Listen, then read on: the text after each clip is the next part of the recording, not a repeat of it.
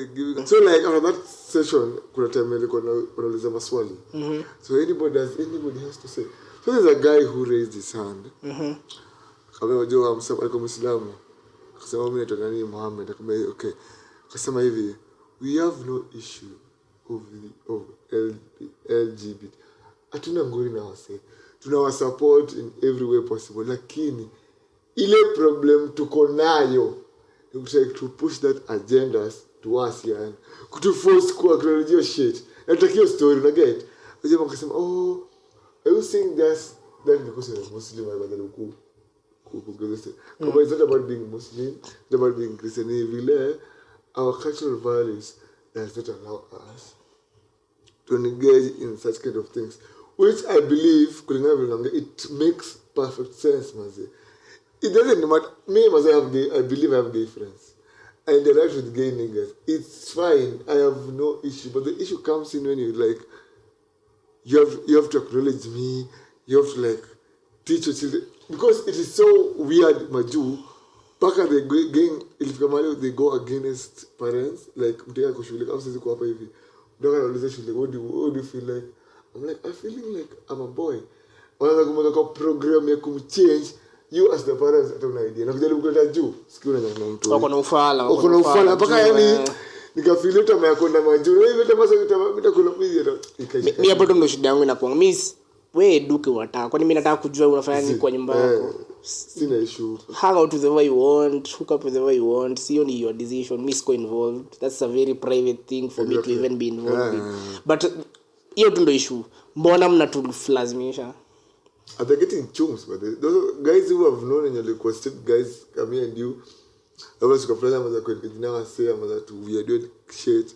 Hey, maze, 2 years down the line, the guy wanna cruise to magari zingine big. Wanaanza kuwa activist. Shit. Poko na feel should I like but activism iko na do. Vibaya. Kwa chikadi wase fulani activist wa climate. Sijui like wanaenda kwa hizo maforms za UN, sijui I'm representing whichever country. Wanaingiza. Vibaya sana. Wase maze, kwanza tu pa DM na shit maze man. Like this all over the place. Mimi ile design me am a self-respecting person. Mimi siwezi engage na hizo vitu mimi. Unaongea about TV maze. When money is put on the table. Like kuna incident ya ujamali alikatwa or whatever. This guy I don't know. Chiloba maze. And it was nothing to do with like homophobic or whatever. It was among the sidi chali yake. Ndio imetoka kutoka Maju. So ile tutagawana aje? Ai bra, katwa yani it was just messy and I realized was you don't report. Say instead of like spend time yao to make themselves better people, ku spend time yao kusema sisi ndio watiaji. Na sisi ndio tunaga issue. I don't believe unaweza toka tu yenyewe tumemsend juu hapo. Mimi najua wase wengi sana machichi. Hata like wenye hata nawajua personally. But mimi sina issue. And they are very good conversations there. Mimi sinaga issue. Mimi najua wengi sana in Nairobi. Lakini we see that's your thing. So long as unajua mimi sitaki mimi kwa wife yangu, mimi nimeishi maisha yangu. So usitry pia kukati ni kama unani recruit. But at the same time you just do your thing.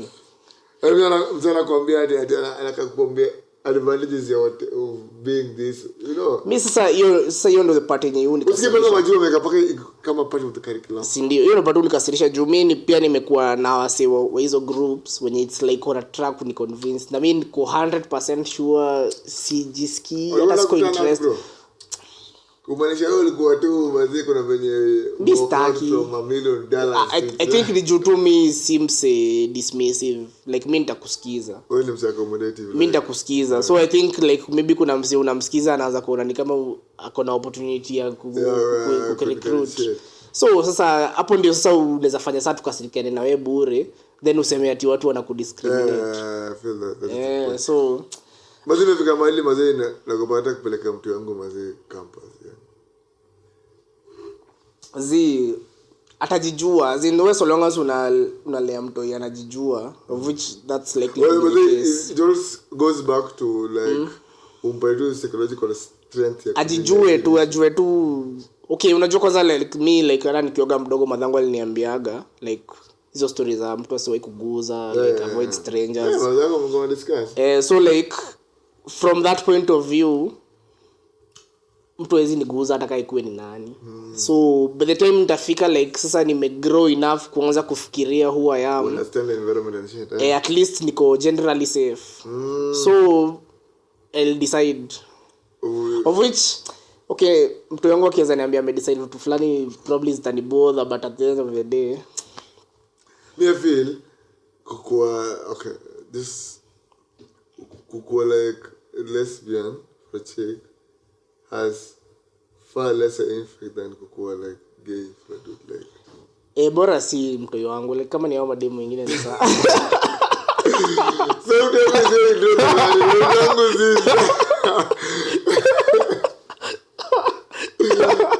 fuck bro, like shit. I don't like we as our kids will have far more worse. But watakuwa sawa, unajua like Guys will come very soon, bro. Watakuwa sawa juu unajua like definitely watakuwa introduced to hizi vitu wakiwa primary tu bado like watakuwa tu aware of it. See, there's a difference between being introduced to and being taught.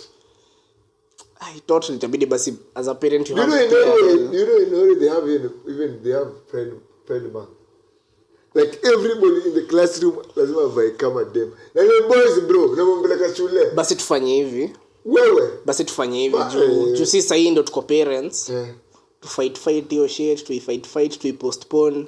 So by the time inakuwa legalized and shit tukue like ni shit was crazy. You also got numbers, also got dope. Si ndio si ukumbuki hadi after hiyo kesi ya nini hadi FBI ilisema inakuja kuinvestigate. As if that's the only person that happened to you. Imagine man. It is like bro man, it's scares the hell out of me. Wanatuwekea pressure. Muni. But itagive ni venye maybe mimi nazipea 20 years. 20 years okay. 20 years itakuwa unopposed. So watu wangu watu my grandchildren watafika mahali. Sasa utakuwa tu una hope tu.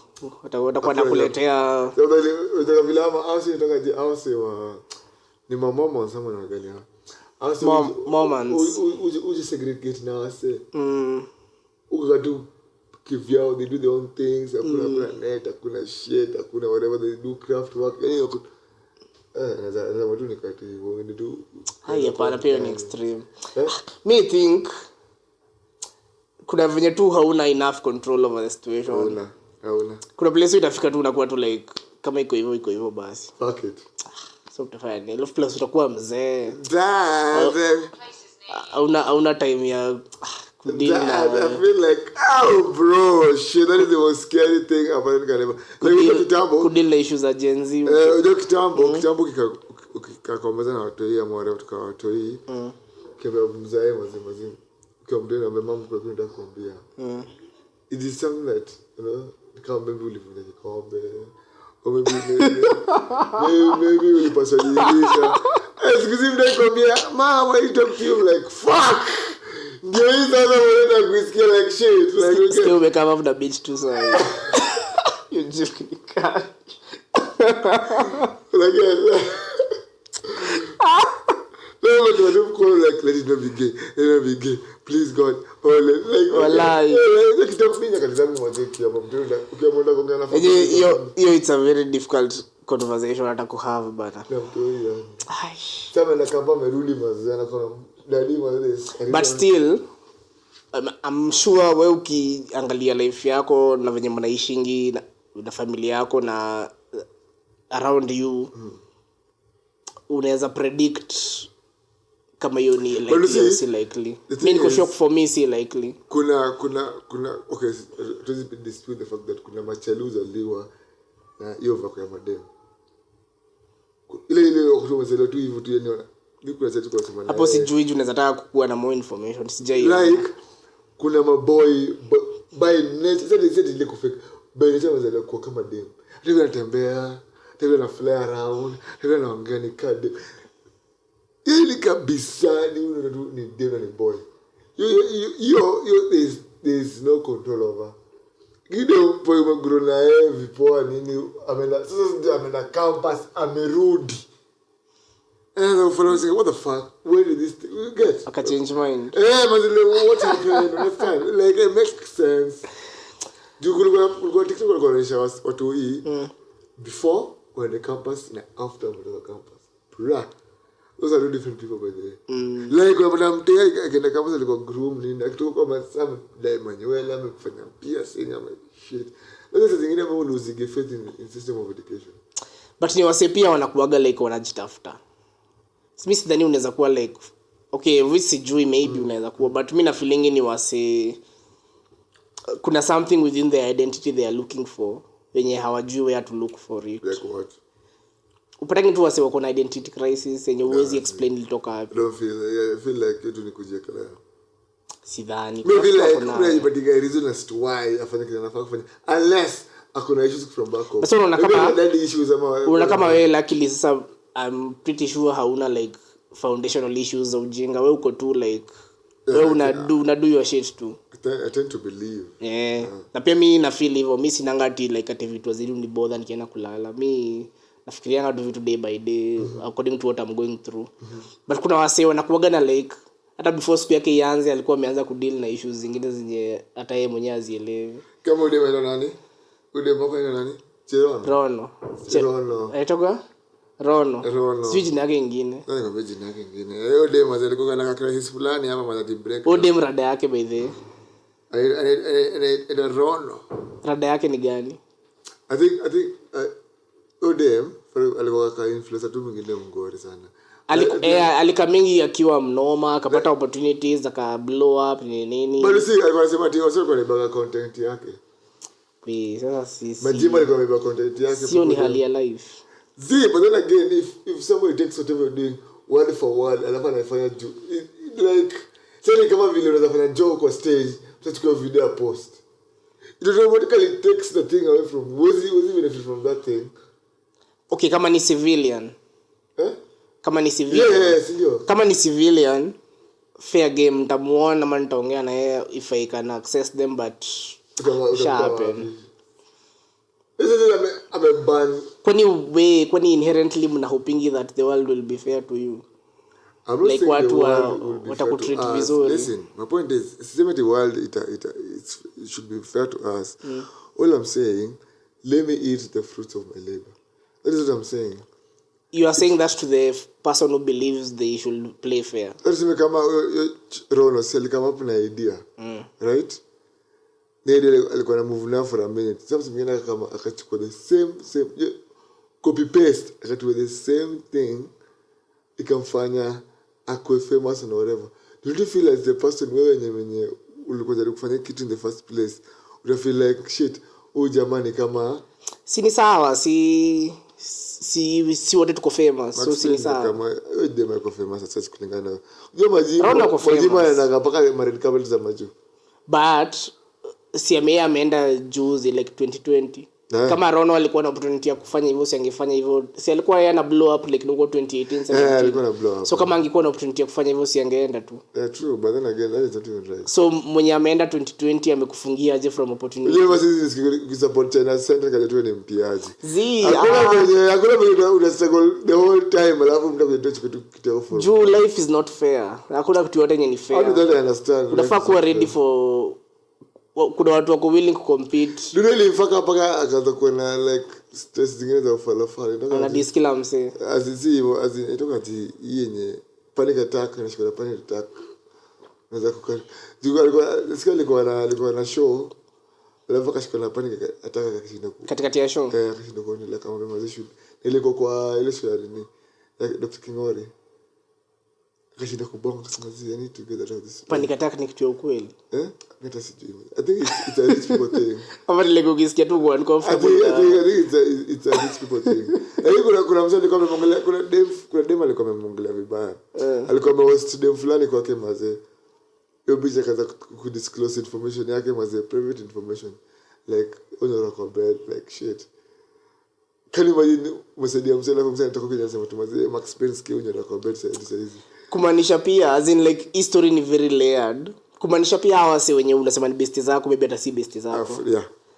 So already issues zako zinaanzia hata nyuma kabisa as in like before useme ati watu wamekuibia ndo lakini Max Payne mazokeza tu put the information hiyo kunihusu maza just do something to you lazima tu niko but which means me si best yako like nikishasema hivyo like from that day onwards cut tutafight like this ujue mi si best yako mi whatever it is nilikuwa natafuta kwa life yako sio best na so kumaanisha ashachomo maji shamogika so what happens now sisa una move on from there like me unajua mimi Max Payne I don't get it you assume yani it's easiest mimi sina expectation that wase watani treat vizuri ama like wase wata play fair na mimi so me I'll just play the game watu wakinionyesha that wananidharau ama like wanataka kunitusi nitakuwa tu like okay iko hivyo ni sawa then we move on. I think that is right way of living life. Juu sasa huwezi kaa tu kiexpect ati watu watakutreat poa. Mimi nimehatiwa sana because I'm way too expectant. Like na feel vile nimetreat msee anafaa kunitreat hivyo. Sasa hiyo si that's what I'm saying. Nimesema it makes perfect sense. Juu kuna msee okay wewe uko na roho poa wewe unataka nitakusaidia kama kuja niko na hivi but kuna msee yako like the moment ukimuonyesha utamsaidia hivi yeye aim yake ni ku-extract as much value from your situation ende kuongelea vibaya ende kutusi ende ambia wase nini for his own gain so utafanya nini so mseme na watu kama under pressure utafanya nini you cannot control people plus again who feel too wase mrudi nyuma yani mimi all along in my life mimi napeanga wase benefit of the doubt so if we meet today chances are stanza ku treat ni kama na kushuku already nitakuwa tu like easy to chill ukinishow that I need to be worried nikiwa around you by certain actions ndo nitakuwa like okay sawa itakuwa hivyo but lazima ndakupea benefit of the doubt for real that makes sense man so we expect ati wase wote you may trust ku work now kuongea nao kuita kwako everything ati like what act accordingly I think that is okay live by that it makes you like protect yourself against some other things una emotional by the design wewe do fucked up like that hata mimi okay hata kama mnaona ni kama siko ngimo I have my moments. Kama China Square inaweza kuuza vitu cheap unasema that's the way it's supposed to be. Hiyo ndio biashara. Fuck all other traders. Hiyo ni capitalism. Hiyo ni capitalism. But do you think the government is doing enough to support local traders? Actually wana ile design wanafinya wase. Unaona di stika umeona hiyo hata iko kwa nini kwa ati wamesema kitambo walikuwa na tax nini on weight so wamesema wana tax on value which means container ikifika lazima ifunguliwe wanaleine pesa ngapi kila kitu yekelewe hapa mlipe saa tax vizuri wote zanaiga wao itafika mahali mazee wase itakuwa messy man lazima dai hakuna bali itafika ni unless 5 years from now mi okay sasa nimeona yenyewe hizo promises zote walikuwa watuambia bullshit hakuna kitu hapo like hizo kwa sema ati itaanza hard the adjustments then as time goes inaanza hard of which sasa hiyo umekaa like 6 months in office umechekile ile budget umetumia sasa hizi maze 6 months coffee alafu unasema ati itakuwa better hata budget ya pili hajasoma hata ya kwanza hajasoma na already like in an emergency situation. It has got trillions of shillings. Fuck, man. I think life is gonna be expensive. Ama tu if kitu mali maze value ya shilling kama ya UG. Mina feel ni kama itafika place penye watu watasafa design they have to agree that we cannot re-elect this government. So they go streets. But at the same time, ujo the good thing about kukua sitting in office, it's very easy to manipulate the situation. Yeah, of course. So na feel ni kama after 2 years if things do not improve wataanza tu kufanya funny things. Like so unajua sawa yote wataanza kutumia gas to reduce itauzwa kutoka 1300 mpaka 500 ama 600. So which means wataweka subsidy. The subsidies ndio walitoa kwa mafuta na unga. So we are going back to so we are going back to what we were doing. So unaona like Ni cycle tu fulani yenye as in shit was it. mimi nakwambia last year time walianza nilikuwa na feel okay, I think this is a new beginning, I think now we are tutarudi. Everybody felt that way by then. Aya, sasa hiyo already nishaona hakuna kitu tunafanya. Mshale hope. The only thing wametusaidia nayo ni hustler fund, at least ukiwa weekend ya una mpango. Yes, nasikia hiyo ni kafuliza nyingine bado. Unachukua tu hustler fund na nao. Uko nayo? Amina kanga nayo throughout. Shaitumia? Sasa tumia hustler fund na nini bado? Na inatoka zile nyingine. Gani? Fuliza. Fuliza sitakangi. Fuliza unless niko emergency yangu ya mwisho na nisiko karibu na do yangu. Spendi. Kwa nini difference ya fuliza na hustler fund ni gani? Fuliza fuliza unless uchukue bila kurukisha like the first day. Ulipe bila kukatwa do. Kwa sawa. But hustler fund ni cheap. Wewe limit yako ni ngapi ya hustler fund? 1600. Real? Na ukichukua like nikilipa wananikatanga 4 bob. Mimi nafiligi mazeme ndio. Pesa cheap maze. Hata siwezi kusema. Pesa cheap sana. Kuna msemo anasema kuna kama sasa hii si interest rate yao ni 8 bob, 8%. Na inflation ni 9%. Which means you're doing a lose value faster than the interest you're paying. So ni kama na benefit 1% hiyo ya juu. Alikuwa anasema ati kuna sio alikuwa anasema ati hii ni katu ka wash scheme tu fulani. Inaweza kuwa siwezi sasa at this point siwezi nini, but unajua mtu anachunga kwake. Maze like ni kama watu opportunity kwa. Unajua kitambo pia mimi wewe upendi corruption, no? Nani apendi corruption? Wewe unashiriza. Kitambo nilikuwa against corruption, nilikuwa like corruption is destroying our future nini. But ukifika place uanze kuona the benefits of corruption. Unaanza kuchange your perspective. Unaanza kuona okay sio mbaya sana. Tumesema sasa mse wa washo shakeza kwa approach akwa mpiga business apiga biz. Not really. It depend.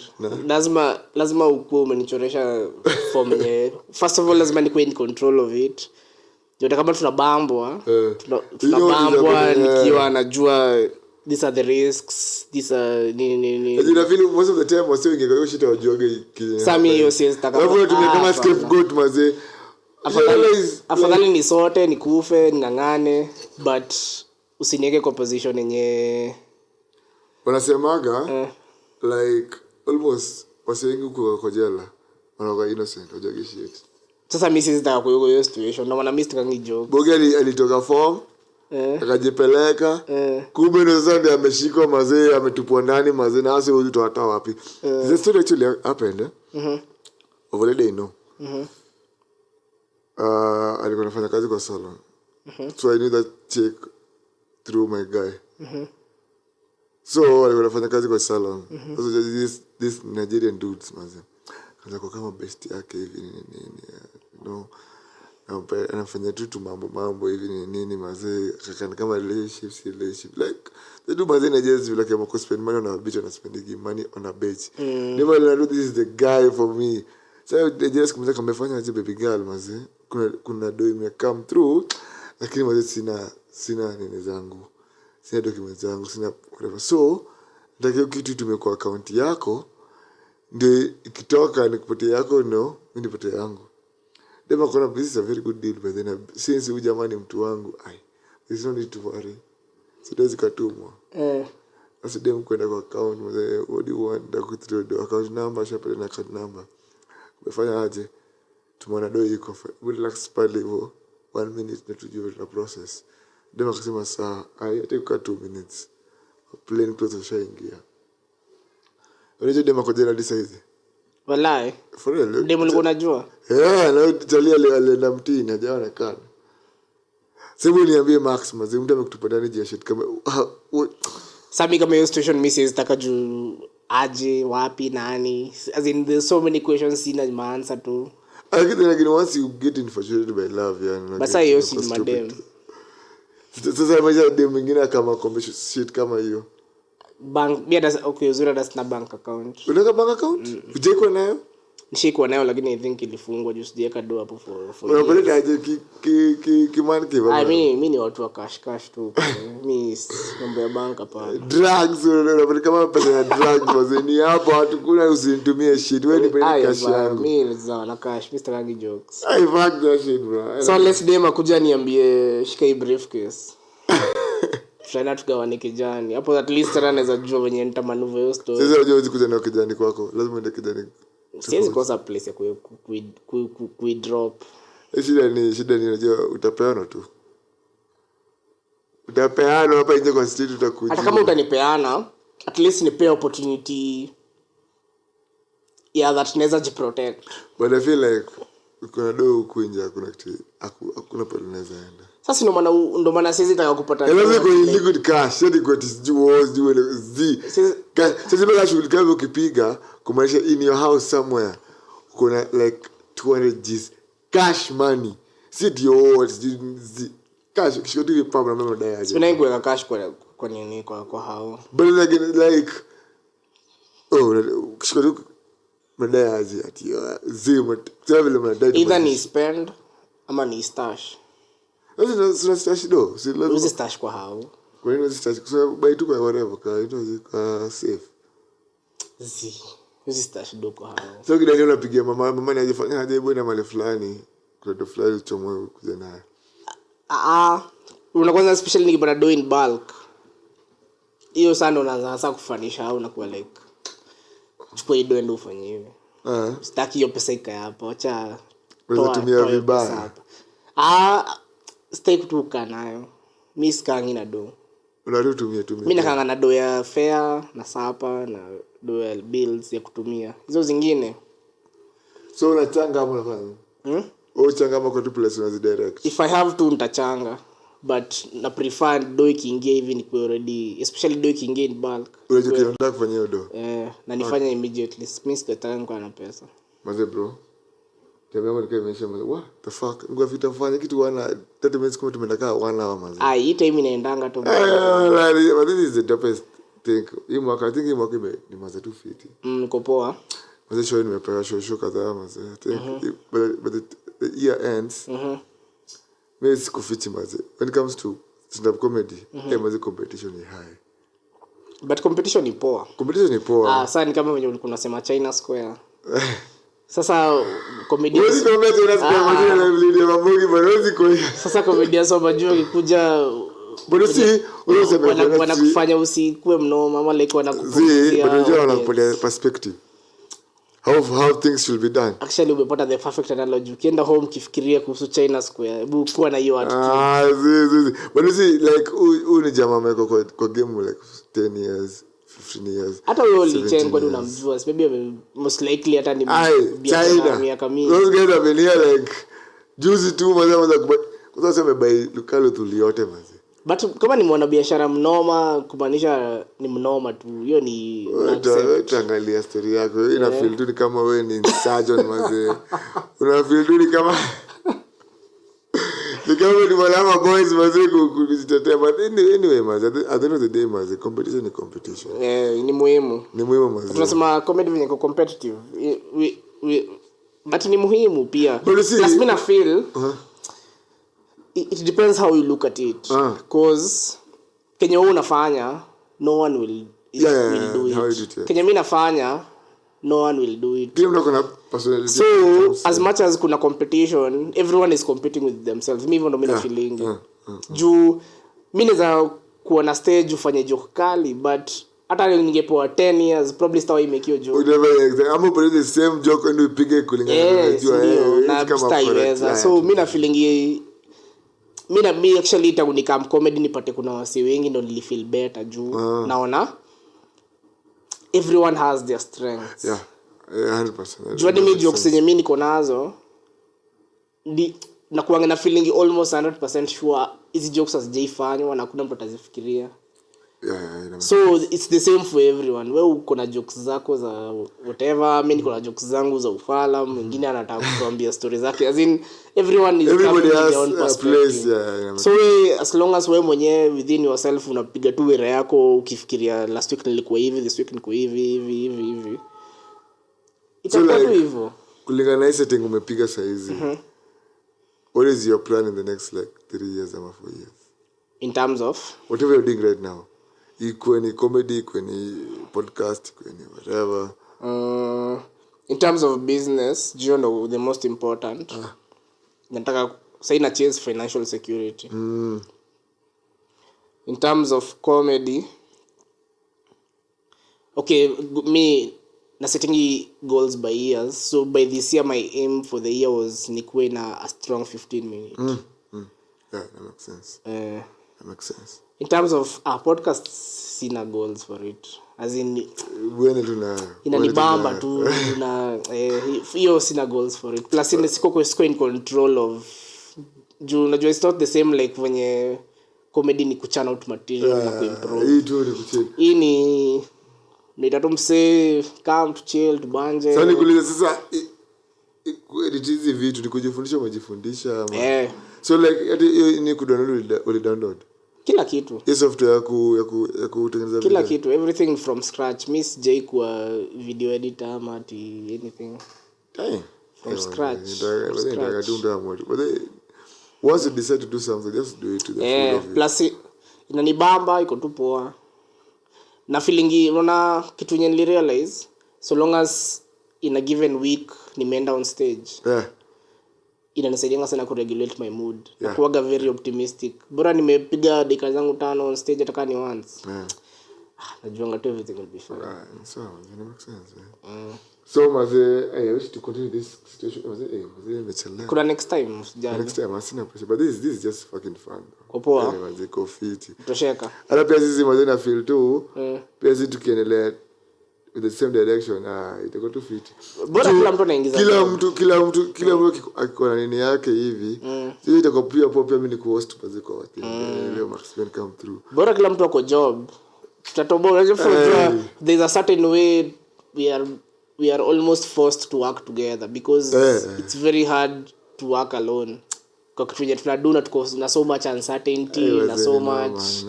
So lazima tutawork together. That make perfect sense. Hata mimi tutatoboa si wote. Yeah, but like you gonna sema like kama as far as comedy is concerned, kuna sema si kila mtu blow up. Right? Not everybody will blow up. But if one of my G's blow up, right? Pia mimi niko na that opportunity that could be on that stage yenye ame blow up. You ni a positive to you. Mazuri tuseme kama mtu kama Douglas au mtu kama Mena Munene. Hata mtu kama Shiro. Ifike mahali matana akona show. Ni kwa Shiro mambe ama niko lase rada ni gani. Niambia maongao kwa wapi? Kama upige 10 minutes 15 minutes of this shit. Iko poa. Iko ndo tu hivi. Hivyo vile nafakua I believe tukiweza nini. Mimi na feeling ile design napenda comedy. I think hata isiponi make famous ama isiponi make ni blow up. But itakuwa in a position where nimeifanya tu na feel tuna get better.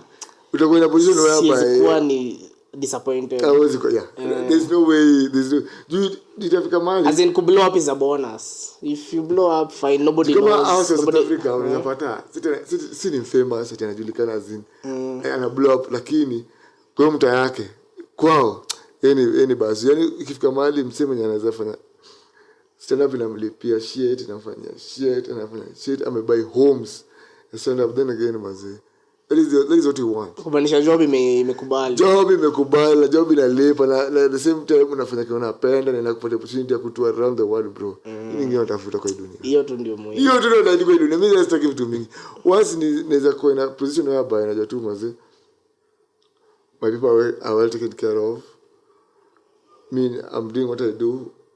Now, through doing whatever I'm doing and in a position whereby na mengo na wase wenye they've made it in this industry. Again, ama in a position whereby I can go somewhere just in the past to just go somewhere and not put stress. Kweli. You might say Japan and just travel, but I feel like through comedy naweza fanya shit kama hiyo. Mimi nimepanda ndege once na sitamani kupanda. Kwa nini? Experience ilikuwa aje? Kufly ni uncomfortable. Yaje? Unafunga na masikio, unafunga na pua, si pressure. As time goes by unazoea.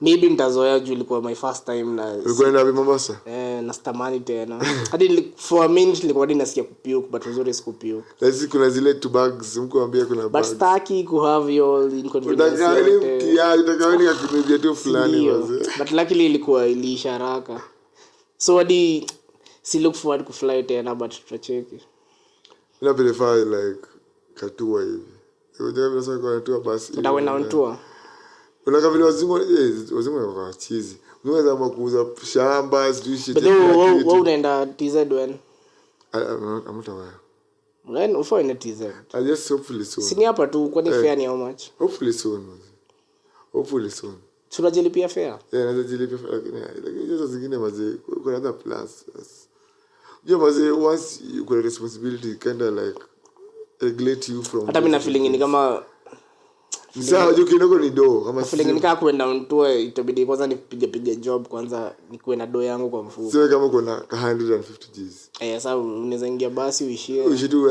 of course lazima ufanye research utafuta base ya kustay pige mashosho kadhaa alafu utafuta research uone pale unapiga jokes nini kujua nasa huko hivyo but it's a good thing iweze kuwa ngumu ni venyewe unahitaji do unahitaji time na unahitaji commitments ziko nini but I feel like sio kama ukiona do na I think it's like it just boils down to pesa yani juu hakuna kitu mbaya kama umefanya kitu mahali lakini kuna some setbacks get they can't move on because there's some things need to do and whatever and shit inafanya na kulimit ukina sema kama kwa comedy mazao napiga simu na mama ni aje nafaa tufanye hii hujafanya hii ulikuwa ufanye hii shit I'm like fuck okay so inafika mahali mazee so shit sababu la quest time hiyo ndo goal yangu ya this year by the end of this year nataka nikuwe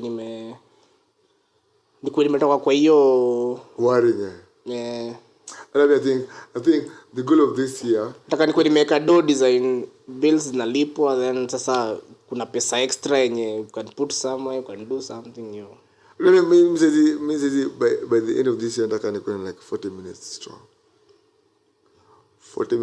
strong hiyo ni kama nimepata kila joke 2 minutes that's like 40 minutes strong bit nikienda mahali ni kuunleash tu ma bombs to on those motherfuckers and juu so utafute spot ya ku headline sasa one thing about being good ni utapata hizi vitu hakuna once you're good at what you do hata ndio kiwewe unakuja pale huko mazi hapo hopefully mazi nikizapa tu hosting gig tu ya hata mimi na feel sasa nimeanza ku get the hang of things hadi nimeacha kukuwa na imposter syndrome as much na feel much more comfortable ku relate na other comedians kuna wase wenyewe hata kuna time singeongea nao but sasa niko like hata wenyewe wakiongea na mimi it's like wana recognize sasa so the vibe and all that stuff mazilo tunafaa kuwa sawa tu sign out maze big shout out to you maze thanks for having me on kabisa maze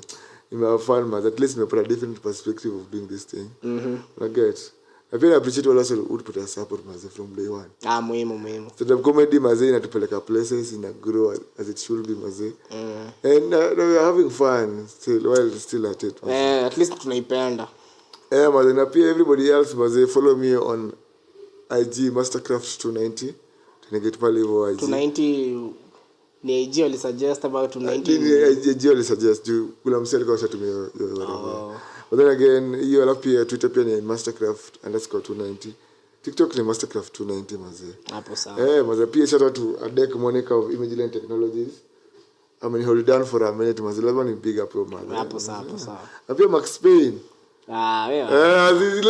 lazima give people flowers maze juu the thing is ukini invite kwa place yenye una call home maze si kila mtu anaweza come kwako una get true uko na best wengi sana lakini sio tunaweza access kwa nyumba yako hata bado lazima nitakuita tena tu it's an open thing so maze I feel too grateful for this opportunity maze wazi I was like this motherfucker take on it what the fuck is going on wewe niliuliza wa kwanza lazima ningekuita like shit lakini maze kwa tu naeka mikakati vile nafaa iko sawa flash man say something maze usaje mimi pia nataka niongee Mastercraft in the building maze it's always a pleasure maze sasa thanks bros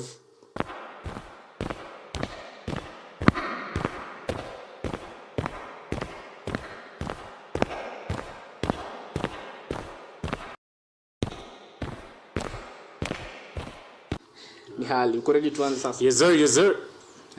Sasa leo tuko na nani? Mr. Mikey. Mike 1. Mike 1 natoka gapi? Mike 1 ni nickname tu mazee. Nilikuwa naitwa Michael full name. But nilikuwa na neighbor. Nilikuwa naitwa Peter. Alianza tu kuniita Mike 1 out of nowhere. Na kuna venye ilikuwa ina roll out of tongue yake, ilikuwa ina sound fiti. Alafu nilikuwa mdogo sana, nilikuwa naona Mike 1 ni nini? Sasa nikarantu nayo, unajua nikasema Mike 1 napenda vile ina sound.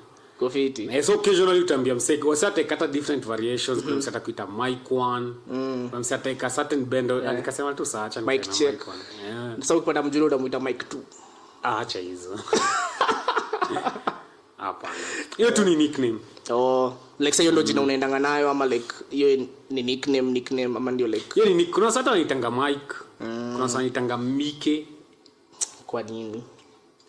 Mostly mabeshte wa high school.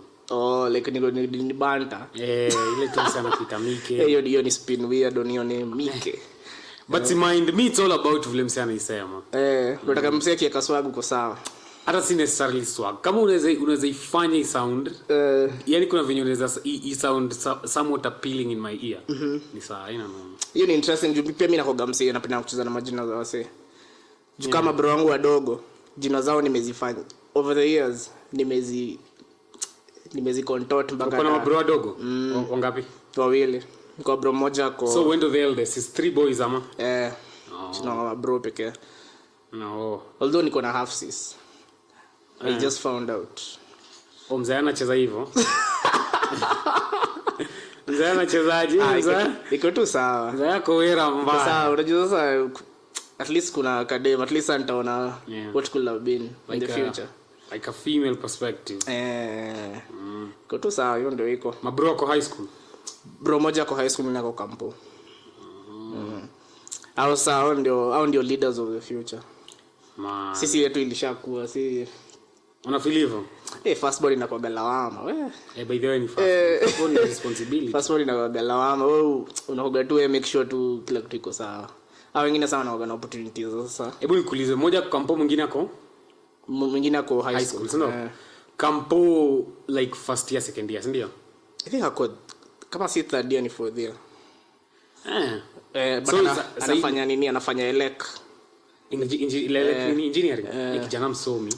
Huyo ndio anatutumia doza kukata. Okay, but sasa hiyo kwa hiyo age ya sasa ndio anaenda club, sasa ndio anakata maji. So unawatolea hizo form unaonesha umebond, umeonesha Mr. Ki. Unless tukiwa nao. Kama hatuko nao sioneshia. Si uenda nao. Kabla yangu tudunda nao. Brangu tumedunda naye mara mob, although anaanza kuwa fala. Huyo engineer. Although tuko na like ujinga the same. Mbona fala inoto unaminaje?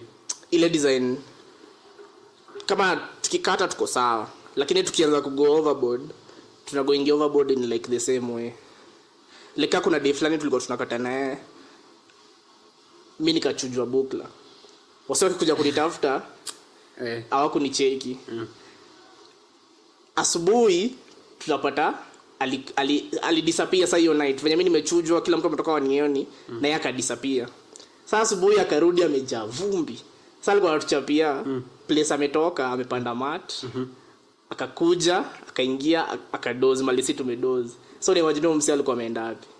Na nyinyi mlidoze wapi? Ngoja. Tulirudi saa tulikuwa kwa kuzo wangu. So tulirudi kwa kuzo wangu, but mimi nilikatch up na before afike. Sijui hata mimi nilikuwa wapi. Nilikuwa ushachujwa club. Nimechujwa. So si venye nimechujwa. Hiyo ni another story in itself. Unachujaje club? Yada siwezi sema ile ilikuwa embarrassing. Ulianzisha vita mlikatiana mdema account living leo ni haikuwa tena involve anyone else. Ilikuwa mimi. Ulimwaora. Nilipatika ukivuta mandomo. Kenyatta siwezi hata uwezi guess. I'm sure uwezi guess. Ukimwaora ulikuwa dozi. Sio hizo. Nikumbusha tukimaliza nitakwambia, but I'm sure uwezi guess. I am 100% sure uwezi guess. Juu nilikujua na mabouncer hivi. Nilikwambia nilirushwa nje aje. Walai. So luckily mse tulikuwa na yeye. I wonder ulidu nini? Nitakwambia, so chill. Juklabu unachujua kama unakata maji ile sloppy unatapika one. Hata sidhani nilikuwa nimefika. Dem na haiko idha. Sikuwa nimefika. Okay, sikumbuki like the events. but sikuwa nimefika place ati like ati naanza kuzima or something, but nilifanya kitu stupid. Si nimetolewa, lakini msee mmoja tulikuwa naye akanicheki, so akaenda kaambia wase mkisema nimetolewa tutokeni hivyo. Wakitoka hawanicheki, tukazurura later on nikawa call. Wakaniambia tuko base fulani tunakula chipo kama tupate, so tukapatana nao bro wangu naye hayuko.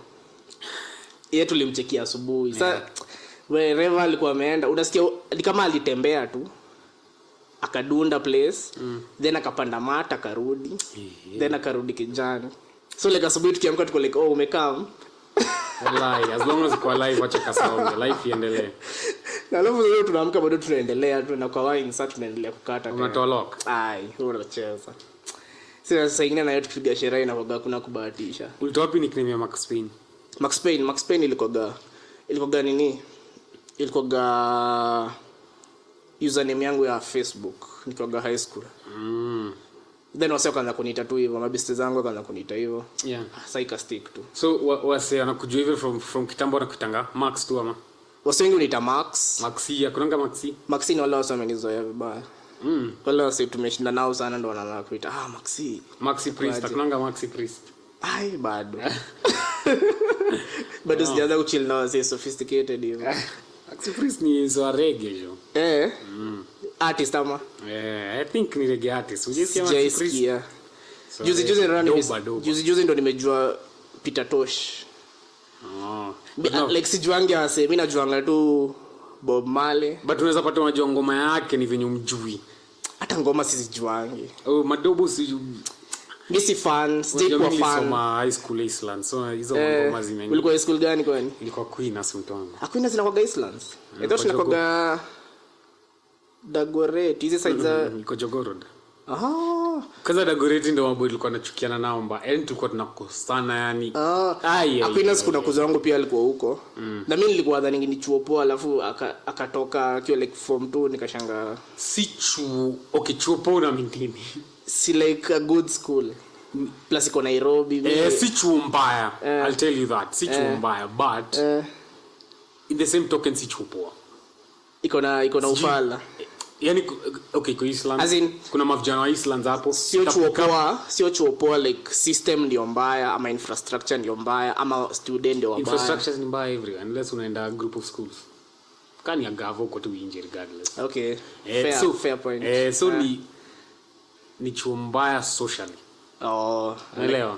Kuna maboy wa Iceland uta pick up bad behavior. Hiyo ndio actually utakuwa bandi. Kweli. Mimi nilikuwa Machakos school. Machakos boys moja. Huyu wimbe. Bas. Sasa venye nimeingia hiyo chuo ilikuwa chill. Ilikuwa imechill. Tukiwa form 2 ikataniwa na show. Kama mimi system ilinishinda ile bidii nimetoka. Sasa au kwa mtu wa kuchambua nini? Unaona venye unasema ku pick up bad habits. Mimi nikiingia nikiwa like form 1 na umka first term. Nika join group ya wasanii tukatoa ngoma. Nikakuwa popular. Nikatoka dome ya form 1 nikaenda kulala dome ya form 4. So nika pick up habits za tunaamka saa ya breakfast. Kaujisiki kwenda daro na lib ama enda kuchill nyuma ya lab. So plus uzuri wangu ni mimi nakuaga msee mpole. Kama si best yangu mimi siongeangi na wase. So unapata sikuwa naingia kwa mamix. So like mimi niko tuna urui yangu chini ya maji tu nafanya vitu zangu tu follow peke yangu. Tukiwa form 2 chuo ikatana show. So like tukaanza kuadjustishwa moving by running, sijui watu waamke, sijui nini. Nakwambia sasa nilistruggle hiyo mwaka yote. Lakini bado sikuwa najulikana sikuwa bado najulikana. Niko tu chini ya maji. Fanya tu vitu zangu kama nimechill. Nikiwa form 3 sasa first time. Nikajulikana. Kujulikana hivi mamix zangu zote. Alafu kuna jamaa fulani nimesahau jina yake. Alikuwa ananifanana. Alafu jina yangu kwa Gamaore. Sema mode walikuwa wana confuse for Mwaura. So wakinitafuta either wata confuse jina, uvicha kuna mtu anaitwa Mwaura daro yetu. Ama huyo boy ndo alikuwa anaitangwa anaulizwa Mwaura what have you done, anasema I miss it hivyo. Hata anaonyeshana student ID. So like time nilijulikana hivi kakanuka mbaya. Mamix zangu zote. Wazee ikabidi tu nitoke chuo. Ulichujwa ama ulitoka tu? hiyo chuo venye ilikuwa hiyo time ulikuwa unapewa sas. Ukirudi unapewa sas. Yeah, najua hivyo sasa. Unadisiwa hadi uko frustrated wishia. Sasa una realize hapa, jodi ama kitu kingine wanadu. Kuna boy fulani tukijoin form 1 alikuwa form 2. Tukiwa form 2 si anaenda kwenda form 3 akapata mix. Akaambiwa afanyiwe shopping mpya, ariadmitiwe, arudi form 1. Mapero wakakubali. Ngoja hebu sema story. Aya, si tumeingia form 1 sisi. Tukampata yako form 2. Tukiingia form 2 si anafaa kwenda form 3. Akaingia kwa mix. Chuo ikamwambia kama anataka kurudi ariadmitiwe afresh as a form 1. Abaiwe uniform, abaiwe box, abaiwe mattress, afanyiwe full shopping. Mapero akacomply, akarudi form 1.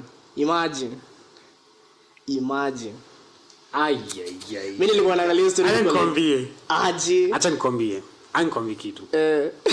I swear niko almost 30. But you get nightmares about high school. Wallahi. Call me a bitch, call me anything. Me but you get nightmares about high school. High school ilikuwa mbona nafaka hapo boy hivyo. Bana, alafu mapero anakubali. Mimi nilikuwa shanga umse. Kwani like mapero amekutishia aje like design hadi wewe mwenyewe unakubali. Mimi ningekuwa like basi shule ikae. High school ilikuwa na hiyo. High school ni ngumu mse find their voice. Ilikuwa tu just clamp down. High school najunge cheesy. Mimi nilikuwa naona wasee Jobu niambie what's the point msana fa kuingia sasa alikuwa kuingia form 3 anarudi form 1 hata arudi form 2 arudi form 1 so first of all lose your footing yani wasota kwa na kuenjoy hiyo chuo yote yani wasota kwa tu kucheka unajua imekudemoralize alafu the exams alikuwa anapita zote alikuwa tu number 1 pakare what's the point hiyo cheka by the high school ungeza find voice yako kuna wase by the chuo kulikuwa na wase one or two few people nilikuwa naona mbona hasa wako liberated yani msel alikuwa anasema kuna boy kwanza mimi nilikuwa asi sasa from high school but sasa mimi nasema wala si mseni investiferous yani mseni anasema kila anafikiria but I think ilikuwa outburst kuna boy fulani high school I hope nakumbuka story well alikuwa tu na mangori ina na out alafu mamodi wana clamp down on him na cane unajua boy anatulia tu anachujwa anaenda leta mzazi sasa siku moja sijui alidunini alafu depoito alikuwa mtiaji depoito kuna kitu ilikuwa mbaya naye mentally tu yani hakuwa msenomo alikuwa aitwa Ngash sasa kuna day alikuwa anatoa speech kwa assembly in the middle of your speech akamention boy boy alikuwa amedunini akamsingle out na akamwambia hapo kwa assembly wewe kwanza assembly kisha nini kuja kwa ofisi yangu ukija afu najua ukienda Queen's assembly yetu ilikuwa adjacent to Maligate iko karibu tu na main gate boy aliona hivi akapiga hesabu nikoshwa can vision hiyo stress yote vile department am frustrate am cane kuhandwa alitoka hiyo gate sasa hiyo alianza tu kutembea hapo kwa safe unajua sasa school bana wakajitoa sote tena mwambia small so early songa huko ndio kumwambia andike kitabu na andike kwa nini unaenda akamwambia wewe andika vile unajua akafunga gate na akaishia kweli ajairu lakini also uchizingi mimi hadi mimi kuna unaweza snap kuna time nilikuwa na feel kama hiyo stuff ilikuwa yani happening juu mimi viatu nilikuwa na kushow mimi siwezangi ku unaona venye unaomba wangu to sit down and keep quiet mimi sijai kuwa na hiyo kwa problem na authority absolutely mimi I'd rather nifanye shit yangu tu venye mimi najua hata kama itaenda slow hata kama ita fail than msee na show at least kama unataka kunishow kitu kuwa reasonable kuwa like na unapata na problem na change kitu change drastic ki happen utashindwa kwa just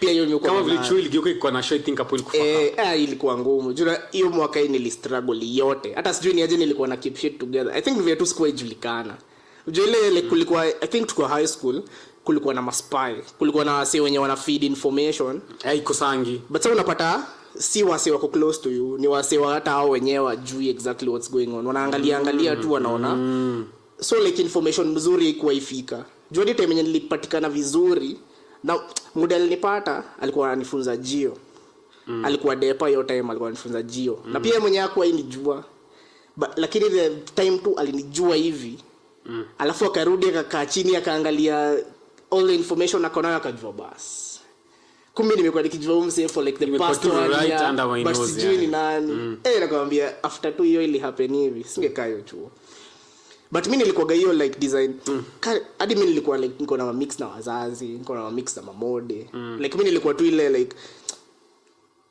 mimi nimekuwa tu na hiyo mimi ujiongea mimi huwezi nifikiria me the good thing about me no mimi naweza sit through some pressure mimi niko na shock absorbers kitu inaweza kuina ni push but ni ngumu hata ujue ndai sit to ni take ndai sit ni analyze situations zangu ni juu ajabu naona live the older I get naona however bad a situation looks on Wednesday Friday kifika una realize hiyo shit ataikuwa like mbona niko na stress about hiyo shit so niliangalia like philosophy yangu nilikuwa naona fuck yani naangalia so ujefika point like ukafeel nika sana nimesnap sasa ni kama sasa fuck it sasa venye kutakuwa kukua. Here's the thing mimi najonga at the back of my mind hakuna kitu najonga permanent najonga tu juu ona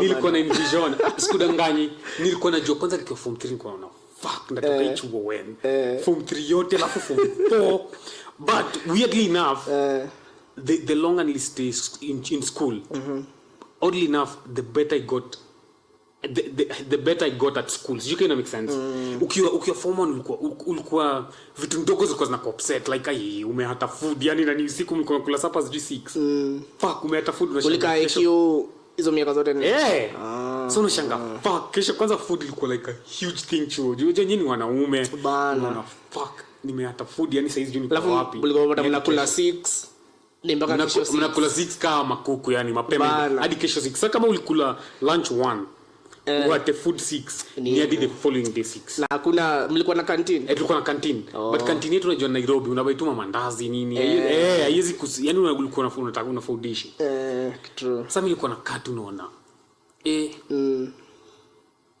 ishi tutaisha acha si through to ishi tunajua yani take it to the chin yani utakuta kama on the other side mimi sikuwa napenda hiyo attitude mimi less to ile time yenye naona okay there's nothing I can do sawa acha ikue mimi ile time yenye naona ni wewe ndo unanifinyilia wewe kuna siwezi kuacha juu nilikuwa naona high school wase wengi walikuwa try ku resist vitu mob yani wase walikuwa try ku fight vitu wase walikuwa try kuwajanja very few of them ili pan out in their favors you can make sense kuna wase okay high school is hard as it is unajua mimi kwa sema stand in my own way stay make harder relax tu hapa examine kama idu mleka kwa hapo atakana skills ngizi yani ndaga tu mashamba hapo akishaenda ameenda unajua yani tusonge unajua eventually tu yani lakini nakumbuka ile siku tulimada fourth kuna feeling inaweza hakuna feeling inaweza rival hiyo feeling yani mimi nilifeel vibaya mimi nilifeel sasa nidu so what next hiyo ni kwa sababu nilifeel ka emptiness flani ilikuwa like hiyo ni kwa sababu you didn't uku take your pain yote that comes with high school uli try kuondoka hizo mangori actually the best thing ili ni happen yani kioga high school after nitoke saa Macb kena chuo ingine kuna huko Ocha kufika huko nikakuwa like sasa ni bambi nikakuwa tu sasa I don't care sasa mimi na focus on kuchop mamodo wasinisumbue mimi sitaki mabeste mimi nimechill hiyo chuo boy fulani akakamia hiyo chuo saa tukakuwa mabeste na yeye pia alikuwa amechujwa Nyihai tukakuwa mabeste na yeye form 4 tunaenda hivi ku register KE tukachujwa tena sasa nikaenda chuo ingine hata even smaller huko mazeni nilikuwa nimechill huko mamodo wako tu like we soma nakwambia tulikuwa machopi mimi na boy tumeenda kutafutiwa chuo unajua wanadu nini wanatupea interview ya Mao na Ngoso hizo ni subjects nimeiva ulikuwa umeivisha Mao I think nilipata karibu yote si walikuwa light tena ulipass Mao Mao nilikuwa na A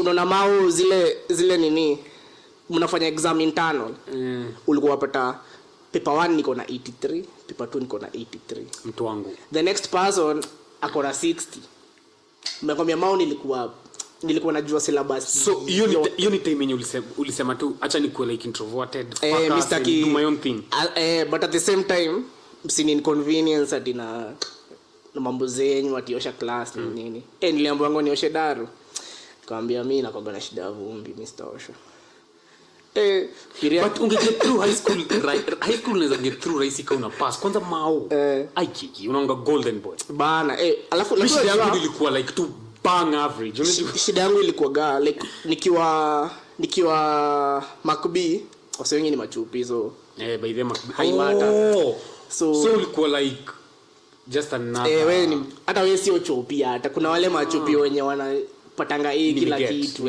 so uko special so it's like nyinyi ndio warui sana nyinyi so ukaenda chuo ingine ni ukaenda chuo ingine na small pond so hadi mamode wako like jodi kuna time fulani depa tulikuwa tuna beef tangu day one kalikuwa ka depa kafupi hivi alafu unaona venye tu nakwambia move arrogance yangu kwa uso ni kama naangalia tu hivi anakuwa tu like juu time hadi bado nilikuwa na beard so unapata nimefungua chuo ulikuwa na mandevu nimeingia chuo hivi depa anakuangalia tu hivi anaona there's something about him saying bambi sasa day fulani akanichujanga akamwambia saa mimi nikaenda home madangu akacall Prince akakua like nani hapana mwambie akuje kesho nikarudishwa ana ngo kenye ilikuwa imehappen mode fulani alikuwa ameniambia sijui nilikuwa nimemfanyia hata siwezi kumbuka akaenda field akaniambia sasa utaslash kutoka hapa mpaka huko na huko niko like kwa umechizi nikamwambia sawa vile tu alienda hivi chuo nikaingia daru wallahi mlikuwa mnapewa manual labor but you slash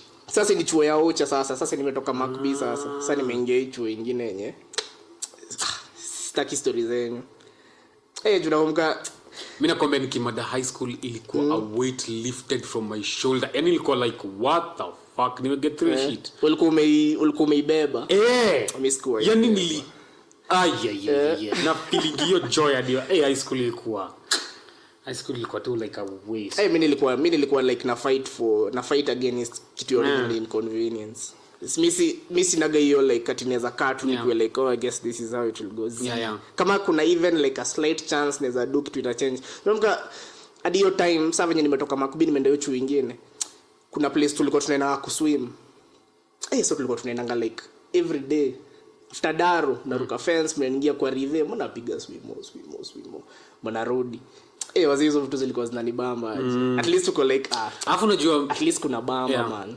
me don't think me problematic by nature missing say maybe by my thinking maybe by my thinking na my words but missing like provocative too by nature nah true okay pia missing provocative but si kuagi afraid of conflict hiyo ni poa by the wasenyana wana attracting the most conflict ni wasenyana kwanga afraid of conflict ufai kuwa afraid of conflict sikuangi afraid but okay mimi sikuangi team set nitachokoza wase hata mimi sinaga hiyo but ni kama unataka tusumbuane sita cow down ndakuwa like okay sawa alafu unajua mimi niko naiangalia naona there's no way that we night back and forth in high school yani nilikuwa naona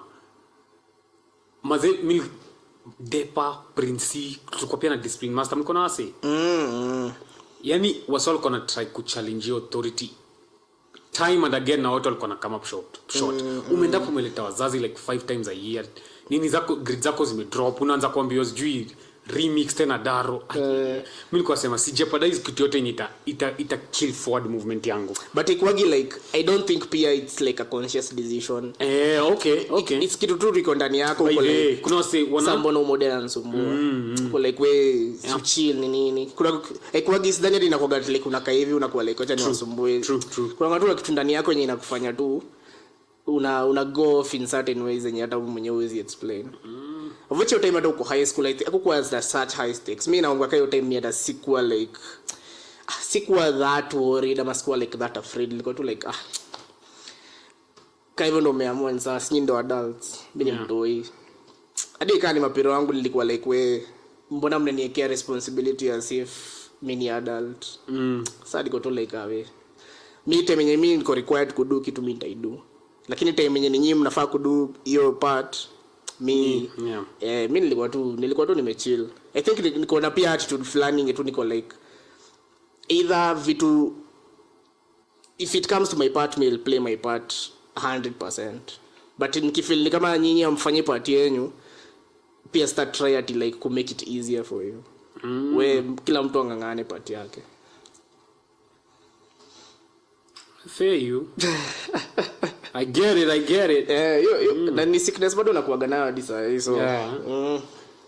So it's maybe part of maybe who you are. Iko tu hivyo. Ulichiki R. Kelly aliongezewa miaka mbao. Aliongezewa ama alipewa miaka mbao? Alipokuwa amepewa 30. Sasa ameongezewa mbao. Lakini R. Kelly according to you kwenye nilikuwa nasoma ati atatoka akiwa 80.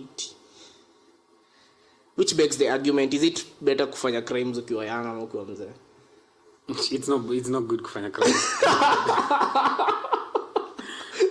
Not good kufanya any crime period. If you have to choose like okay sana nitafanya crime time gani? As in wewe will you rather spend like your 20s and 30s imprisoned ama your 50s and 60s and 70s? If it was neither missed it. Jela. Okay, sawa ni jela ni mwadhara but acha nikushow shida according to me R. Kelly Joe alidu vitu zingine ni indefensible. Yani huwezi defend hizo mashita alikuwa na do. Of course huwezi defend but sasa si isha happen but ani hata huwezi take a devil's advocate na R. Kelly watoi yani alikuwa ni fucked up kiasi. Alikuwa ameachilia Bolt. Juu alafu unajua pia kuna overwhelming evidence maze. Yani ni ile yenye he can't be innocent yani. But okay, mimi nakuaga na kitu moja yenye na feeling ina working as a devil's advocate for everything according to me. Mimi na feeling ni kama everyone anakuaga ameachilia in a certain way. True. So like kama especially wanasemanga some of the most creative people in the world. Sasa kama yeye alikuwa ameachilia in that way. Okay, as much as he did what he did, to what extent is it like hivyo tu ndio iko ama like ulifanya hivyo yes but that's ana need help oni msana need afuka angalia childhood yake. I think alikuwa molested, so I think a lot of your shit ina stem from up. So unajua stuff ukimolestiwa wanasemanga ni cliche but wanasemanga when you hurt people who hurt wasi. So unapata everyone is inherently hurt in certain way. More some people more than others. Unapata msee sasa unapata msee ndo ana grow up anakuja juu mazee ku prey on mademu wato yani teenager dema kwa 14 na 12. But they like judge fikiria about it like alikuwa deliberately ana search for mademu of that age ama ile like asaje like anawauliza age ama like anaenda kwa hizo machuo. Kuna mademo kwa 12 13 alimarialia sijui akiwa 14 ama sijui akiwa how old. R. Kelly ni disgusting class. Okay, actually sijai follow your story vizuri naijuanga tu on the margins. Boy ni afu alikuwa na sex tape anakojolea mdem yani sexuality yake ni yani yeye ni deviant mbaya. Ni fucked up. Yani idea yake ya sex hata mimi hivi. Hata mimi idea yangu ya sex ni mwadara. But yake jua bwana. Kijana na 0 to 100 unajua. Unajua like the average man idea yake ya sex ni fucked up juu. Maybe ngoati much mapono zinaku mess in the head unajua. But kuna limits, kuna places huwezi go unajua. True. Mademu mtu ya 14 joy hapana. Mimi na feeling is kwangi socialized vizuri towards madem for whatever reasons juangi mbona. Jumadhangu ananga udem na sinanga sister. So like vitu mingi nimejua about madem nimejua maybe nikiwa over 18 ndo nimeanza kwa like madem wako hivi. Hata sasa like it's too much hata sasa bado ndio niko like naenda tu nikilani niko like okay we do well na madem like do you struggle with them ama you do well with women? Unaweza like katia vifiti nini ama you depend. Shida yangu inakuanga unaona like the typical kukatia ni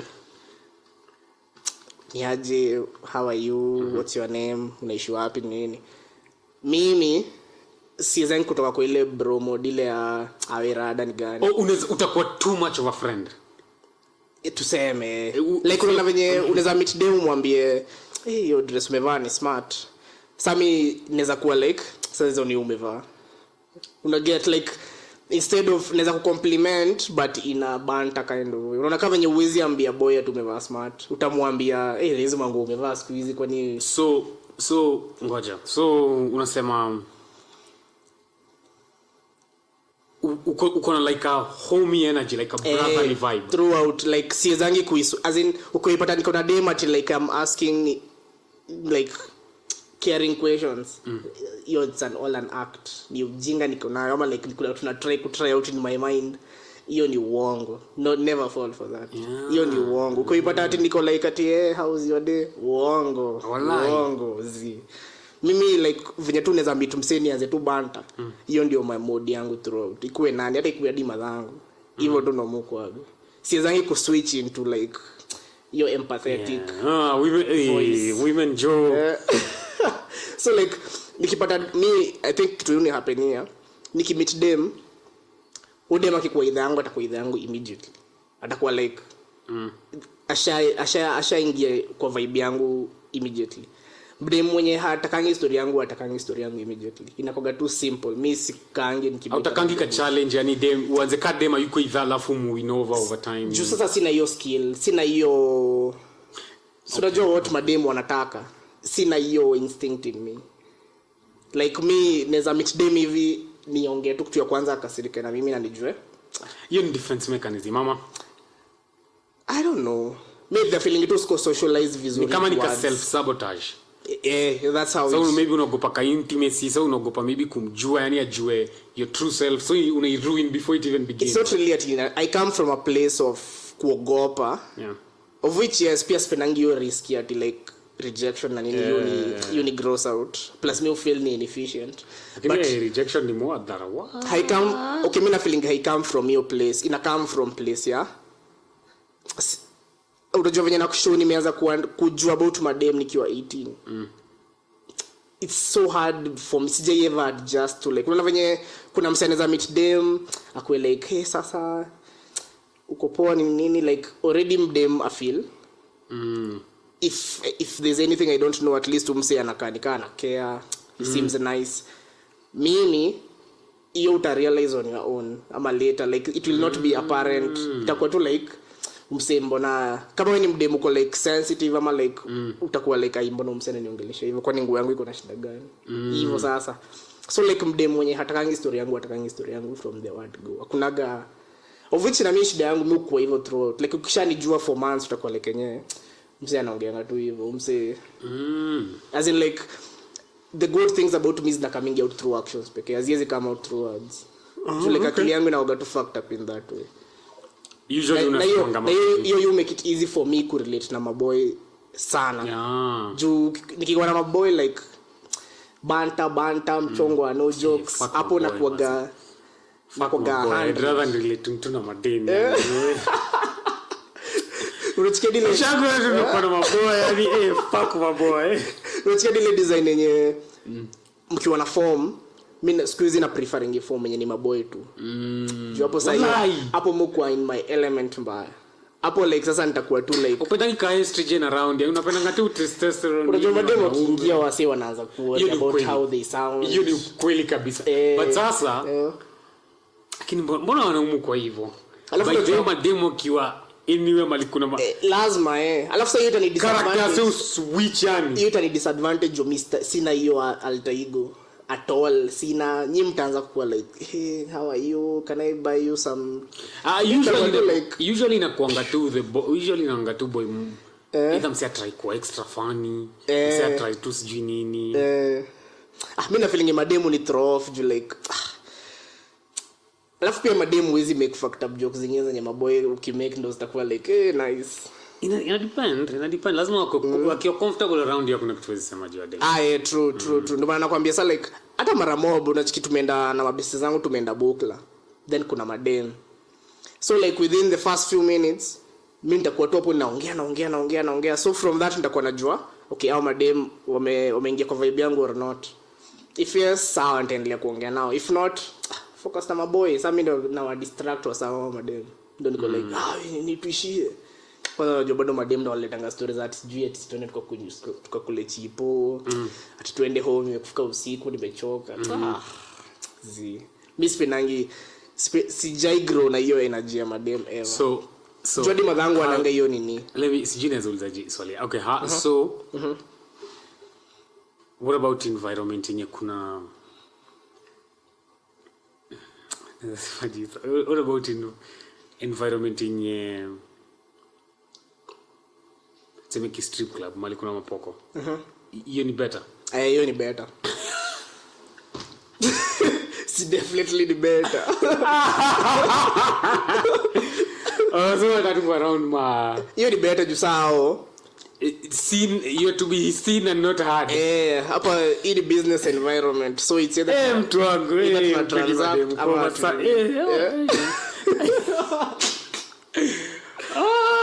hiyo ni significantly better.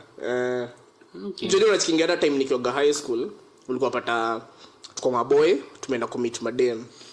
Sasa maboy wengi wako na ile like wame dress up certain way, wako like mimi nimetoka tu kijana niko like tunaenda Ruisa tuishie tu. Ishia mimi nimefika nikipata if at all kuna mdem mwenye ako ile abundance sawa yule tutasikizana naye. Hao wengine niko like tu mimi siwezi get into your vibe mzee. Siwezi. Yani okay, you need defense mechanism. Yani umeka like a very strong shell. Yani unataka kama madem hata kujua. Yani unataka msee true to open up. True, juu pia spending kwa in my feelings. Like hiyo inakuwa like it's very personal. Nataka mimi kana feelings tu zangu nazi analyze pole pole. Then na keep it moving. Plus pia spending wasi uko again their feelings. Just out and throw off to like atajua how to relate in those situations. Although nimelearn kiasi but still sikuagi nimefika, sikuagi msame comforting. Kwangi like msee like hadi wanangu ananikasirikianga juu anakoga like kazi yako tu ni kufocus on the negative nini. When you say negative, una focusing too much on the negative sometimes. When you say negative, yani glass half empty. Yes. But the funny thing, it has never affected me. Like I get it. It's going to affect in ways you don't know. Maybe, but mimi naionanga like mina treating vitu in a very plastic way. Juu niko na also an analytical mind. So unaweza kuwa like kuna kitu negative but stay take it to heart at nisikie but niko like oh no ni negative, nitakuwa like okay these are the facts. Kwa hivi is there anything we can do? No. So what do we do? Maybe to joke about it ama chore as in siachangi vitu zinifikie. Ndani kitu nimekuwa nikifanya kutoka hata nikiwa Raima niko tu like na keeping tu vitu at arm's length, niko like okay I will not ignore the problems but nitazieka tu hapa nikiwa like okay ndo hizi. So unapatanga ever anything difficult is happening, mimi nakuaga ni kama already nimeiweka tu hapa niko like okay ni sawa. I will not escape from it but stay kubali niingie, nitakuwa tu like pia mimi naonga hivyo to a degree but mimi siko uko closed off sana. Mimi try to open up kiasi na bonga nini. Mimi try get kujua say nini. Yani siko so closed off. Mimi nikitry to get kujua mseme I think iko na benefits. Alafu pia ni brave. Kwanza especially kwa msekayo when you so on one end of the spectrum. Ukitry hata kufika katikati itakuwa like yani utoke hii side kuji side yani kumse. Sasa zingine na kangivi na feel nimekaa a long way but still naona hapana kuna long way nimekaa. Wallahi just getting better at what I know to do. Wallahi as in na feeling ni kama I'm just getting better at solving problems. Like mimi msay kama una go through kitu yenye it can be solved ama like you need to handle and you want to be like real with it, set kitu unataka ku avoid. I'm the best person to have on your team. Juu sasa mimi haitanifikia kwa roho, mimi nitakuwa like okay sawa. Juu pia kitu nime realize ni you cannot have too much of a masculine energy na madem. You just cannot. True. You just can't. True. You kitu na realize the older I get. Sasa pia mimi naongana hizo za acha ufala. But unajua uwezi. Me actually tuseme nikiweza kati ya madem thao baby naweza pata 10. Hizo ni odds tricky. Wallahi. Wallahi. Fika hata so 5 mtu wangu. Siwezi. Wallahi. Siwezi. Mimi ni severe abrasive. Yani sina hiyo soft part. That doesn't get you shit na madem. Wallahi. True. Of which anywhere. Sijui kama ni the cause ama it's the effect. Unapata mimi kwa life yangu si prioritizing madem. Mimi najuanga tu madem watatokea tu along the way, like so long as I'm focusing on my stuff. Madem tu watatokea, like squad mse ati mwenye I go out looking for madem ama like hata unapata mostly na tuseme niko kwa mat madem akae karibu na mimi, ego yangu inakuwa like tutaka hapa tutaongea na mse. Wallahi. Alafu nashikia mat nikiwa like na feel They held it together. Nasikia fiti. Sijui mbona. As in, by the way when umesema ni ukweli, like hiyo pia kuavoid your rejection pia is part of my ni defense mechanism. Stay ku take hizo risks zenye najua mazee odds zangu ni mbaya design. But ona acha nikushow hakuna kitu inafanyanga like ina building strength na endurance ama inakupea inaitwaje, yani inakupeanga inakusaidia grow yani emotionally kama mdem kukwara. Sijui kina make sense. You could avoid kwanza ndio unafaa kwanza ukwe like open to it. Wacha kwanza ni kuitanda, wacha kwanza udemani. Okay, yes. Unajua? Okay, I know the same thing but sio through madem. Through like vitu zimi udu like wera nini. Unaona? Like miss kama ni I'm sure ningekuwa nimefocus energy yangu juu like unaona sasa tuseme kama unafanya biz. You will fail like 1,000 times before you succeed. Unaona? Yes, yeah. So like najua the principle but sasa ni venye nimeiapply in a different area. Yeah, like you good point. Juu ukiangalia hata most wasanaonga fiti wanaonga magali simsetoka na madem, yani anaweza ni mse mwenye rejection to them is just a blip. Unajua? Umenikwara. On to the next. Unajua? True. Sasa mimi sasa kwa madem like spenangi just ja prioritize madem up to this point. Spenangi yo sionangi yo risk ikiwa worth it. Yeah. Mimi like at times mob nimemeet madem ni juu maybe tuko chuo pamoja.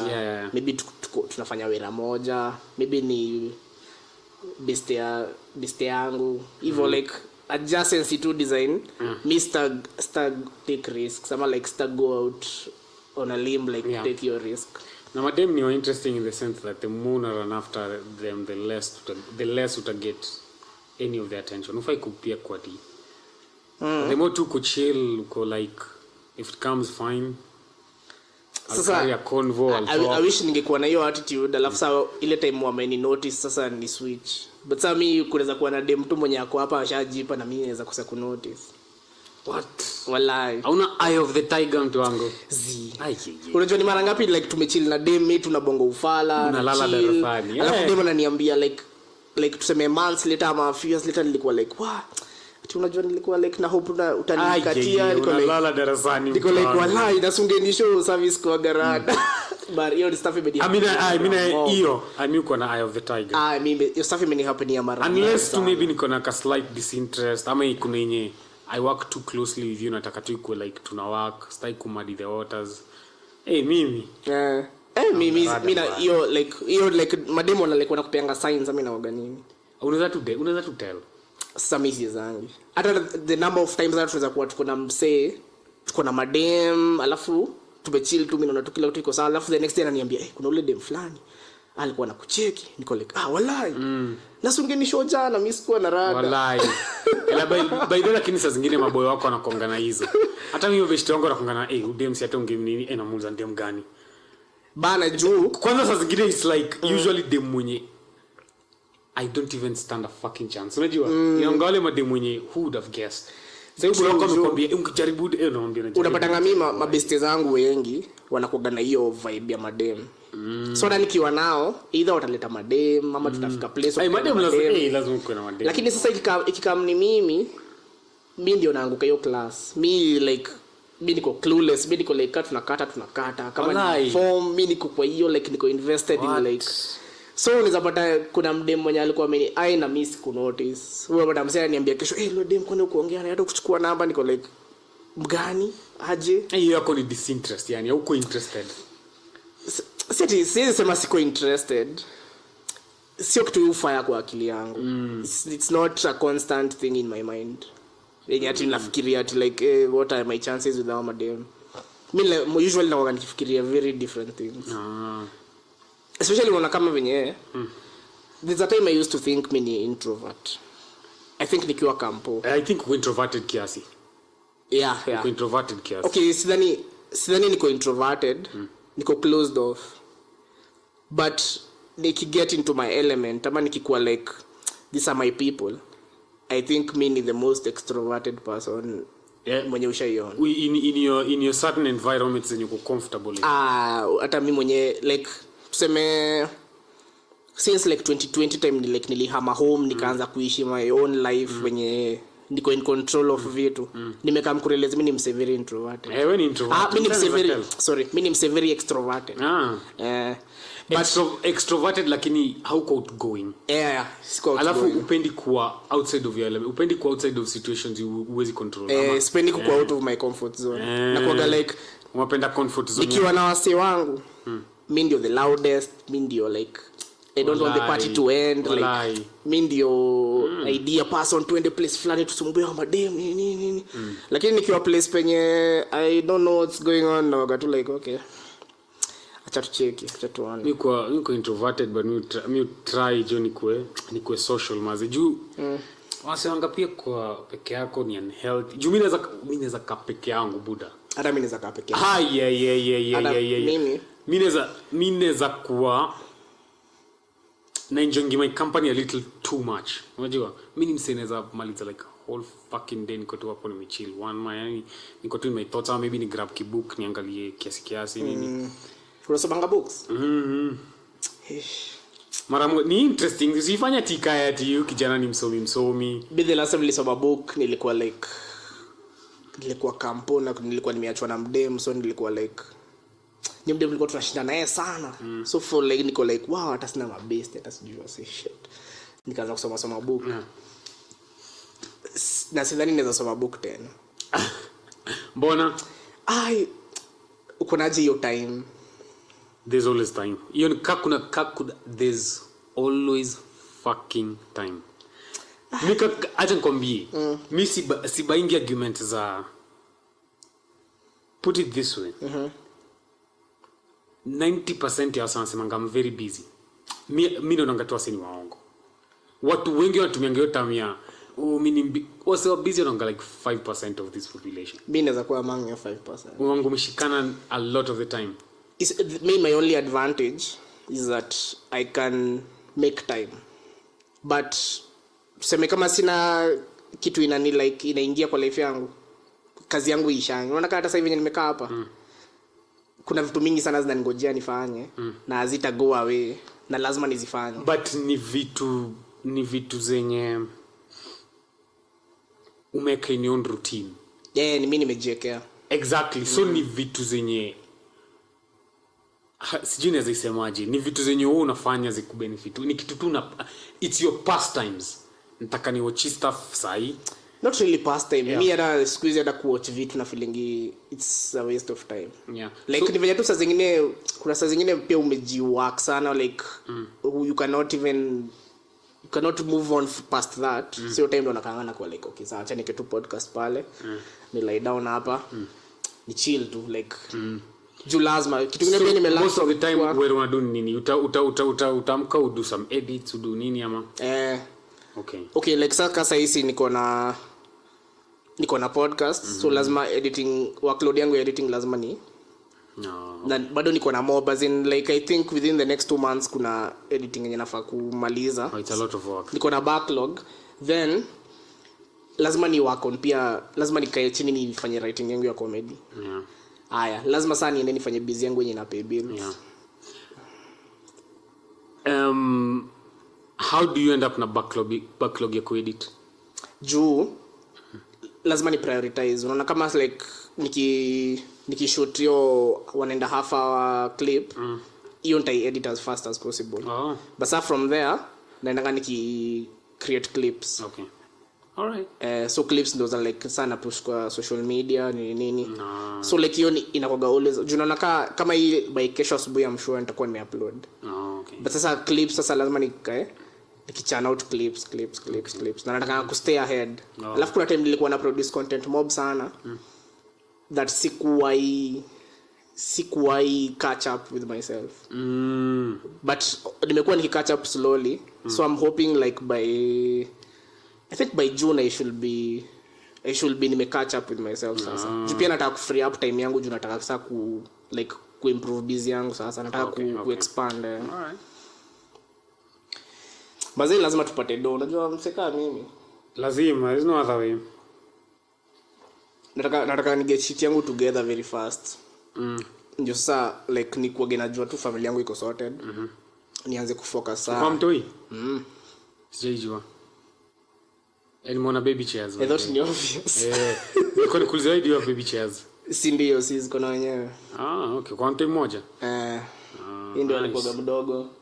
Nilifaka akakuwa mkubwa akaanza. Boy ama dem? Dem. Coming from sana sema you're not good with women uko na mtoi. But I wish unaweza meet mama zake. Mchill tu ama. She's not the typical dem. Kila mtu usema hivyo about dem anapenda like si hata from at dem napenda like from madem wote wenye nishai meet. I think yeye ndio akona the most capability ya kudeal na mimi. Anakuelewa. Hivyo ndo naweza sema. How much of that ni anakustomach pia? Una kaleka strong cup of team twangu. Una kajo ukijana jo sidi kweli unajua tunashinda tukipatana na best zangu wananiambia mazao dem atakuacha. Wewe venye uko hivi wewe ngoja uone. Piga podcast na siku moja umpe like her own point of view. Tulikuwa tunafaa lakini kuna time kulikuwa very busy. So maybe time yake free up touch. Fatherhood ikaje? Mazee ni fun bana. Wallahi. But una raise dem. What? But nili realize point of view yangu ni mbaya ku advice msee juu. Mimi vile tu nimekushow like si nimekwambia sija base energy yangu on madem but me base energy yangu on like the things I'm supposed to do. Mimi nimekuwa na very can do attitude towards fatherhood.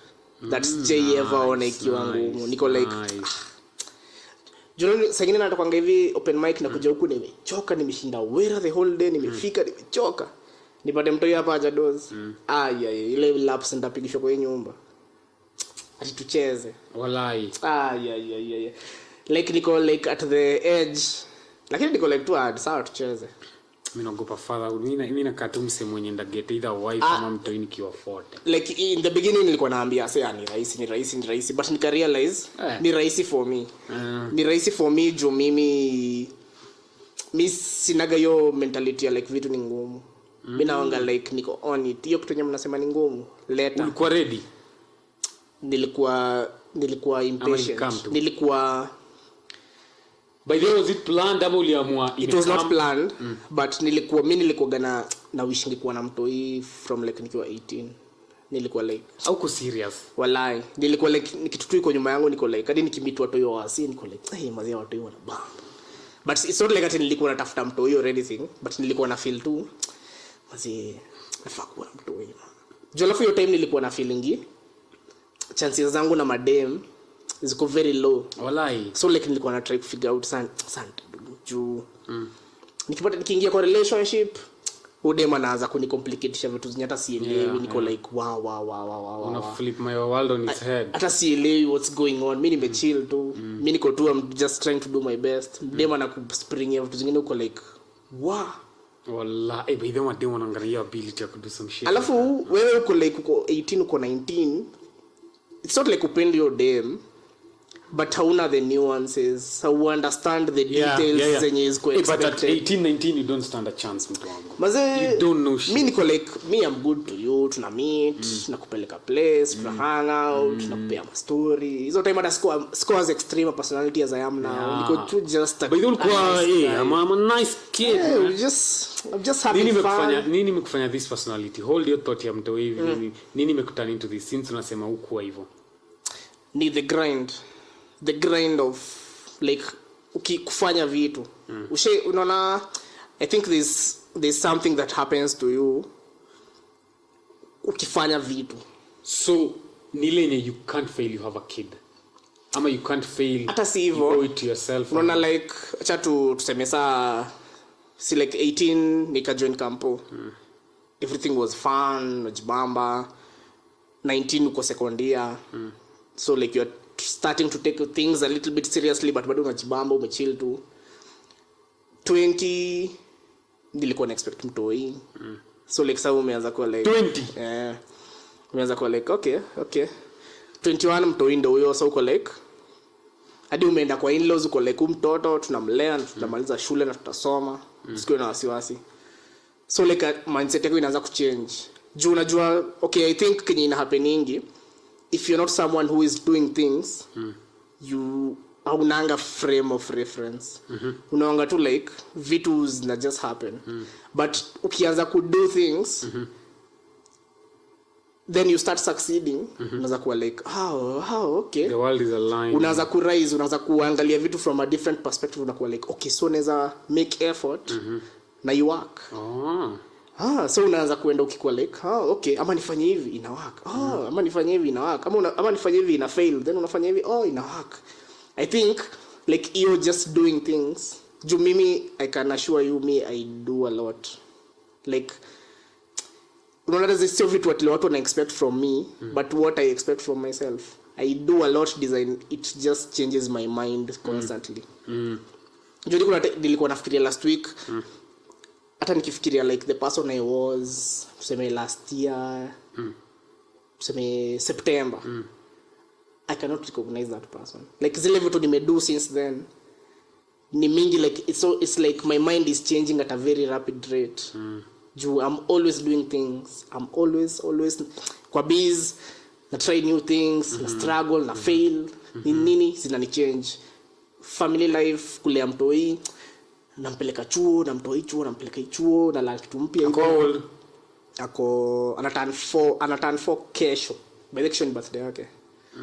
Happy birthday. 4 kesho. Turn 4 kesho. So nimeshinda hii wiki like nikiorganize something kake. Yeah. You wouldn't say only do too early. I think it was the perfect time. For personally, real? yeah. Damn. But ndo nakwambia spending kupea wase hiyo attitude. Spending kupea wase hiyo advice juu attitude yangu mazee it's different. Do you unajiconsider married? More or less, Yeah. So una urge ya madem. Hata ndo shida yangu like unaona like nikiingia kwa relationship bado natumia hiyo like programming yangu ya like lazima ni shit. Siko hapa ati like for flower. Siko hapa kwa time. I'm here to marry. Niko like niko kwa hii staff. Hiyo ni intense. Mimi approach vitu zangu hivyo. Yani una time ya quest. Una time ya kucheza games. Kama niko kwa biz, hii biz like lazima tuifanye mpaka iwa. Kama ni comedy niko like venye tu lazima tungangane. Hakuna like ati shortcuts. Na hiyo attitude yangu imeniokolea juu ndio imeniletea ishi tena niko nayo hapa sasa hivi. Mimi nilianza like from literally zero. Ushisikia mtu ameanza from zero. From scratch. Nikianza biz yangu ya kwanza nilikuwa 2020 naishi kwetu. Sina forms na nimegraduate shule, nilikuwa na tao moja. Fuliza ikatokea, nilikuwa nashikanisha hiyo tao moja na Fuliza na endea stock. Hivyo. Inaenda ikigrow. Nikahama, mtu yake enda shule. Hivyo tu. Una anything. Sikuwa shit. Of which mtu wangu hata if singemprovidea hangelala njaa. That's like the good thing. Kwa nini? How do you mean? Juu wife wao wako fiti na kwetu tuko fiti. Oh, nice. But mimi sijaijipea mindset niko na access to ati budangu anitumiange do. Yeah. From like kitambo. Like budangu alikuwa anatumia do up to the time we graduate. Nikarudi home, nikakuwa like sasa. Mzee ana stay wapi? Mzee ana stay hapa Sifa. Tome. Ni area tu. So like if at all singedo shit ama singe succeed, mtu wangu has sort like angesafa. But ile stuff nimedo kufikisha kila msee hapa hivi wenye tuko like I'd say we are living comfortably. Yeah, you're fine. You're doing well. Ni wewe tu solely your strength. Jasho. So kwa unajiconsider married then hauna urge ya madem, una time ya katia ufilingi ku. Okay, si mind. Juu it's not about your mind. Zuko nini? True, but committed na okay, mimi na feeling hii. As a man ufai kutoka fully out of the game. True, ufai juu. Unajua bado skills zenye unatumia like kuinteract na mademu wengine ndio unatumia kuinteract na manzi yako. That's very fucking true. like uwezi fika place kwetu like ati sasa mimi na chilingi tu huko like sasa utaanza kukua fala. Ndio utakuwa fala. Alafu plus unajua like the nature of work yenye mimi na do inaoga like lazima ni relate na wase. So siwezi kuwa blunt in relating na wase. Okay. So kama ni mdem no ongea naye. No. Okay, I'll do it in my own way. Start do it like to get a result. But napendanga tu kuwa like niko fresh. Naweza relate na anyone.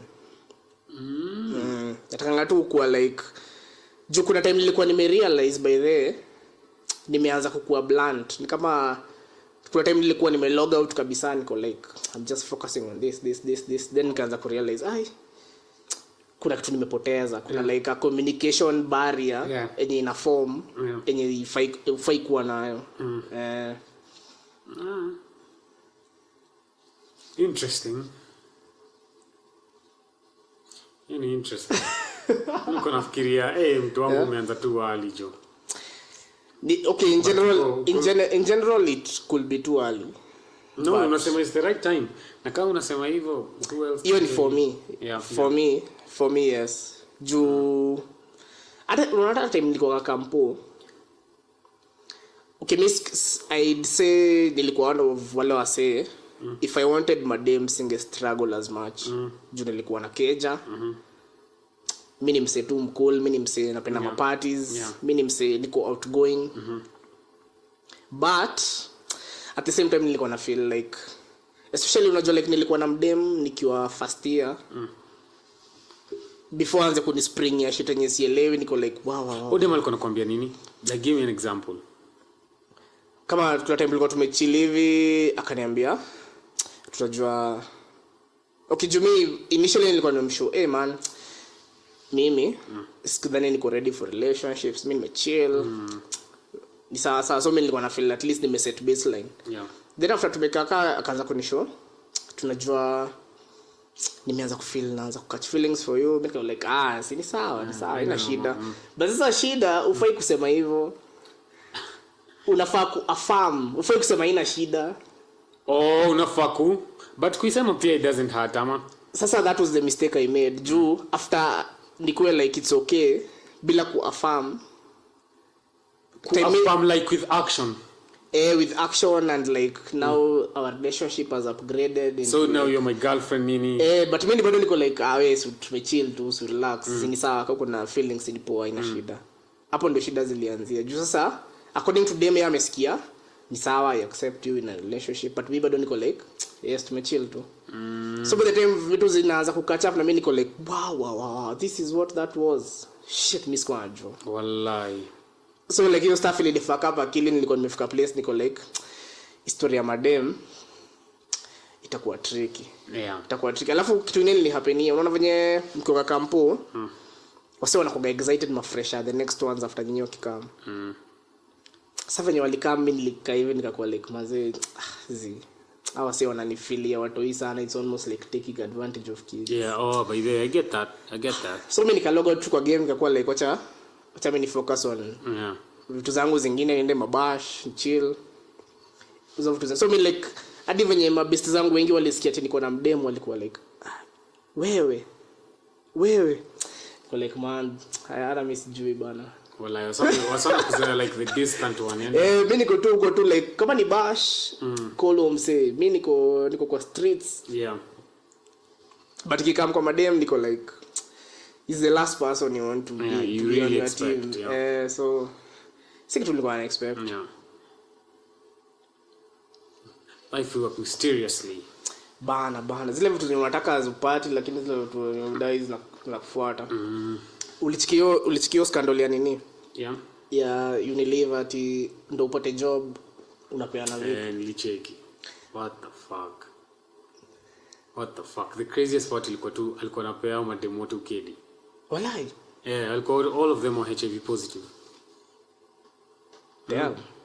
Hiyo ndio ilikuwa hiyo si crime mama kwa na crime ni illegal kudo hivyo ni crime but so us fuck mazi na umse bado si mse alikuwa like identified bado. So I think Kenyan authorities wasema wana investigate.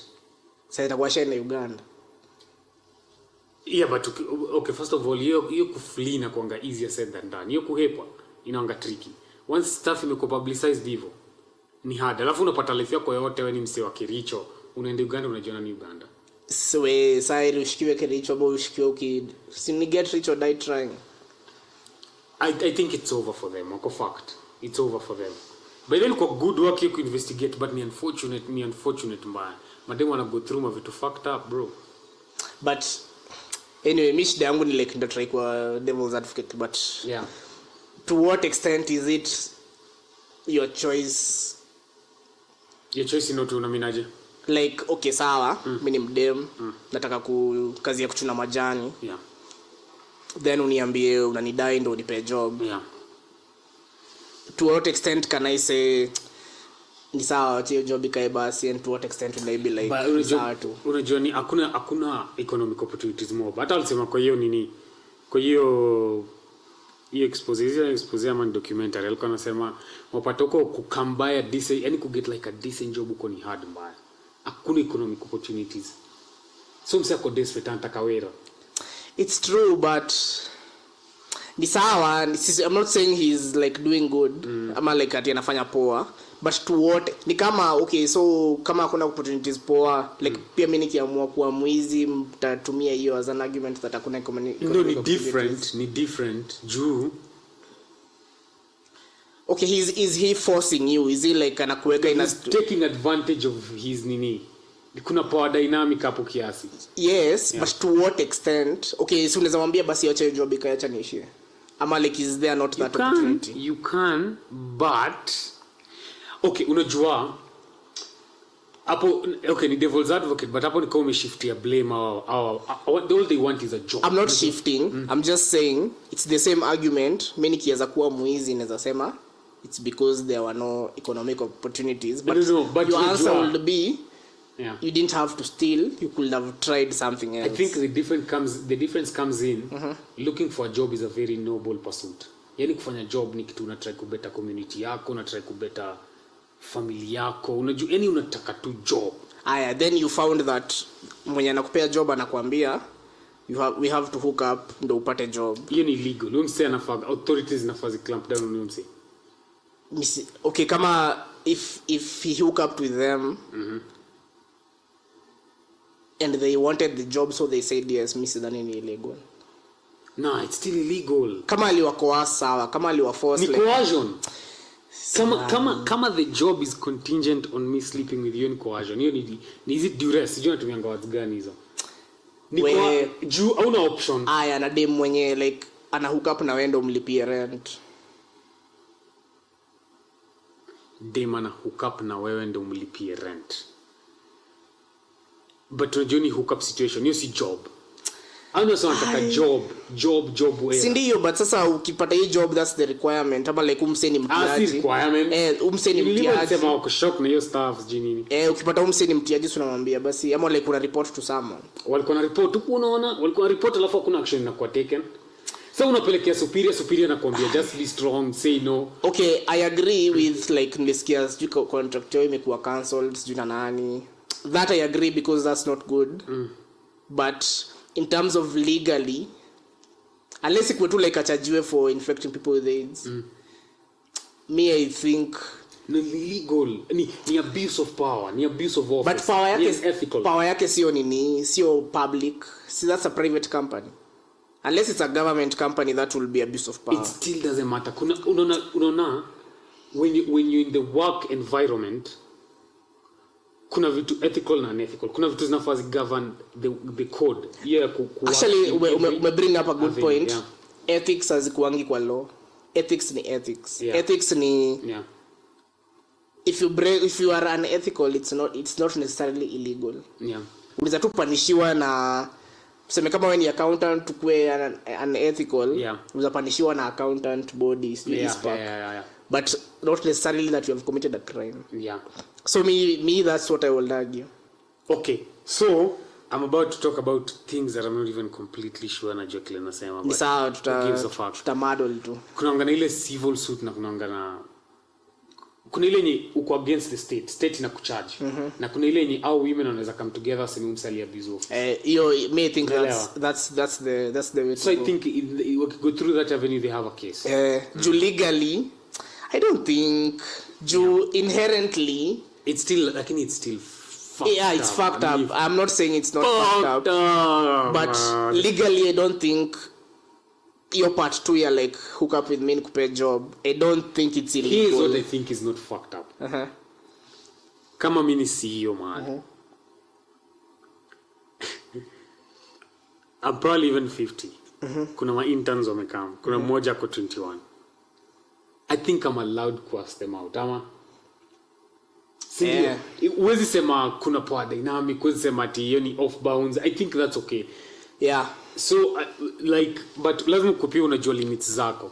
I think hapo it depends on kama kuna laws, kama kuna like regulations za HR then that can be applied within the company. Yeah. But it's not illegal because unless like it's an unconsensual situation but most of the time unapatanga like tuseme mimi ni CEO alafu ni intern ni mrembo most of the time unapatanga I just have to lay down the proposition unapatanga ni dem ata agree but okay, true but so unajua shida inaanga nini the biggest problem ni utapata CEO dem akimwambia CEO anazomwambia it's either this or your job hapo sasa ameanza kufuck up ethically but not legally it's still in a muddy the waters ndio nasema bado ni ethically not legal. Yeah, okay.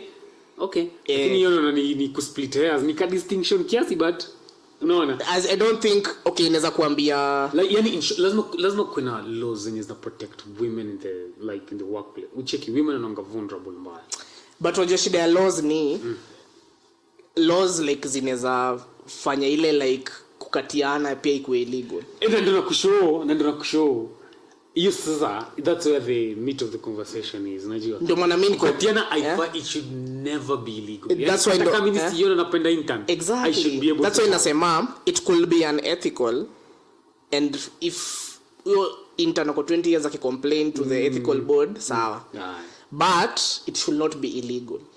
Okay na pia men wanafaa tu kuwa na enough sense dema kwambia hata kama uko na mado hata kama amekiligo hata kama akikwara amekwara back to your L na usonge madeni wanasema ngadai madaza ni wengi unajua but unajua ni venye wewe unadhani ati okay maboyo wengi tunajuanga na pia mademo wanajuanga ni wenye hawezi kukubali no I meaning no kila time hata Mungu akikwambia no sasa ina mean wait ama try harder. Okay all right. But at feel like to the point of coercion.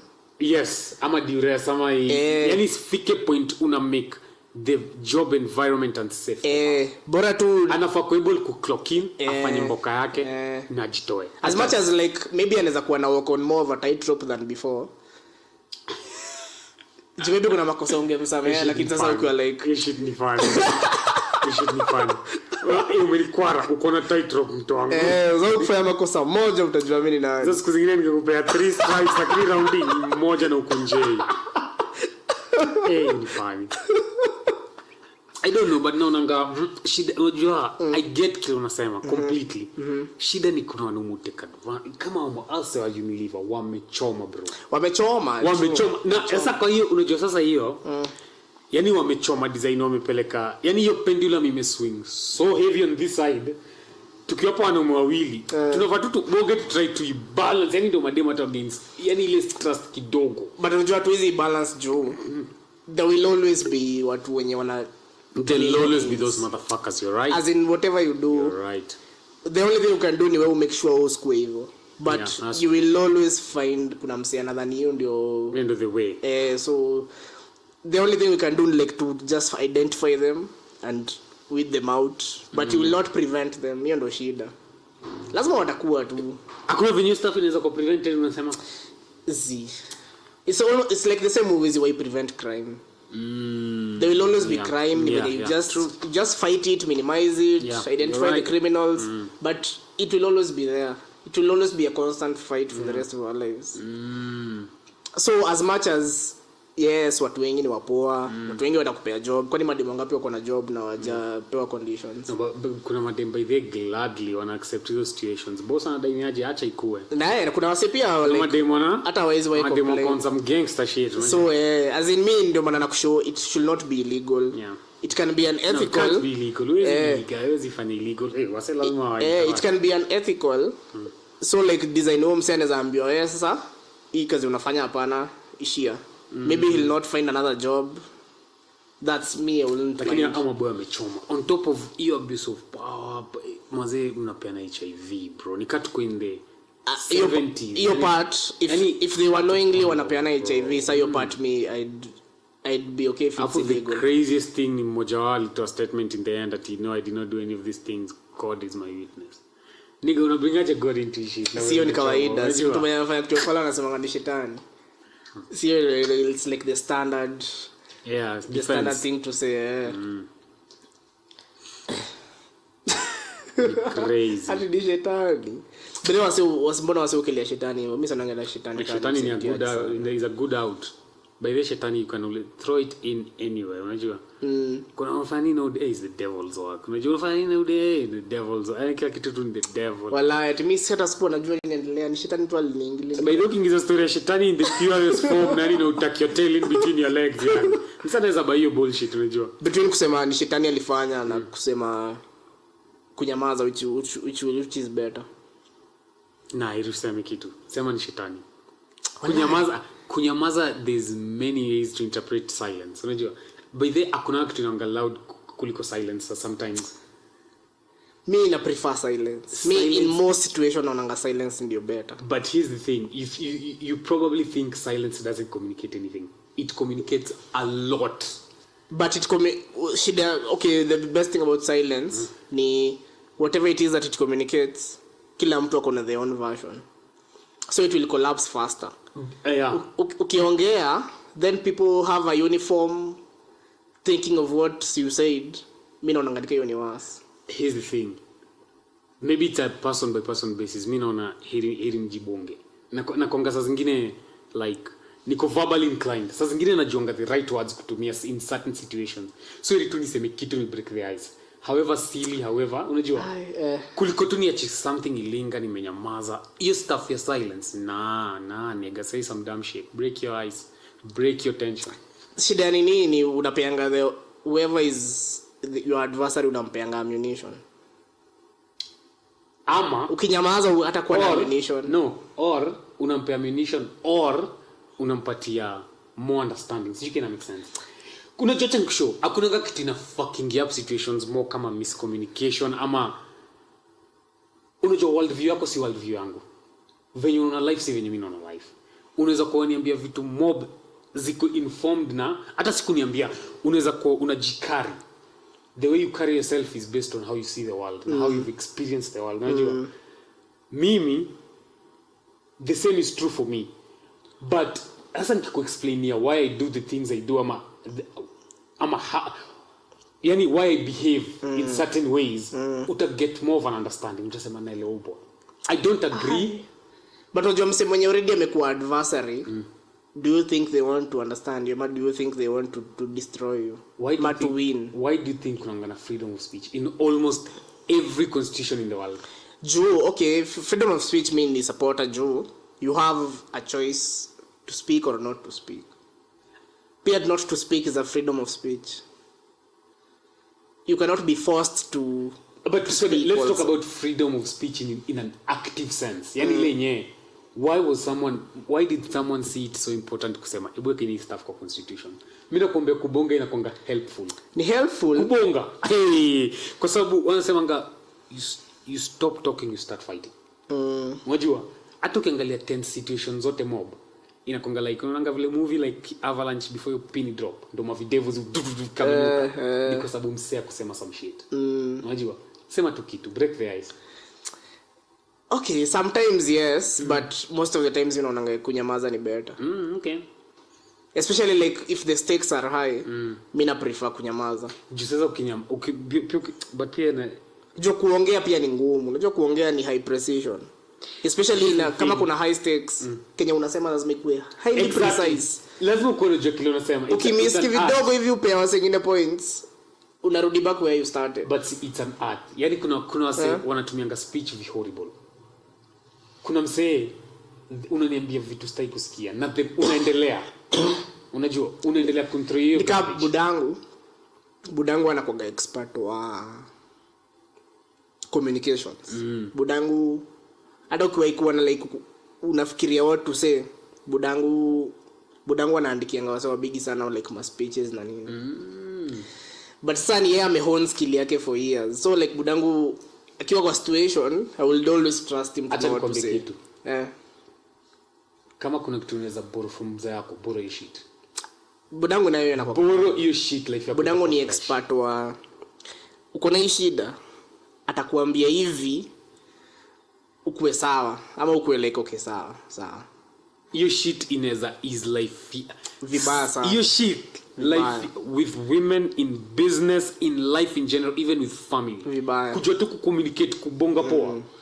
Utondokea ngori mob sana. Baya. Lakini sasa watu wengi wana hiyo skill. Yeah, hiyo ni ukweli, mostly men. So me I'd advise you to not. Kama mimi mara mingi sana na nyamazanga. I don't think uko na hiyo skill. Tunaangalianga naona hapa there's too many variables. Yeah. Hapa I am not likely to say the correct thing.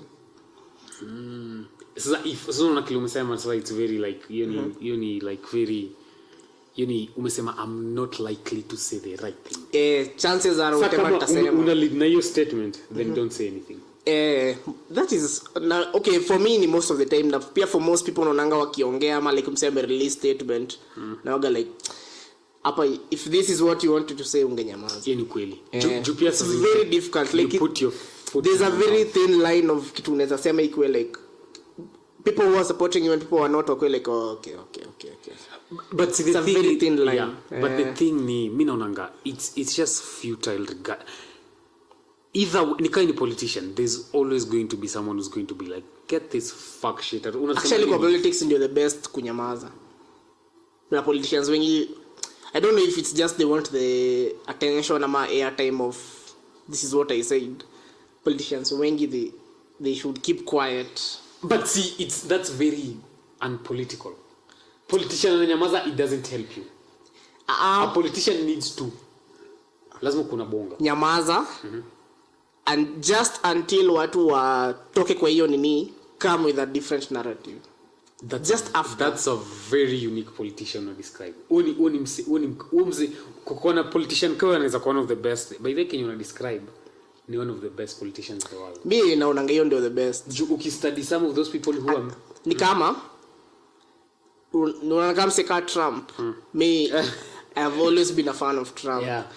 Trump anajuanga exactly what to say. Most people wanasema the opposite. Most people wanasema yeye uropokwa. Hiyo kuropokwa ndio watu hawapendi juu it works. Trump mnaweza kuja mwambie alifanya hivi akumfanya hivi so mna expect kuja aseme I apologize. My side na wewe. Anasema Trump doesn't shut up. But he knows what he's saying. Yeah. A normal politician atakuja aseme I apologize for what happened. I'm very sorry. Trump atakuja ku like we pia mko ufala mbona mnanisumbua. Aseme tu some shit. And he's not politically correct. Ni sawa say as in like whether you are supporting him or not atakuwa amekuchizisha akili design atakuthrow sasa hiyo story yenye ulikuwa unasema hata uko like okay what's going on. So msika Trump will always tell him just go and say what you think because he knows how unajua like politicians wengi wanakuwa like uko na scandal ya Jules fanya hivi then akuja aseme I am sorry I did not know nini then watu wako attack at how could you not know. If unaweza kama useme tu kitu yenye iko out of to anyone's thinking so unaweza kuwa like nice so me win your argument. Trump is so unique in that because most politicians unajua for you to be a politician unaweza kwa maybe rise from your grassroots from your community na una uko beholding to them. Kama wamezoea kuona a certain behavior like family man nini ile siku ta step out of frame need an explanation juu alikuvutia sasa maybe ndo shida maybe ndo shida sasa so utandio maana unapatanga wengine wao why with that mbona ulikuwa nayo po I'm sorry I didn't need it's just to please your constituents. Hata ukiangalia Trump like scandals zenye alikuwa na recover from like who else can recover from hizo vitu? Hakuna. Hao wengine wote hiyo stuff hata wangekuwa president. Alafu hizo vitu zilikuwa na happen towards the election. Who else could have recovered from your situation? Joe Saye, he's a brilliant communicator. Yeye mtashinda. I don't necessarily think he is. I just think Trump doesn't go from yani you bonga tu. What he does, I don't know if it's consciously or unconsciously. I think it's unconsciously. Akona a comedic mind. He's very comedic. Una venye comedian you can get away with the wildest shit because you are good at it. That's exactly what anadu wenye hakuna mtu mwingine anaweza do. Like other people wenye wanajua hawana hiyo skill watakuja wakuwe like apologetic. Yeye atakuja tu wakuwe like nini what the fuck, anakuwekea msemo mwingine ngori, mnasahau mnaweza kusema ati aliye hivyo tu na anaendelea tu. So like he is an example of a brilliant communicator. Au wengine mimi, but it's also the pitfall of being like a career politician. He's ni sio part of the but establishment. I don't think Trump is a brilliant communicator. I think you like him. Unampenda. When Trump mko your branches of the same tree. Sema you shit, unajua just go, unajua. Na ina for Trump, but unajua Trump alikuwa na license ya kufanya hivyo. Kwanza he's a billionaire, unajua. How old is he? Ako 70. 70 something. I give a fuck. Trump hana any okay, akona a lot to lose, but by the same token, dude, you're a 70-year-old billionaire. Unajali au jali uko fuck all of you. Even unafaa uishi life. Hiyo ndio gold standard. I feel naelewa you need a certain freedom. But mimi napenda umseme that's like my favorite ever president. Hadi yote mwenye alielectiwa na umka nilikuwa so invested in hadi nilikuwa na watch campaigns. But you follow election ya Nigeria. Unajua Nigeria kuna election kesho. Hata sina clue. I think wanapiga kura leo kesho. Wako na wase wanoma. Wako Nigeria by Africa inakuanga like the same through and through. Ethnic divides. Sasa Nigeria ni ethnic divisions na kuna bado religious. Na hiyo ni a big one. Ju north wako divided in a way like Sudan. The north wako heavily Muslim, the south wako Christian. Alafu wako na Igbo na Yoruba and predominantly southern ethnic tribes. Siko sure, maybe na guess hizi vitu zote but mimi ndasema tu regardless. Hapo si TED Talk. Iko tu sawa. So utapata kuna okay, alafu kuna it's so fucking African. Unaona venye kuna places like Rwanda, Kenya, Nigeria pia kuna the same dynamic. Kuna certain ethnic group yenye imekuwa marginalized traditionally from being ascending to the presidency. Unajua umetry the presidency. Unajua the same thing iko hapa Kenya. Utapata Rawa amekuwa kitry anaimis. Kuna countries zingine amekuwa kitry sana mse anaimis. Sasa Nigeria kuna the same thing. So the most unique thing about this election. Iyo tribe yenye wamekuwa sidelined from the presidency ni Maibo. Na kuna a lot of brilliant people, kuna a lot of really good businessmen. Sasa ndio kuna candidate fulani anaitwa Peter Obi. Amegalvanize my youth kumbaya. Ndio ameamua ni yeye ama unajua? Anarun against. Ule good luck ama? Good luck ni old. Kuna what any new candidates? No. Peter Obi ndio akona that fresh. He was a governor before, but akona like that fresh. My youth on him like. Get. Kuna venye ame resonate na my youth. Sijui naweza explain aje. So kuna the old guard sasa. Kuna maana anaitwa Bola Tinubu. Sasa yeye alikuwa governor wa Lagos. Ni wala says corrupt career politician, old man, any traditional big man, gari 10, unajua nguo big bank account kuna huyo. Anakat corrupt unajua. Alafu sasa kuna pia part of the old guard kuna mmoja anaitwa Atiku. Sasa yeye ni so it's like a brand new lineup. Si brand new. Atiku has vied 3 times before. But hakuna mwenye shake wa president. Hakuna incumbent yani. No. So Atiku northern Muslim. Afu najua say traditionally on voting along religious lines. Kama anyway shika na ni wengi huko. So it's ni a conundrum. Mimi na follow by the like iko close. Ni tricky. By the elections Africa ni comedy. Ni ridiculous. Sasa mimi na follow tunataka kuona juu huyo Peter Obi akiwa elected hiyo ni huge statement. Hiyo ni like a, to me according to my basic knowledge mimi si like ni kama mayouth wamerise again. It's a statement, yani wametoa old guard, unaelewa? Ni kama sijui kama hii inawaka, ni kama acha nikuulize tu swali outright, who do you think will win election in 2027 in Kenya? Yeah, ni Raila. okay, hiyo situation everything ilikuwa so suspicious that so I think they have their Raila moment in a way. Nigeria wakivote Peter Obi, he'll be there now in a way. He'll be there for once, unajua, for once to get maybe some fresh nini. Wacha tuonekata to say chances are hata wasaidia, unajua, but unajua imagery na symbolism zi work. Sasa sasa hasla wenye anatubeba ufala, unaona. By the hakuna kitu president anaweza kusaidia nayo like na okay iko, but mina focusing on focusing on me like politics for now, feeling to entertainment. See anything other than that. That's the best approach. Mimi wazee nakumbuka taking serious. Nakumbuka nikichukua voters card vile nilikuwa like optimistic like hey acha ni vote, acha ni participate in the democracy nigga.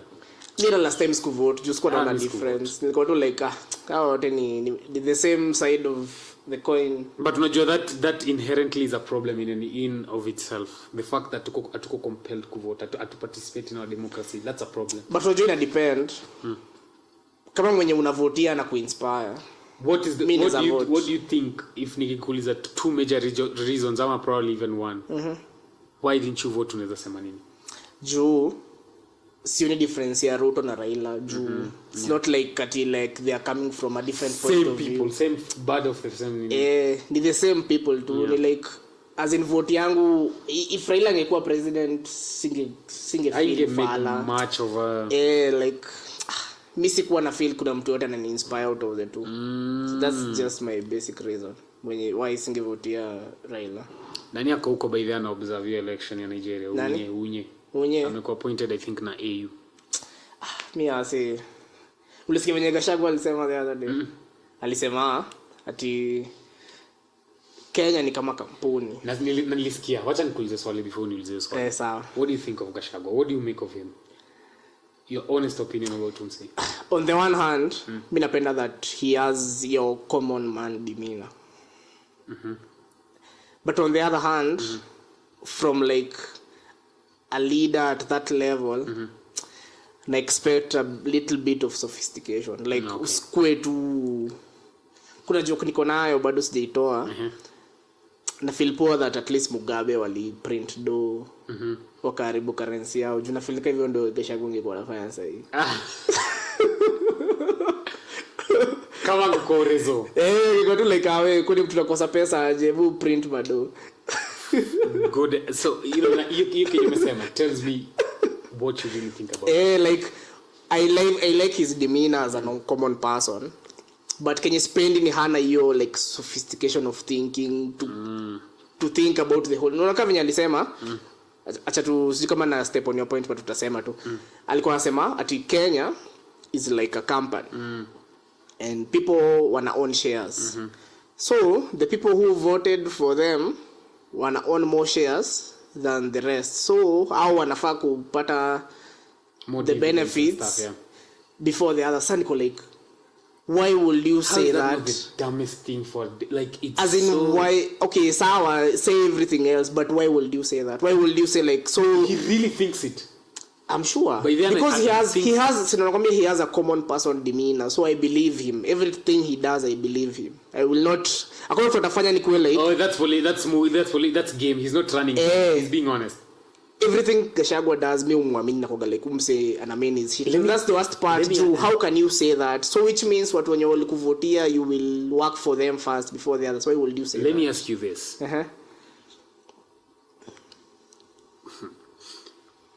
Gachagua, he was such a convenient he was just a convenient ride for Ruto.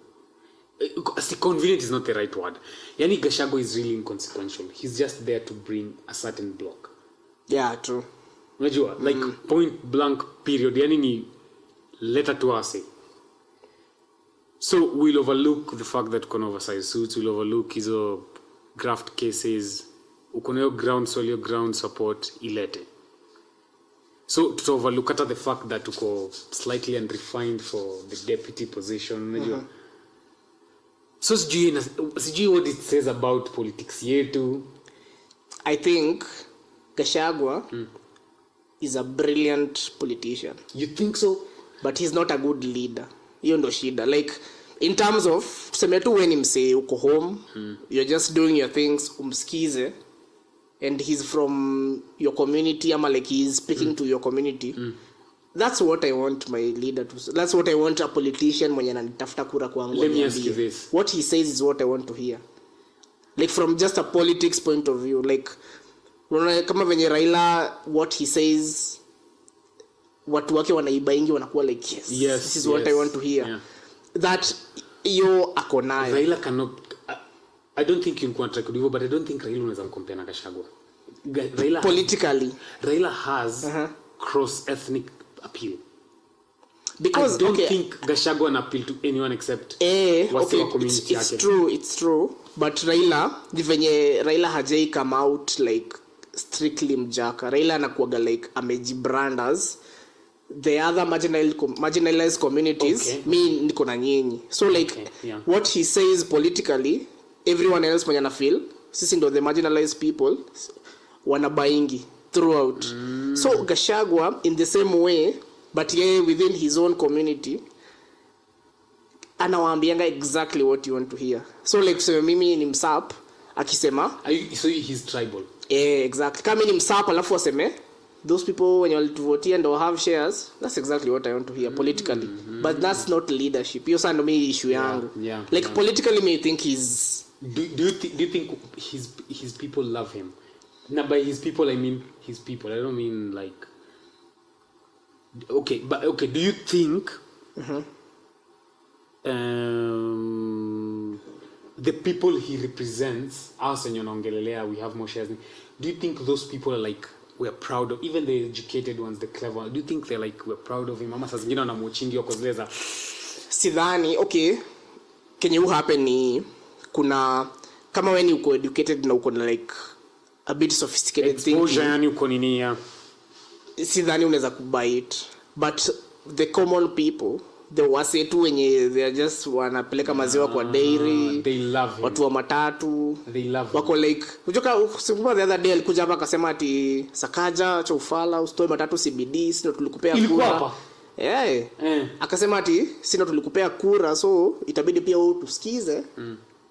Juu sio tulikupatia hizo kura. So like imagine wewe uko kwa hiyo industry yenye naongelelewa. That's exactly what you want to your politician wako aseme. But in terms of leadership, do you mean I think of leadership in terms of we need to think about everyone. We need to like create law if it benefits 70%, disadvantage 30%, me I think that's a good law. So me I think in terms of evil. But mimi tuseme Gachagua kuja aseme biashara yenye mimi na do itakuwa benefit. Politically that's the right message. Akikuja aseme wewe na matatu yako tutakusaidia ni nini, that's a good message. I still oppose. But as a leadership perspective, I don't think so. As in, one day he was almost going to prison, the next he's the deputy president. I'm sure he loves but hizo cases zilikuwa za uongo. Zilikuwa trumped up. Miss is okay. Mbona as in what was happening that at a certain point kulikuwa na so many cases against so many people. Hiyo ilikuwa state ilikuwa pia imeanza kutubeba ufala. Nuna venye kulikuwa na makesi mingi the last time ya Uhuru. Mingi sana. Why do you think nani anakuwa targeted Matiang'i? Anakuwa raid kija yake. Okay, first of all atukoshwali wali raid kija yake. Let's assume they did. Why do you think okay, tukiassume argument yangu ina breakdown because I don't really think they did. I don't see a reason why Matiang'i ameenda home. He's not like holding an office. He's not even speaking in public. I don't think that's... Mimi na feel tu hiyo ni bado Azimio propaganda. Sioni ni kama there is no reason I can think of at let's raid Matiang'i's house. He's hata hajaiongea. Tangu tamu yao ishe, he just went away. He kept quiet, hajaiongea, nothing. I don't think there's a reason at all. But anyway, me at this point mi na feel say if at all kulikuwa na any optimism it should die down. Niko like I'm just ready for this. Are you optimistic? For a moment. For a moment I was like, okay. But then Niko like I was say they'll just find a way to galvanize re-election in 2027. Yeah. Then if they wakirudi pia wafanye the same thing Uhuru alifanya. I don't know. On a scale of 1 to 10 unape Uhuru like how much his presidency? About 3. It was horrible. Ilikuwa horrible. Whatever strategy alikuwa nayo. Did you think it would be that bad? Did I think? I had even hata nilikuwa very optimistic akiingia. Why? Juu alikuwa too fresh, alikuwa anakaa tu kama like akona like something different to offer. But especially your part like you're borrowing the like taxation, the like venye ali destroy industries mob just to I assume bring his people into it was too much.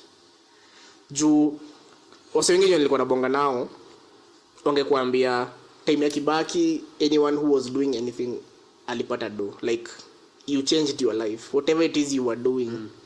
But within period ya Uhuru you are likely to have moved back or not to have progressed as you would have. So you as in he really fucked things up for like wase wenye wana try kukama. You think Ruto atakuwa better than him?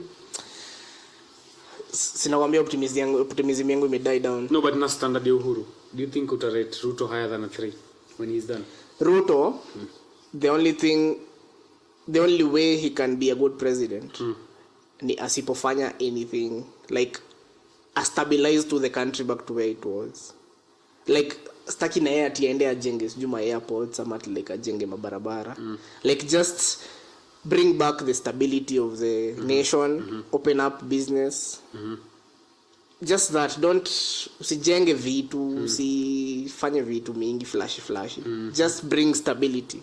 Wacha mtu wote mwenye anataka kufanya biza of which that is what I was feeling they were trying to say. But I don't know if that's what I do. As in, I think for me it's just wait and see. Expectations zangu for them to feel they are successful ziko very low. Juna na ni Uhuru alidestroy vitu bwana. Especially your spending yao na nini na taxation. Hapana. Hapo mid rather at least the other day nilisikia like government yao imekata budgets for most of state departments. So me you took it well, like that's a good step. Yeah, but where is that money going though? Wacha wakate budgets juu instead of washinda wakituitisha do na wakitax even more, ili wakate budgets turudi kwanza tuanze from a stable point. Hakuna haja tuna set budgets za pesa yani hata hatufikishangi. So we have to borrow for the rest. So hapo I was with them. So I hope they continue on that Your trajectory. Okay. Kwa sawa ma kuna any tumemada? Safi. Tumedo how long? Almost 1 hour 45. Wow, tumesonga. Cool. I don't know if kuna anything else. I don't know. No, not really, not on my end. Take promote show yako next. Sina mashow bana, nataka kuwa touring comedian. Sina hata Bado kwa touring lazima like unaekelea do yako unazurura kwanza before watu wakujue. I think yeah. I don't even know that would entail. Mimi sasa unajua ndo nimeanza nataka tu ku accumulate good material yenye unaweza piga lap na yenye inaweza ni get out of jail ni jana niliwatch na nial do set fulani. Nani? Ilikuwa nani? Ilikuwa George. Alikuwa miluza se akaiflip nani hata Amana li-host jana I say but I think time in I say we have time in so yeah ni time to put in work tu kwanza. Iko sawa. Shukran maze. Max Payne. Mike one. Sawa, tutakuita next time. Thanks. Yeah.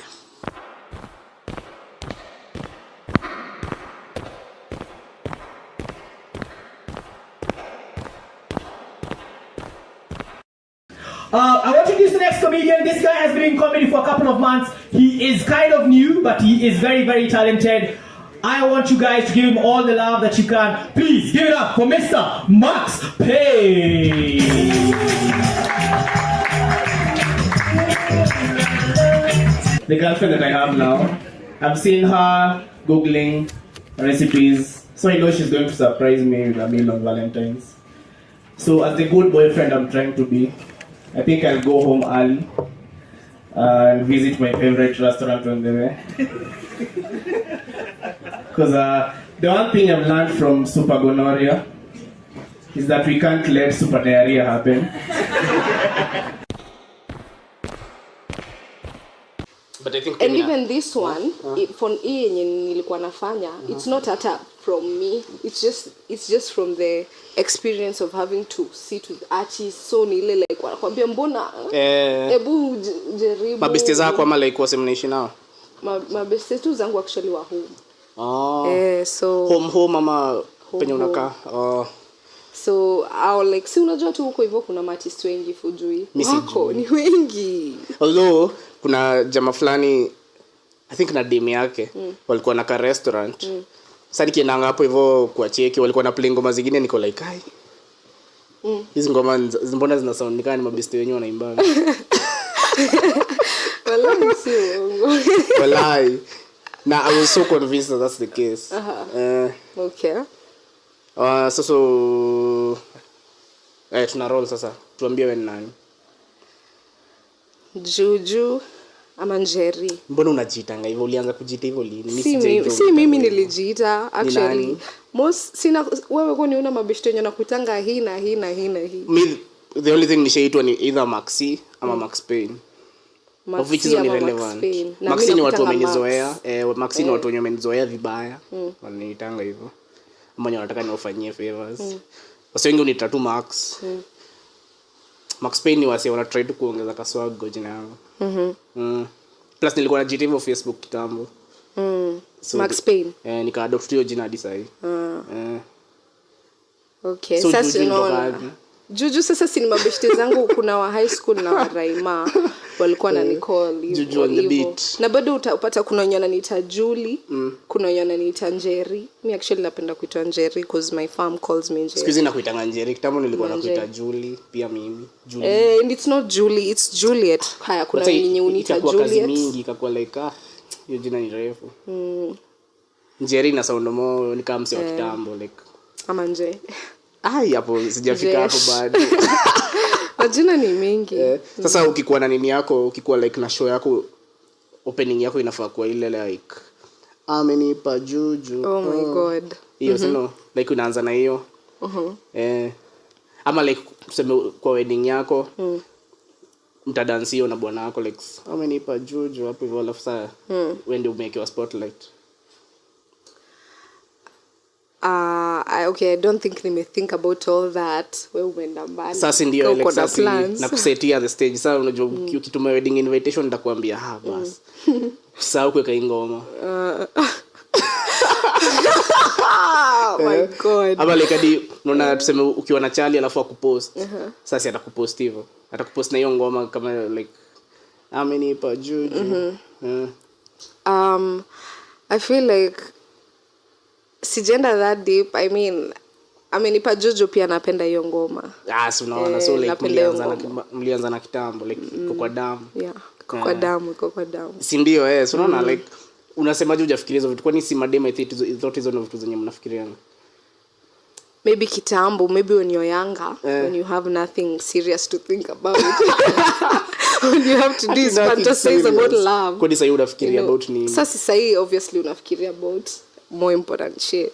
Walai. Yeah, kwani unafikiria about nini? Basi mimi naenda backwards. Mimi naona ni kama mimi naendelea nifikiria vitu za ujinga. Lakini I would understand kwa sababu wewe age yetu already you were thinking about some complicated shit. Them days. Sasa tuko young manzi unafikiria sasa unaona sasa mimi sasa kwenye niko nafikiria maybe sasa yenyewe unarudi back. Oh, so like tuko out of phase, like time mimi niko hapo huko hapa sasa hii tumeenda the other way. Enyewe ina make sense. Ina make sense. But tuseme basi, which means wewe ni a good listener. I admit that. For some reason nasikizana na watu ni good listeners, juu mimi napenda kuongea tu. Yeah. Na naona kama sisikizangi. Naona kama mimi mwenyewe sisikizangi. Okay, but sasa if unaona hivyo ni ukweli. I think nasikizanga selectively. If unaona hivyo. Nasikizanga selectively nakoga like hizi azini bambi style jo. Then is zingine like unaweza pata mara kadhaa nimemeet na msee tuja meet for long na mkumbusha kitu very specific hadi anakuwa like hata singoifikiria hii maisha yangu yote. Like the fact that umenikumbusha lakini sasa like the important things like activity, how are your people doing nini hizo naweza sahau virahisi sana. Hata jina naweza sahau jina ya msee lakini nikumbuke msee alikuwa mjinga, alikuwa mfala na alikuwa na jokes zake kama 3 za ujinga alikuwa anafanya kitambo. So I think I'm not a good listener per se. But na mimi nikipata msee ananisikiza naweza kupea ma story hadi kesho. Ma stories of jinga. Hata sidhani zinaweza add value kwa maisha ya mtu. I don't think unaweza ongea all that long and then ukose maybe say something that someone will pick up, unaona? Oh like ataka wewe probably kwako zinaweza kuwa ni za ujinga but kwa msee mwingine. But anyway, it's good to pia me surprise sometimes. Like naweza kuwa tu hivi kwa mat nifikirie kitu niko like my whole life has changed. I cannot see things the same. Yeah. So you happen bado. Yeah. Haya. Uko na story yako very interesting nataka utuchapie. Ndio unafanya karate? Mbona? Women empowerment and defense. Nilijua tu. Why do you have to stereotype? Juu sasa like madem tunataka mkuwe gentle and peaceful like lakini sasa mkianza kufanya karate sasa it's a game, it's a sport, just like it's a sport just like any other sport. Si unaweza umiza msee. But unaweza umiza. Ile event ulikuwa umepost ndio the same place mali ule jamaa alipigwa teke akaenda kuhug nini? Yenye nimepost wapi? Ndio umepost. Wewe mpaka ulipika unaona? Ni the same place. So nafanya vitu zina bump out here, unaona? Ni the same place. Different. Ni the same like ilikuwa inakaa the same location. Yenye nimepost juzi. Ni the same location hapa US. Ndio jamaa alipigwa hivyo nini? Basi kumaanisha niko keen. Hiyo stuff ilikuwa ni bambo licheck hiyo meme. Kulikuwa na meme. Kuna jamaa nini fight inaanzisha ngano referee afu anasonga nyuma. Venye imeanza tu hivi ni kama ali make movement ya ufala time yenye teke inakam akapigwa teke akaenda kama hug referee. Sijui ajui kuona. Niliona. Ulicheki. Nilikuwa na hiyo video kwa si hata nilikuwa hiyo day. Ama ulikuwa. I was in that game. Hizo by the sasa like hiyo ndio the most fun thing she happen kwa hizo show ama like you bamba your design. Kuna wase wengine unajua sasa kuna beginners na kuna sasa wenye ni pro. I'm telling you it's a sport just like any other. So ni kama wewe hata ukianza any other sport uende kucheza na mapro kivitu kama backend utaumizwa hapo, unaona? So it's like the aim ya karate na konga like kuumizana ama like defense. Like ukiumiza msee una win. Ama like hiyo sio the point. Actually sio kama MMA. Ufai kuumiza mtu. Ukiumiza mtu unapeangwa warning. Ni kama umenikumbusha I think kwa Olympics. Kuna jamaa ali knock out the other opponent but mwenye alikuwa knocked out akawin. Yeah. Kwa Olympic ya karate. I think hiyo Olympics tu imepita if I'm not wrong. Sasa unaweza kuwa knocked out na umewin. That's what I'm saying. Sasa hiyo kuna rules of the game sasa. So most rules inakuanga ufai kugonga from the waist downwards. Ukigonga from the waist downwards whether umemgonga hiyo si point na huo msi akiumia sana utapewa warning. Inakuanga the game is just about scoring points. So kuna kuanga hizo techniques za self defense sasa. So hizo techniques unapatanga points for attacking ama defending. Unapatanga points for technique whether you attacking ama defending. How good you're doing it. Na kama like tuseme kuna pia na weight classes like watu wa refu, Yes, watu wazito. yes, So at most of the time iko like balance. So kuna like under 40 kgs, over sijui under 50 hivyo over 70. Kuna besti yangu kampo alikuwa afanyanga karate, I think jutu alikuwa mshama na alikuwa nini, alikuwa ametoka Bungoma. I think hata pia anakuanga kwa hizo events. Actually if I'm not wrong, I think pia alikuwa amepost alikuwa huko. I think so juu. Unamjua na ujui? Sidhani unamjua. Wewe. Huko kuna kwa na masura familia. People who just attend those events like sasa familiarity juu jamaa amefanya hiyo stuff. Tulikuwa naye kampo, I think alikuwa karate all through. And I think sahi rank yake lazima ikuwe juu sana. Ulianza wewe? Just tuko January or last year around September. So I'm still a beginner, but naweza kusema sahi nimeimprove na ni ile cause ni ile tu by the way just one I tried the ball games nini aziko zinanibamba. Wapi unaenda like kwani mko na sport complex or something ama unapatangaje hizo opportunities? Sasa kuna hapo hivyo St Paul's. Anyone anaweza enda like the public? No, students only. Unachopianga huko? I never knew. Ndio tunaongea. Wewe ni mtiaji, ni mwaga chua na wezi ambia mtu. Ndio tunaongea. Hiyo tutavurugana baadaye. So like what are the benefits of kujua karate? Vile nimesema first of all, and another factor ilinifanya ningie, a friend akakuja tu saseni, now her friend, now we were roommates at the time. Ako like saseni uko na uko kwa any sport? Nikamwambia hapana, hata natafuta ati si ukam ujoin karate. Tunatafuta ladies hakuna. Niko like inakakwa interesting. Mimi nikaenda first day mazoezi, and then so enyewe I love working out, so true. Anything about like sweating nini nikabambika. Nikasema I'll try it, and then there were no ladies. So nile like vile tulifika hivi games already zilikuwa zinafaa kuanza like sijui the next week. So nile unaambiwa itabidi umefika ndio the game. Then obviously so mimi nikaingia tu baby and I found it fun. So naifanya tu but sina ile ati kuna wase huko wako na ile nini aggressiveness ya like mimi nataka kupata like ile belt ya juu, nataka kuiva yani unaona ukakienda game like anaiva.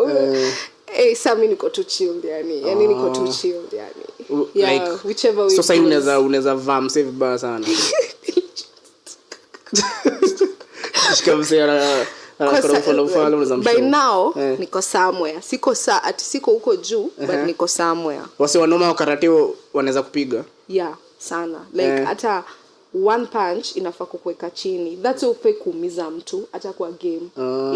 It's one punch only inafaa kuweka. So pia mimi ni join, kuna wase wananisumbuanga juu I'm a peaceful person, ni join niwaonyeshe pia wajui ni wanachezana nani. Wajue lakini sasa shida sasa mdemo kijua karate sasa utapata bwana aje? Kwani that's the nini? Unless upate tu bwana wa karate juu sasa isiyo ni unfair. Kwani that's the intention. Unaweza niambia ati niende nioshe vyombo niseme mbona kuna kuangana all those myths, misconceptions? Ndio uwezi taka demo yako anaweza kupiga na wewe hujui kufight. Perception tu wangu. So kama tuseme mimi nikipata demo karate lazima na mimi nikuwe belt hiyo juu kumliko. Ndio akianza jokes unajua sasa ni vita. Actually unapatanga maadem kama hao, they are very humble. No violence, nothing. Wallahi mtu tu amechill. Unaweza kuwa unajua karate na unaambiangwa nini? Violence is the last resort. Like by the way imefika huo mtu ati ameanza kupigana, imefika the last resort. Okay, it's true, but sana ni kila mtu atafollow your rule ama like ni wale wasi tu wenye wako serious. Kuna wasi tu I feel like ukiendelea with the training and sasa ufike huko belt ya juu, utakuwa umeshapata that knowledge and that intelligence of knowing the power that you have, so you can't use it anyhowly. Basi inaweza join, inaka interesting alafu mimi inanibamba. Lakini na ukiumia sasa unaona that's the thing, but that's what I'm saying, it's a game. Kuna two categories of the game. Kuna tu ile ya kwenda kupresent kwa judge, like sasa ufanye hizo techniques mbele ya judge upewe marks of how you're doing the kata. That's called a kata. Kata ni Sasa hiyo kunini kuonyesha technique mbele ya judge. So that's a category of a game. 10 ile yenye ulikuwa unaona huyo boys na huyu ama yenye nilipost ya mademo wawili. Sasa the fighting like opponent, the attacker and the okay, 2 opponents. Kuna attacker na defender, 2 opponents. Na mkitrain mna training aje? Mna training independently, una train your own technique kama mna spar or something? Nyinyi mnakuanga na kuspar? Like mna training through fighting ama through unakaa peke yako unajifunza? Like una kuna tu hizo rehearsals, lazima tu train the techniques kwanza. So like kuna time utafika sasa mtakuwa mnaambiwa wewe na wewe fight? Yeah, kuna hizo sessions. Your side ni important, but pia sitaki kuinini sana, kuenda huko sana. I'd rather do this one zakata. Okay, mimi natakanga ku learn like combat, but naogopanga kuumia. Kitu moja najua about, hata ukipigana na msee kwa road, afadhali uavoid hiyo vita juu the chances that unaweza mpiga sawa knock out, lakini pia kuna chance pia unaweza umia. Hiyo ndio kitu yenye spinangi about fights. Yeah. So like yes, naweza kuwa interested. Ndio maana mimi upenda like sports, hizi zingine like swimming, ball, bake. Juu like hapo ni na unadhani hizo utaumia? The chances are low, juu that's not the point. Okay, yes nimeumia, but unajua nimeumia nikicheza bake. Yeah. Like kuvunjika vidole, kuna msee ashaini piganisha kwa hewa nikaanguka sijui aje. Nimeumia nikicheza ball. Miguu hata nikaumia, bado hata maswali yangu kaa hapa hivi jairudi. But mtu mwenye aliniumiza, that was not the point. Yeah, basa nikienda wa karate where ama like kwa combat sport yenye msee the point ni kunipiga ngumi. Si chances ziko higher that naweza umia than sasa nione kutumia uni make uncomfortable. Yeah, unaona hata mimi pia it's kind of uncomfortable. That's why unaweza ka choose where you want to just unaweza kaa kwa hiyo tu ya kufanya tu yeah. Na hiyo inaweza kusaidia like kwa msee. Okay, itakusaidia. Okay, well that's why I'm saying it depends on the intention. Mimi nikilearn kufight ni mvai wa wewe intention yako if unataka yenyewe kujua like how to defend yourself, sasa lazima itabidi umeingia fighting. Mimi siwezi ingia karate. Mimi yangu yes nitafanya hiyo. Na ngoja like sasa juu wengine mnasemanga huwa some fight bado lazima useme huwa. Si lazima useme, but when you scoring the point unafaa kusema that nini hizo zinawaga jina ya hiyo move ama like ni sound effect. It's like a sound effect, yeah. So hadi unaweza kuwa creative useme kuna hizo specific. Bas kama ziko significant, what's the point? Ati kama tuseme nikifanya hivi kama inaitwa huwa sasa inaambia make sense nafanya huwa no as in okay, yeah, unafaa basi kama inaitwa huwa basi unafaa kusema inaitwa huwa. Sasa kama hivi inaitwa so kuna okay, hakuna vile inaitwa, but sasa kuna hizo sound effects zenye zikuwa and they are not usually used all the time. They are used in specific like for example sasa vile umesema hivyo, you can use them depending on what you're doing, on the technique that you're doing. Yeah. So like kufanya hivi kuna like techniques mobs zenye ziko involved, like inaweza kuwa hivi. Yeah, kabisa. Na sasa tuseme unaenda hivi tao alafu upate msee anakusumbua uamue kumpiga, lazima bado useme huwa haya. Wewe ni mjinga. But hizo inaweza saidia pia msee tense. Unaweza kuata ujui kufight mwambie tu msee huwa wewe msee ujamani ndio hata nikwambia hiyo sio kwa sababu ukienda hizo ma competitions kuna wasekao akishaanza unarudi unaingizia unakuwa tu like labda tajuishi hivyo ndio hii. Kwa sababu unaona vitu hizo zinanibamba. Sasa hizo experiences pia zinanifanya nitake kufanya more. Na mbona ukukamka umevaa nini? Inatagwaje? Hebu check. Sense ni huyo mkubwa wenu. Inatagwa? Hiyo kitu ya white inatagwa? Your uniform. G. G-E-E. Ama G. I think it's either it's G-E-E ama G. I don't think it's G-H-E-E. Hiyo ni ile ya ng'ombe ile ya maziwa. Si ungekamka umevaa alafu ufunge belt. Okay, sawa. Haikuwa kwa akili but unaweza valia staff hadi ukiwa kwa mat. Conductor anaogopa kuitisha fare. Anaona kama unaweza mwambia huwa.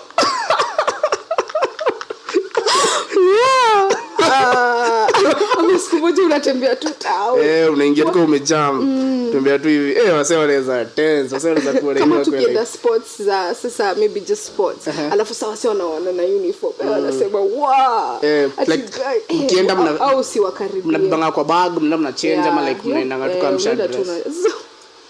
Utaenda je kama umedress unaenda unachange huko. Sio kwa mindset ile like uko like ma players wanakujanga tu kama si wanakujanga na change huko hivyo kwa field down. No. But see like alafu another good question. Mnavanga like tu nguo za home alafu unavaa hiyo stuff juu ama like kuna wagana mse lazima kuendeze like what's the kuna first of all for ladies, for gents hakuna criteria kubwa, just maybe uvae boxer something no kivaa t-shirt and then ufai kuvaa sasa for hizo vitu ziko na joto by the way, so also sio allowed ni venye si allowed yeah, si allowed for gents usikue na anything on top, but for ladies now check t-shirt check yeah. Okay, yeah. Plus itaonekana as in because then it doesn't inafika place cap. Yeah, your chest will just onekana. Like madem some kiva t-shirt aiwa affect ama like so si kuna bra t-shirt. Sasa kwa sababu madem sasa unaona that's why I'm saying haiendi all through, so it's like wezi kwa na bra so what if mtu msiata push hiyo nini yako mtu maybe mna fight then akutoanishe mbaki hapo na bra. Si kama itakuwa interesting. Kuna mtu anaweza mind ain't stripping yeah. Mimi naweza kuwa nimeona watch karate alafu hiyo happens za go like sasa nimeingia kwa game twende ati alafu uanze kuambia sasa wewe mtu wako endelea vile yuko mchana bas kwa sawa finish him also like so like saa si like ukiwa na manguo extra inasaidia like ukipigwa ngome utasikia uchungu sana. Kama like tukiwa Garaima venye ulikuwa unavaa short nne ukijua ulifanya makosa jana. Mimi personally napenda kuvaa tights inside. Also tights ni like it au inafika hadi huko ama like tights, biker. The tights. Au pia okay biker naonanga hapana okay. But tight, just skin tight. So you know. Yeah, you should be knowing. So hiyo unaweka ndani so that I don't know kuna vile tu hiyo material ina kuanga too funny like inaoneka like mtu anaweza ona hujavaa anything ndani sasa napenda kuvaa tight. Hizo bado ni wanavanga athletes. So like inakuwa imestick to mwili yako na hard friction. So interesting. No mention about workout. Unapenda workout mbona? As in like kwanza hata hiyo si swali hata unafaa kuniuliza of all people hata unafaa kujua mbona. Okay sawa. Yeah, kwa sababu anyway let me just answer. Nilikuwa plus size kitambo. But nani alikuwa na complain? Hakuna mtu alikuwa na complain. It's not that I was complaining. But I guess growing older sasa unaona I'm more self-aware. And his health is like a priority for me. Even how I look is a priority for me. So I felt like nikiendelea hivyo maybe that weight I will never like itaendelea maybe kiwasen unaona because my body I have a like body yangu ni ile iko susceptible ama vulnerable to kunini kukua tu kubwa. I can get big really easily hata sai. Now on top of that like were you suffering from any health issue or are you suffering from any health issue? It's just purely no, I'm not precaution. Yeah, not suffering from any health issue, or maybe if there is just the minor ones. But yeah, nothing major. Ile too for my body, for also my mental health. Yeah. Okay. Me unani surprisingi siku hizi unakuaga msida. So unajua venye ulikuwa na ufala. Kwani nilikuwa na ufana gani? Wewe ndio like ulikuwa unaona hizo times zenye kitambo nilikuwa naona yenyewe udem. Hivi I think ndo madem wanakuanga tu. Madem wanakuanga. Ulinipea acceptance like madem unaona kama hiyo time nilikuwa mimi na wrestle na vitu mobs and niko like lazima nizi get right na solve problems mob like It depends on which time you're talking so na hiyo about. time ulikuwa tu umechill Time gani? Hebu niambie time gani exactly, kwa sababu times ni mob because I've known you a long time. all the way up to like Ama ni late. a long time tulikuwa kampo ndio sasa I think mindset yako ilianza kushift. But hizo days zingine ulikuwa tu like ulikuwa tu unajibamba tu ulikuwa una chill. Hata sahi. Unajua mimi natamani ningewasi huko na hiyo calmness sama like comfort yenye like na chill tu. Mimi naishi maisha yangu kama nimepanic throughout na tu like What makes you think I don't panic? I think maybe nimejua ku just take it easy with life. Okay, hata mimi before I used to panic a lot. Hata mimi okay. Nobody you meet will tell you nimepanic, but mimi nakuaga like in that state yenye niko like kako tunadu. Lazima nifanye at 100 km/h. Kama ni time stay waste time, waste time naweza boeka for like 2 days ndio waste time jana. Hivyo. Na funny thing pia wewe unakanga calm. Ndio nasema true. Whatever vile unaniambia ti wewe upanic. Hata wewe tukipatana na wewe unakuanga tu ma story. But ni juu nimezoea I think like nahoga na outward persona na inward persona yenye tuseme tunaweza patana na msea niambie twende hivi nikushikie quota nikijua kwa tunafaa kudu but stay kwa mtiaji so ni chill nini lakini tukiachana hivi nikirudi back into myself niko like wow.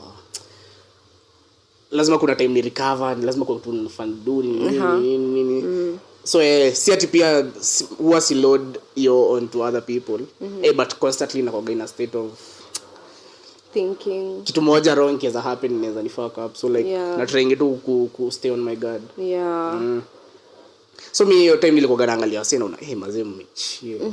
Mnajibamba like mko stress free. Wow. Until maybe like the last 2 years I think finally nimepata hiyo feeling good. Neza chill man. Everything might not be as bad as it was. It was like, yes. Chill sasa. Life vitu change unaona. But sasa hii never be the same. Sasa hii hiyo ndo shida like ya kuwa na hiyo addiction.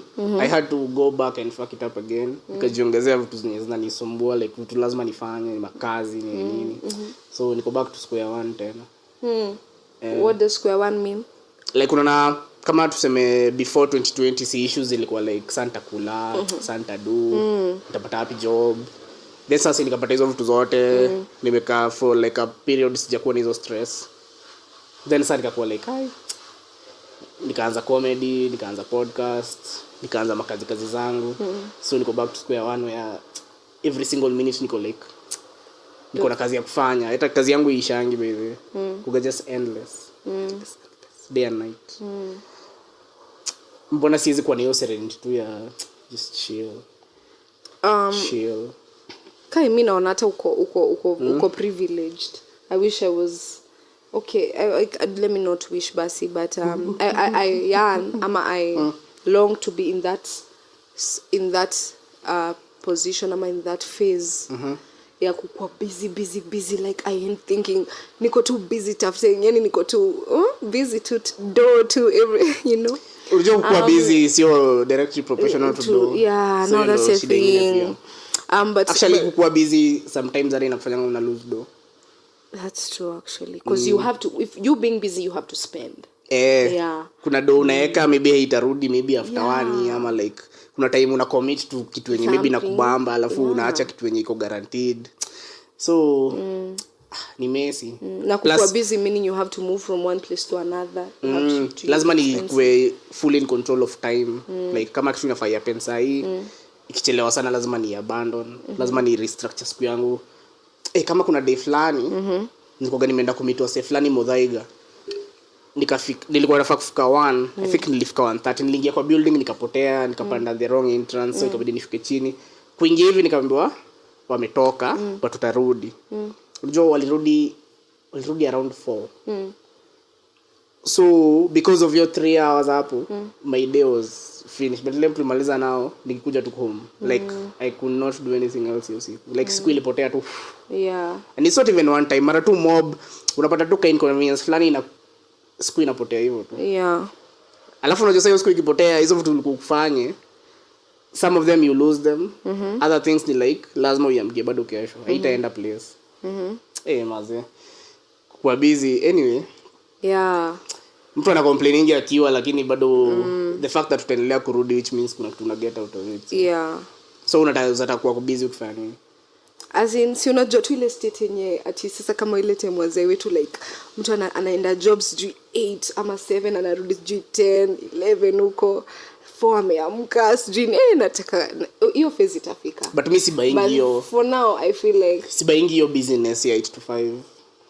As in okay sawa, I don't mean even at your job per se, like ile tu like wewe unajua tu your day you have to do something, lazima uende hustle ama whether uko job, whether you're employed or not, whether hata ni basi uko kwa nyumba, but you have something kama nakanga mseni hata sifanyangi job, but uko job. Mtu mwenye ako from the outside akiangalia anaweza kuwa like mseni kwani nikako na maploti za budake mahali na collecting rent lakini ukiweza kana mimi siku moja ni ile kazi yenye nadu kutoka asubuhi hadi jioni hata uwezi amini nimefanya gawira mob sana of which unajua like for the last 3 years sema isipokuwa like once in a while like ile tu shika hii hakuna msi ashai ni pay ati like ashai ati ni provide kitu na vitu zangu zote lazima ziendelee kuoperate. Hakunaga ati stop ama like ati kupause like vitu ziko always continuing, vitu hata cost zinazikiongezeka, responsibilities. Yes. So like even like a day of rest nasikianga ni kama but kitu mzuri nilifanyanga from the word go nilisetting like si working Saturday na Sunday. So hiyo imenisaidia sana, at least sijai kuwa burnt out. Yeah. Burning out is an issue. Hata tulikuwa tunadiscuss na auntie yangu jana, niko like sasa utajua aje ukikuwa burnt out. Juu unaona kama mseka mimi sinaga hiyo mentality tu ya kurest. Hata sina shida, hata weekend unapatanga maybe hata nachoka than weekdays. Like utajua aje ukienda kuwa burnt out? I feel it depends, like una feel tu mwili na akili imechoka. Mimi kwanza like especially when I used to freelance a lot. Sa writing. La unaona sasa uko kwa lapi, uko tu hapo kwa hiyo light almost 8 hours plus. Then sijui lale some few hours umeamka like inafika the third day if maybe umefanya that thing consistently the first day, the second day, inafika the third day unasikia even the eyes kupanua hivi ni ngumu, unasikia akili imechoka. Hey, you can't do anything. Una feel too burnt out. But yeah, no. But so una do so like the next day wingi job ama like so yeah, you just take, if una feel like the sleep and the fatigue has overwhelmed you, just take a rest. Jana I think niliamka mapema, nilikuwa naenda town. Na since your time niliamka, which nililala the other previous on like Monday nilala saa 7. Nikaamka around 5. Nikaenda town. Nikashinda job throughout. Ngombe by jioni. Besti yangu ilikuwa birthday yake, alikuwa ananiambia quarter. Nilikuwa like niko mwisho. Hadi unajua ile time ukichokanga sana hata ukikata maji. Unasikia kama inaenda instantly to like instantly to your eyes, kufunga tu macho ulale. Ukiniona saa hii hapa niko hapa jana nilikuwa nimechoka, hata I think nilala saa 2. Nilifika tu kama nimefika nikadoze, hata sikula kitu nilifanya.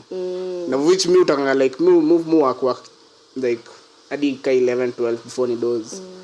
At least your time to yame doze, so like lakini nilikuwa nimechoka. But sasa how especially kama kuna vitu lazima udo, how do you not do them juu umechoka? I think it just how do you not do them because umechoka?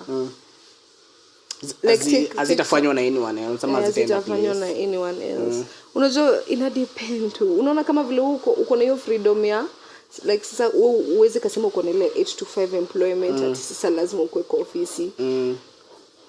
We'll say hata jali whether you're burnt out on a Thursday, you have to fucking come to work. But hapa vile uko flexible, wewe sasa vile unafanya mabizi zako leo unaweza ambia wewe client leo msisiki kuingia ama like nitakuletea kesho, unaona.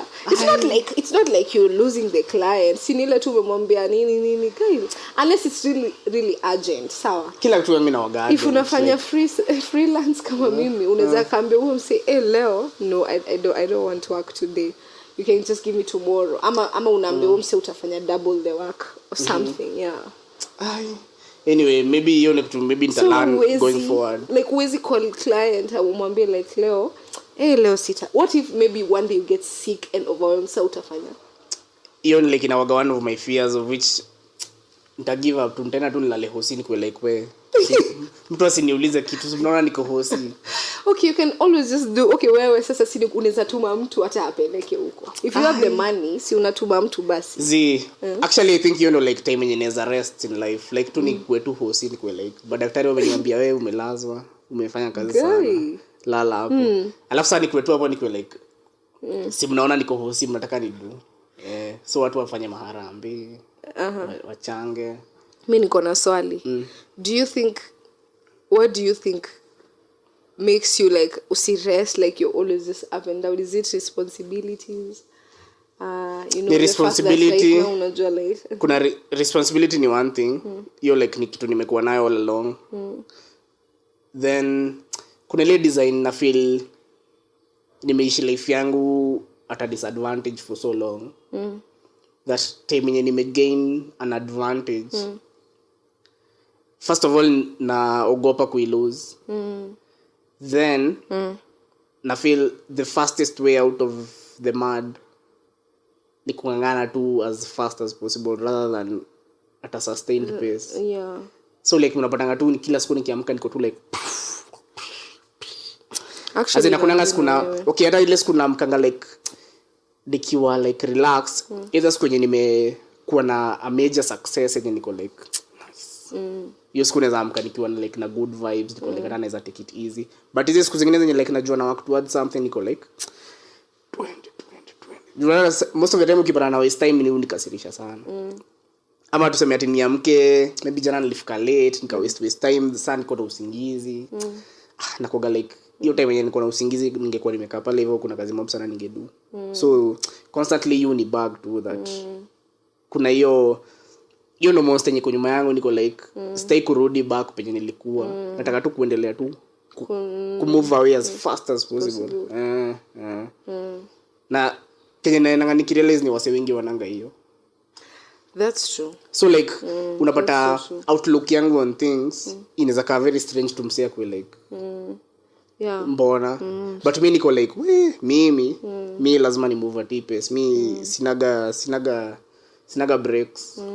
Kwenda unajua actually that's the kweli na agree na wewe, especially with the I don't know the gender we are living in right now, like wasetu hakuna msi akona hiyo like hiyo the zeal of just like yana deku okay ni wako but ni the minority. Ni the minority. Sijui kama ni hii generation ama like it's a normal thing. I think it's a normal thing.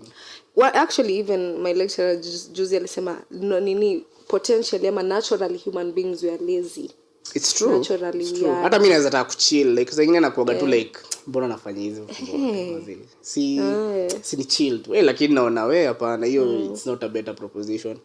Mean afadhali ningangane for like the next 10 years, but after your 10 years ile siku nitachill sasa nitachill nikijua kila kitu Kenya ilikuwa inanistua anymore. So sasa nimechill.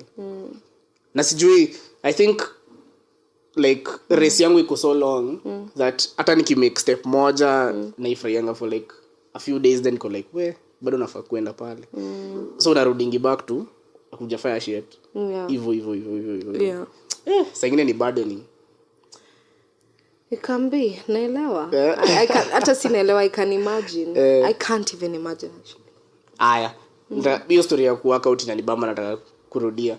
So like unafanyanga utakuwa like na msia na kupea session ama like okay over time umekuwa ukiduaje ama unaenda tu gym tu unatumia kinyo unaona like how do you go about it? Unajua sasa when I started nilikuwa na trainer.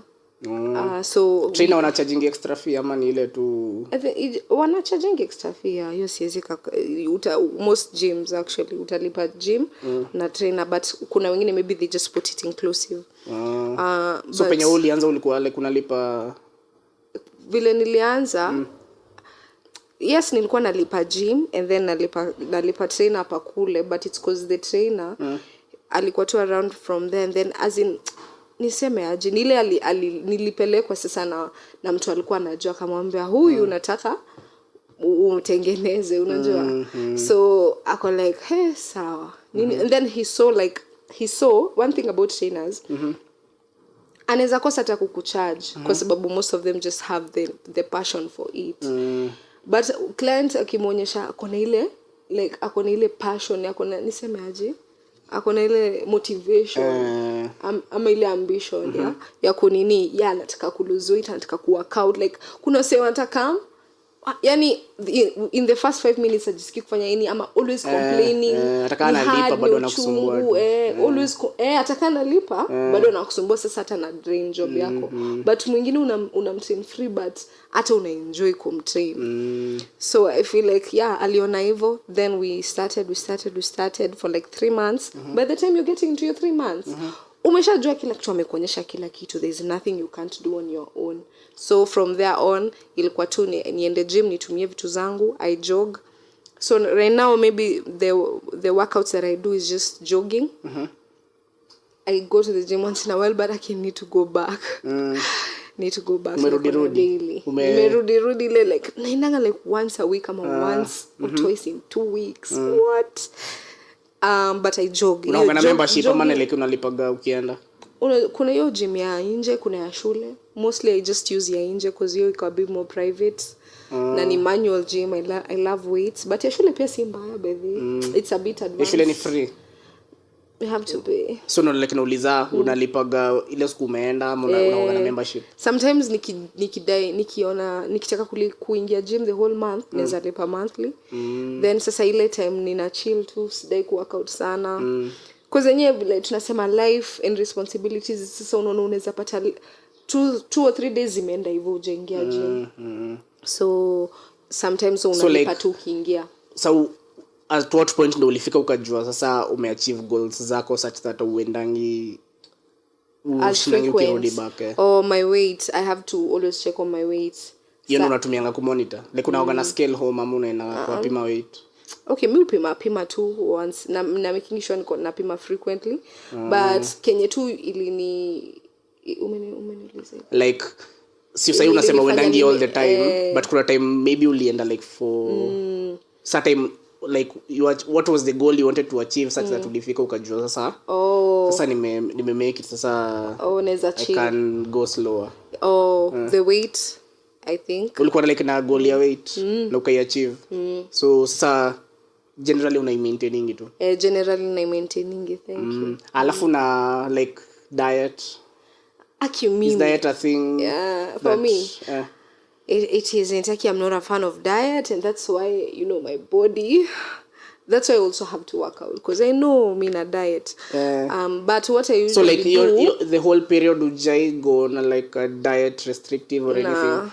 But what I do or okay, what basically kuna kuanga tu na easy to just important thing, like just eat healthy food. So for me utanipata tini kikula like napenda fries, nitakula fries nini, but now I won't eat fries, burger, smokies, nini unaona. I try as much as I can to eat healthy. If ni supper, ugali, greens, mayai, rice, like I eat like real food. So that one ukisha kuwa na hiyo, and then just minimize on junk. The only junk I eat ni fries, siwezi kaacha. But sasa I won't ati mix ati sijui nini. No. Me and you? Diet, I think me na kosanga time ya ku work out. Na niki work out ni kama inakuwa one of the reasons inafanyanga nikuwe fatigued very fast. So like siwezi maintain consistency. Jubado kazenye mudu inaoga very physical. Nikiongezea workout on top of it inaoga like there's a high chance nitashindwa kunini.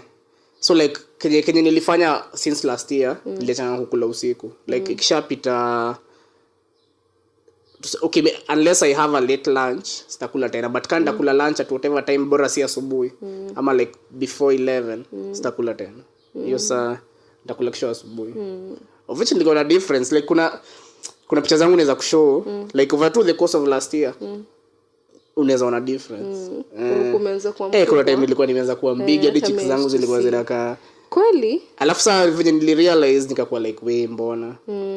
Within like 2-3 months nikarudi. So I think nimekaa hivi venye niko for some time. Now do you see that actually someone can gain weight? Unajua kitambo used to just tease me with my weight. Just nini. Shida yangu inakuwaga like initially mi sijai ever gain weight juu sijai ever kuwa na a comfortable life. The first time even nilipata a comfortable life like tunapewa food job, kuna time nilikuwa na wakigi kampuni fulani kwa hapa Mombasa Road. Unalipwa, unapewa food, unafika tu home kama umelala.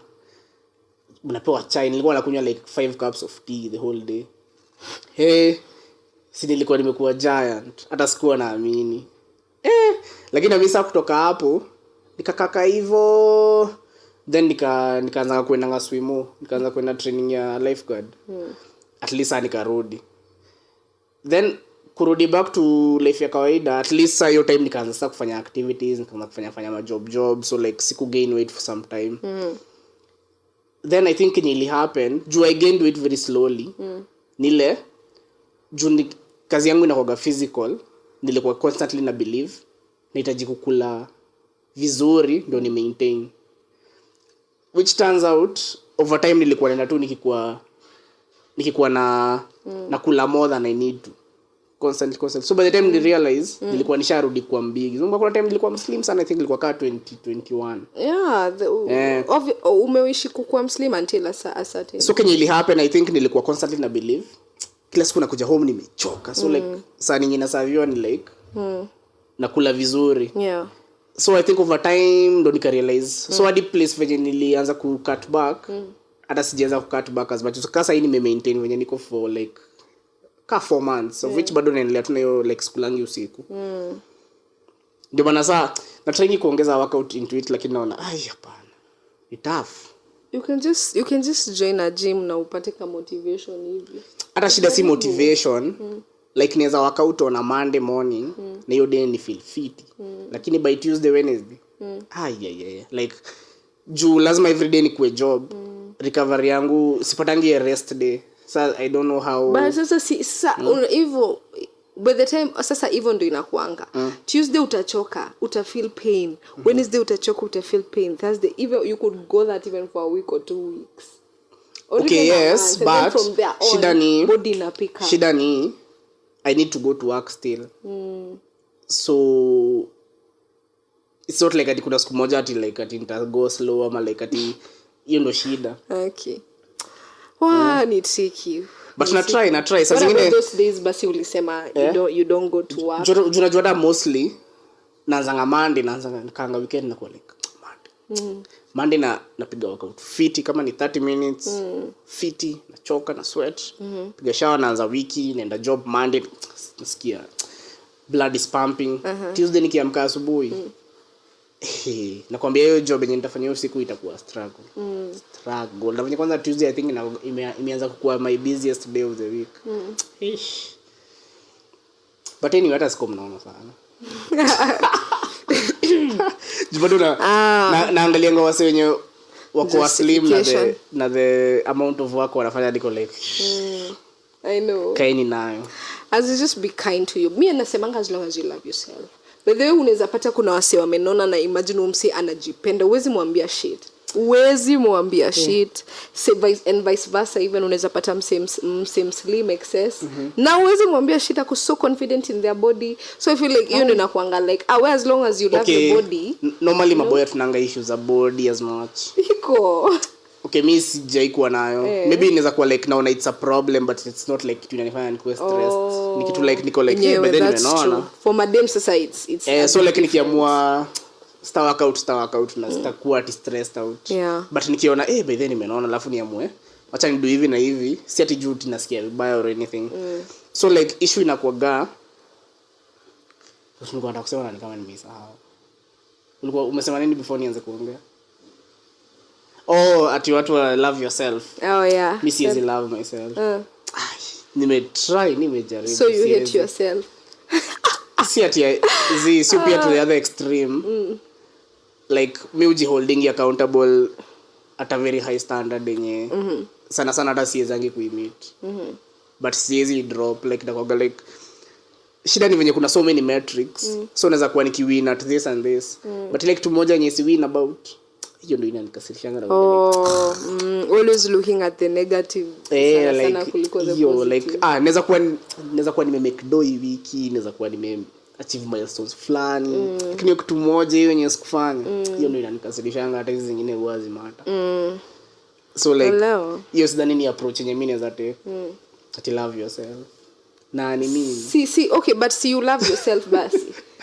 As in basi you just love yourself kwa sababu if unasema wewe si ule mseti wa kupata stress about maybe something in your body ama nini then you love yourself. But according to metric yenye nimejiwekea, if that's one of the metrics nitakuwa like I think maybe you can't say that you don't love yourself. You can just say maybe you're hard on yourself. Hiyo sana.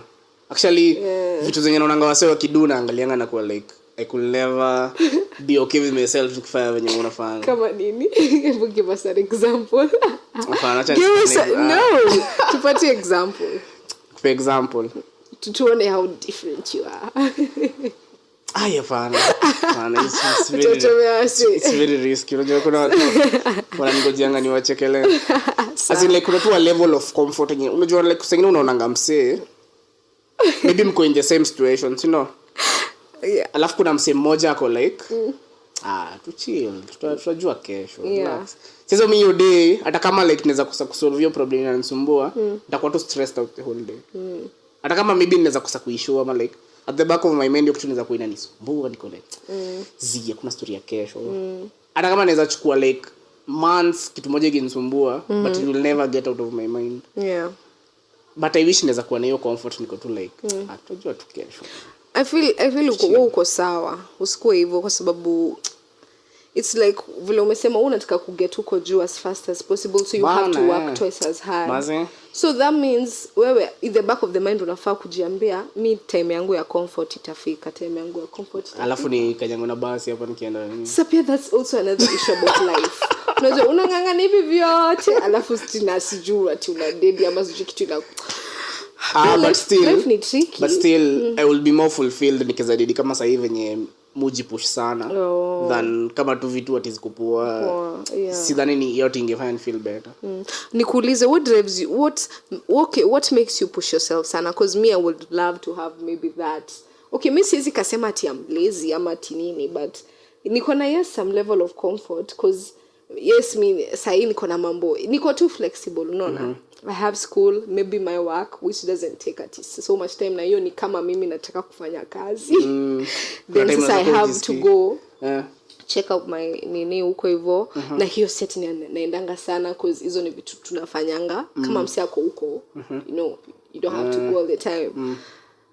So it's like hadi nakanga hivi niko like fuck god, my besties zangu sijui mmoja ako sijui ni watu wanafanya some big shit huko, mimi nimechill. Mimi I think umeuliza what drives me. I think first of all ni ego.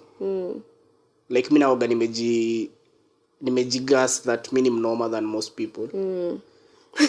That's so true. It's like a delusion niko nayo, but siko comfortable tu kuwa na delusion but sifanye shit. Lazima ni back up my claims. So every time yenye nishaikuwa like mimi ni mnoma then nikaenda nika back up claim yangu. Inafanyanga ni feel nika drag, ni kama like nice.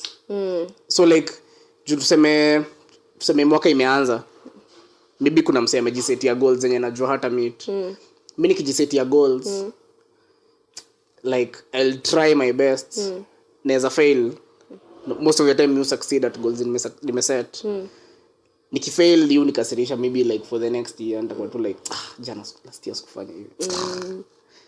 But nitaendelea tu nitaset new goals. Most of the time you succeed at it. But the fact that in my mind niko na delusion that mimi ni mnoma chana sasa nikatu chini chana washo. Alafu kitu kingine pia nimerealize effort haikuagi directly proportional to results. So kuna venye nime have ku appreciate the journey than the destination. Just saying unapatanga kuna vitu ujui. Kuna tunafanya but kuna vitu ujui. So haiwezi enda as fast as you'd like. Juu bado unaenda ukifail ukilearn. Yeah. Then unapata unaweza kuwa wewe ndio the hardest worker but results zenye una produce ziko the best, no. Of which ni lazima ufanye hivyo. Like depending on your starting point. Unapata kuna wase wanakuwa na starting point iko mbele yako such that ukijicompare na yeye hamwezi wa get. Unapata kuna msee anaweza kuwa maybe ako na job lower paying but hana bills. So unaona msee uwezi jicompare na yeye, jue unaweza pata do yako yote unapata inahitajika huku unangana kusave unangana nini. But unaweza pata saa inakaa ni kama wewe hauendi place. Ni kama we are just circling around the same place. Yeah. So like nimefika place like na appreciate the journey. Mpaka saa siku hizi inanibamba like hiyo grind juu nimerealize ukiangalia tuseme mwaka ikiisha unaweza kuwa like December ulikuwa umesota, unaweza kuwa like March ulikuwa kitu ufale happen, but ukiangalia collectively unakuwa like wow, mimi nimefanya hizo vitu zote like 1 year tu hivi ama like 3 months nimefanya hizo vitu zote. Mimi na feeling hiyo ikiwa like ikiaccumulate unaanza kuona yenyewe. Yeah, ni vitu mob. Nimefanya vitu mingi sana. Basa shida ni like results as going proportional. Like unaweza kuwa ulikuwa una expect nikishafanya hivi nitakuwa hapa. Chances are utakuwa hapo, especially kama at the start point.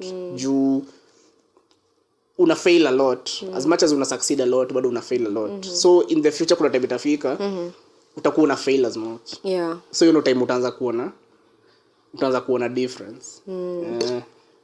So siwezi sema like hiyo ndio kitu ni drive like hiyo like ego ya. Alafu pia I think time yenye nilitoka kwa kusota nikaanza kupata do hivi nikakuwa like hii ndio life mtu anafaa kustrive for. Kusota ni fun. Chujinga. Wow, I don't know.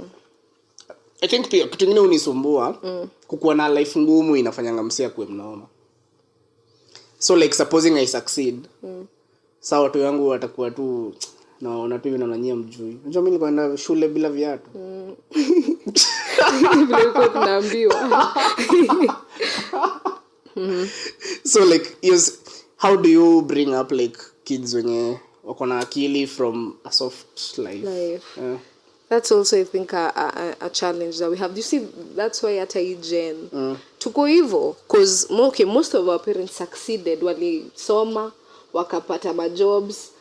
Sasa most kids walireziwa ina ataka si low sana middle hapo to high, unaona. Mimi nakoga nimejam juu mapera wangu wali succeed kana nishakuwa mkubwa. Kama ushakuwa mkubwa as long as wali succeed. Sasa siku feel difference. Mimi nilikuwa ishi huko maisha ya sewage ufale struggle. So by the time mabro wangu sasa wenye wanaishi maisha mzuri mimi niko like we what the fuck. Ifo nilikuwa happy time nilikuwa mdogo. School hivyo appreciate the journey. Tumesema nini? They appreciate ile siku yenye saa na dreaming tu siku moja nitamka hivi nikuwe tu like I don't have to work ever again. Yeah. But sasa we tuko kwa story ya kids like how we'll bring them up to just be as hardworking but also tuko naambiwa it's good to make them start ama show them as early as possible. But how utawa show nini? As possible. Hata kuhandle do as early as possible. But utawashow aje sasa? Si like maisha yao ni poa. Sasa si kama siku moja si unampeleka unafanya hizo mashughuli zako na yeye. As early like ile mtoi yako hivi. Ila tu unampeleka tu. That's how even do kuna explainiwa. Ataget kama like ataona plus unajua time sio kama sahi ndio struggle iko. Time yenye mtu yeye amefika age yenye unaweza mshow sasa utakuwa umeanza kusucceed. Sasa ataona tu kumbe una but bado ni vizuri kimuonyesha si easy kupata do. Hizi do hazitoki ati kwa wallet. Unajua ati sijui ati kuna saa huo msi alikuwa anatuambia ati ni mtu yeye aliambiwa ati babake alimwambia sina do bado iko kwa wallet. So ni ile collect mtu hii maybe anajua dotu inatoka kwa wallet, inatoka kwa mfuko. Kama so ni poa kumuona wasioonyesha ni ati food inatoka kwa supermarket. Unamwonyesha by the door aitokangi ati kwa wallet ni hivi na hivi, dad ufanye hivi na hivi na hivi. Apparently that's how they get. Apparently that's what Japanese do. Is it Japanese or Chinese? I think Japanese. That's what they do to them. But wase wanakuwa gomichizi. But unaona vile wase uko ni zilia ku job wasikawa wanaweza sota. Yenye so pia sisi tuko na hope wasenye kungangana. Unajua si Africans tuko to like. Although I cannot as much as naweza sema efforts zangu so far janifikisha where I would like to be at, of which certain I expect. But naona difference. Like unaonanga like place penye ulikuwa tuseme sasa tuko Feb. Place nilikuwa like last year Feb hata sijui nani. Na kana tuseme place nilikuwa August. Last year Feb. Last year Feb nilikuwa fala. Mimi naona hata wewe ulianza kukua fiti from 2020 yenyewe kuna time. Then from 2020 like I think maybe I don't know half ama maybe you can confirm that half ama ikienda kuisha ulikuanza sawa 2021 umekuwa sawa 2022 ama maybe things have been up and down it's never since money up and down cover. I think Kenya unafanyanga ni unapatanga do una upgrade lifestyle, unapata do na upgrade sasa unaendanga tu like the initial place penye ulikuwa na do ndo ulikuwa na do kwingine sasa you are always trying to move up. So like unapata wiggle room yako bado iko always very slim. Juka 2021 ilikuwa do. Wow.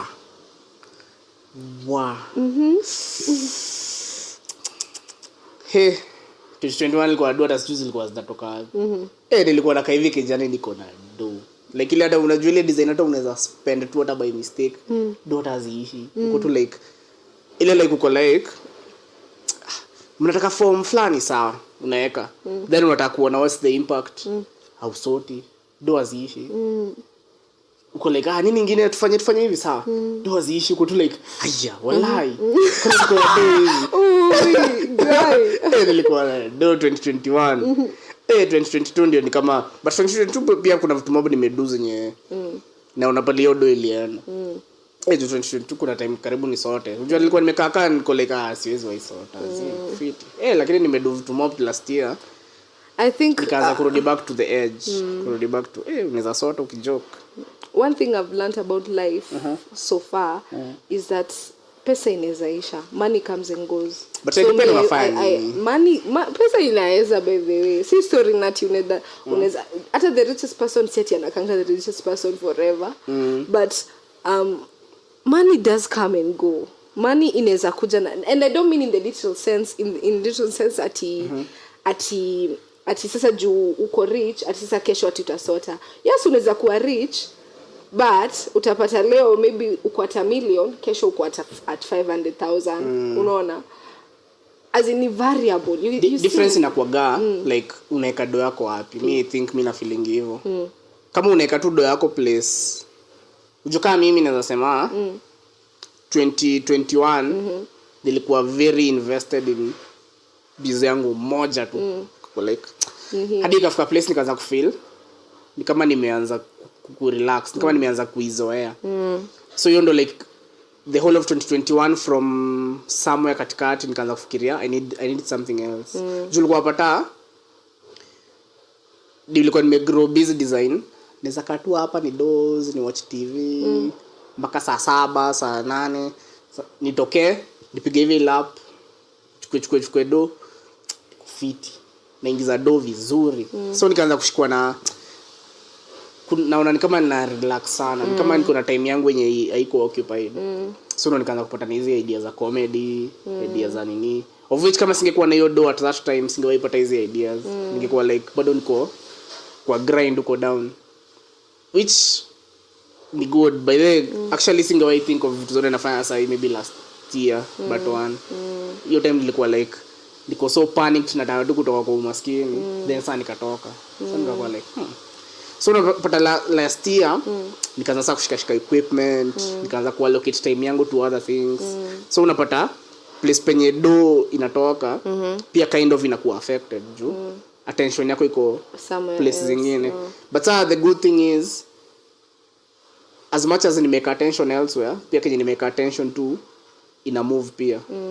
So naweza ona progress as much as haijafika place penye inaleta do or anything. Progress unaweza iona, like naweza kaa hivi nikwambia nimekuwa nikido this for the last 6 months, nilikuwa hapa niko hapa sasa hivi na mimi mwenyewe naona. So like alafu sana naanza kuona saa opportunities ziko on the horizon. Sana naanza kuona nikiweza endelea kwa fit. Inafaa utuambie leo ni 15th. Jana ilikuwa 14th ulikuwa ngapi?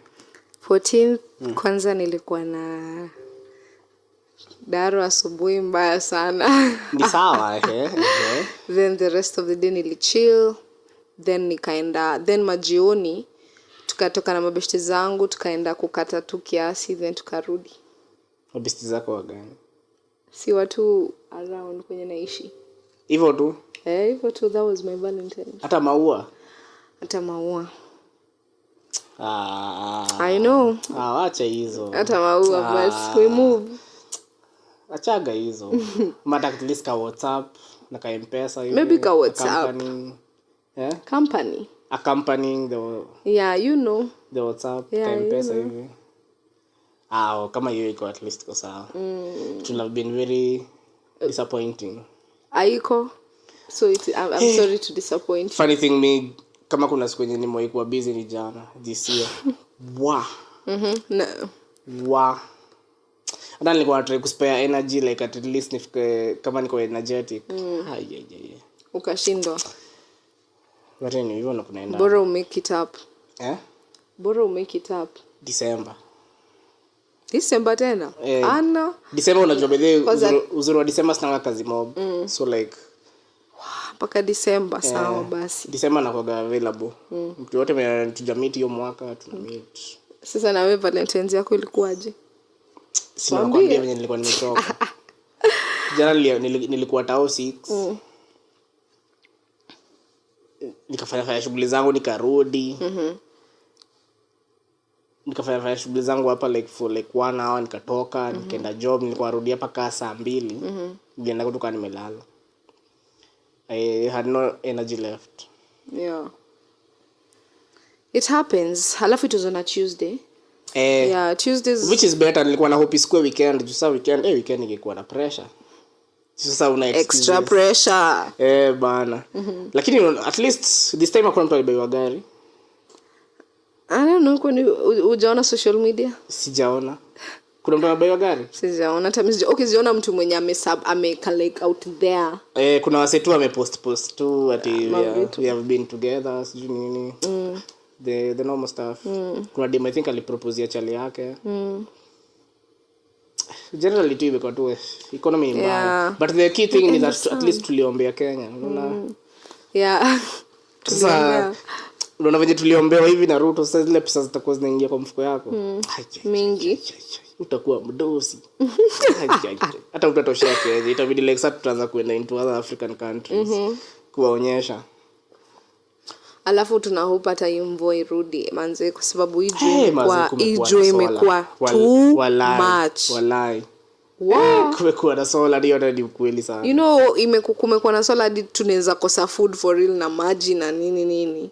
Unaona? But sini normal, sini January, February-ish then nini anza. Uwezi kasema ati ni normal but it's like I feel global warming inafanya tu ikuwe worse yani. Unajua say times zimechange. But mimi si mind global warming like si mbaya sana. Hapana. Mimi naona effect by the way. Because nilikuwa naambiwa sides za Limuru ati kulikuwa na time yani the cold was consistent like that much sun. Hapana ati haikuwa. Nilikuwa in-laws wangu. Shosho yao mmoja anakoga from Limuru. So like tulikuwa nao last weekend walikuwa wananiambia venye siku hizi hata hakuna baridi. Siku hizi venye kwa at least. But sio ni poa kwani unataka baridi si like. Pia sitaki actually baridi, nataka tu mvua so that at least vumbi ishe tuanze tu. But pia wewe ni farmer. Pia mimi ni farmer. but at least me yangu I nini. Will you mind telling us more about that? Me kuna vitu zingine zenye nakoga very ignorant. Nimebakisha tu kidogo nikuwe wase wanadhani food inatoka kwa supermarket. Like niko almost there. I think watu wakiweza baki wachache designer tuwezi farm. Itabidi turudi kwa hunters and gatherers. Mimi si dhani naweza enda kulimia mahindi ati zime. Si unajua tu kuna farming nini? Nyanya. Kuna like greenhouse ama ni hydroponic. Kujua hizi technologies ziko mob. Nafanyanga farming. Zero grazing. Zero grazing. By the way, one thing one thing yenye government ya Ruto ina push for ama like one of the main agendas ni farming. So if kuna mtu anataka ku venture into that, that's also an idea. But mimi nafanya hydroponic farming huko Ngong na grow tomatoes. And as in hata siwezi kasema much about it kwa sababu mimi sikuangi huko like almost all the time. So unaifanyaje like kuna msee anakuangalia kuna msee huko kuna so what is your role ama like where will you invest? Me I'm just the business owner. I'm the business owner. Sasa since I can't be there and my partner, cause by the way we are two, sasa haizi kuwa pia tayari kuna mashughuli, so kuna msee hapo. But what I can say ni ati it was just a project. Si easy two projects zenye msee wangukia za gava and all that. So like pia land ni yao, everything is theirs. What is your role in the arrangement? My role is owning the business, farming and just getting the profits and also benefiting, because it need to farming aje kama mwendi huko kama ni mtu anawafahamu. You own the business. Si ni kama umeandika msee hapo, unaweza amua kumfuta ukae hapo. That's what I'm saying. Okay, do you own the land? No. You own the crops? Yeah. But sio nyinyi mnaziplant na sio nyinyi mnazi ni sisi.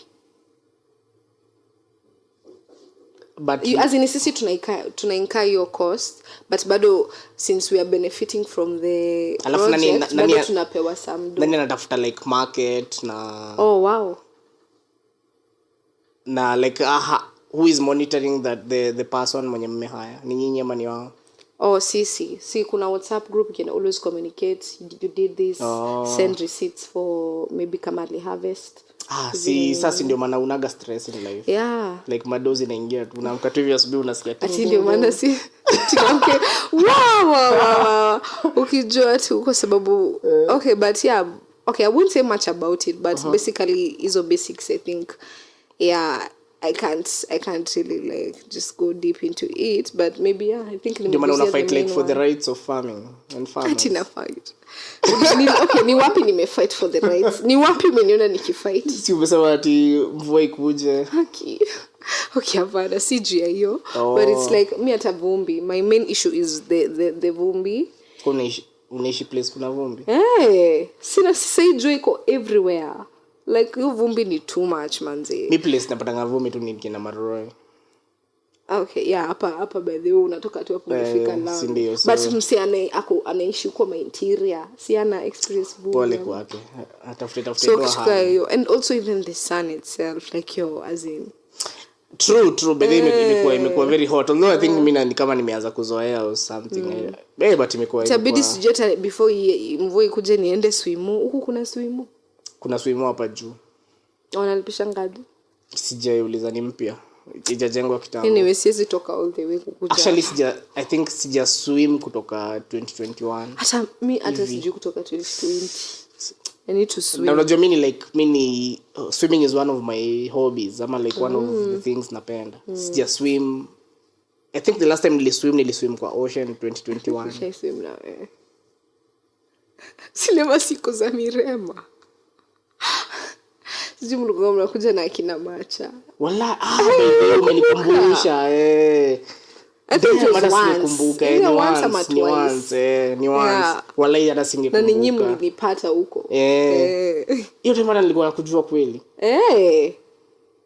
damn hata singewahi kumbuka wala ina ni ukweli tulikuwa tunaenda Mirema mara moja. I think your place ilifungwa hapa bado inakuaga hata sijui but imagine siku moja hata mimi nitaenda niangalie. I think your place iko na memory bana ilikuwa kitambo ile tulikuwa high school.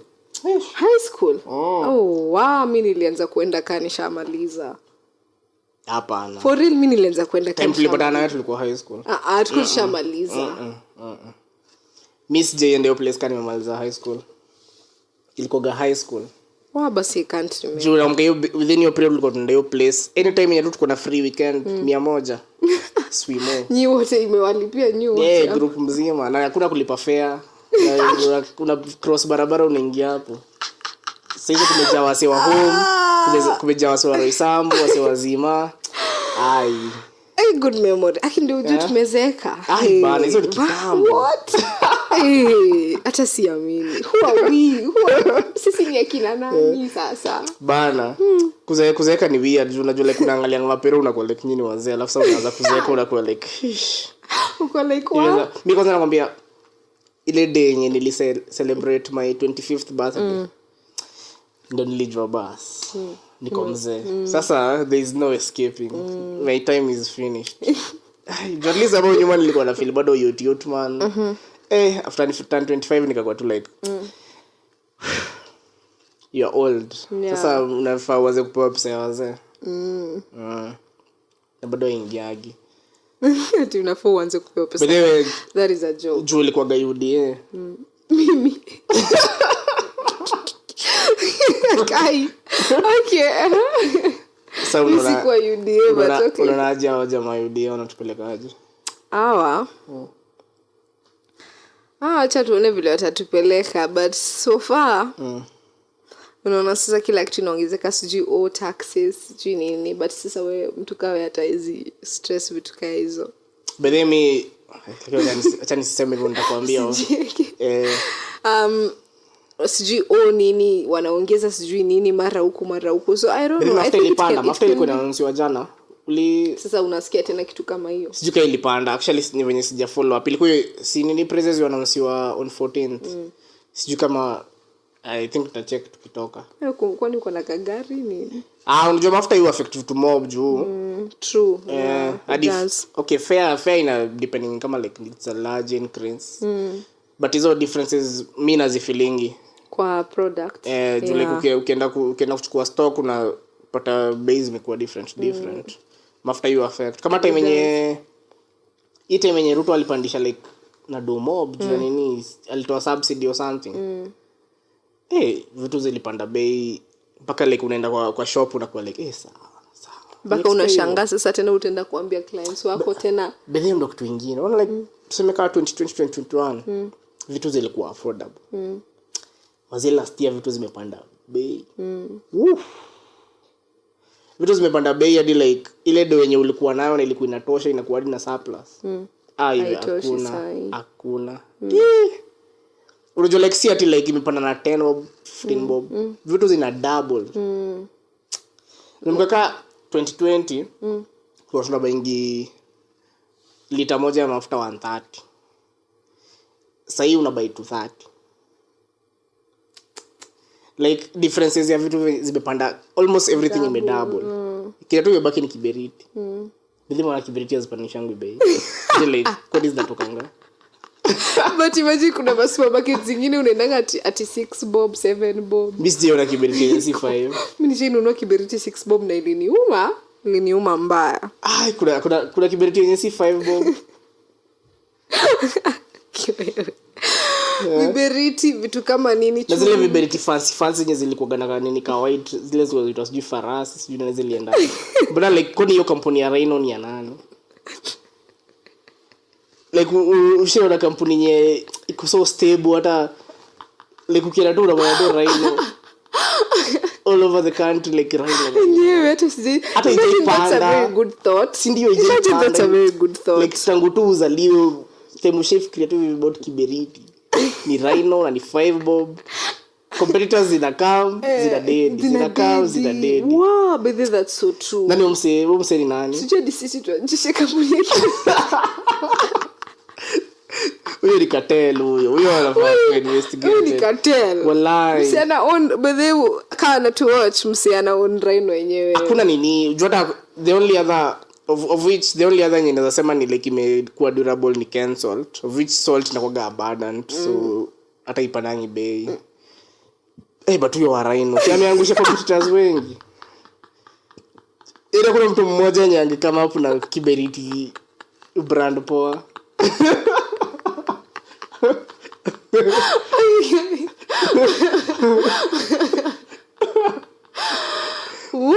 Ujema tunafaa tujue ni nani. Ujema hata sijui tutamgoogle. Tukimaliza hii episode tuna google na tunamuita kuwe guest atueleze his ways. Hapana. Unaweza kuona kampuni yenye imekuwa stable for since we were kids. Bana. Hata ni 5 hata je ongeza hata bob. Hiyo kibiriti yake ni 5 bob. Wenye wanaongeza hizo mabob ni wao as in hao wenye wanakuwa tu ati unaona. Lakini huyo jamaa amesema uzeni 5. Na nitawa guarantee haitapita hapo. No, unajua funny thing ni inakaa inatoka kwa wood and the way there is a shortage of trees and hata angesema sana unajua kuna mbao ni 10 bob ama 7 bob lakini wapi. Wow, that was a good laugh. But even in like saa tuseme wewe ujaweza kucheka. Okay, tuendelee. Unajua ile jamaa mwenye alipata MCA huko home ule hospital? Mnajua naga? Personally. Okay, unamjua? Namjua. Huyo jamaa at least kwa politicians wote wenye walikampeni yeye ndo pekee ashaini salimia. Hata mimi siwezi kusema ashaini salimia but at least mtu umekuwa naye close unajua unaweza kusema. Alinikotea like alinipata tu hivyo nikihaswa akaniambia ni aje bro. Sema wakasuti na campaign. Akapata. Sasa hakukuachia kitu. Huyo jamaa alikuwa amesota like alikuwa anaambia tu watu wenye wanamsupport wamsaidie like. Of which ako sawa sana. Sasa alikuwa tu msewa mtaa. Sasa yeye ameomoka. Hadi nimeona hiyo base yao umeenda huko recently. Hiyo base yao ya Muyogi na nini? Na renovate hiyo. Lakini huo mse amebuy for many years like since 2013. Alibuy the first time, the second time. Unaona ile najua last time tangu Uhuru aanze tangu ile sasa time ya Uhuru the first term. Hiyo tena the first time sikujua the second ndo never give up. Nilikuwa najua Never give up. Sasa hiyo ukiweza pata job ya gava unaweza do? My god, that's a dream. Mimi hizo ni masa. Okay, what would I do? Mimi naweza kama like naweza chukua madhangu nimwambie wewe ndio head of transport. Bro yangu wako head of nepotism at its best. Bana, kama umeona huu Linet Toto. Women rep sijui wapi. Ati wasema ati amechajiwa ati amehaya wasio sukisiduka ni mapiroke. Amehaya mabesti zake kwa job relatives. Unaje story? As in mimi siwezi blame, unajua. Sasa like siwezi blame ku hire relatives but also it depends umeka huo relative position inakaaje. Sasa ukienda kuweka mtu sijui manager na msi hajaisoma, msi alifika form 4. It doesn't make sense. So the issue is competence. Yeah, competence. I don't mind nepotism but kwa sababu who wants to see your relatives like not having jobs wanateseka. But it's like competence. Haya, if basi you have a degree basi in something tunaweza kuweka mahali, unaona. If basi ulifika form 4 tunaweza kuweka maybe ukue tu some competence, some work you can do. Si tena umeenda kuweka mse manager na no competence. Hata mimi hiyo ndo perspective yangu like jumili nilikuwa naona tuseme like in a weird way ni vibe tumekaa MCA ni pate. Mimi hata style ingia kwa hiyo estate. Hizo miaka 5 nitakuwa nimejipinda. Wasema unasikia watu mnaweza votia. So wenye mnasikiza msivote. Msinivotie. Mimi naweza jipin miaka 5. Hata hiyo siku hata sitaitisha kura. Kama nani? Waititu. Waititu atakuanza miaka 5. Si alipea mabeste family members zake wote matenda, akapea wife yake tenda, mtoto yake tenda hivyo. Sasa hizo mtu wa supply anything. Okay, mi sawa nitatry tu nisiibe ndio sikuwe na kesi, lakini sana sana sitawaletea development. Kai. Na unausikia ibu ukisema hivyo openly. Okay, mbona usilete development? Juu sana sana hiyo ndo ataitoshangi. Alafu kila mtu anataka development yake peke yake. Kila mtu mmoja anataka road ipitie hapo kwake. Kuna mtu mwingine anataka hivi, kuna mtu mwingine anataka, kila mtu ana their own different needs. So ndio to solve hiyo issue yote, ni yote mjitie. Tutafanya hizo vitu zote. Then sasa after 5 years sawa utakuwa sawa. Hata utavai tena. Hata nitakuwa nimehama hiyo esto sana. Nitakuwa naishi place kofiti. Sasa nyinyi mbaki kwa mashida zenyu mngojewe msiache tutawatengenezea. Sawa basi. Mimi sina gana talent ya politics. Mimi sidhani naweza sustain. Wacha mimi. I don't think I would even like the drama in it. I can't. Unaona kama politics ingekuwa meritocratic, like ingekuwa who is the best person to be the president, who is the best person to be the governor, maybe ningekuwa interested.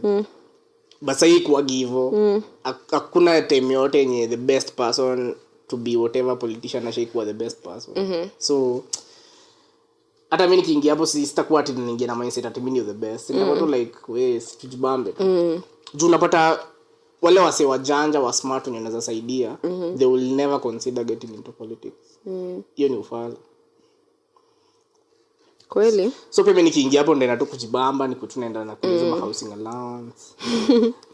Hizo allowance zote. Bana na ikatuma properties place na jibamba na city nini. Na chapa ni spin tu kila mahali. Wezi fake kuishi maisha ya shida after. I think I'm totally different from you. Wewe unaweza saidia mimi sasa I'd just come to some development.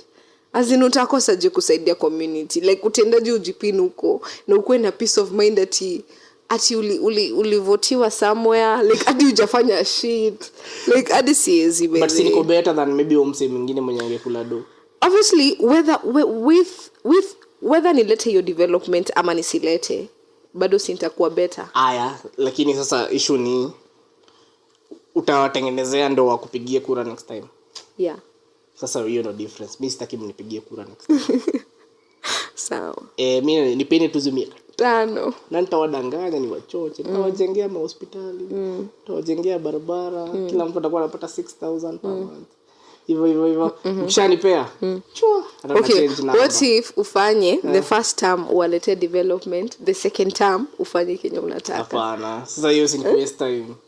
Si kenye unaweza fanya na miaka 5 mbona ufanye na 10?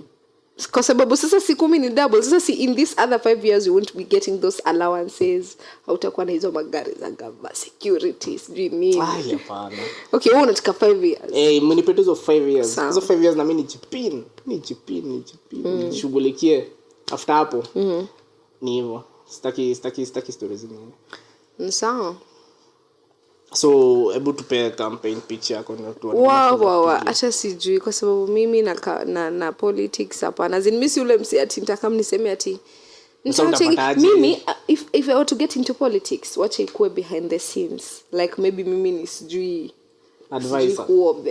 Maybe sijui I'm your advisor, I'm your accountant commissioner. I'm your dream or something. Acha tu ikuwe behind the scenes, but nikiokuaga, but I will really like to work in the government. Bispendi kuwaka na ase. So maybe tu mimi nikuwe mimi ndo mkubwa alafu naambia nyinyi ase kama msikuja job scam. After chill tu.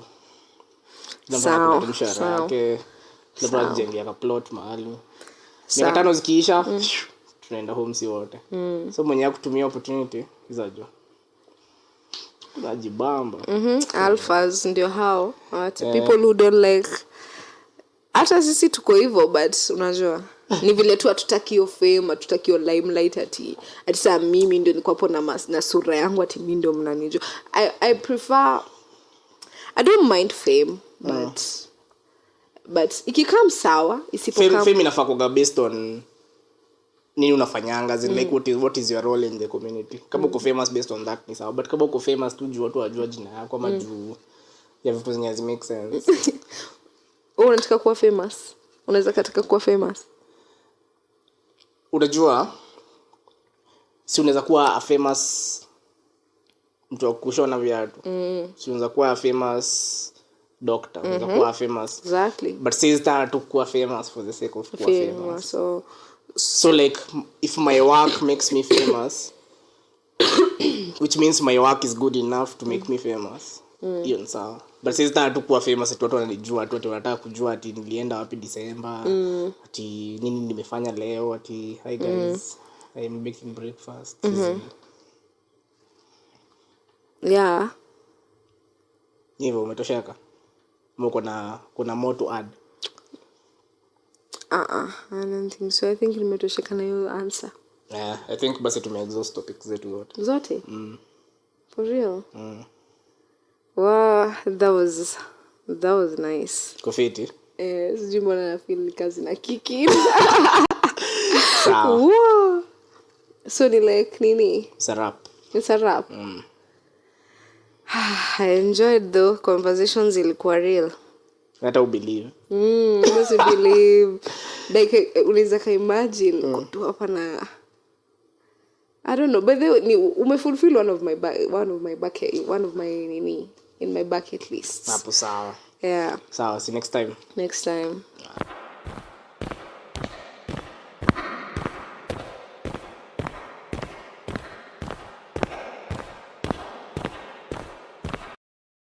I want to introduce the next comedian. This guy has been in comedy for a couple of months. He is kind of new, but he is very, very talented. I want you guys to give him all the love that you can. Please give it up for Mr. Max Payne.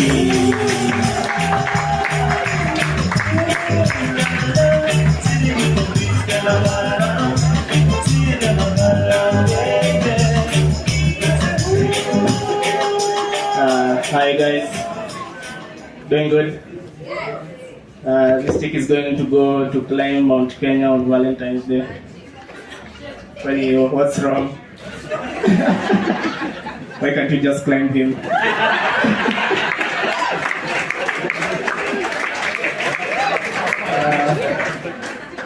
I seem to have as bad luck as this guy is having. Because the last chick I had, we broke up because I found with a guy old enough to be the age of my father, who also happened to be my father.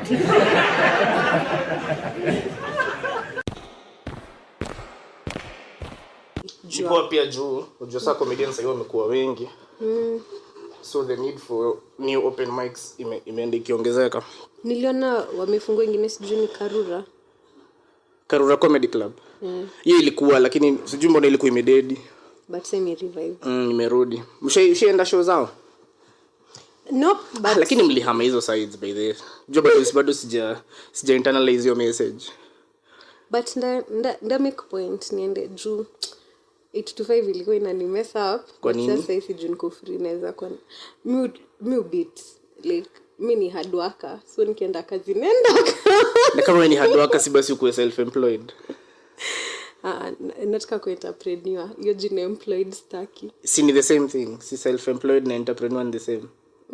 Mi definition yangu yuko different kiasi like self employed bado uko job as in you're employed. Employment ni being attached to something yenye lazima ukwe hapo ndo i happen. Entrepreneur ni you come up with something na presence yako haimata like itaendelea tu kama unataka kuwa landlord. Tuseme kwa landlord by the way, yo si self employed unakaa tu na doing si uko na big dreams. All dreams are valid bana. But then ulikuwa unafanya economics? Yeah. Economics inasaidiaje like stand ulifunzwa definition of entrepreneur and self employed? Wewe acha wewe. Ama like you umekama hapo na me understand vitu vipoa. So, na kwanga tu smart. Yeah. That's a good segue to where kujiintroduce sasa. Hi, I'm Naomi. And I'm here, the working class. Naomi ni nani like unadoing nini? What value do you offer to the world? Okay, to the world I exist and I breathe oxygen, so nasaidia kwa ecosystem. Bado ulikuwa unauzanga mandae? Yeah.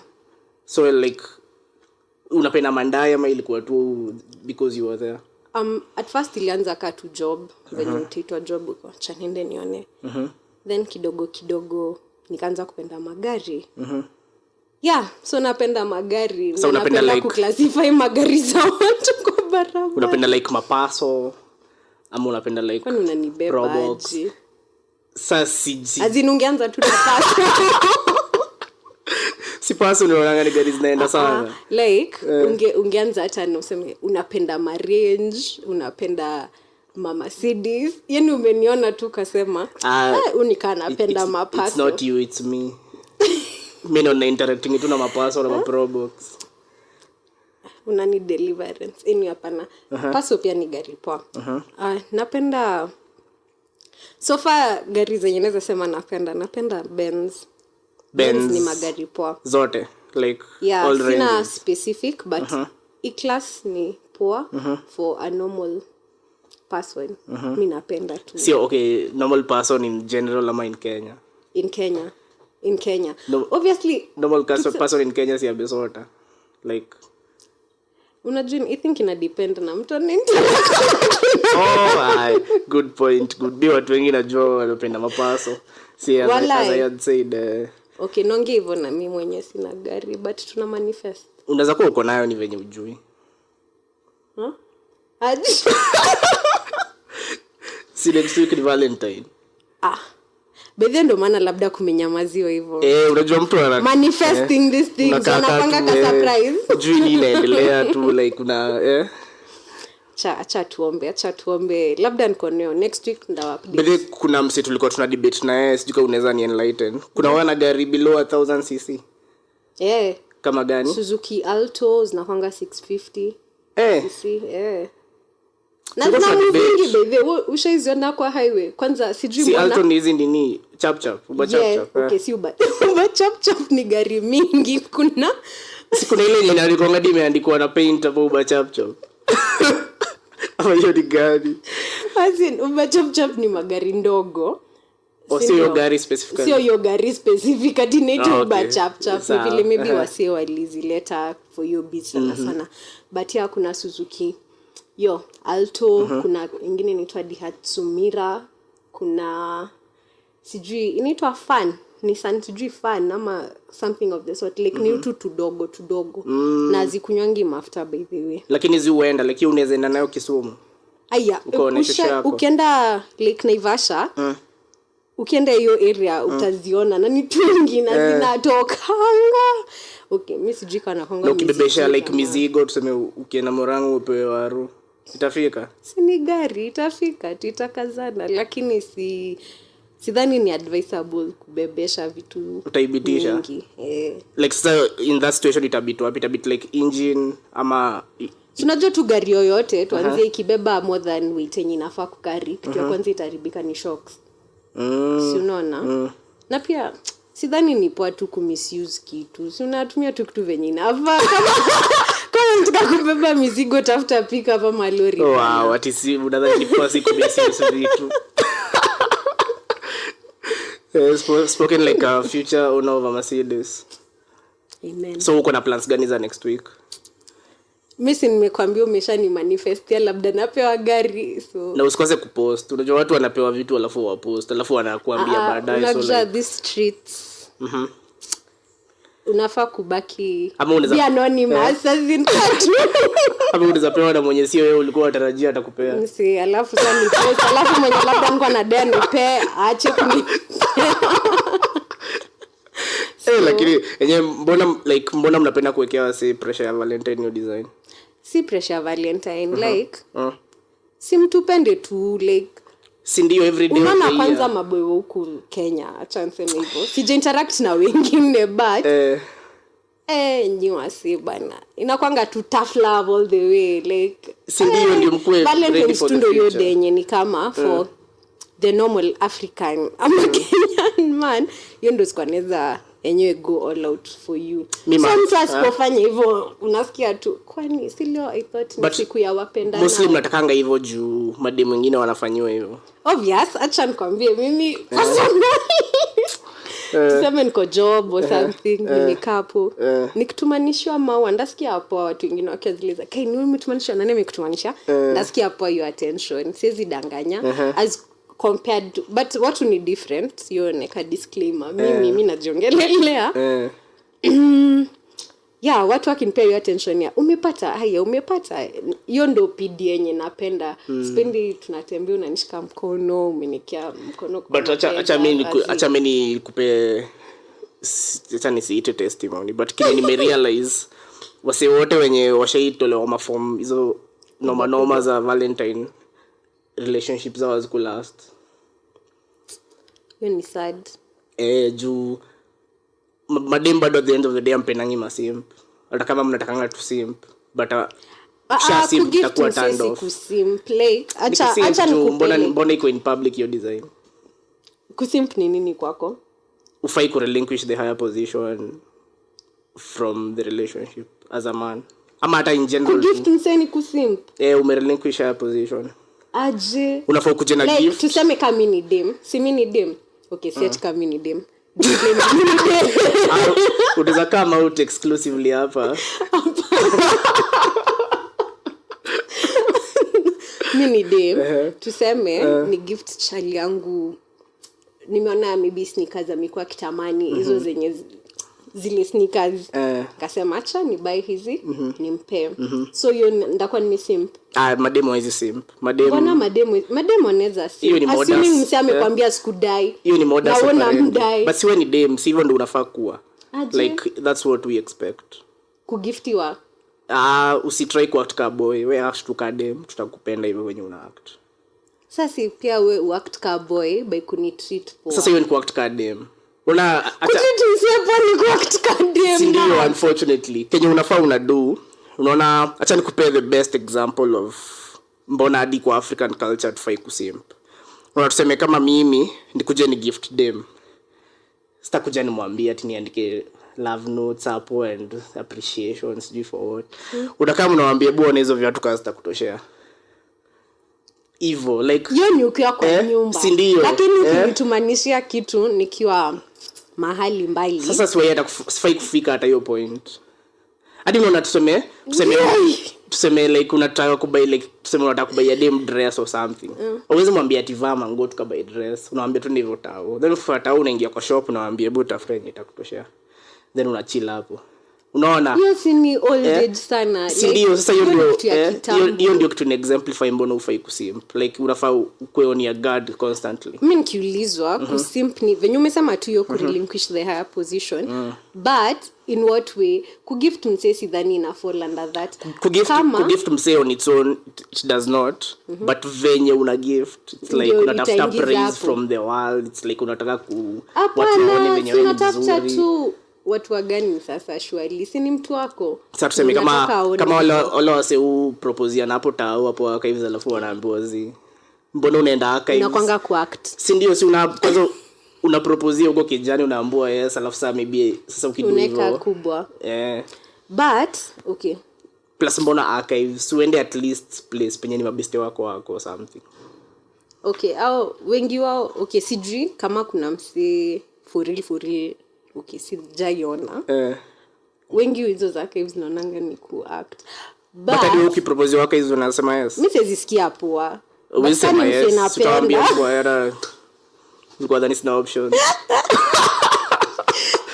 reason to naweza kachani juni archives ban yani tu mse effort ndogo okay kama tuseme ningekuwa nimetoka kwetu ni Kitui ningekuwa nimetoka Kitui fresh ni propose archives yako poa like saa kujua kutoka Kitui saa like unataka unapenda kupewa flowers mimi napenda kupewa flowers like saa when you are growing up kwa hivyo Kitui mlikuwa mnapeana flowers often ama like ulikuwa na flowers kwa Nairobi siku grab kitu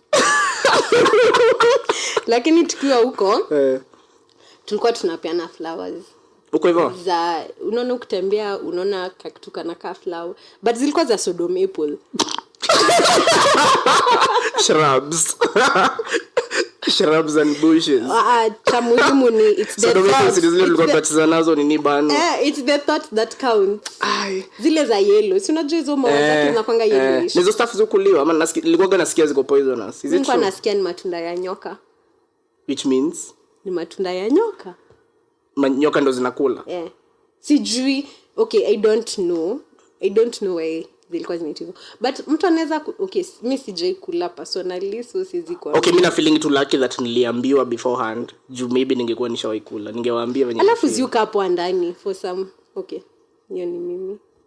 Sina kwanga yellow ndani. Nishaona kama mimi sijaiona ndani. Mimi nilikuwa curious. So like unafungua ucheki. Yeah. Alafu kitu at least mko nayo ni maembe. Yeah. Mimi na feeling ni kama maembe zenye zimegrow in dry areas zinakuwa fiti juu ziko dense in nutrients than maji. Yeah. Na is it scientifically proven ama ni theory tu? Actually, sijui kama ni scientific, but I think ni scientifically proven. Fruits mingi from dry areas zinakuanga tamu. But sijaelewa mbona. Maybe ni juu hiyo kukua filled na hiyo. Na ila like more nutrient rich than maji mob tu. Okay, chance. I'm not tribal. I think unaweza kuwa tribal. Mimi ndio nitachukua all the heat. Okay, as in sijui kama tuseme tu ziko rich in nutrients. Na mbona ungekamna tumaembe kadhaa? Kwani mtu anatembeanga nazo juu tu ametoka ukambani bana. Unaenda nazo kwa handbag. Ukifika mahali kwa bidhen kuna tumaembe bushika. Kuletea kitu like hadi unajua kama sisi nikienda Gameru tunatokanga na kibundle big ya miraa. Alafu maybe avocado, waru, tukaizo tunakaa nazo. Tukienda Nyeri tunapaga cabbage, waru pia, carrot. Vitu hizo. So like sinyi mkienda mnapoanga maembe, ukwaju, kuna mbazi, kuna vitu mingi bidhi ukambani. Ama like venye tu wezi enda ukipewa se. Juu nasikia ngadi maembe like mnapoanga mingi hadi zinakuwa overwhelming. Nasikia wase wanatoka Krisi wanakuja wanaanzia biashara. Ziko mingi hiyo design. Kuna time hadi kulikuwa na drought huko hivyo. Alafu nasikia pia ukikula maembe mob you affect. Yeah. So like wase walikuwa naziboil ndio like sa unaweza kula za meal. Actually mimi nishaikula maembe imeboiliwa. Ni worse obviously. Okay. Ama like what is it that? Au kuli hiyo yenye imeboiliwa obvious. Ni zile nini? Ni zile chachu zenye bado hazijaiva so inaboiliwa inatoa unaona venye ndimu uonja. So hivyo ndio inaonja inatoa hiyo nite tangi ama nite divi. Hiyo sour taste. Yes. So sasa ukikula okay mimi yenye nikula ilikuwa imepikwa na uji so ilikuwa ina taste tu uji kwa utamu wenye hawezi explain nini but ni maembe. Na hawa si wa nini mbona walikuwa wanapenda kumekiza uji sawa. Nyinyi mna making uji sawa. Hiyo iko na hiyo taste. Ya kuferment.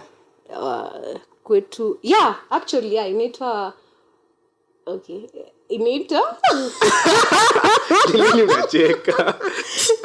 Jina inapotea. Inaitwa usuru wa ukia something of this. Hata si tunaitaga hivyo lakini usuru lakini pati ya mwisho ndivyo umesema. So pia itu. Iko. Na inakuanga tamu. Unaipenda? Pia mimi nimemeki ushago. Pia mimi kuna time shosho yangu ashika mkuto visit tukiwa Macha. Akatuletea kijerican mzima. Nakwambia uji ilikuwa. Hiyo jina kwangu tamu sana.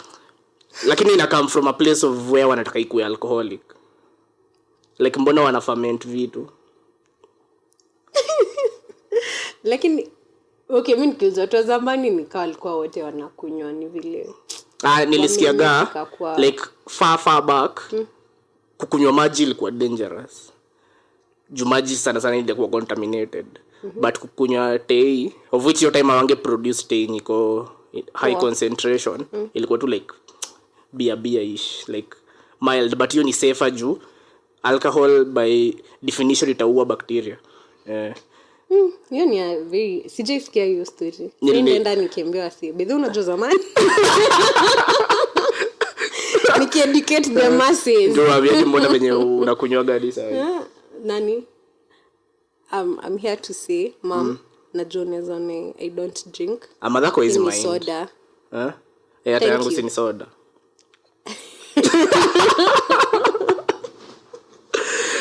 Yes. But anyway, tulikuwa tuna discuss na best yangu venye like tuseme kaa place ka Kenya. Definitely watu wanakunywanga sana. But hatuwezi sema as a whole like tuko na problem ya alcoholism. Kuna watu na alcoholics. Like tunawajua tuko like nyinyi mko na shida zenu, nyinyi ngangani, si tuko sawa. Difference ya alcoholics na vile unasema kuna alcoholics but hakuna alcoholism. Kuna jaribu ku get difference iko wapi? Okay, tuseme kaa Kenya, functioning alcoholics au count as alcoholics au kutu sawa. But sawa wale alcoholics wenye ulala kwa mtaro wanakunywa mshahara nini au ndo wako na shida.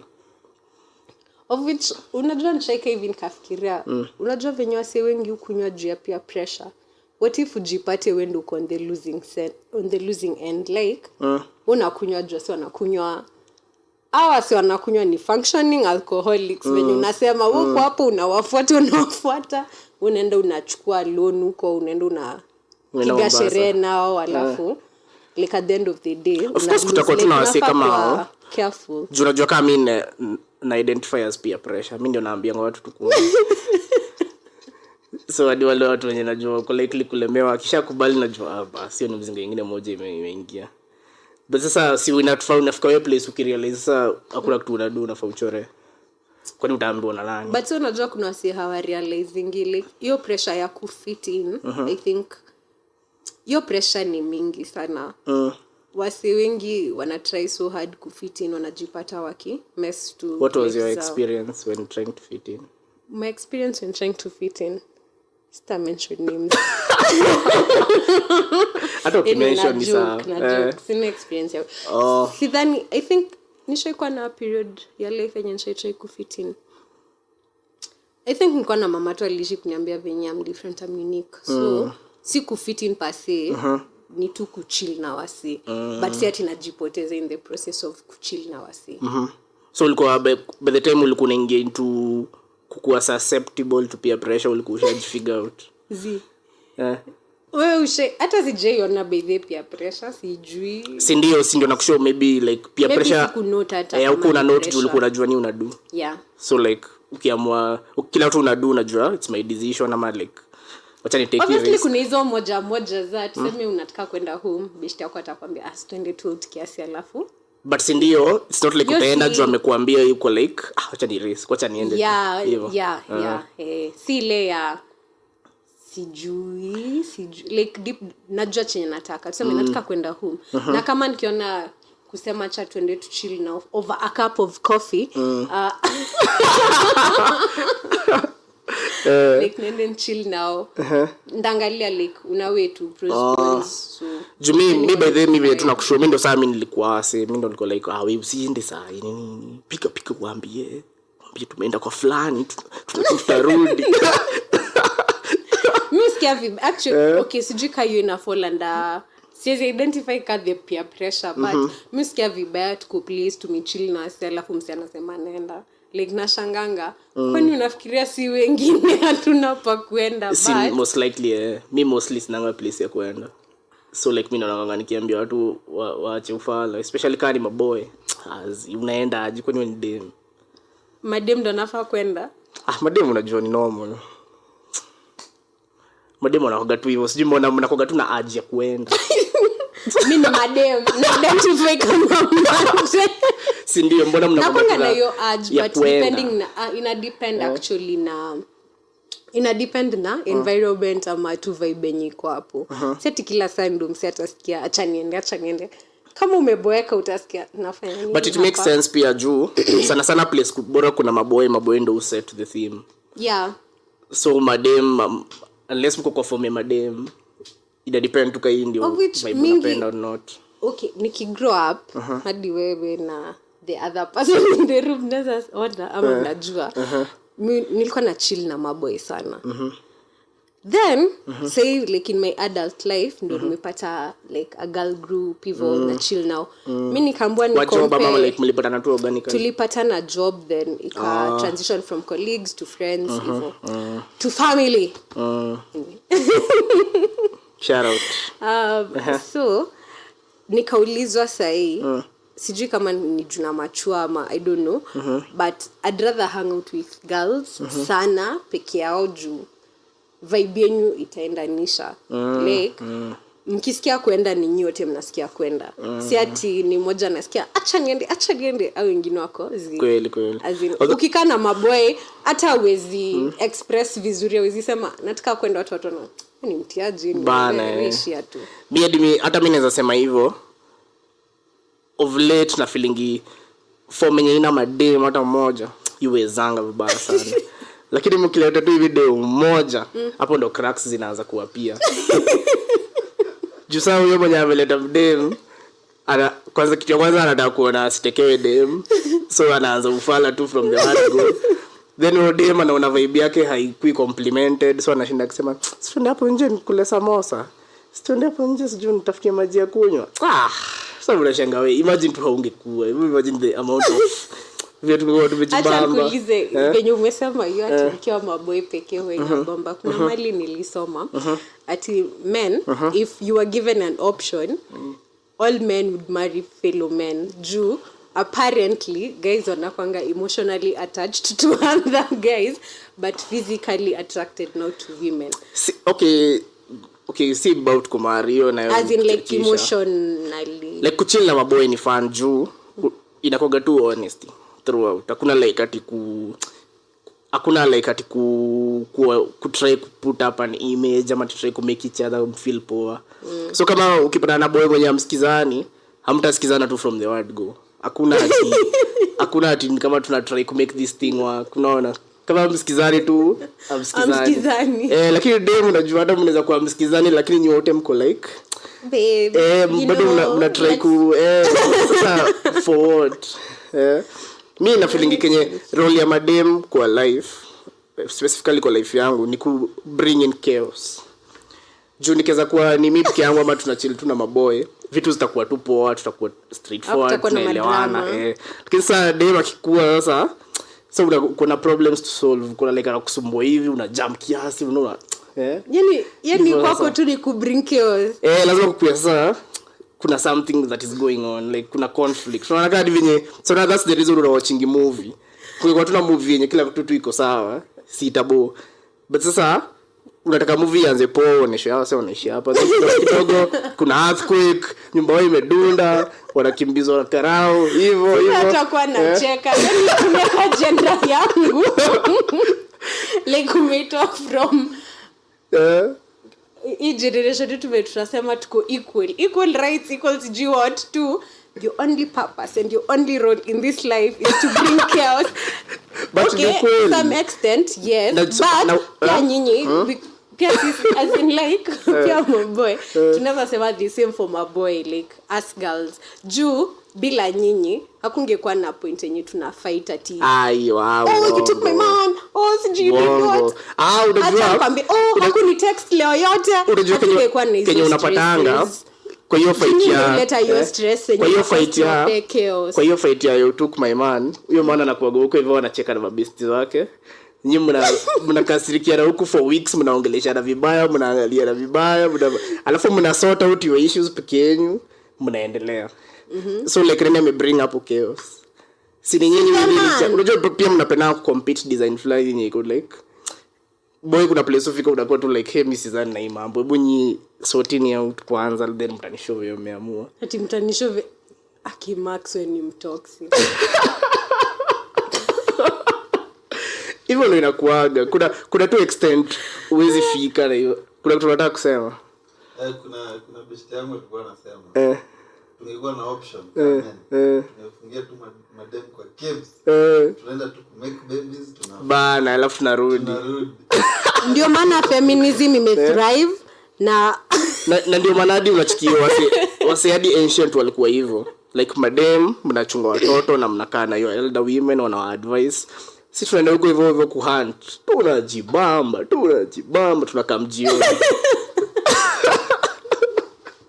Like wasi walikuwa wanajua ndio wanadu.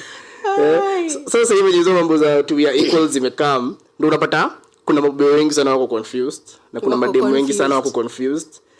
Then wasi wenye mademu wenye wanajielewa na ambao wako toxic na maboy wenye wanajielewa na ambao wako toxic. Sasa wewe juu umesema mademu wana bring chaos in life, unajielewa. But ni kweli juu mimi napenda. Unaona ni kama ukiwa na mtoi like the make to personally ulibamba na mtoi ni that hajui shit ako all over the place anafanya tu so at least niko na something to figure out, kumuonyesha, kumwambia pana usidui hivi, be better, chufala hivyo. Sasa unaona pia that's the same dynamic na dem kama una dem kwa life yako bedhe unakoga tu unaishi fiti, unaamka tu saa 2 unakula indomie, unaenda tao pra besti yako, unaenda kwake like everything is just smooth. Unakamsanga pisu sema si lakini sasa uko na dem sasa kuna kitu ya kusolve yani. Unaona? Which mimi personally mimi napenda. Na unapenda kupata kitu ya kusolve. Kukuwa tu na mtu anasumbua hapo hivyo. Ni fun. Mimi sijui kama usumbuana but okay obviously. Mimi sisumbuana. Obviously. I'm a healthy girl. Relationships zinazokuwa na msichana usumbuana sana ndio zinakuwa strong. Kwa nini? Juu msichana kukeep engaged na kukeep ukiona sasa nitafanyaje hii story. Unatafuta tu solution. Ukipata tu dem mwenye ako comfortable sasa alafu unaenda tena unapata madem wengine huko nje sasa ndo wanakusumbua, unakuwa like mbona na enjoy kusumbuliwa huko job.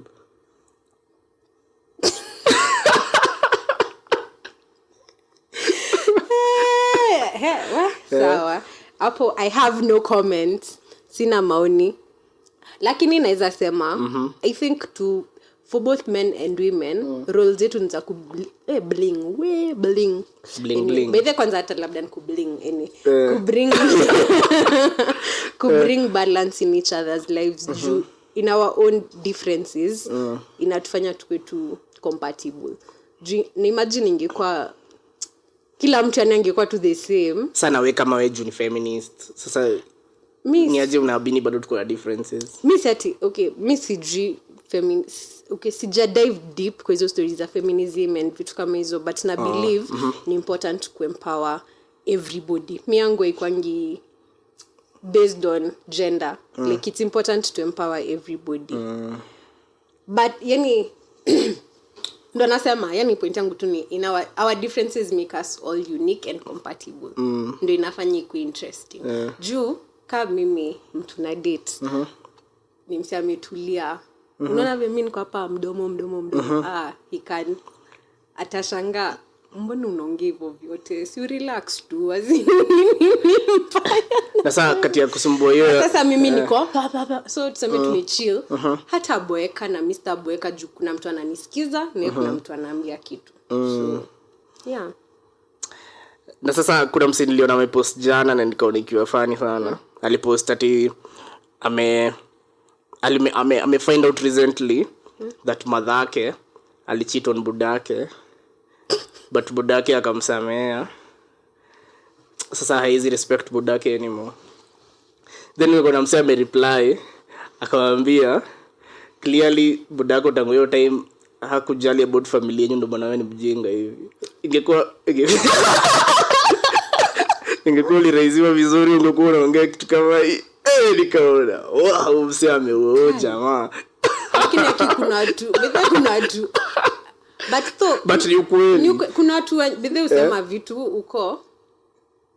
uko sawa like that came out of your mouth and you okay like usemi acha nijikosoe. Jenye utakosa je kurespect. Si unafaa kumrespect even more, dually hold it down for your family. Sasa ndo sasa ilikuwa inakaa clear that aligrow kwa circumstances za ufala ndo maana amejam. Hiyo patata ya madhake and whatever is not the issue. Issue yake tu it's a general issue. Yenye anatafuta tu something to pin it on. But human beings even do tuna operating best I guess watu wengi. Like msi atatafuta tu kitu ya kupin issues zake ama problems zake tu. Like acha nikupe example na tuseme kama mimi 8 to 5 niliacha tu like hakuna kitu ile ni provoke kuacha, but ndasema hiyo place yenye nilikuwa lakini in real sense ni hiyo place yenye nilikuwa manafaa kujiangalia. Hauko afraid uko afraid to that. Sasa what next? Acha nikwambie mimi kitu yenye nashindanga nikijiambia hii life si rehearsal. Like if you don't get you actually na feeling hizi vitu zote tumekelewa tu, like nani alisema ni must? Nini ni must? Vitu zote nani alisema ni must wende job, ni must utafute venye utapata do? Like si ni obvious. Mbona ni must? Juu isipokuwa sasa hivi venye seemingly vitu zinakaa comfortable, everything that is being produced has to be produced by people. So tukisema si must, nani sasa kama like nani ata produce simu ya watumia, na ata produce food, na ata produce venye umekuja na matu msee angesema si lazima wawako wote waende home, mseme aljenga road. Like okay, mimi kwangu kwake yeye ana feel anataka kufanya hivyo. But kuna msee mwenye hapendi kuendesha mat. Like hapendi kuendesha mat. Maybe ako strong place ingine. Anafaa ku try kuingia. Yeah, just try what as in try to uone. Sidhani there's any harm in trying. Sasa wewe what is your my trying? For now I'm resting. I want to try resting. Nione itanipeleka. Unless unataka kuwa rest influencer. Ni God. Mimi nataka kuwa wasiwa ni God. Na niliona nika una post una workout. Yeah. How is it going? Pilates. Inaitwa Pilates. Mimi niko nazita pilots.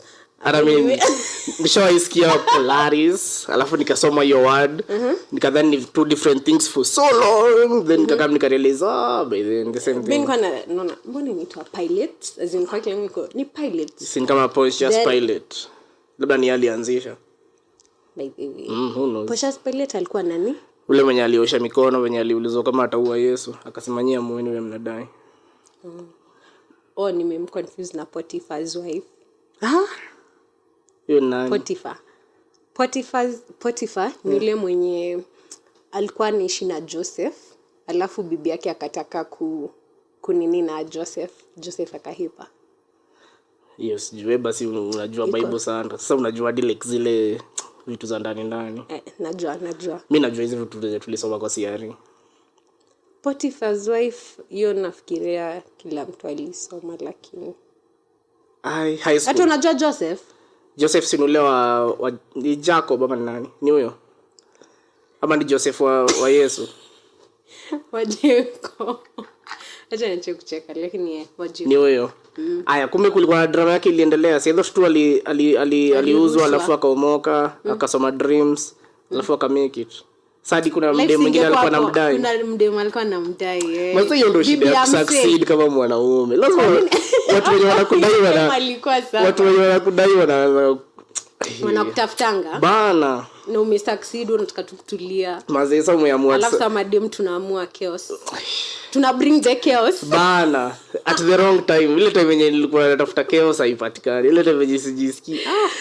Inakuwa freely available ama readily available. Ndio maana ukipata do unafaa unaenda international. Aje? Unaanza sasa kutour like East Africa, alafu unaanza kutour Africa, unaenda other countries.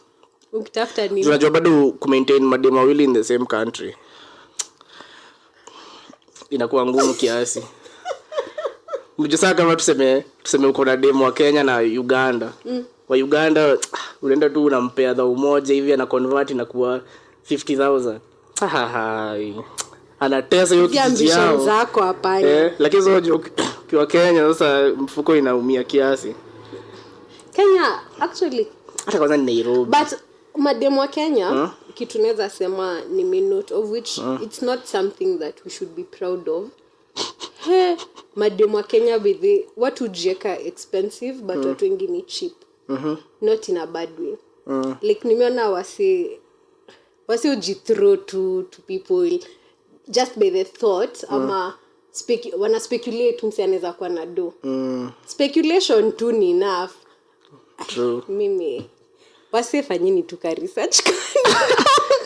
If you must like go after someone mimi because of their money, mimi nimeona don't like speak in the last 3 years kwa time yani nilikuwa nimechapa hadi wa makanga wananiambia wewe tutakubeba tu acha usingangane. Sasa kuna venye tuseme tu na good days kwa tu nasikia tu niko fit niko na vibes.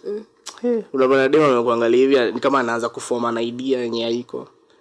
Uficha iko mimi bado mimi ni mse down to earth. Fanya vitu za kawaida. Mimi sipendangi pressure ya life. But hiyo kitu azinaweza sema mimi nimeona sana. Na pia okay, before nipate mtu sane, I think nilikuwa na hizo speculation, ile kuna speculate kwa mseni kama anajiweza. Alafu kwa ground bana. Mimi unaweza dhani hivyo kuniona but ukinipata tukivurugana na makanga hapo ati amesema gari ni chwani na mimi nataka kulipa 30. Sasa una correct your expectations. Sasa ndio hiyo na uko tu mstay. Plus mimi napenda hizo form like. But sidhani ni poa ku anyway mimi sijui. But nijua tu ni Nairobi. I think hiyo ni shida tu ya Nairobi. Like ukienda upate mademo other counties wenye wana high expectations. Wanahoga tu wamechill. For real. So, yeah, nagri. Chance metu hivyo. Wanahoga wamechill. Juu sasa unapata kama mi time ya kwanza niliendanga Macha. Unaongelesha demi hivi the first thing anaona ni like wow. Ni msiwa Nairobi. Sana anaanza kuact different huko like wewe so chill sibi ni msetu wa kawaida. Umesema about Machan kakumbuka. Sisi ni watu wenye tuliingia huko Macha ikikaribia ilikuwa imeshakuwa mimi nikiingia ndio ilikuwa inakuwa chartered. I think hiyo sema yenye mlikam. Ndio ilikuwa chartered. Hiyo place jo. Nini sasa? But say kuna development say Macha. Of late I think the last time nilikuwa Macha. Infrastructural per se but wasi wanenda huko say ni watu wanajielewa kiasi. Hiyo time yetu mimi nilikuwa na shangaanga jo. But ya yenyu mlikuwa down. I think ya yenyu it had a problem. Ya yenyu ndio ilikuwa down. Easy. Ngoja acha tuli Austin. Ya yetu ama ya kina Max. Ya kina Max watu walikuwa nakaa kwa wamechanganikiwa. Si tulikuwa nakwambia mimi na nikaoga first year kulikuwa tuna wale wase tulikuwa tunapiga masherehe excess. Na tulikuwa wengi like ulikuwa ile design unajua ukienda any plot ama ukienda any club anytime au utakosa watu kaa 20 unajua as in like hata mimi sikuaga hiyo time hata sikuaga na group sikuaga tena clean group yetu tutapanga for ile ndio ikifika Friday nina kwa local najipanga naingia club napata watu wengi huko hivyo najua lakini Macha ilikuwa ndogo sana si ndio ilikuwa fit ilikuwa poa hiyo place tena yenyewe mlikam nilikuwa feel nyinyi mlikuwa like I think mliibia exam sana so like mlikam na like a different vibe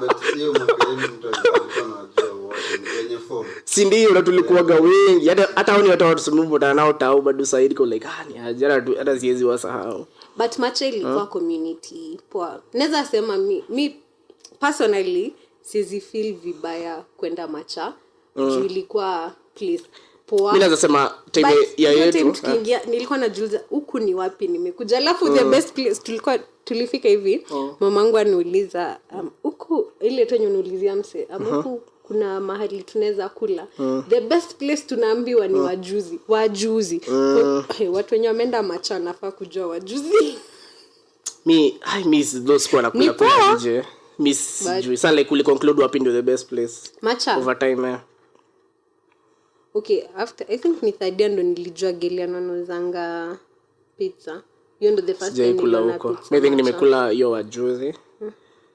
Naivas Kenchik Mambo ni wapi kuna place nyingine bedhi inaitwa Mambo walifungua kuna cocktails wings nini hiyo inaweza kuwa sikuipata juu sikumbuki yeah inaweza kuku ilifunguliwa mmeenda yeah maybe useme hivyo hadi kuna place fulani sasa ni kama hizi chicken in sasa lakini ya Macha sijui inaitwa I don't know the name katika huko na shuku niliona bro yangu amepost wakiwa chicken in sasa sijui kama walitoka Macha wamefungua actually nilikuwa nataka kumuuliza niliona amepost so sema cheko bro yangu bado huko sasa hivi hadi Quickmart kwa Macha wali take over Mulezi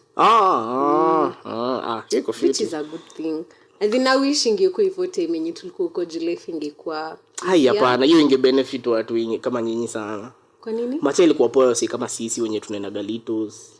Unajua nilivaa utaingia Galitos hadi nitoke. Si ulikuwa na misa. Galitos si ati place poa wasi. But si poa ya madem. Ni Galitos, Galitos yenye mnajua ya Nairobi, ni Galitos ya Mata. Unajua hiyo ina tu benefit juu sasa hamna hizo form zenyu za mdem zenye mnapenda, si ndio? So mnakaa kijani. Then si tunaenda Galitos, tunachill, tunajibamba. Then sasa tukiwaitia form kwa ready saizo hata ukoleka hiyo umechelewa kunipigia ulikuwa wapi? Unaona? Alafu the best place yenye mnenda ni Hornbill. Bana, sasa unaona ilikuwa benefit kwetu katamkuwa gala form. Kama unataka to have ni entertainment. Hivi unajua tuko high school kuna wase walitorokanga shule wakaenda huko hivyo kuliko gazi na event ya nani. Depa akaenda kutafuta wase akapark gari hapo tu kwa entrance hivi. Nakwambia si alishika watu wengi. Yeah, nakwambia Monday mko hivi parade mnaambua ati these people were caught in a night club in Machakos ziko like what? Wizard. What? Unajua the first time niliingia Wizard. Mimi nilikuwa nimeenda kutafuta food. Nilikuwa hiyo side ya hiyo street yenye iko. Mimi siogopangi like ku experiment places na napenda ku discover. When you connoisseur. Sijui na maana nini. Ndakueleza. Anyway, nikaenda sasa sinaona alikuwa makeup kwa hiyo bana yao pia kuna kutu food nini nikaenda nikaingia na best yangu fulani. Sasa hizo si ni mafresha. So tumeingia tumekaa chini. Unakumbuka sinajua Kabuda? Aya, wakakaa na best yake. Tumechill tu hapo, tuna chill food. Na Kabuda ame lost. Unafaa kumtafuta. Kama kuna mtoi. Kwani mtu akipata mtu ndo ulo. Hapana, maybe it's time for him to live up to his name. Kabuda. Ya kukua Kabuda. Unafaa kutafuta Kabuda. Kabuda alirudi Nyeri ama ujui? I think ako Nairobi, sijui. Kabuda alikuwa best yangu. Endelea. Tukiwa tumechill hapo tunangoja food. Naona watu hawana nguo, strippers. Wanapanda kwa poles. Hadi sikuwa nimeona poles before that. Mimi nangojea food niko. Wait. Hii ni nini? Alafu hiyo time nilikuwa like extremely church girl I think. So kwa kila yangu niko oh my god. Huku ni wapi nimekuja? Walikuwa wanafanya prako. Yeah. Haikuwa like I thought like ulikuwa umeenda kutafuta food saa 5 usiku na Saturday. Ilikuwa mchana like ndio maana ilinishtua like venye wamevaa alafu anapanda nika walikuwa na director or something. I don't know what was happening. Choreographer. Sijui nini ilikuwa ina happen but ilikuwa tu. So you couldn't wait to come back. Sasa time ya the main show. Mimi au stripper. Unajua kwa nini ya kuaga na stripper before? Time waliletagwa hivi. Vizazi kakuwa saa hiyo ndo hata HB ilipigagwa juu hiyo. Juu HB bado ulikuwa unaenda unashinda ukihandwa. Bouncer. HB ilikuwa over 25. Ama alikuwa anasema ilikuwa tu venye tu wanajifeel. Wakijifeel tu na given day. Lakini na ukienda Wizards, unakula share. Mademo amekuja hadi au kuona mastripper. But in Macha ilikuwa kumaanisha mastripper wanasaidia. Like mbona club zote hazina mastripper? Unajua ni attracted madem. Unajua kuna time Wizards ilikuwa gira ball kuna ingia tu kumake sure kuna wasi. Sasa after mastripper wakam sasa. Sasa hadi hizo time hadi unaweza hadi tapata mdem unaweza na nemta. Sina maoni. Mwenye si stripper that is. Raia mwenzako. But Macha ilikuwa poa. Pia like kitu kingine I think nilikuwa napenda na Macha ni church. Ulishaenda church ukiwa Macha? Mimi kuna church nilikuwa naenda inaitwa Trinity Chapel. Like unaenda tu church, unasikiza mambo yako, unaenda home. Azinakuwa na kudu like mimi sana kwa napeleka kuna mtu hii so kwa nampeleka Sunday school. But I think tumepressuriwa for like years tupeleke mtu hii church hadi waka give up. Mimi niendo alikuwa anashinda akisema Jundo ilikuwa na hiyo church tulikuwa tunilikuwa na playground poa. So naona hii ni killing two birds with one stone. Erivo unajua hapa hivi kuna waga na play school yatagwa bouncing castle every Sunday. Ile shida na mama kwa nyumba Sunday. Jia hiyo bouncing castle. Bana, alafu sasa si tu uende church. Na church like alafu unajua church atamit watoto wengine so wanaelewana like. But shule yao iko na playground pia sasa shule. Like oh yeah before. Okay, but say so what happened? Tuendelee. Ukaacha kwenda church. Hiyo ni story ya Kevin Boy. Hiyo story ya church tufungie hapo. Oh, utaki kuendelea nayo. Sasa unakaa Kevin Boy alisimp. But umsela tubeba hakuna kuali alikuwa ameenda. Kwani alifika haraka? Hata hakuwa anakaa famished. Kuna ni kama tu aliweka hiyo text hapo, aliweka tweet hapo kaona. Acha ni jaganda. Hizo maua ziko fresh. Wase wakadandio story sasa realize bas. Kama haingewaka kwa mtu hata angejua. But acha nikuulize Max. Wewe unaweza enda place ati unaenda ku surprise dem bila kumcall and it's that far. Hata labda ametravel akaenda kwa wazazi wake. Mbona uassume ajaenda hata shida sio hiyo.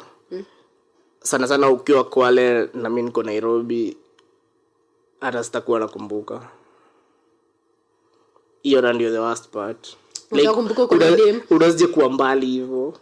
Si kuna watu wenye long distance hiyo nayo ni uongo tu hakuna haja. Mbona? Imagine inaweza work. Okay, inaweza work but ni kazi mingi for no reason.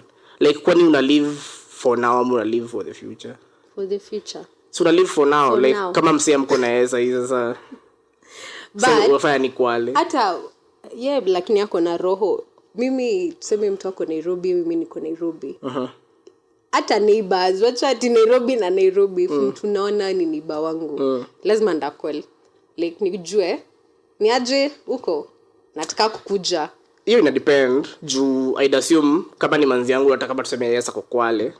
I'd assume niko na key. So like sinaweza enda tu. Si hata nisipompata si nitachill kejani maybe afike. Lakini mbona ndio tu kuambush mse. Kwani watu wajipendi like ukiazinsia ati about hiyo. Unajua best case scenario nothing will happen. So si utakupata tu kueleka kwani umekaa. Okay, sijui kama mimi ni pessimist but mimi always inakwanga hope for the best, prepare for the worst. So mimi yo kucall. So unampea warning. No, si yo kucall ndio kuprepare for the. Unajua like vile msana anapigia wangu naambia na kama hivi unaambia toka.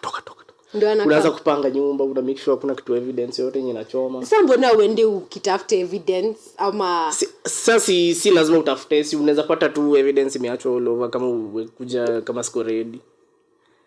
But sasa ukiniambia like niko town ndo naingia match na kama sana najua niko na like 20 to 30 minutes napanga how na make sure everything's poa na safisha all the surfaces. Unafaa kupea mtu heads up sipo kuambushwa tu. Anyway. Si okay kwani una necessarily about it's not like unamwambusha ati ndio mshike. Si it's like una show up tu. Kwani what's the worst that could happen? Si utakuwa tu surprise uniambia hata sijapika. Si ndivyo then everything goes well. Ama pia uko surprise dalienda kama mimi niko Kitui. Sasa uniambia niko Kitui si nitasema tu sawa si nitarudi ama like nita chill. Sidhani ni poa though. Like mimi nikiulizwa ukiwa na intention ya kunitembelea please uko kumbe ningebia kwa kujitetea. Hapana si volei. Si poa kuambushi fomsi. Sidhani ni poa. But mimi napenda kuambushwa say. Sometimes depending on the situation. Like especially kana tafuta form nikikwambia probably utaniambia uko sure lakini nikikuja tu nikwambia wewe utakuaje? Utakuwa na comeback. Anyway, but kama mtu ni wako. Si ndio kama mtu ni wako like shida moja kumwambia. Shida moja yenye sivyo umesema uko na ki unaenda tu ni sawa. Shida moja yenye watu walisahau na nashinda nikiambia wase. But them always wanna belong to the community. Sawa. But them always wanna belong to the community. So mwenye amechoose kukuwa na wewe amechoose to at the time yenye unaweza verify. Hizo times zingine ujui. Juu shida ya madem most of the time hata tuseme ukienda hivi peke yako kitu iko happening unaweza shindwa kujidefend all the time, you know. So unategemea wase in some sort of way at some point, you know. Sika sisi mimi nikienda huku wasewa ni made sawa, they have to try their best to some extent. Nitangangana di mimi ama like I'll have my ways, you know. So hatuwezi wahi kuwa na hiyo comfort to the level yenye tunaweza taka that everything iko poa. Hiyo ndio shida yetu tuko nayo. Na okay, ni sawa, iko sawa. Yeah. So like unaweza pata dema anaweza enda huko hivyo kwa matatu alafu asumbuke alafu fall in love na mse sabtadu. Sisi ni wale wa vitabu zikianguka. Yes, unaona. Alejandro. Sasa mimi nikiuko hivyo kwa local kuna wade mingi wananiambia ni wabaie cup na walenga juu stay ku west do. So unaona sasa mimi niko in control lakini nyinyi mko in control, so tutadu. You know, make sense. Na kama tungekuwa kama acha kuwa na dress code.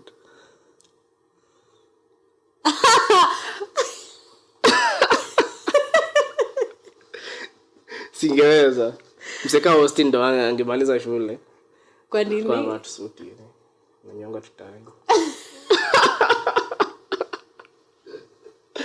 Kuna jamaa tukia first year come class. Alafu alikuwa huge. Alikuwa amevaa official nail shirt yake ilikuwa purple. Stai sahau. Alikuwa anaitwa JM. Stai sahau like siku ya kwanza nikiwa class ya kwanza. Aliingia kila mtu na settle down haraka haraka. Juu kila mtu anafikiria. Alafu like ni mse unajua si humorous to like wanaexhumingi tu kid oratu fulani wakiingia place akiingia akasalimia watu vizuri, so enyewe tuko sure tuko na lecturer mpoa. Kumbe jamaa tu wako daro yetu azin tumenye lecturer anaingia pia yeye anakaa chini. Na kama ilikuwa common unit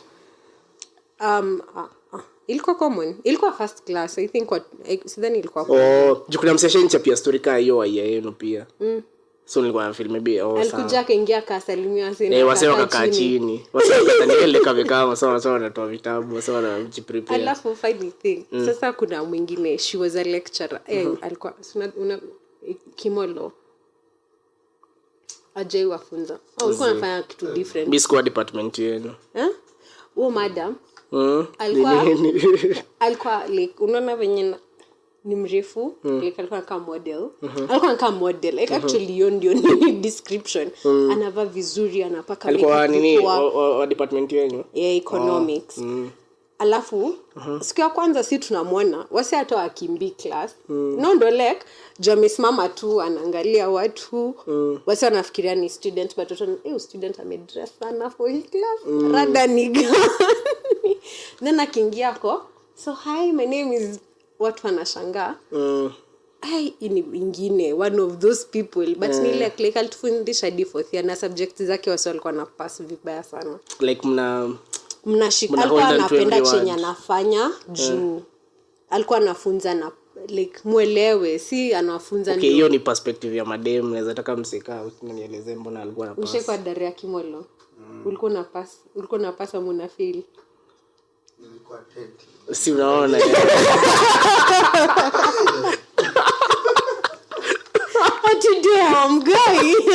damn girl atizo sisi tulikuwa tunafunzwa na mabuda wengine wamekasirika siko mnajua kina Ngesa na kina Kasina wewe na kina Mongao kia nani sisi wenyewe walikuwa watufunza walikuwa wamekasirika. Ingekuwa unataka kuacha shule unaacha tu juu sasa haikuwa rahisi. Si imagine tulipata but huyo alikuwa mimi personally nikaulizwa kama macho anakuanga na awards or something ana deserve juu hadi kuna time angepewa Miss Machakos ni model like ni mtu mzee ni vile amejieka kuna the Kamba jeans the real Kamba jeans but angepata juwe madam na hakuwa na down moment unaona lenye leo unaweza sema na leo kwani msi ameamkia said gani zi yeye alikuanga always but kama hiyo tunawapendea mnahoga na like your commitment ya ku fight against the drought. Wow you at least hiyo siwezi kata hiyo like mtu aniona ni kama ni sakura maji acha ku throw shade nimeshinda ku hold But ni ukweli Wakamba wanakwanga very perseverant. Ni kama kuna dem nishaimit na nilikuwa nimeenda bash ya mdem fulani, alikuwa birthday ya mtu wake, alikuwa setu anaishi Macha. Akanikola akaniambia sukam niko na bash Jillian club inaitwa Euphoria, kuna bash Euphoria ni kama nikaitwa bash na dem mwingine kwanza, nikakuja jioni nikapata wanakata. Tumekata nikamit dem fulani akaniachia namba yake akasema sijui kujob kesho. Nakwambia the next day alinipigia, niko like we sasa unipe break. Sasa na tumejuana one day nini, si relax. Azimini ni harakisha. Tunakwanga na strong commitment. Easy. Ndio maana Wahindi wanatupenda.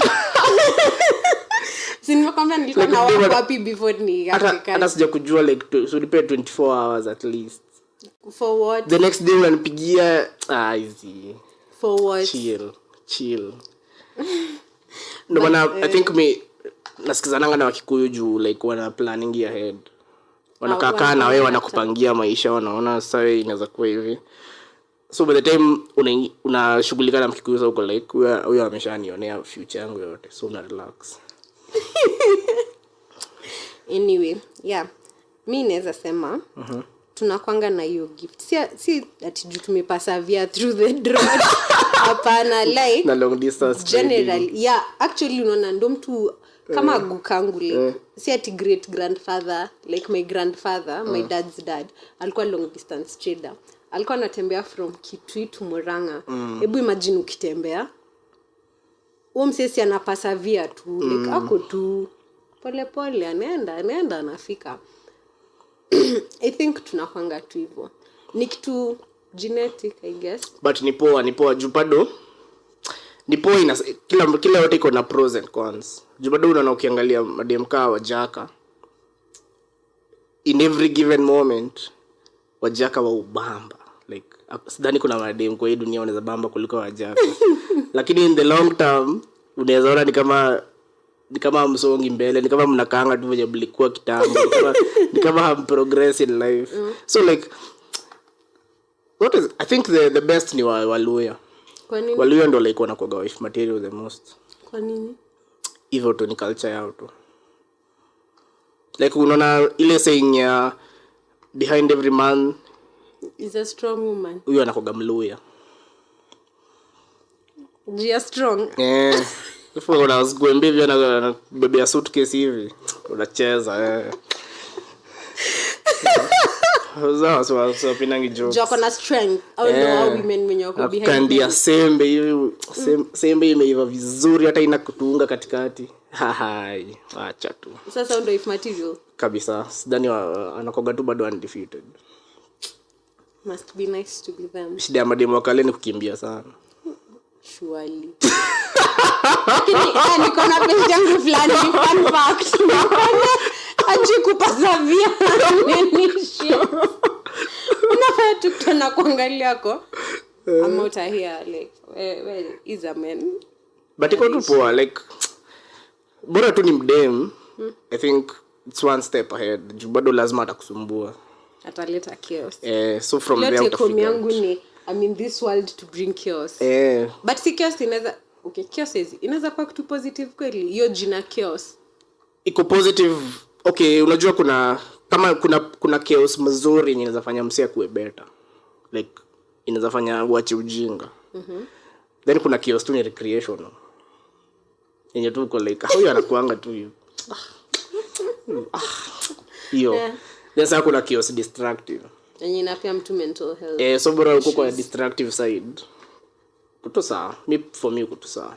Na mademu wengi wanafollow wapi kwa hizo chaos category zako? Wengi ni recreational. So si positive? Positive si wengi. Pia destructive si wengi. Destructive si ni wenye wakikasirika wanawasha nyumba moto. Ama like wanaweka documents zao kwa choo. So pia si wengi watu wako. Positive ni wale wenye anakuonyesha yenyewe uko na ujinga. Yenyewe hadi unakaa hivi unaona mabili niko na ujinga. Amesema kweli niko na ujinga. Wengine tu ni ile tu anakaa huko nyumba akifikiria sasa leo nizue. Sasa leo nimwambie, sasa leo niseme. Then ukikuja unapata asha prepare. But imagine ikwangi hivyo. Acha. hivyo ndio mnafikirianga kidema na kwanga kwa nyumba. Leo unajua unaangalia haikuwa hivyo like kitu tu itajileta. Unaangalia the quality of your complaint.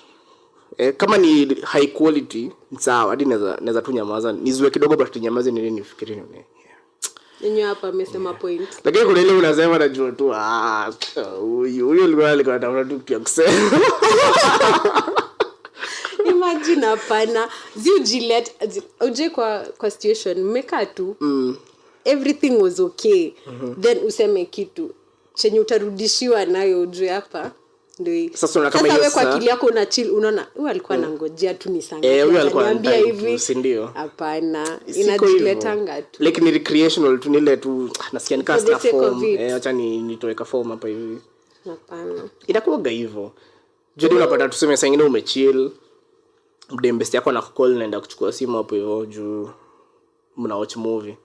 Sasa ukirudi sasa inakuwa kesi. Sasa kwa nini na sio like tunaficha. So naona ni best yake uko like ni umse ndo amenicall. Si unamjua umse. But bado ni kesi sasa utadua. Si ndo watu wenyewe I think ulikuwa umeboeka kwa. Mbona ulienda kuchukulia huko? Sasa siwezi kaa hapa kwa sito nikishout. Najua lazima nitaongea so like nitakata ama like it's a business call at niko like hey poa sawa nitakam. Najua ni ni aje ulienda kwa yule jamaa alikuwa adai aje. Sasa hizo stories zote maana nipigia hapa. Tindo pia yako in the loop. Mimi napenda udaku. Naweza tuka. Sasa si nikirudi nitakuambia venye kulikuwa. Mbona usiseme nikiwa hapo? Itakuwa tu annoying bore. Plus pia wewe utakuwa ukiniangalia like uniwache nikuwe free. Unajua ukiweza kuwa an ally, ukikuwa ally, nitakuwa hadi ukifika jioni nakwambia, unakumbuka leo wase wa jana? Leo sawa lido hivi. Hivyo. Lakini kwani unaangaliwa aje? Acha nikwambie funny thing. Unavenye unasema unaangaliwa. Pia mimi nchamba siziongelea hapa juu venye utaniangalia. Kwani tunaangalia nanga aje yenye mnaona? Unaangaliwa. Like hiyo ni kuangaliwa aje? Si mna watch movie. Na watch movie simu ilie. Kuangalia uone hii simu iko a certain way. Niende kuchukua pause movie. So nijue unaningojea nimalize ndio kwanza we address the situation. So the same thing ita happen nikichukulia hapo utapause. Then sasa mimi nitakuwa na do my best kuangalia hii side. Na wewe utakuwa na do your best to make sure unaniangalia. Like unasikiza every word uko like hiyo word ulisema hivi mbona ukusema hivi? Unaona sasa hizo ndio shida. Sitaki kukupa hizo opportunities. Afadhali tu uzue in general useme tu the whole thing inakukasirisha. Lakini kuambiwa specific. Ati mbona ulimwambia hivyo? Mbona ulisema hiyo word hivyo? Hiyo sasa inaoga shida. Na mbona mnasema hizo words hivyo? Ni kama di text. Unaona unaweza tuma tu text tu ile umetuma tu text. Alafu sasa umesema umeshindaje leo? Dema ataisoma. Kwani umeshindaje leo? Unaona sasa vitu kama hizo ndo mtu hataki. Unaona? Kutaki kuwa na hiyo gray area, anataka ukuele kwa ilikuwa hivi. Straight usiongezee context zako zile unataka kuongezea ndio ikayasa tena. But I think ni kitu yenye most people tuko nayo. Ndio maana nasema like mimi ni hao watu wa ulisema poa sana badala poa sana. Sasa hiyo sasa sasa nikisikia ni different. Tunakubali tu like even though that's your role in our lives. So unajifunza tu kumanage. Unakuwa like una categorize wako like hii ni ufala uko nayo. Pia hata unasema kitu ukweli bado uko na ufala, but I'll think about it. Bado hizo ni shadema to like complaints zake ni valid, juu atazoea ataanza kuona kumbe zinawaka. Kumbe like kumbe zinamfikia. Ni toxic. So nataka kusema hivyo. Nikienda nikikaa nione uli make point bado sitakuambia, nitakuwa like kwa akili yangu tu sawa uli make point lakini yako ufala. Siwezi waikubali, huwezi kuwa unaniongelesha hivyo. Nimesikia so points zetu zisikika girls. Tuendelee. Most times. Sometimes bora tu uko na like uko on the destructive end ama recreational end. Kama uko na point ya ukweli, which is rare. I think sometimes unataka ku making a point lakini mna overshadow the point with other issues. No, inakwanga unajua like unataka point reach home vizuri. Si unaona venye unasema ni kama awasi kelele. So unataka kuonekana hisi kelele, like I'm coming to you with something valid. But sasa ukitaka isikue kelele, where I'm coming from, like unasikia I'm coming from point A because of point B. Hata the worst thing, now we are at point C. The worst thing hata mnafanyanga ni nini? Unaweza anza vizuri kwa like, so niliona hii situation ilikuwa hivi naona hivi na hivi hivi na hivi na hivi, then wewe katikati uanze kurudisha ndo mkana 2018 so inakuwa like wewe so unasema history is important, lakini sasa hiyo ina distract. Hata naweza kosa ku get to the point hizo vitu zingine zote juu sana nitakuwa tu like mtaanza issues ama ukisema awe sasa hizo ni gani umeanza inakuwa tena issue nyingine. So nikija express wewe unaona sina kitu ya kusema, unasema hizo ni gani naleta sawa basi. So venye tu wasina amesema tunafaa kurudi back to the traditional model yenye tuseme madem mna sonona kai plot madem wote wanabaki, so mna meet hapo down, mna chezesha watoto hapo chini, mna discuss venye mtapika nini sapa, mnasaidiana kuchagua ndengu. Kwa hivyo alafu sisi tunaenda sasa huko kwa ofisi tunafanya wera tunajibamba kwa hivyo tunacheza pool, tunachill, sasa tunakaa mjioni, tunapata mna feel poa. Bedhe nyinyi mna sound, kuna story nilikuwa nasikia ya Wangwa Makeri anaitwa hivyo ama nimekatilia siko sure, but one of the Kenyan female warriors. Wangwa Makeri I think alikuwa Mkikuyu, Mekatilia alikuwa wa Coast, sijui ni mgani, siko sure ni mgani. Mna sound wa baba wenye wali impregnate all women kwa community how including we are warrior. Ndio siwezi fanya shit ikakuwa like ni kama once you're pregnant wewe uko tu unajua lazima uchill na mtu hiyo. So sasa nyinyi mna sound watu wa let's impregnate this women, okay, but sasa you but nilikuwa nasikia Kenya ilianzisha nini naitwaje, Kenya ilianzisha feminism ni birth control. Bila birth control amngekuwa na feminism. Jumanzi yako kusumbua na mwambia yeye ngoja nitakuonyesha leo ball.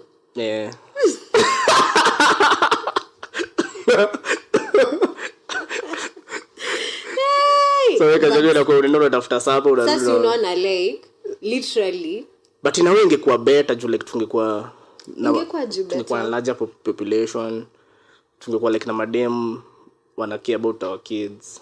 But unaona the population ingekuwa larger, vitu kama climate ingekuwa just like kama sasa tuko venye tunatoshana. Sasa unaona unafaa ku give a fuck about, unafaa ku care about unafaa lakini ku care about. Kwani nani ana own climate? Climate ni ya nani? Si like ni ya sisi wenye tunaishi huko, ni ya everyone, like responsibility ya kila mtu. Sijui kama okay mimi ni out type ya watu wenyewe nikikula sweet siwezi tupa hiyo pipa. Mimi na depend niko wapi. Mimi I depend like hadi naweza kuwa katikati ya dumpster, okay dump site ndatupa but kama ni place yenye naona bidhesi place inafaa kudampiwa atakao midump hapo star dump. As in mimi wale wa the small things you do will make this world a better place. So unaona hiyo sasa it's a very big advantage when rearing kids. So utakuwa na make sure mtu wako every single detail about them is fine. But if it come to dumping na job, as in for example nikiwa jobs in the same mentality na bring kwa hiyo team, but unajua pia ina make it better pia like hawezi confine to four walls ati kutakuwa na boy mwingine hapo pia mwenye ako nayo like ako like we sasa pia anaweza chunga toi. Hapana, lakini sisi benefit ya sisi kuchunga watu ina kuanga hawakuangi like wanyonge wanakuaga like wanajua usiponikumbusha kula food unaweza kanja. So wakilani na shina yake nikumbusha nza kula otherwise lakini akiwa na madhaka kule kula tu anabembelezwa kula tu, lakini tukichill naye huko vile anajua wewe hebu tuone ukichana uniweke food wewe. So hiyo pia okay, sisi unajua uzuri wa sisi tunaweza fanya vitu mob zenye mwezi do. Vitu mob gani zenye tuwezi do? Kwanza say ukiput in mind stories za technological advancement, nini exactly yenye boy anaweza do yenye dem hezi do? Sisi tuna build hizo technology then tunawafundisha kutumia. Kuna madem pia anazi build. like ile tu for diversity haya ile like tu ndo msikuwe ati mnapigwa picha ati ni mandume wanafanya kazi kwa hii kampuni so mnaweka madem kadhaa hapo. Okay, naweza sema wanafaa tu ama hizi rules zote zenye watu wamejiwekea kwa life inafaa kwa you do what you want, as in like your story ya huyu afanye hivi ama empowerment in this way, hapana, you just do what you want. Mimi naboekanga ni hizo stories zingine achana. Mbona okay, kuna madem wenyewe their natural instinct is male type.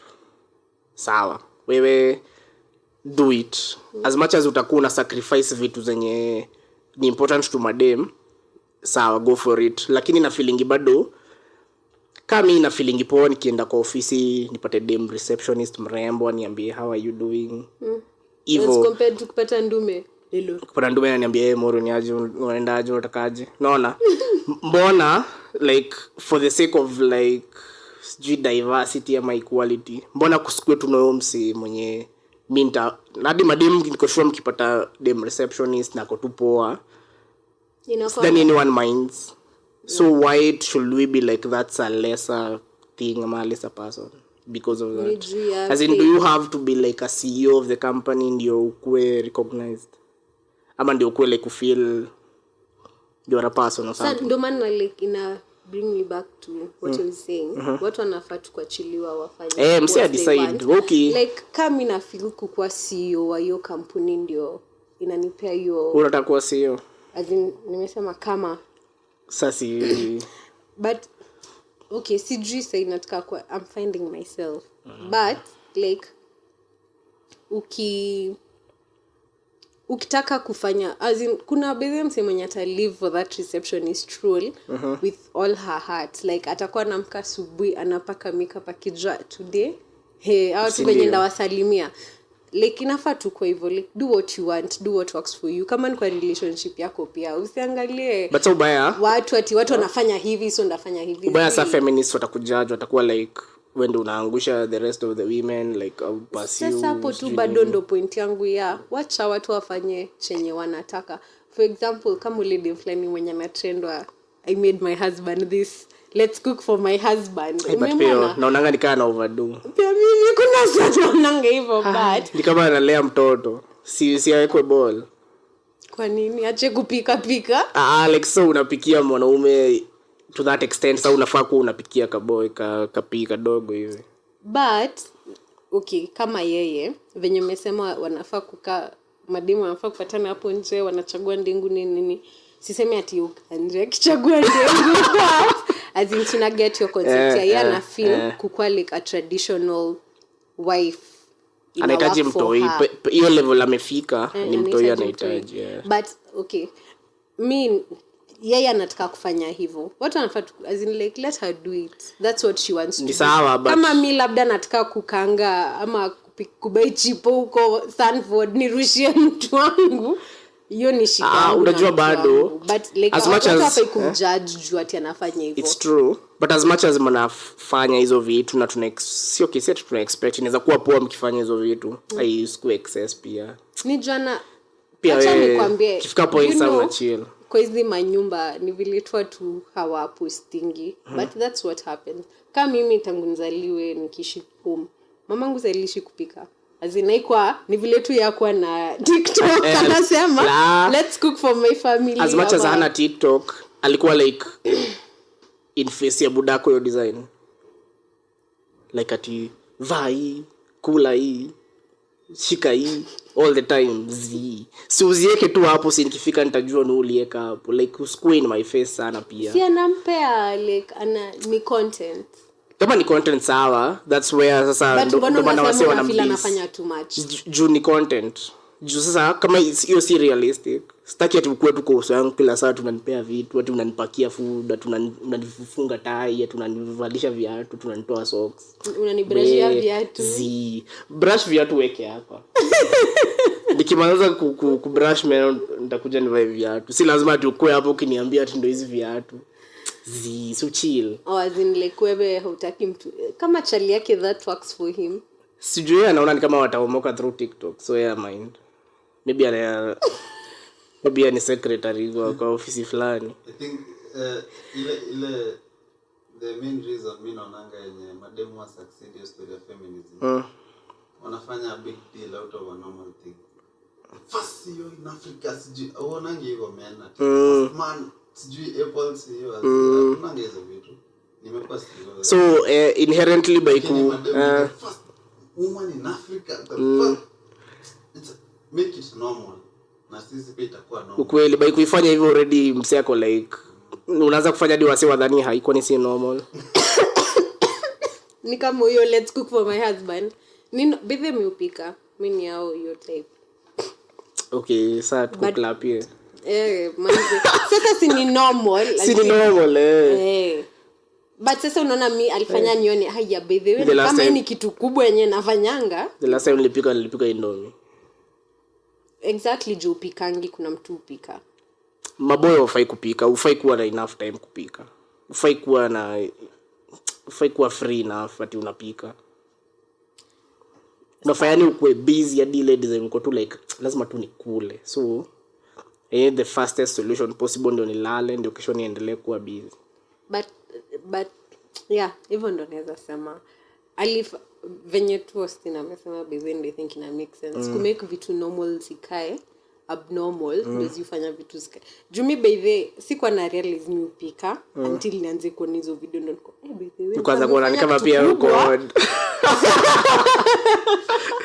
na sio ni idea so sababu maybe unataka kuwa content creator.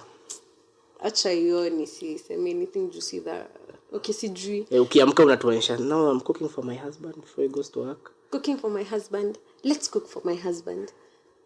Alafu sijui in case ana viatu zile za kubrashiwa mbaie. Yeah. Mbaie Oxfords kumpigia rangi. Unajua kama mimi sina hata kiatu moja yenye inaweza pigwa rangi. But as in okay sijui but I think maybe hivyo. Pia kitu kama kukua nini? Kukua submissive like as a lady to your person. Wase wamefanya kai big deal. As in unaweza ambiwa kitu ukisikiza huko, mbona nasikiza? Bidhe mbona nasikiza? But me I think unaanza ku lose it. I think ni nyinyi understanding kuwa submissive inamaanisha nini? Mnadhani kuwa submissive ni kukuwa mpole. Ni kukuwa like ni kukuwa a servant, kama like kukuwa ndamse. Mimi sionangi kani hivyo. Me I think kukuwa submissive tu ni usikue mtu wa kusumbua, usikue a spoiled kid, ama usikue a spoiled. Ati ni kama like ati everything is an opportunity ya kuleta shida. Yes. Si ndio, si uko kwa arrangement. So like kama arrangement haikubambi you have other options but not to be a spoiled. Mtu wa kucomplain, mtu wa kuchechisha, mtu wa kuanzisha issues. Mimi na feeling hiyo ndo like difference tu. Hata mimi naweza kuwa pia like pia mimi naweza taka kuwa hivyo, nikuwe like tu naanza kuleta shida tu, nikifika naanza kukasirika, naanza kusema vitu but why? Yeah. Kabla tumalize ulikuwa unatuambia story ya ku-workout. Ulizitaje? Polaris. Leo inafaa kwa D3. So nikitoka hapa mapema nenda for D3. Unafanyanga like after asubuhi, jioni? Most of the time nafanyanga karibu na jioni, si jioni pasi. Karibu na jioni sana ngapi? Afternoon. So like home tu ama like yeah, home. So unatafuta personal trainer ama sina toa tu nini classes online? Classes sequential ama like yeah, sequential. How is it so far? Ni interesting. Very interesting. Mimi nilikuwa nafikiria unaona nikitafuta kitu ya kufanya ama ku workout. Nilikuwa naangalia kitu yenye sifai kuchoka, sitachoka in my head. But inachokesha. Sini ndio but that's the point. Inachoke. Mimi sitaki kuchoka. Kama mnajua a way of sini almost the same na zile nini without kuchoka. Zile exercises za kufanya hizo stretches actually ni kama stretches kama yoga. But yeah. What's the difference? Because unajua sijasoma vizuri. But I think ni yoga ukisijui acha tu nisi. But I think yoga inakuwa more of stretches. Polaris inakuwa more element of strength. If I remember correctly, I think Nisha look into them. Iko na aspect jumi nilikuwa week so. Na sasa utaanza like kukimbia after how long? Like unakimbia maybe nenda tao unarudi hivyo na gigiri unatokea Ruaka unarudi home. Mbona nifanye hivyo? Why should you run when no one is chasing you? Are you crazy? See, that's the next steps. Unajua like hizo zinakuwa rich people problems. Like amen to being rich. Unakuwa na Mercedes, unaanza kufanya Polaris, alafu unaanza kukimbia. Unangi wazungu wenye wanakimbianga. Sasa unajua I think kukimbia tu. Tuseme kama na prepare for a marathon, ndakimbia gladly. Lakini bado kuna time nilikuwa na 10 marathons, sijui mbona niliacha. Endelea tafuta tu uziende. So mimi I think nilianza poa alafu nikasota. So like maybe sahi naweza kuwa na presence. Kuna vitu mingi pia zenye. Sahi natafuta vitu za kuongeza. Na feel vitu zenye nimekuwa nikidu nimezi streamline a certain way so as in stress as much. Yeah. Maybe ndaanza kukimbia but sidhani ndaweza. Mimi kutembea sawa. Naweza tembea. Nikiwa high school tulikuwa tunaenda cross country. Hizo vitu zilikuwa zinamaliza mtu like so ulikuwa wale unatry kukimbia ama wale uko kwa nyuma tu give up? Mimi nilikuwa namaliza na tisha. Wa nyuma? Wa mbele. Hata mimi nilikuwa gana. Lakini ilikuwa depend. Kuna siku nilikuwa feel kuna siku kuna siku nataka huko nyuma. Like me na kwanga ile watu wenye if I set my mind to it nikimaliza ndo nitaachana nayo. Na nikiachana nayo, nimeachana nayo. So like we should watch out like in your journey of entrepreneurship like tutaamua ni hivyo. Yeah. Tutati. Yeah, speak it, yeah. Sina drink but yeah. Any closing remarks? Mkienda Machakos. Msalimie watu wa nyumbani. Sasa useme na like local vernacular ndio wajue wenyewe. Sina okay. Ndamalizia na asante sana kuniita for this. I've really had fun. Naona ni kama time imeisha haraka. Ayuisha mbio mtoto realizing. Yeah, imeisha mbio sana and I'm happy nimekuja na msikue kama Kevin Boy. Apigeni wase simu bana. Msiambushwa tu. Usisikize mtu anaenda. Unajua kama tuseme ule maybe alituma fake kuliwa so akaona acha atumie fake nyingine kujua hiyo fake inaenda wapi. Kunaenda aje? But yeah, I love pia Valentines in case mnione na Benz msishangae. Kama mkimuona bila Benz mcheze kama nyinyi. Hapana. Haya, mimi mtongo atatupiga mimi na wewe. Haya. Hakuna. Ini Nairobi ni kusaidiana. Inabidi. Economy ni ngori.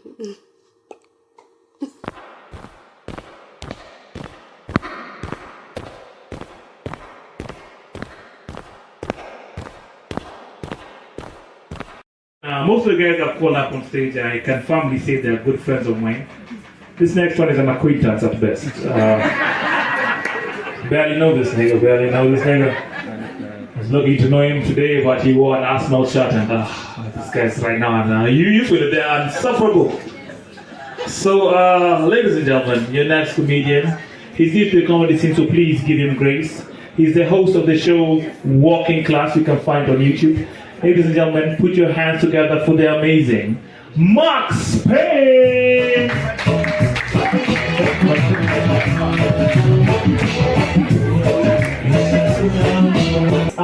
But you understand why gay people dress so well? Because they've been in the closet all their life until they came out.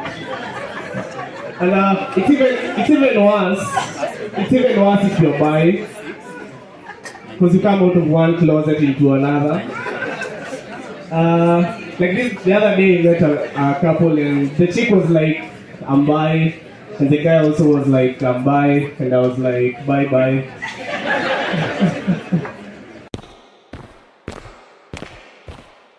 Ndani pia mnatitiwa kama bombe.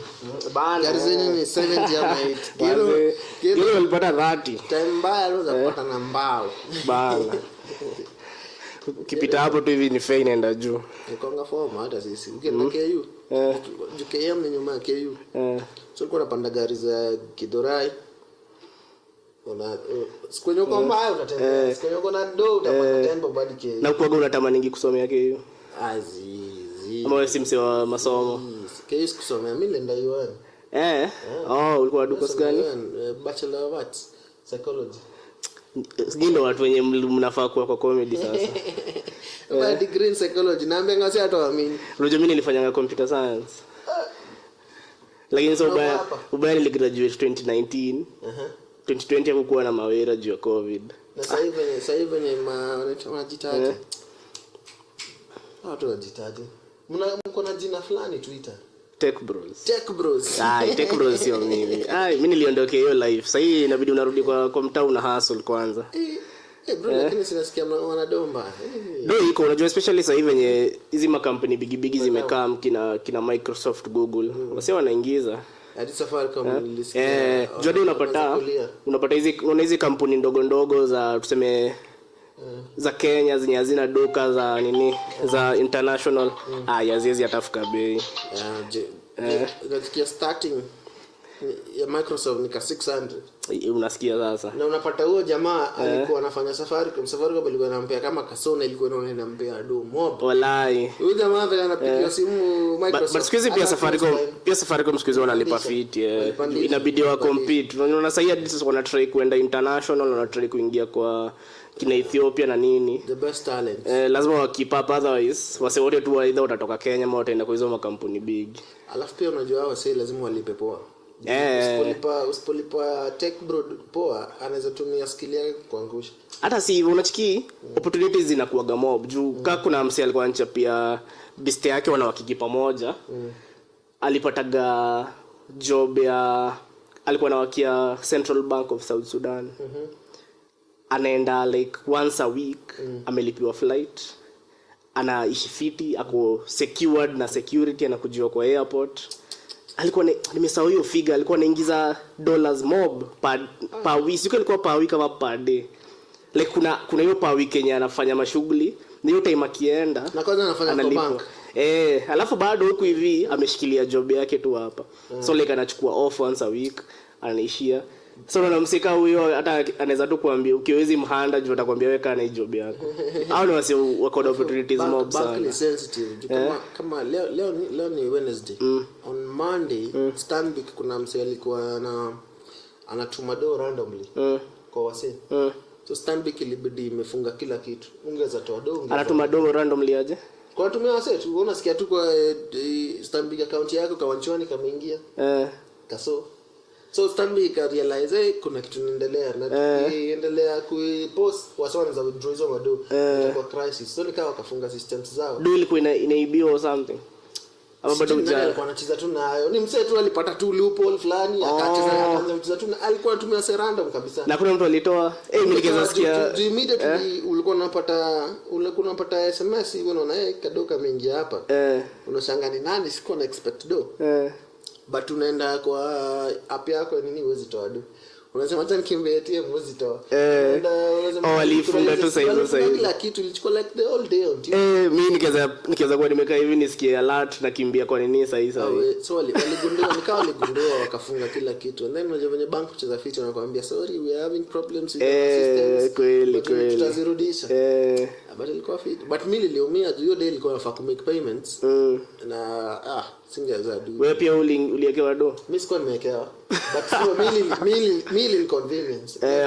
True. Mimi nilikuwa ni make some payments. So when you explain him say bro banki imekata kudua anakuambia sasa account. Si ndio inakaa ni kama unakataa kulipa. So tunasema ku count hadi tena tao nini ongea bro wewe tulia tu ikirudi na umeshadi message ndio hii ikirudi nitakusort. Kweli. Lakini hizi Mi by sijaitumia bank account yangu for like I think 5 years.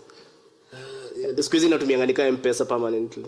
Ina depend pia bank yako unatumia kodi juu yangu ni business account. Personal account natumia hata sijui pin. Nyinyi ndio mnakujiwa na nini zakayo. acha kamba. Wazuri nisikia walisema wanakam kuangalia M-Pesa za sasa. Unajua mimi sana mimi na cash na M-Pesa. But hiyo M-Pesa nilikuwa na best yangu. Na feel ni BS juu tuseme una work mahali unalipoka chwani. Hiyo chwani ukipewa most likely Mkenya nini atachukua hiyo do akikoa M-Pesa atatumia. Hiyo do nalipoko si shaka ishakatoa do. So ama M-Pesa tuseme wewe umetumia do na mzaendo lipesis. Anataka kuona yeye uko na 100,000 kwa nini anafikiria kufanya shughuli ya kuikata, lakini hiyo do ajui. Na pia tu ishatoka bado imekatwa like ni double tax, hata si double taxation, hiyo ni extreme measure manzi. Na mbona umsi ana focus on hiyo policy sana like tax already mimi na feel Kenya tuna collecting like do poa. Ana believe aki tax more and lend more.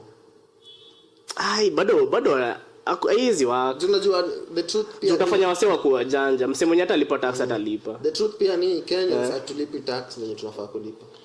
Like niko sure 50% of Kenyans don't pay taxes like they should. Okay, true, but when unalipa inatosha. Plus unajua kitu yenye mimi na feeling ni hata msi alipi tax sort like atia meka do chini ya mattress. Msi bado wana spend, msi bado wanaenda anafanya nini. Na lazima alipe hiyo tax. Si lazima tu utampata tu. Hata akienda kubai dibre unakatwa 60%. Blanda ni sawa unataka kuingilia maisha yake, unataka kujua akipata 50 je amelipa hii, je amefanya hivi. Mimi nilikuwa naona the best thing wanafaa do. Wache wase wapate do, wase wafanye wera. Tax kuna point tu ukifika uwezi jificha. Of course, hata kuna argument inasema hakuna country imejijenga na kucollect more tax. Haiwezi. Country imejijenga fiti ina manufacture like kuna kitu inatengeneza, hiyo kitu inauzia wase, ina create jobs na nini. But ukienda the taxation way manze hata una discourage wase msee anapiga mahesabu anaona hai wallahi unapiga mahesabu ati mimi naenda wera nimengangana nimetoa jasho alafu nakatoa ido yote hata unaweza chorea hiyo nini. But mbona sio nasema Moi na familia Moi na unye walikuwa exempted from tax and it's in the constitution.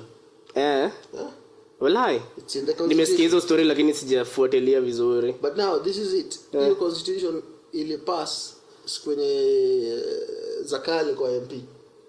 Ni constitution mpya Kibaki. Hapana, but so unajua kuna vitu huwa zichange.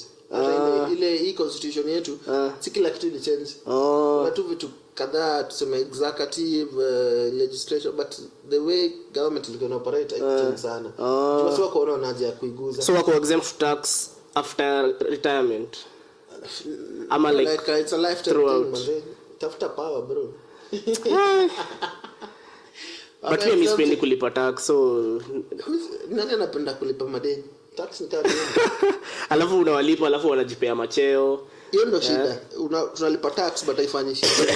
Wallahi. Ingekuwa ati tunaona kitu tax inatufanyia, ingekuwa ati tukilipa tax tutakuwa na better housing, tutakuwa na better roads, tutakuwa na like but sasa si tukilipa tax tunasikia nani amebuy pajero mpya bana watu wake wameenda kusoma sijui alafu msee mwingine amepewa job ameambiwa sijui kwa kitu exist hapo hivyo. I could encourage kulipa hiyo tax like itadu. But sasa nini inaweza happen like wewe tuseme wewe ungekuwa Ruto kulingana na venye umeona situation iko sasa wewe unaweza do nini? Mimi najoga wewe iko na do na aina do kidogo na iko na do na pia bado si ni third world country bado tunapata mado. Kwanza tuanze kutumia hizi zenye tuko nazo, hizi malon tunapewa tutumie vizuri, unapata loan inaingia vizuri ya kujenga manyumba sijui wapi. Hiyo loan kwanza mtu atachukua takata kwanza nusu kwa mfuko yake. Actually unafikiria exactly vile mimi nafikiria. Si hata venye wanashinda kusema watu walipi tax. Hiyo do wako nayo for country ka Kenya venye tunatoshana. Hiyo do ni almost more than enough. Shida ni mtu anataka kuchukua. Si ndio like say badala watumie hiyo do vizuri. Ni kama wanajibamba nayo, ni kama ni do yao wenye wanajiwekea mishahara zinataka. Instead of focusing on taxation. focus on kuhandle hiyo do itumike vizuri. Juu ukishatumia hiyo poa, corruption kata. Si ndio? Ukishatumia hiyo do poa inamaanisha kuna wase wanapata mawera, kuna wase wanafungua mabiz, kuna wase wanapata doa na rise wanafika place. Msezi avoid kulipa tax. Hivyo tu, alafu do tu inaendelea kuingia, wase wanaanza kuimport mandayo, wanaimport vitu. Hiyo zote ni government inapata do. Ina benefit government watatu. Pia msali alikuwa anasema the cost of, unajua sisi wafanya biashara dogo like me na ni business. Maybe I feel lakini ule msemo mwenye anataka kufanya shughuli bigi nasikia umia mbaya hadi anaona Kenya business environment. Kuna wenye new do business nao msee anakuambia ati venye hadi anakuonyesha, anakuambia mzigo yangu iko Mombasa ni ya hii cost, hebu angalia do yenye KRA wananiitisha. Hadi unasikia tu kuachana, hadi unapiga mahesabu unaona hii mzigo. Huyu jamaa wa Nigeria anaitwa aje? Aliko Dangote. Sasa quality simiti yake. Lakini kwanza sijui lazima alipe nani kwanza ndio aende aonge na nani kwanza amwala kuweka hiyo kitu hapa. So we before hata uset up business yako kwanza umetumia do mingi sana. Bana kabla inakuwa so hard even kufanya biashara na Kenya juu lazima tu utoyanda utmaana. Walai. Watu mse lazima unaona kuna wenye unaangalia unaona hiyo business make sense. Alafu pia politicians ni wadu mse anaona ukianza kufanya shughuli kwa community anaona huyu jamaa anataka kunitoa hapa. Kweli. Unajua sasa hii hata mtaa tuseme mtaa yangu sasa tuseme nataka kufungua kama manufacturing industry kadogo tu hivi. Politician mnataona mimi naokolea mayouth. Anaona wewe unangoja 2027. Wewe utaweza. Kwanza atakupiga tu kwanza siasa nyingine mbaya. Akupiga mataxation zingine uone. Alafu ni politician hapo MCA wenyu ndio Kanjo. Kila mtu anakuwa anapitia hapo kuona ni unadhani wewe ni nani ni unafanya hapo. Unaduni nini unafanya na unataka kuvai. So uwezi fanya tu shughuli vizuri. The business environment in Kenya sijuka inaweza tuweka mali tutafaa kufika. So ningekuwa Ruto hizo ndio ningefocus on. Singefocus on to get more money. True. Streamline venye do iko inatumikaje. Na sio maana kina Raila wamejam. Hapo unajua ni sampuli moja manze. Wallahi make sense. Kama wale wasanii wameamua tu Januari kila msetu akamtu na nini zake. Unaona vile Raila anafanya saa hii. Angefanya hivi before election. Before elections walikuwa wanajua hii tushachukua. Before jamaa angewin. Sasa hivi tu wanaongelea ni vitu hata wewe unasema yenyewe. Kitu naweza. But ameanza saa hii after lose. Hiyo time walikuwa overconfident sana. Sika ni Uhuru walikuwa wanawaambia kitu tushafunga ama ni nini. Walikuwa wamejiamini mbaya. Hata wakuwa na stress. Hata ni kama hata wakuwa na campaign ya ukweli walikuwa tu tushachukua hiki kitu. So ni sampuli moja tu. Shughuli pia labda angeingia. Imagine ingekuwa Tini Raila ameingia labda ni Ruto angekuwa anasema hizi vitu saa hii. Kweli. Raila alikuwa tufanya vile Ruto anafanya alafu na mbona bado wana insist ati kura ziliibiwa. Mimi naona nikaa hiyo I make sense. Kura ziliibiwa bro. Okay, zuibiwa but kuna like kukuwa leader Kenya. Mimi nilikuwa kampo yetu nilikuwa nataka kuvaa at some point. Hizo masomo kwa nataka kuvaa. But before hiyo nilikuwa nimeshaangalia electoral process bro. Bro, sitaki kutaja msewe lakini venye alikuwa na win election ya kwa Sonu president. Ilikuwa hata sikupangwa ilikuwa tu vurugu. Like msee atakuja hivi aone si unajua venye wasa wanaingia kuvote pole unaweka vote. So yeye anaweza tuma hata wasi kama watatu. Wanakuja hivi wamejaa jacket kubwa wanaingia tu vizuri, alishalipa commissioner anajua ukiona nani ameingia wewe acha ingie tu. So kila candidate akona agent wake. Jamaa anakuja kwanza, wanakuja wawili, mtu wa kwanza anakuja kama ile ballot box. Anakuja kwanza kama amepiga ngumi hivi na pasuka pa. Alafu kwa jacket hivi anatoa ballot box. Anaziangusha hapo ndani zote. Koroga hivi anaenda nje. Inakuwa vurugu. So hii time ya vurugu unapata hata ile container inabadilishwa. Ile container imerudi ni ya huyo mzee zote. So hakuna vile utapiga huyo mzee. Wallahi.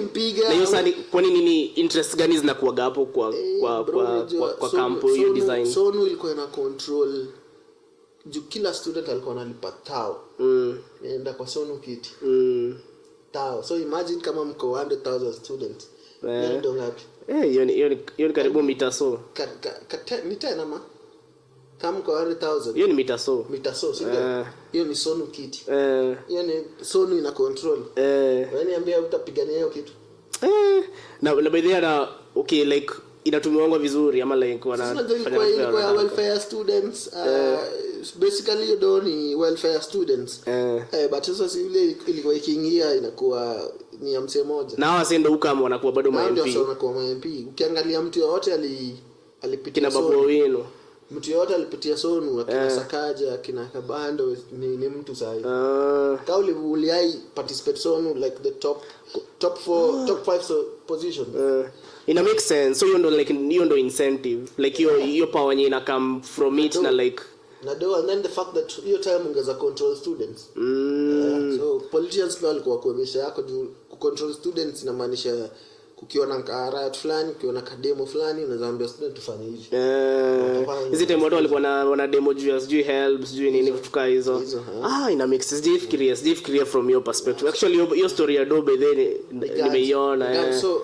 by the time msee anatoka from student leadership to national leadership already anajua the main thing hapa ni do so aizi manage lose your election whatever come kweli so election lazima ibiwe na by the time akitoka hapo ashajipina kona do maybe akona to biz amejipanga ni msee sako sawa election lazima ibiwe usipoibiwa uta have a weak person kukuwa leader man kweli but sasa pia hiyo ni kwa campo I guess ni easier kuiba hata national bro mi sijui mbona for some reason hii time niliamini sasa kama ni mani wasi wangapi walikuwa wanasimamia election walidedi Roma nini nilisikia kadhaa sisi tulikuwa na vote fit sisi unaenda una vote unamaliza but hiyo inaisha hivyo so kitu itafanywa after hiyo tutadetermine winner na nani alikuwa anasema Chebukati anaenda kumchikike jani Raila zinania mwambia toe video madam hiyo mimi naona hata msutu hakuwezi kuwa nayo but itakuwa rat race pia si Chebukati pia alisema sijui akina nani walikuja kwake pia atamwambia tupe evidence so itakuwa tu rat race probably but unajua yeye at least akusema kuna video so mimi naona ni kama hiyo ni much more unajua Raila alisema ako na video na ataitoa so uone ze imagine Chebukati amesura Raila alafu mimi naona hata msutu si retire si like job yake iliisha ama sasa ndio hiyo so yeye amechill tu mtaa yeye hana stress but sasa si atamsutu wewe umeona jo court cases ngapi za Raila okay atamsutu lakini sio nika court ati like kasema hiyo akina Ruto akina nani so walikuwa na court cases like zilikuwa na effect yote kwa maisha yao unajua hivyo ndio mimi angalia nasema tu ni rat race manzi but pia unajua pia kuna wenye unaangalia sasa hii regime yenye iko ndani so walikuja angusha kesi zote za last time so sasa hii wako na much more control over wase wenyewe wako kwa gava lakini still hata nani yako kwa gava by the time na like ni rat race mimi sidhani hizo unafikira atafungwa ama unafikira atafanywa nini okay sidhani atafungwa mimi naona kama maybe hivyo alafu atalipa sasa hapo ijulikanaje unasikia hata mtu ameambiwa atoe mita moja sasa kuna mtu anajuanga kuliendaje inaisha tu hivyo sana atalipishwa fine juu mimi niko sure hana hiyo vida unless like waiunde like wakama up na kitu ya uongo ama like sioni ni kitu kuonyesha tu wewe sikukuja kwako lakini yeye labda pia anajua liana so anamdea ama maybe anajua akimuexpose kuna kitu kingine tena itatokea tena alafu Raila pia ni msana kila time anaji reinvent so wewe utaenda kumsuu yeye hata itokea kwa koti tatuma maloya wake wadili na maloya wake na unaonaje historia yake yenye sasa amesema sasa kutaanza kuwa na demonstrations sasa hiyo story so unajua kuna ile time kulikongana sijiko nakumbuka ilikuwa inaitwa Tear Gas Monday naikumbuka poa sana but unajua venye ilianza the thing is ilianza kama mchezo and hiyo time unyali alikuwa anasema mta nini tu ilianza kama mchezo hadi ilifika mahali Monday tao hakuna shughuli nafanya wallahi nakumbuka iko Monday tao ni makarao kutoana tu mbio na Tear Gas so unaweza Usadharau hiyo kitu, but wewe angalia influence yao msee kwa wasi. Kuna wasi yeye akimwambia kila Monday ataishia. So wewe utaidharau, utasema unatiaga sijui unatiaga ule msee. But umetiaga ma business around it. Ama umeamua kushika wasi watu wanakimbia. Hiyo ina affect. Na wasi wana loot, wasi wanatoka tao. Ifika mahali kabidi wamekaa chini na wakafanya electoral reforms.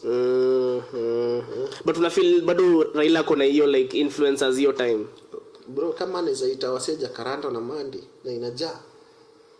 Hiyo ikayo gani? Kuna jua hapo obviously kuna maybe MC wenyewe wale MC alikuja na watu so ndani akafanya hivyo wengine like ni MC. Unajua wengine ni kukimbia kupigwa na tear gas. Maana manze ni kitu yani hata boni first mwangi alikuwa anataka maandamano ya wase kama so lakini hiyo street atatokea hiyo day shughuli itafanyika kweli so ni kitu unaweza idharau lakini itabidi tu mahali useme juu utafika mahali wewe utaidharau unasema sina deal nao wase nani wanaumia but at the end of the day ina affect environment ya wase wako hiyo area. Okay, mi nilifeel naona kama venye hii election ilikuwa inaenda kulingana tu venye ilienda like nani akawin then wase tu tukaenda koti wase wakachill tukaendelea. Mi nilifeel ni kama tumetoka kwa hiyo nini wase wanapenda peace mostly. Alafu unajua pia ukiangalia economic times zenye tuko saa hii sasa utaenda kupiga malapu kutao ama like utaenda tu utafute kitu tu maze at least uweze kuendelea. Wase wanapenda peace but pia wase wanapenda hiyo vurugu pia kuna kosangi wase wenye wako kuna wase wanaipenda na hata kama uko kwa vurugu na uko around vurugu but then make point poa that si ati lazima ikuwe wase wengi hata wakipatana wase punch tu kukimbia taus kumzima unawarusha na tear gas ndio pia makali tu kwenye respond to small problem. Alafu na hiyo ikisha happen hivyo watu wanaingia mamatu mtu anatoka tao busy zinafungwa. Nakumbuka hiyo time ilikuwa inapelukiwa chuo hapo anniversary stars hayakuwa na classes hiyo time hata ilikuwa natubama juu kuna siku tulikuwa tufanya exam na Monday inakuwa tu hizi happen haita happen juma lecturer wanatoka mbio so hadi magari zilikuwa unapata day lecturer hizi taka kuja na gari yake juu at the end of the day ekwangi ati ni wase wamereact inakuwa ni karao wameoverreact wakujana matia gaza wamerusha left na wanapenda bunduki bila karao wanapenda hizo form madini kama ati wanawaga tu wanangojanga so inakuwa more destructive kitu kidogo wameoverreact inakuwa sasa kweli kuna shughuli inaendelea na kuna kitu moja tukufanya au kujiintroduce man najua hata kujiintroduce tuli dive into conversation iko tu sawa pia Jacob Juma bana mimi ni graphic designer mimi ndio ule mse ukitaka kuonyeshwa before and after kama dentist wenye ati before meno ya mseli kwa hivi kweli sio nafanya kwa white hakuna anga ndio ni kitu ni process wenye unaweza whiten teeth ya msee hadi itoke tuseme msee mwenye amekuwa kunywa salt water all his life whiten meno yake ni shughuli so na wewe ndio unaanza biashara unataka wasewa kuje wewe unataka tu so utaambia tu graphic designer cheki ndio hii picha huu msee meno zake ni brown takozi make zikwe white iko after so una making like ma signs na posters na nini poster ma signs so kuna like base like unaunda hizi mabana na nini business communication msee ako na transcript tu anataka hii anataka hizi ma brochure na nini kitu kama una print maybe ma calendars umbrellas sisi tunafanya biashara ikaifiti hata kazi ukweli unaduia ngapi unaogana shop tao niko na shop tao na niko na offer ya mtaa pia offer ya mtaa sana basically naweza ita studio tu so like hiyo ndo gig yako ya main full time hiyo ndo gig main alafu sasa comedy hata siwezi ita side hustle comedy ni niseme ni hobby naona nilikuwa nakwambia before sinanga pressure kweli najua yes inaweza lipa but pia sitaki kufanya juu italipa nataka kufanya juu nimemaliza shughuli yangu nataka kwenda kurelax na kufanya kitu napenda si ati spend graphics yes but hiyo ni job na umededicate already like na inalipa bills pia inafanya pia naweza toka from point A to point B and then nifanye comedy kweli so yeah napenda kuandika nini so like hapo hivyo nini unakoga uko na wasee hapo sasa hivi? Niko na wasee. Ya home ni yako tu peke yako ama pia kuna wasee? Ya home ni yangu tu. So taule kuna wasee wanaendelea na job. Kuna wasee wanafanya shughuli. Kuna wasee wawili wenye wako permanent alafu shughuli ikiwa mob zaita wasee wengine. Kwa hivyo ni kitu inajipa. Na nini mnaoga na low season na high season ama throughout tunaoga tu na something going on? Lazima kuko na low seasons. Low seasons mostly kwetu huku I think Feb, March. Jo unapatanga most companies December na January zinatoa hizo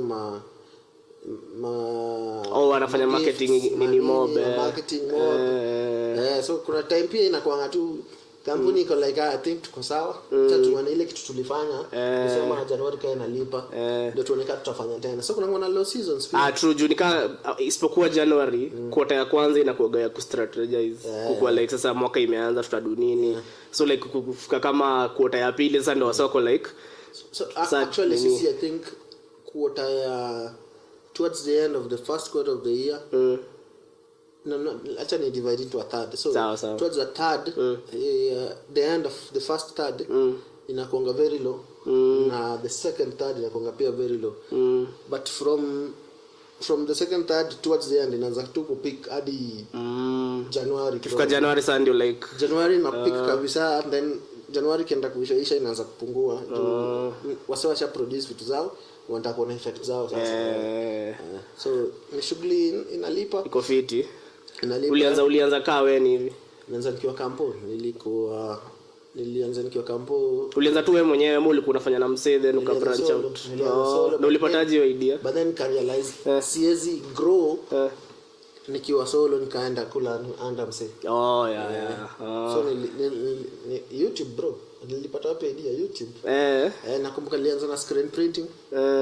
But so nilikuwa najua the basics but the level ya job haikuwa inafika standard fulani unapenda. So unasema okay, vitu ulio na YouTube ni vitu hakukuwa na local creator mwenye anaonyesha hizo vitu venye zinafanywa locally.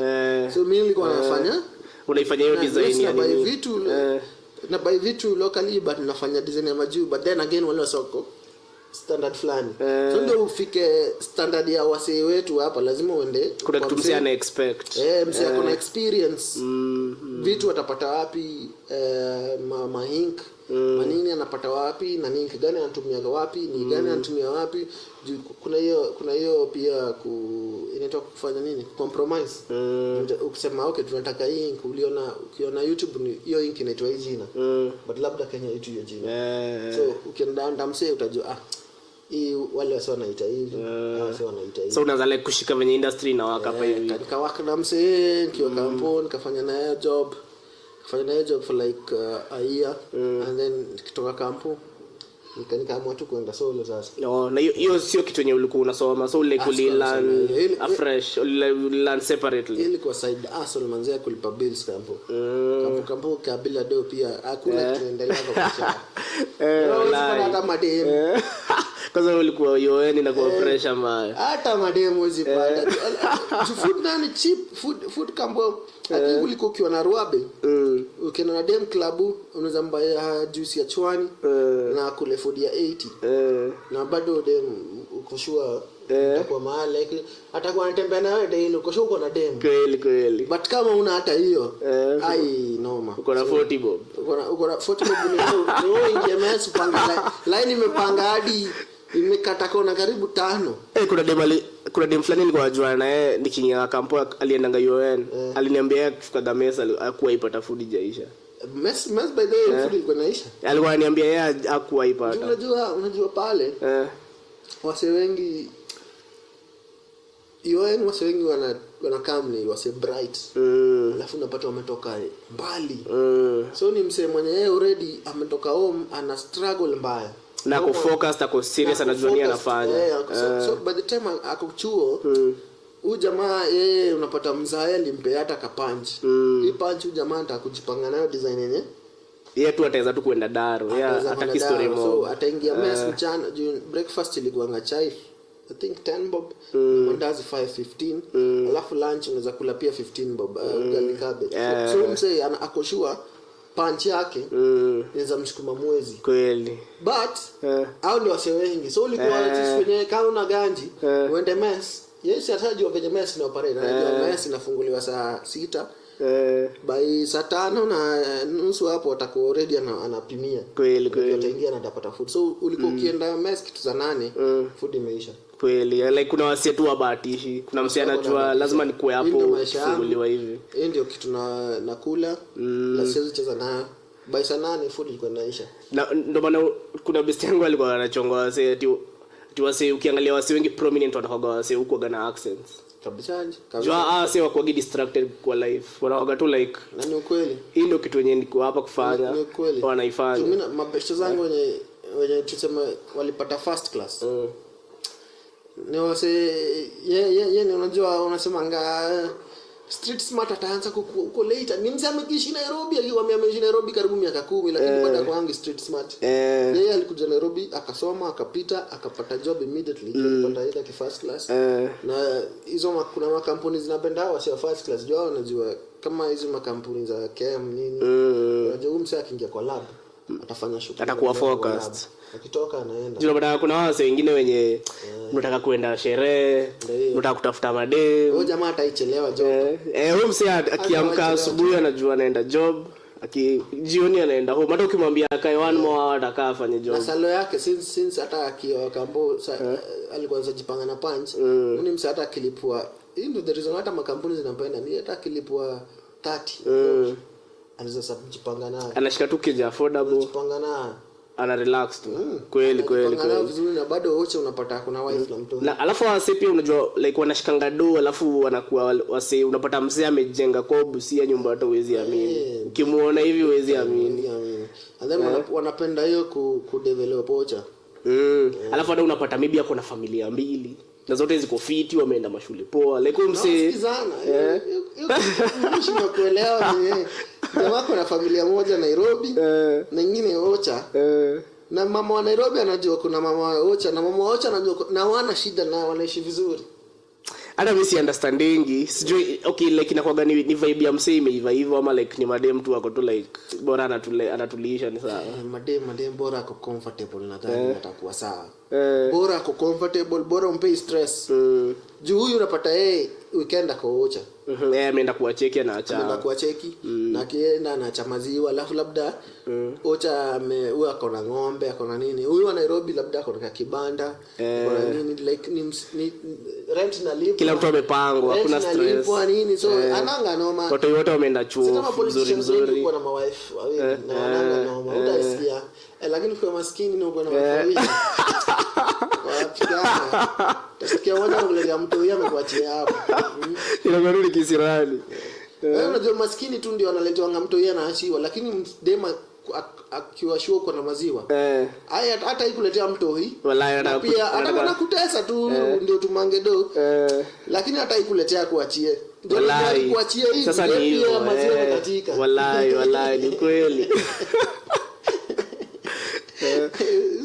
ndio kweli jumbe hadi ukiangalia wase wenye tu uishi kitu Nairobi hivyo tu ndio inakuaga like unapatanga tu nikaa tunaanga tumezoea hiyo kuconsume vitu kujibamba kufanya vitu funny kwenda like tumezoea hiyo kuconsume sana design hata unapatanga tu sana hata unaishi hand to mouth like unashanga dozi inaenda wapi funny thing ni venye tuseme nilianza kushika maziwa nikapanga keja ikakuwa na vitu kiasi ndio time pia nilikuwa naweza pata demo za sleepover ile time yenye bado nilikuwa kwa single na mattress chini alikuwa akikuja ikifika maida itakurudi but sikonye nilianza kuweka vitu kejani kuna TV kuna coach kuna wifi kuna nini kejani kweli hiyo ndo day man hata sleepover weekend mzima bana nafika anaona ama ni chill kwanza ni chill and then bana kaacha manguo kweli but before hiyo alikuwa nakujanga saa 5 hapo mchill mfanye nini, muone movie kwa simu yako. Alafu dem hata ukiwa umesota hata hizi kusaidia na house chores.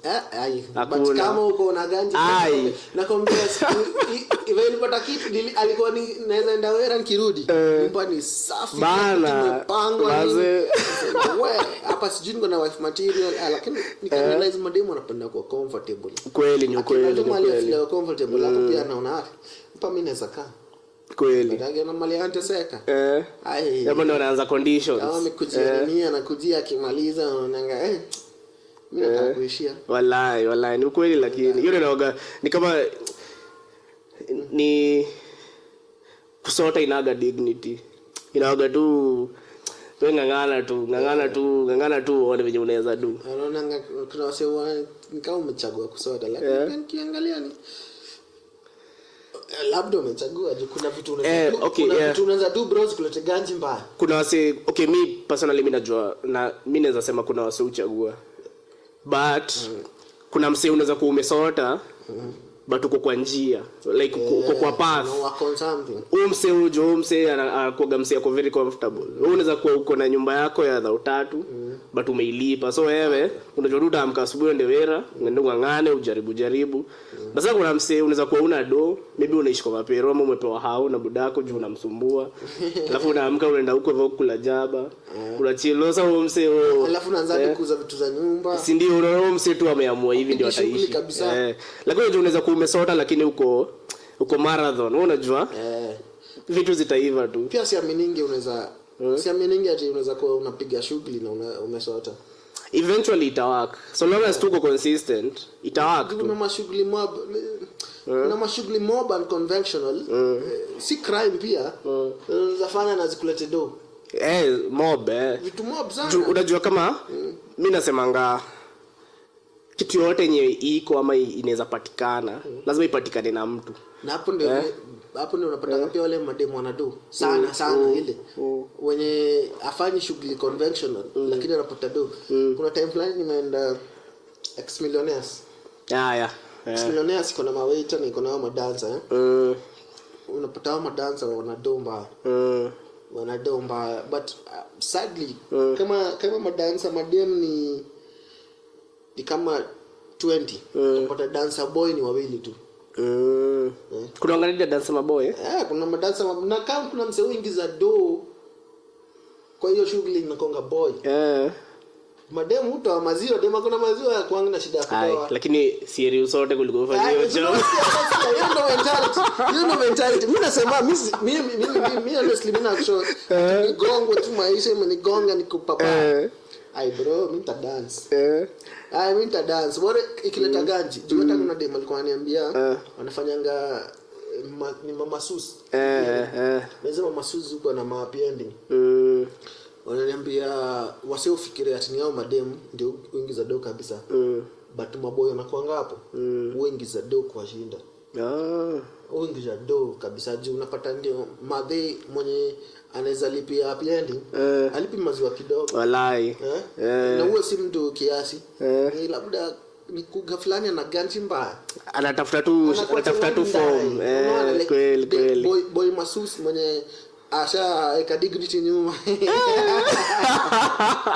anapata ngazi mbaya acha kama hiyo kuna pia manini anitaje gays pia nasikia utoboka mbaya ati akikuja hapo na nataka pia pia nasikia utoboka mbaya so nasema tu ukitoa tu dignity weke nyuma unaweza umoka mbaya ukisota umeamua tu ni kweli lakini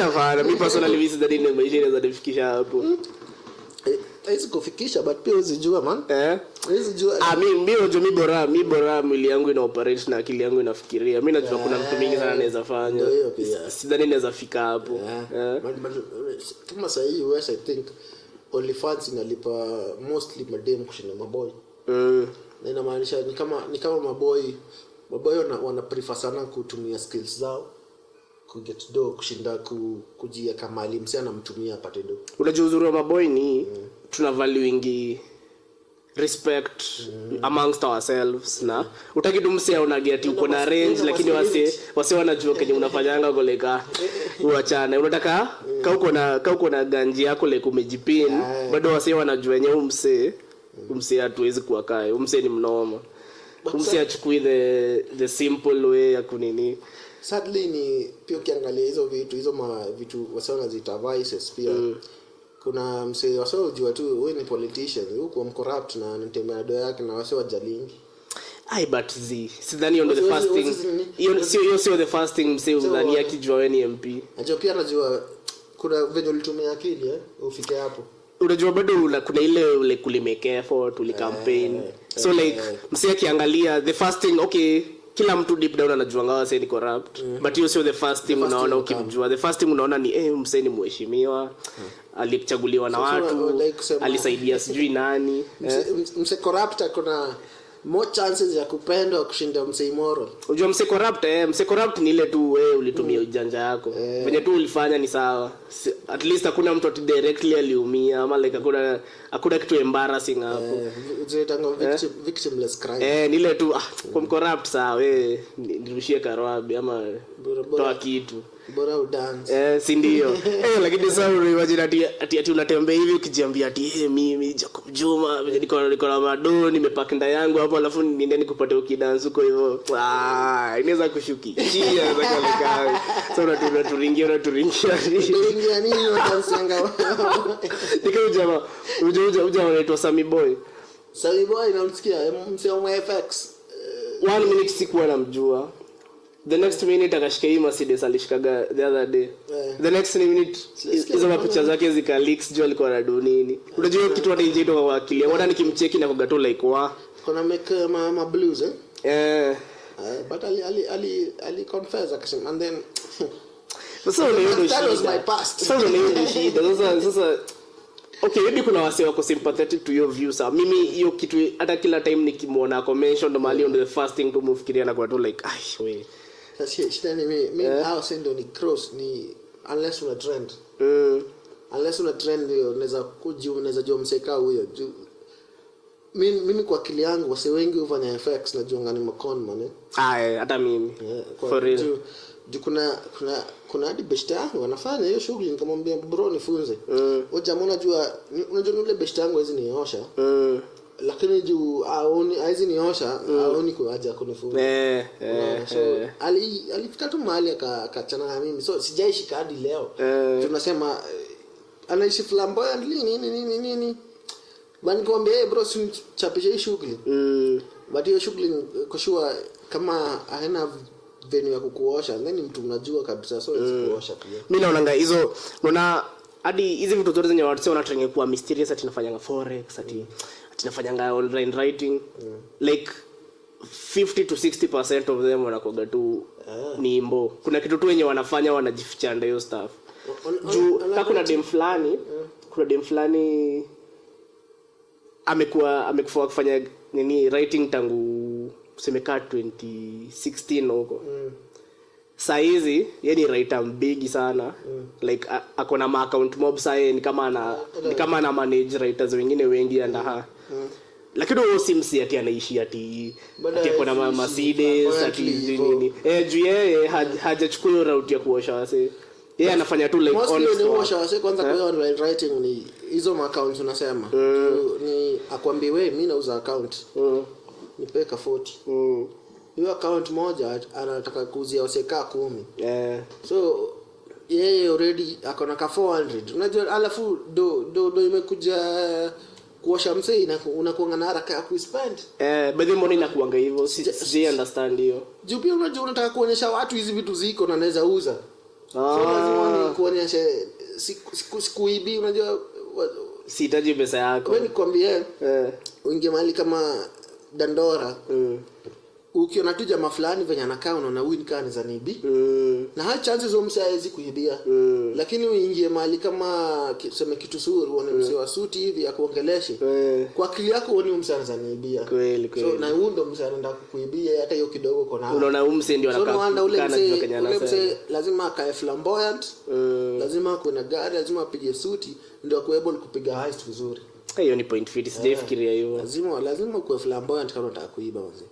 Inaitwa clean thieves. Na mbona most of them hawakuagi like wamejipanga, unapatanga msee nini yake kianguka na kurudingi tu zero.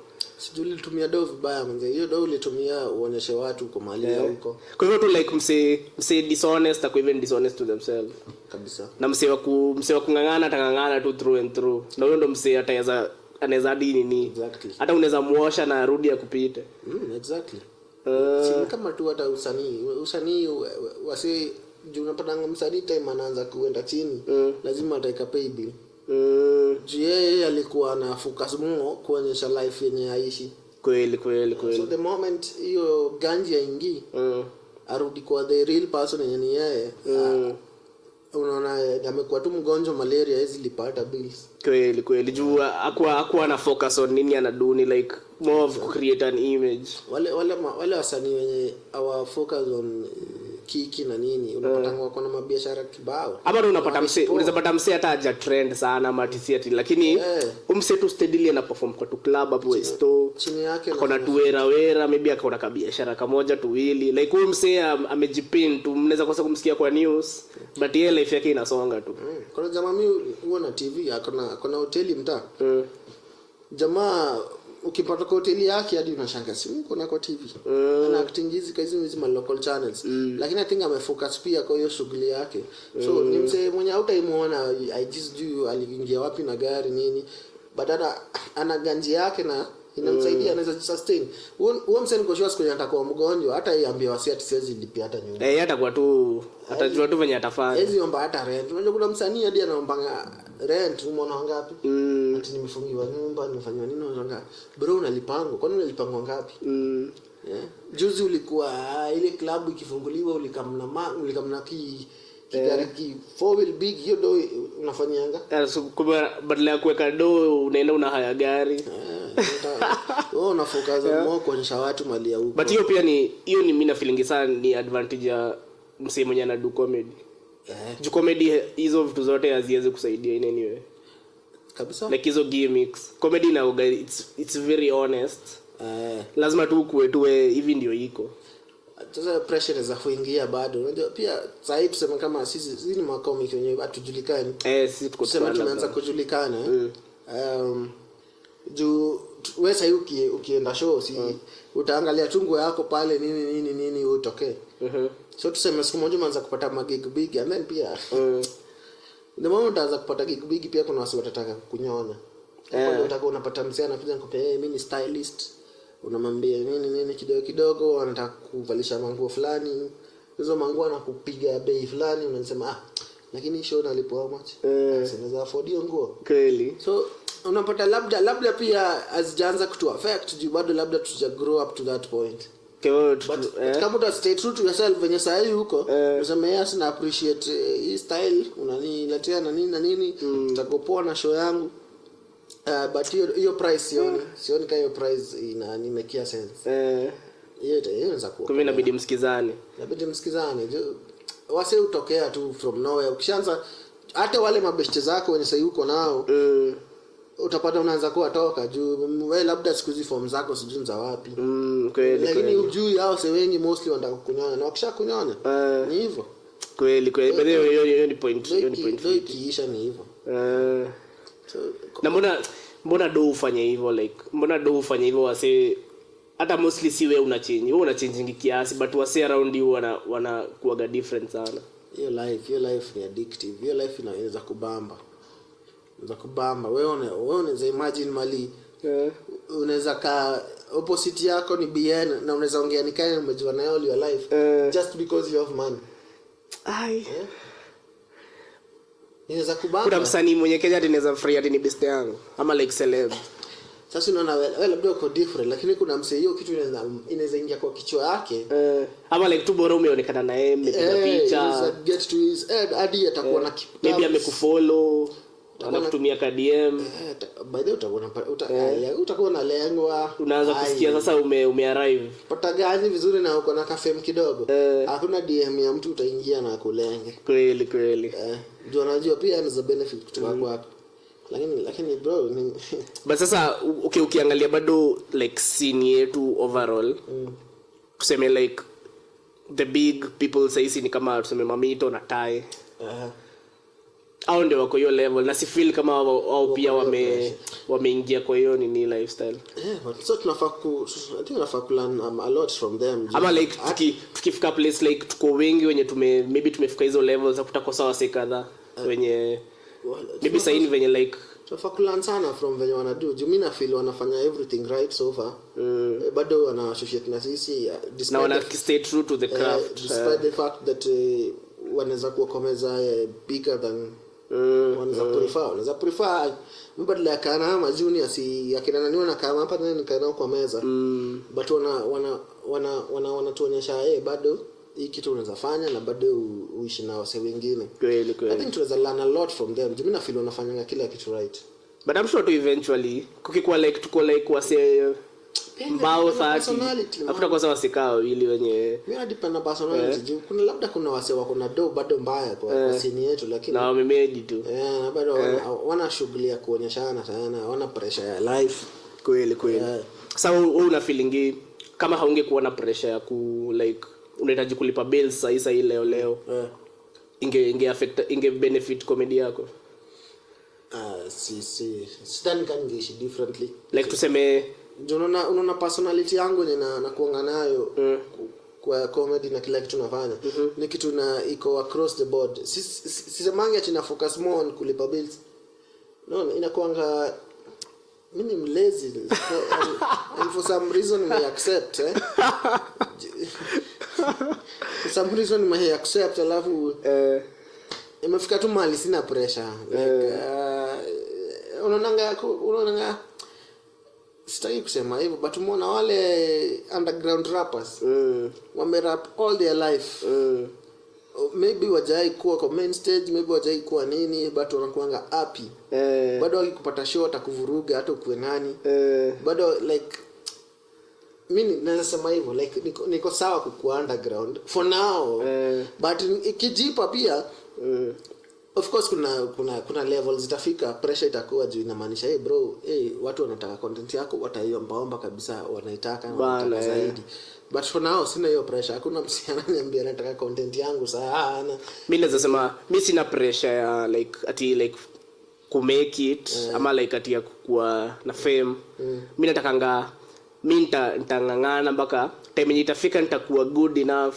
that hamtaweza ku ignore nitangojea tu hiyo time sasa venye wasio wanangojea ndio different wasio wanangojea na wanapiga hadi siku itafika mimi sasa mimi niko hivyo sasa mimi like star miss open mic star nitangana tu na podcast yangu pole nita go through all the steps lakini sio ati na pressure ya kazi wewe shughuli hivyo tu sasa sitaki ati pressure ati like ati nataka kuwa sijui celeb but sasa nataka kuwa sijui na nini hivyo sasa ile siku itafika yenyewe sasa mtarealize yenyewe msee ameiva hiyo ndio siku nataka si ile siku ati mtaanza ona ati mnifanyie favor ama ati mni support tu juu zisitakangi umekuwa ukifanya sana hivyo tu like nataka ifike siku yenyewe wase wataona yenyewe msee ni mnogo msee sasa tumemuunderstand sasa tumeget sitakagi hiyo like ati shortcut ati like ati ulitokea tu out of nowhere maybe ukafanya tu ati vitu weird wasoko ku recognize alafu pia dreams pia I think ziko different me I think mostly as much as napenda stand up kabisa ningependa sana kuwa part ya writing ya labda part ya stand up kusaidia msee kuandika ama kuwa part ya like naweza penda sana kuwa the background sema film imeandikwa unaweza ni kama films hivi ma films hivyo juu hata film nimekuwa nikisoma ma books za script writing apparently kuna formats kuna nini so apart from your creativity na nini kuna pia classes na kuna vitu unafaa kufanya ndio hata ukipea msee hivi wewe ndio hii film yangu unaweza produce unasema okay hii ni standard unaweza work from here kweli so mimi naogopa hizo stories za film juu na finding it very difficult to work na wase so mi pia but pia napenda ku work mali niko free like mali unaweza niambia tufanye hivi na mimi nileta idea yangu na work na pia hiyo ni bamba sana. Kwa solo most of the time for me na feeling ni self destructive for me to mimi naweza give up rahisi. So unataka wasewa kuwa hapo wana make sure utaendelea system wewe ile kitu ni aje hii kitu wewe umefika wapi ngombe imefika hapa tuko hapo wewe unaonaje to move on like naweza kuwa better nikienda na wasee kushinda nikisema niko solo. Sabi kwangu inaanga the opposite. Juu napatanga nikiwa in a group setting yenye tunawaka pamoja. Either mimi niko like mimi nataka tuende 100 km/h na msee anataka tuende mos kila msee. Ama unapata pia spendangi ile unajua kuna ile especially kama ni maboy kuna ile kila mtu anataka idea yake idominate. Na mimi spendangi mimi sana nikiko kwa hiyo situation nitakuacha wewe dominate juu mimi sitakangi hiyo like ati kama human dominate ni kama tuna ati sawa useme hivi alafu mimi niseme hivi alafu kwa hapana hii yangu ndio iko sawa alafu sasa mimi nitaachana tu na wewe juu nitaona wewe sasa mimi na prefer kudu kenye mimi na doju najuaga nitaifanya exactly vile mimi nataka kuifanya na sita give up na nitaisukuma yangu hata afadhali dead ama ifail nikijua nimeifanya exactly vile nilikuwa na plan. Sasa mimi kuoga na hiyo baba hiyo ni the exact opposite yangu juu ni when it comes to pia ku na wase hiyo kuna hiyo yenye msee anaweza kupea tu idea lakini unaona hiyo it makes sense. I think na kuangana a lot of joy ya kutry kukuonyesha venye na feel it makes sense. Na pia mimi kuna vitu nimeisema for instance tuko na group yetu ya maboy kama kichama hivi and once in a while kuna vitu si uongea and kuna kuangana a lot of joy for me when we agree on something like kwa say wanasema hii mimi nasema hii azi but inafika mahali tunafika hadi tunachukua point ya huyu tunachukua point ya huyu tunasema hey I think iko sawa then kila mtu anasema hiyo iko sawa hiyo ni bamba mnapata consensus hiyo ni bamba inamaanisha hiyo kitu haita fail. Jana nakumbuka by the tukianza tulikuwa wasee kadhaa but kuna swali jitoa na tulielewa juu si kila msee anaweza accept idea yake either ichukuliwe nusu ama ichukuliwe quarter ama ichukuliwe at all. So unaona yeye bado ana insist na ile yake lakini kuna wasee kama watatu wanaona kuna levels experience kuna levels kuna kitu nani anajua yenyewe wewe hujui. So wewe umesema hiyo kitu wewe umesema from point yenye labda yeye aliangalia 10 years ago wewe umeangalia this year na bado una insist na nakwambia 10 years ago nilifikiria hivyo but sasa si hivyo. Kuna msee ameshaona kitu jaona so by the time sana kwambia unasema kitu unajaribu kuinsist and then anakupea perspective fulani unajipata umetulia so but they don't make sense. Na kuna waseweza kuhandle hiyo stuff. Kuna mse like you mama na kitu wenye amesema kama ni mse true to yourself utasikia kitu fulani na useme we hiyo ni kweli hiyo ni kweli hiyo ni kweli lakini kuna mse mwenyewe anataka kupinga bado but anajua hapa deep down hiyo kitu mse amesema ni kweli. Mimi sasa shida yangu kwa group mimi kwa group huwezi pata the best of me. So kuna mtu anaweza kasirika kuna mtu kasirika kuna wase ujama nishakwambia ni ujinga wewe bado una insist nayo ama wale wase watie wewe shinda hapo hata mnisikizangi wewe shinda hapo kuna wase pia kuna mtu wewe shinda hapo bana basi wewe fanya vile utafanya mimi nifanye vile nitafanya amini tunaorganisha land like ndio ni collaborate na wase si lazima kila kitu ifanywe vile mimi nataka exactly but ukiwa hivyo unaweza vitu zita move lakini na mimi ndio nifanye kitu wenye pia umefanya meaningful truly yenye najua kitu ni noma wacha tu nifanye solo ndio nakumbuka time ya kwanza vile nilijoiningi kampo tukapewa group assignment yetu ya kwanza tukiwa first year sasa tukaform ka group ya wasi tulikuwa tunajuana hiyo time tumeenda group sasa tukameet siku ya kwanza wasi wanatoa ideas za ufala mimi naangalia sasa niko like hata nyamaza tunaona tunaweza anza kuongea hapa kila msee ya jam.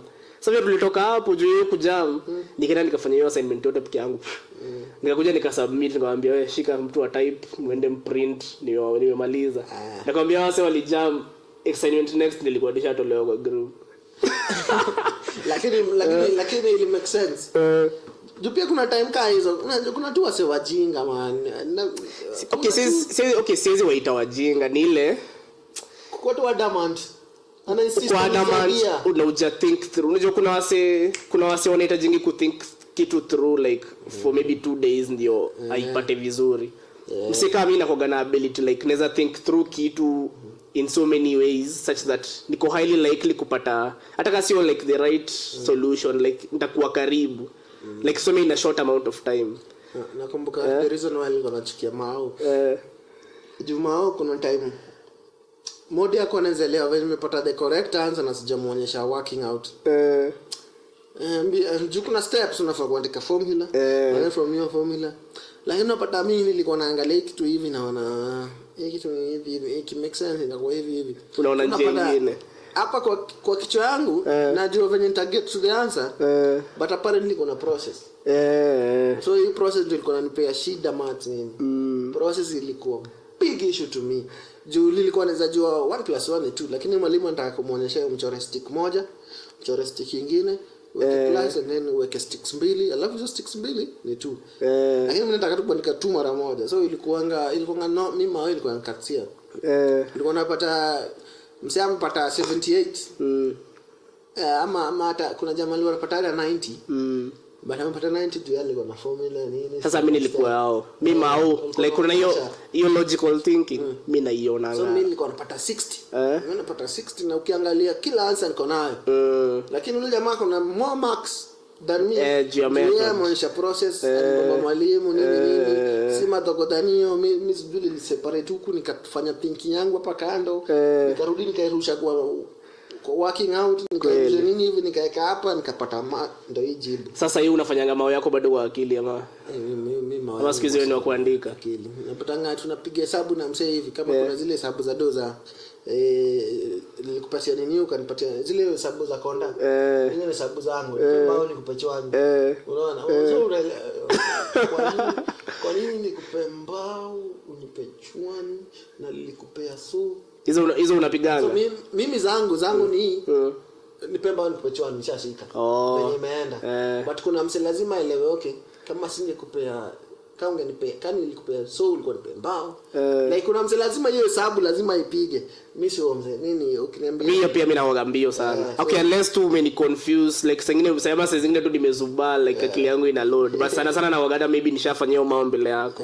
Kwa nimeshika so mimi no mse kitu moja mimi Mao jaini Mao hata I think kitu napenda hadi sasa hii. Sasa ni vitu sasa venye nilifika kampo kwa Mao zingine hazi make sense. Hapo sana niliona yenyewe sasa nimefika mwisho hii wenye tunasoma sasa hii hakuna kitu ina benefit nayo.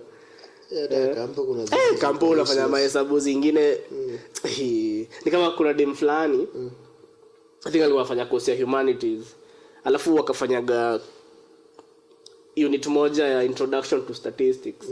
Akakuja akaniambia ni ilikuwa ngumu niko like hiyo ndio like ilikuwa rahisi hata nyingine ilikuwa gana B mzee ukianza na mauzi nyesi tunasomanga hata uwezi statistics pia mimi ngalemea do you know statistics ni more kuonyesha how you get there ndio like okay tuseme kwa tuseme kwa ni hizo tuseme kwa branches zote za Mao hiyo ndio nilikuwa my favorite actually hiyo ndo nilikuwa like nimespecialize in like hiyo ndo nilikuwa na aim kuingia into hiyo field kama ningeendelea na like ma stories za comp but ndio ufanye computer science manzi lazima uwe mtamu hizo maths do you think zenye bado ndio iko na hizo ma codes codes ni lazima uwe very specific code nilikuwa na prefer than Mao lazima uwe very specific hata ningekuwa najua kenye najua saa hii ningefanya tu computer science pekee bila Mao.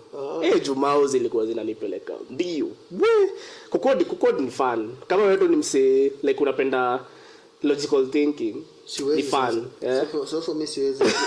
Unaona kichuka website for me. Naweza create a very nice web design but I can't produce it for you. Like Kenya wewe msema more like visual like Kenya mse ataona hiyo naweza kutengenezea but when hiyo kitu itaenda hadi kuwe online hadi msee anaweza click atoke hapo ende hizo navigation back end but hizo siwezi fanya but kutengenezea kitu yenye msee akiona itakuwa ni design smart hiyo naweza do hiyo naweza do but kwenda nyuma nini imefanyika hapa sijui you will be headache. Okay, mimi sijai try but mimi usaidia wase na user interface na na feeling siko vibaya but sijai try kuunda yote like mimi mwenyewe nasaidia kama mse like hapa pana kaufala change hizi ziko straight hivi so tuka font nini box fulani nafaa kuwa wapi hizo mimi niko sawa nitakuonyesha lakini venye unaweza tengeneza kitu inakaa smart like mse unaweza mshone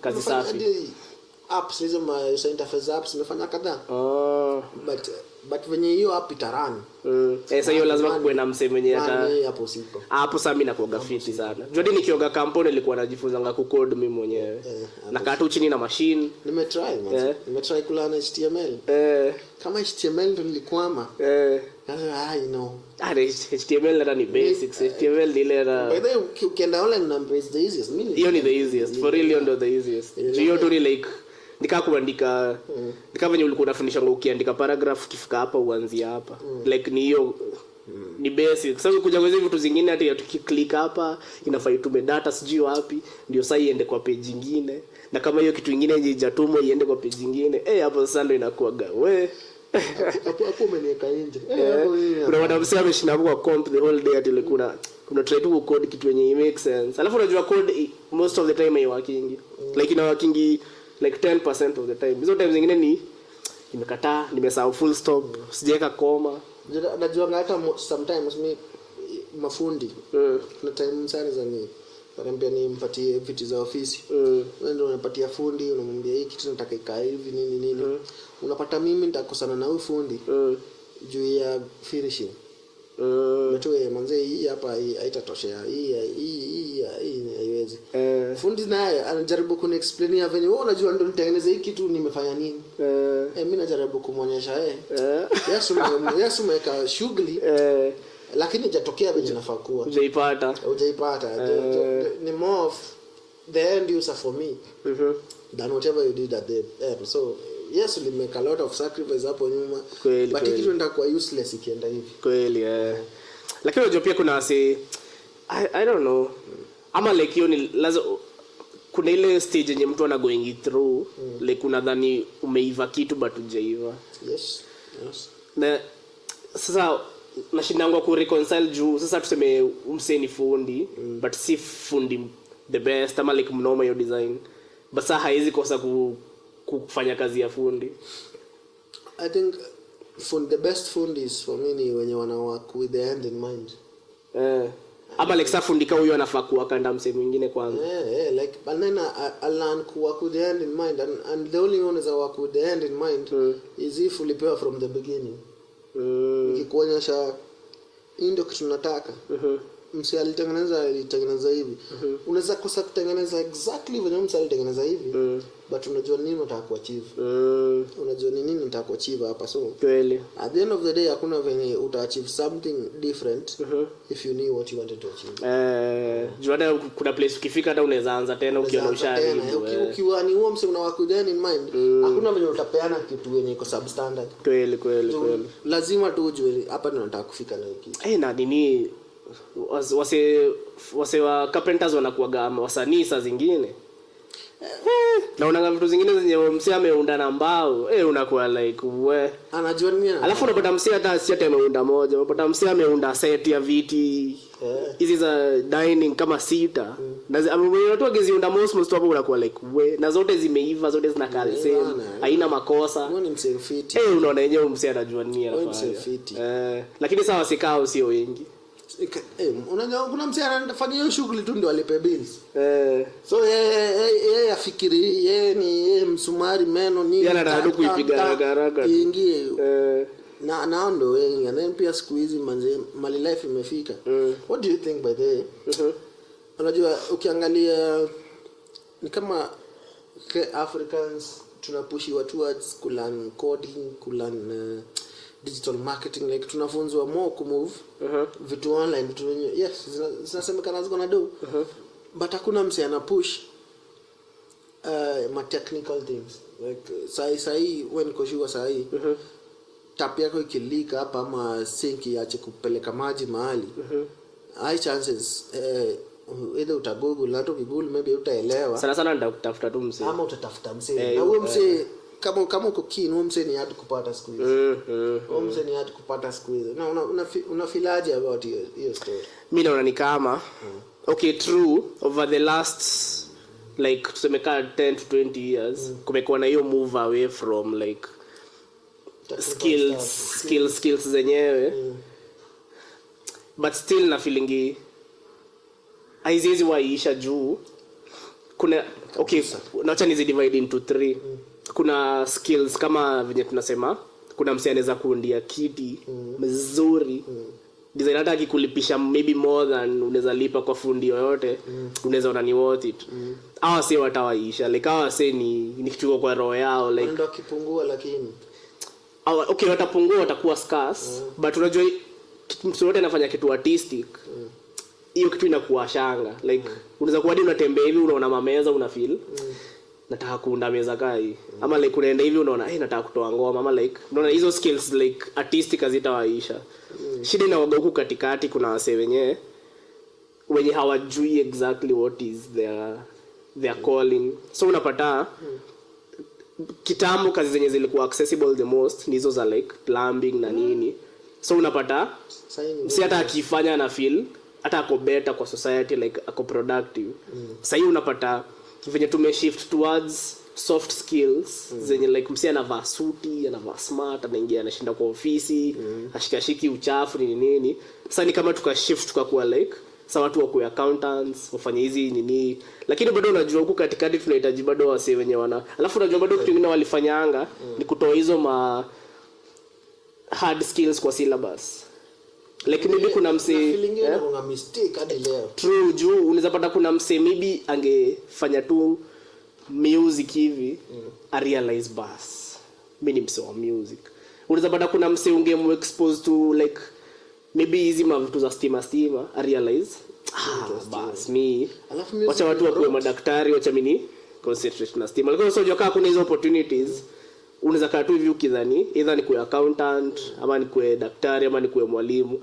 juu hujaijua hiyo stuff ina exist pia ni kitu walimesingi unaona kitu kama music pia music ni broad but sasa hivi unapata kila mtu anataka kuwa msanii anataka kuwa musician anataka kuimba no wonder ukienda tuseme kama unapenda live shows in Kenya sasa hivi kuna high chances utapata the same musician ulipata akicheza piano kwa gig ya Nameless ndio anacheza kwa gig ya wakadinali true juu inamaanisha musicians hii wase wengi wamereduce to singing na hiyo ni a very small part anajua ama musician lakini mimi ni drumist bas na nijua tu ya exposure like ungekuwa tu at least uko tu exposed maybe tu ungeshika guitar hivi uko like bas wacha tu nyangane nayo maisha yangu yote hata nikikuwa napata gig na lipoa zao hii guitar inanibamba lakini kama una exposure utakuwa tu una focus on fame sana unajua pia social media zimeleta shughuli wase waizi kosa unajua hao ni wase wako on the margins kuna wase tu wanakuaga like wanaangalia vitu unakaa tuseme kuna msee anaweza ngangana for 6 years akuwe daktari tu ndio afeel amekuwa daktari but hajai truly taka kuwa daktari ama hapendi but the fact that ametoka naitwa daktari hiyo ni enough for them kutaka iko seka wenye unataka tu hiyo like sijui niite praise ama hiyo jina tu yani kuna msee anaweza fanya tu anything bora inanipea jina poa hizi waikosa but sasa ni bamba venye kuna tu wase wanapiga shughuli yao ukipata naye anakuambia mimi ni musician musician asijai kusikia je nisikia juu je itaka kunisikia anakuambia enda YouTube ndio ile yangu jamani ndio unapata ni basis mbaya bana anakuambia hadi amechezea anakuambia unajua nani unajua huyu msanii vile alikuja Kenya na mimi nilimchezea ni wasi kwa background kweli unapata wasi generations za huku nyuma wote unaangi umseka musician wase wanataka kuao ndio wanda kwa the main man ndio Burna Boy but Burna Boy is no one kama hakuna mseka alafu unachiki pia mseka Burna Boy the reason yeye ndo ako hapo ni juu ndo kitu either ako good at ama yule kitu yenye ni passion yake pia, si like atini kama ingekuwa maybe ako na passion ya kuwa msee wa drums maybe ange focus on that, si ndio? So like huwezi kuwa tu how unajua ile kile una chase tu hiyo cloud, like unaona sinaweza imba unaanza kuimba, sinaweza kimbia unaanza kukimbia, hivyo utaenda kufanya hivyo, utapata na msemo mwenye amededicate maisha yake yote tu hiki kitu, hautaimshika. Mbona unapata hadi drumist anaamua acha nianze kuimba, unaona? Yes drumming inalipa bana, hai vocalist analipa sana kunishinda. Hiyo ndio shida yenye iko sahi especially kwa like hizi entertainment. Wewe unaifanya juu inaka interesting, but kuna mse hata alalangi like umse hata anaweza kuwa na kijani kwanza anapiga drum ndo ana doze, like umse ako dedicated your design. Wewe unadhania tu ati sitataka kutokea kwa show. Unadhania utaweza kutoa mse kao wewe. Ndio kirelate na comedy yetu na feel like kama si wote tunataka kukua mbele pale juu ya mic. But I think pia comedy ni broad. Kuna mse labda alikuwa nyuma kwa writing. Kuna mmoja alikuwa nyuma kuna tu vitu mob zilifanyika hapa nyuma. Lakini unapata wale wali make it happen hapo nyuma most of the time. Naona mimi penda data punchline. Ndio unapata punchline. Kuna wase wenye hautaiona kwa stage lakini wali make it iko hivyo venye iko. Unapata kuna msekao CS. Alikuwa hapo before mwasi watulia, alikuwa anachangamsha na music. Unajua mse anaanza kazi kumoja aseme mimi fanya comedy gigs. Lakini unashangaa wewe ni DJ unafanya comedy. Mimi fanya comedy. Unaona kama ule jamaa utokea sound hapo ndo anaitangwaje na sauti yake. Rambo ama. Kwa punchline bado? To Rambo. The girl does the sound. Sikoshwa. Ule jamaa fulani kwa gana nini? Na pia kuna bia. Sijui jina yake. Anaitwa Rambo. Like unaona wase kama wanza pia kuwa exposed to society. So msana zajua yes mimi napenda comedy lakini siwezi enda perform. Siwezi enda kukapale but nikipata chini mali comedians wako na workshop naweza share ideas zangu. Like most of the time unapata atu celebrate watu wenye kwa background. Nao ndio sasa tutakuja ku need more hata hiyo story ya plumbing na nini. Ndio sasa watakuja kuwa expensive. Kweli. But watakuja kuwa expensive. Okay, nikitaka kujika kwa mindset ya mseka huyo. Sidhani wewe ni mse like anatafuta praise. Okay, ni poa to praise. Wewe ni mse, unajua ukithink logically kwa the whole show yote ya like sema open mic yote probably the most msemo kwa ame still the show the most ni host. Kwanza yeye ndo anashinda hapo. Then sasa for each comedian mwenye atakam according to venye utaua, but bado by kukua hapo already when top 20 of everyone who is here. Yes. So like kwa spotlight uko high. But unachiki kama uwezi tu enda hapo tu atijua watu wanaenda. Lakini kuna shughuli. Kama kuna shughuli ya kufanya. Si ndio? Kama kuna kitu yenye unanini. Alafu unajua I think the uzuri ya comedy ni that iko hard enough that ita filter wase wenye hawataweza kabisa. Sio like ati ni unajua tukisema ni kudance mtu anaweza kuja tu hata dance vibaya bora aonekane. Like it's hard enough that lazima ukungangana kiasi kwa hapo. Such that hata ukirudia siku nyingine hauwezi kuwa tu unakuja tu ati kidhani ni rahisi. But me experience yangu na comedy so far ni if you really write well maybe bado itamata but pia delivery like even uta deliver hiyo kitu umeandika kweli kini mai try kitu nilikuwa kitambo tukiwa blues hiyo time I think bado kama jeni bado ni try kufanya joke ya msee hiyo joke msee alifanya nikafanya mimi ni try kuido but sikuwa na the same effect juu na feel delivery ya msee on something ina matter iko like 60% on how you will be kweli not 60 tuseme 40 but even the kitu mimi feel inachukua ni sana ni writing ukiandika tu kitu poa alafu deliver fiti uko na like 80% chance ya hiyo joke kukill but nashuku na pia nadhani nimeona kuna wase wanaweza chukua joke yako la bado kill mbaya kuna wase unajua strength yao ni performance na so hawa say wanafaa kwa ndio wase uko na team of writers nini kuna wase strength yao ni performance. Kila mse kuna strength yake. Kuna mse anaweza kuwa ni better writer, kuna mse anaweza kuwa ni better performer. Kuna feel try fika mali tushajua hii ni strength yako ni strength yako, so to work pamoja and yes maybe kuna mse atachukua spotlight lakini at the end benefits ndio tunatoa zote pamoja in some sort of weird way. Na feel ni kama already unaona like tukienda kwa workshops venye tuna trying out jokes za kila msee alafu kila msee ana try kumpea tips. Na feel already ni kama tuna try ku harness abilities za kila mtu. Na feel tutafika hapo mbio. I think so. Ndio hata msee akipata show ya corporate anasema mimi unajua mimi si mimi peke yangu. Hata unaweza kama na msee. No, mimi niko na team. Whatever you see me do on stage, it's not because I do it on myself. Na unajua pia nataka msee selfless mbaya. But unajua sasa pia anaonekana pia shida nyingine anaonekana yeye ndio atakuwa contracted lakini upate mse selfless hadi aseme yes mmeniita big but you know me I don't come alone. Shida nyingine hiyo kwa comedy.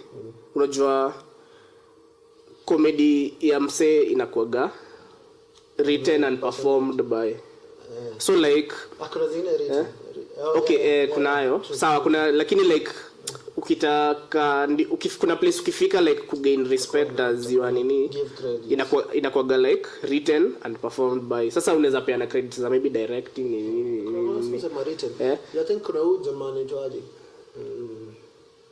kuna huyu stand up nini most zake naonangana kuongana like unaangalia writers ni wengi stand up akona writers karibu 10 unless nile tu like venye katu tunaenda kwa workshop so like naweza andika kila mtu hapo labda hivyo sasa think ina work but unajua bado the burden of stand up inaangukianga the individual alafu director pia bado huko unaweza fikiria ni rahisi ndio upate hata show kama Netflix lazima upate msana ku direct hata si wanakuanga na zile nini zile toaje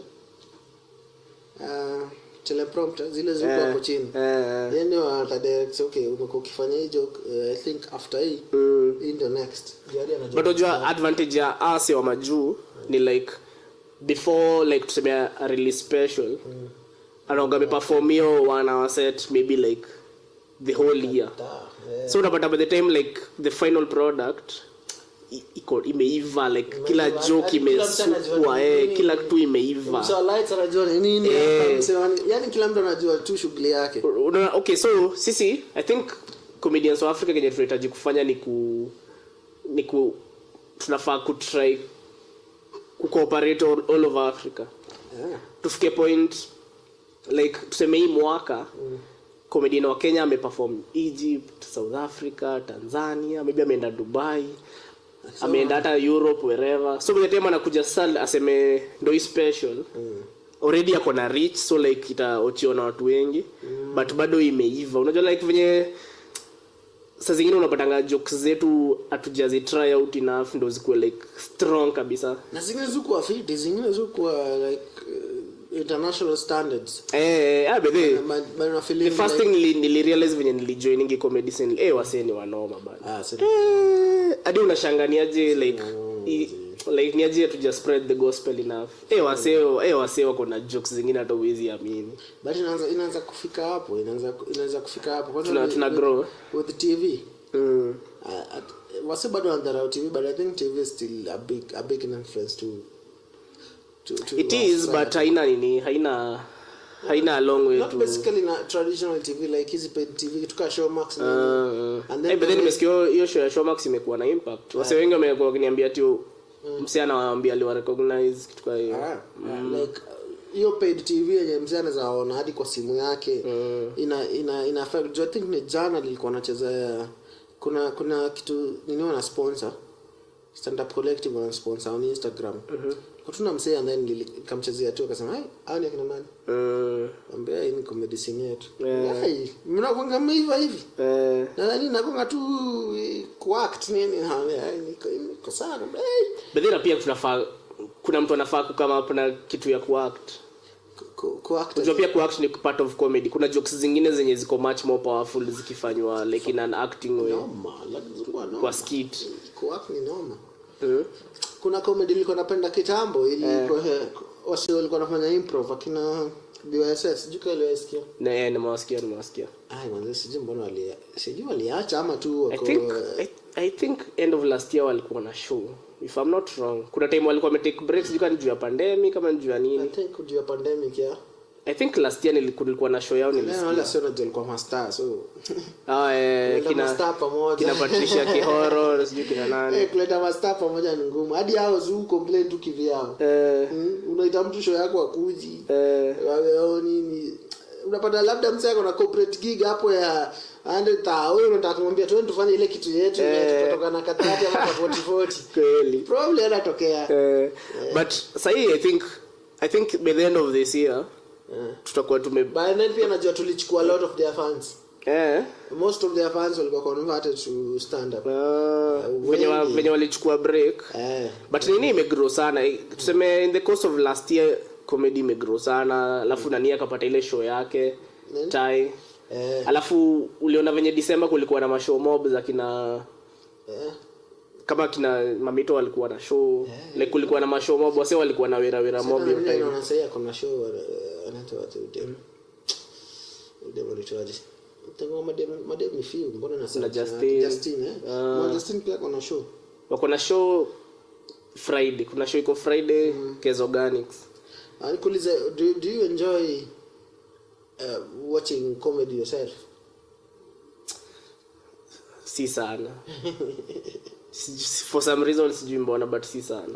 I think I rarely watch shows but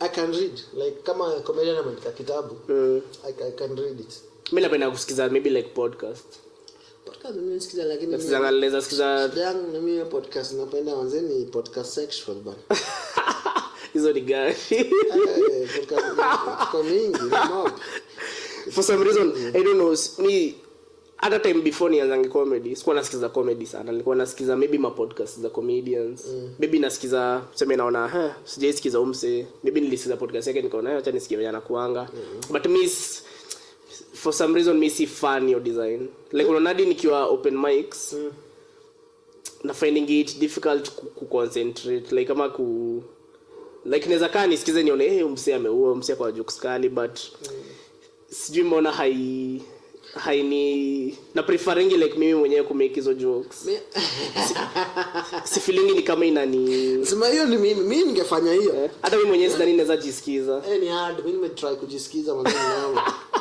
try kujisikiza ni noma I think if kuna kitu niliaisikia sana yenye mimi nimedo na TikTok ilifanya kitambo I think not December ilikuwa time fulani tu hapo like siko naelewa mbona ili blow so nilikuwa nashinda nikisikia kila time nasikia mbona hiki ili blow until once in a while ndo naona okay hiyo ilikuwa ujinga maybe this is why ulikuwa na like una make a joke tu ama nilikuwa na make joke about venye presidential candidates wamekuja na ubaya kila mtu akona promises zinachanganya ma youth kumbuka Jakoya alikuja na bangi Raila alikuja na 6k alafu Ruto alikuwa na wheelbarrow so nilikuwa nasema manze Wajakoya anaweza kupea bangi lakini wewe ukipewa 6k ununue bangi unaweza buy for the whole month wallahi alafu tena anasema na tuseme umepewa hiyo 6k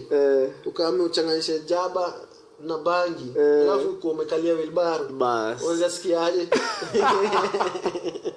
so niko nasikia leo joke noma siko naelewa venye niko na Julie Below I think that's for the first time nilipata over 100k views on TikTok kwa sababu nilisikia na TikTok unaitwa bado Jacob Juma TikTok manzi hata sijui fuck lazima niangalie hebu ndakucheki TikTok I think niliingia tu juu ya pressure siko najua naingia wapi like I don't know mimi nakuaga mimi post clips hapo but sio kazi na dofiti siko najua mbona ni Juma Jacob acha ndakutafuta Juma Jacob ilikuwa na I think 152k relationship na ile ilifanya hadi nikaanza kwenda live juu nilipata over 10,000 likes from one video So you know the only thing yangu nilikuwa nasema nilikuwa naisikia sana na the reason why nilikuwa naisikia sana nilikuwa disbelief mbona wasa wanapenda hiki kitu na kuna ile time ya ingine pia ilifanya kwa ile time ya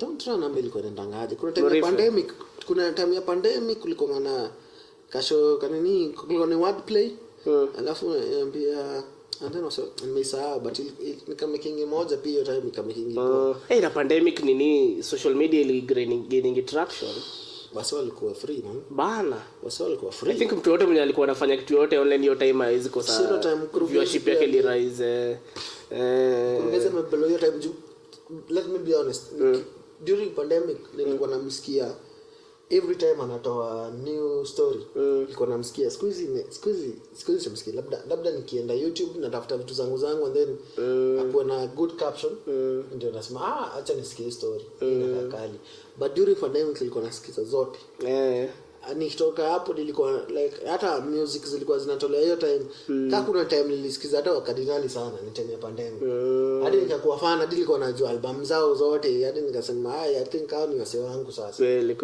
hiyo time I think wasema kwa tuna time maze and then hata kama kuna waswali mekido na kama kumekido ni mjinga ni time ya internet internet nayo ili spread mbaya sana hiyo time watu kwa na internet kwa nyumba ilikuwa vitu za mabombe hiyo time wali penetrate kila place jodi nakumbuka place ilikuwa naishi walikuwa wamekaa 2019 na mkaja tu nilimaliza chuo hivi nilikam nikalipa hapo home sasa 2020 nilikuwa nachikia wase daily hadi wakakata bei wanashukisha bei wanapeana offers hiyo time hadi kufanya hiyo job ya sales ilikuwa imeweza sana ilikuwa hata bro wangu alifanya hiyo time alikuwa na do but immediately after pandemic alisari sasa unajua sasa ni kama alafu kuzidisha alikuwa anafanya Zuku I think niliwafanyia for like 2 weeks kwa sana home say so after pandemic Jomsi anilipi alafu anashinda kinihanda nisifanye shughuli zangu hadi nishinde nikipatana naye Zuku wakafuck up internet yao alikuwa anasumbuliwa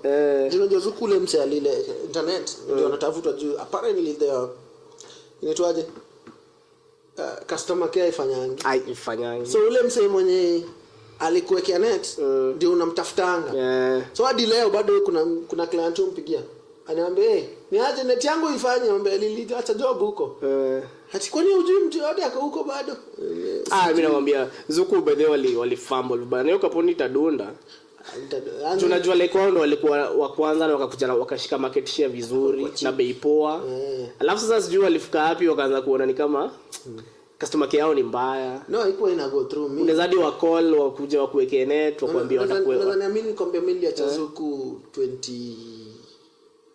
2017 na hiyo time nilikuwa studio walikuwa na ka student package so ilikuwa inafanya fiti nini hadi for some reasons the reason why leo bado naweza work from home nilikuwa nishazoea internet kijana so unapata mimi ndio hapo nataka download 10 MB nasikia upload failed download failed shanga nini na buffer alafu towards 2019 2020 kuna wase wengi wanakuja wanaweka net Safaricom iko but ni expert hao wengine wanakuja wanakuambia 1500 na then ni wase wenye unajua Zuku walikuwa wanakuja na hiyo router yao na kuwekea nini hao sio wanakuambia wewe buy router itakuwa ya kitu isipokubamba ina like a month achana nayo usili so yes nilichange like my service providers car kumi hadi ndo ni settle mwenye natumia hadi saa hii si Safaricom si Zuku ni just a normal guy mtaani akona internet yake anapeana sijai look back me think mimi nilikuwa na Zuku 2019 mpaka 2020 2020 nikahamia huku hivi Kiambu 2021 nikahamia Safcom sijaitoka sasa sijaikosa Safcom fiti ile story yao mali walinikatia ni sijui kwa story ama ilikuwa tu tunalifanya walikuwa wanasema wanataka kukap hiyo inaitwaje unlimited sijaifikisha limit hujaifikisha limit I think your limit iko so high sijaifikisha unajua okay luckily mimi si downloading vitu like maybe nita stream nini alafu sishindangi kwa kuna mtu anashindanga huko most of the time so unapata tu net itatumiwa asubuhi jioni na maybe sometimes out tuseme morning hours kasi tuenda wira mapema so sijaifikisha limit lakini sasa mimi kitu tu ni bamba ni that bora tu kuna stima siwezi kosa kuwa connected. Haijai nisumbua, haijai kuwa na issue. Ukiwa call unakujanga hiyo siku. Nilikuwa naishingi how next nikahamia hapa nikawa call nikawaambia wakuja wale relocation hata sikuwa nimeanza kuhamisha vitu walikuwa shaka lakini services zao ziko tu poa. The thing is walifanya niligundua wale wako na third parties like wampea kampuni zingine ifanye hiyo inakuwa kama kuna wasetu wako area ukiwashtua wanakuja mbio sana kwa job ya kuinstallea wase na ku respond. Unajua hata time yenyewe walikujanga the first time niliwaambia wakuja wa install na kumkadiliwa calling wakaniambia sawa watakam mimi nikaenda Wera just kwa nadhani watakam sawa hivyo na Nicole ananiambia wase wa Safaricom washakam uko mlango niko like haya wallahi hata siku nimefika fa nikamwambia sawa wewe waambie tu wakuwekee nikamtumia doa kalipa. Services zao ziko poa sana. I think hapo wakiendelea tu hivyo unafundisha juu sasa unajua kama msekami hata siwezi hama. AJ nisumbua nimekaa nayo for like 2 years. AJ nisumbua tola. So the thing is malini kwa sahi nikwambia nilikuwa naishi hapa nini hapa Edenville.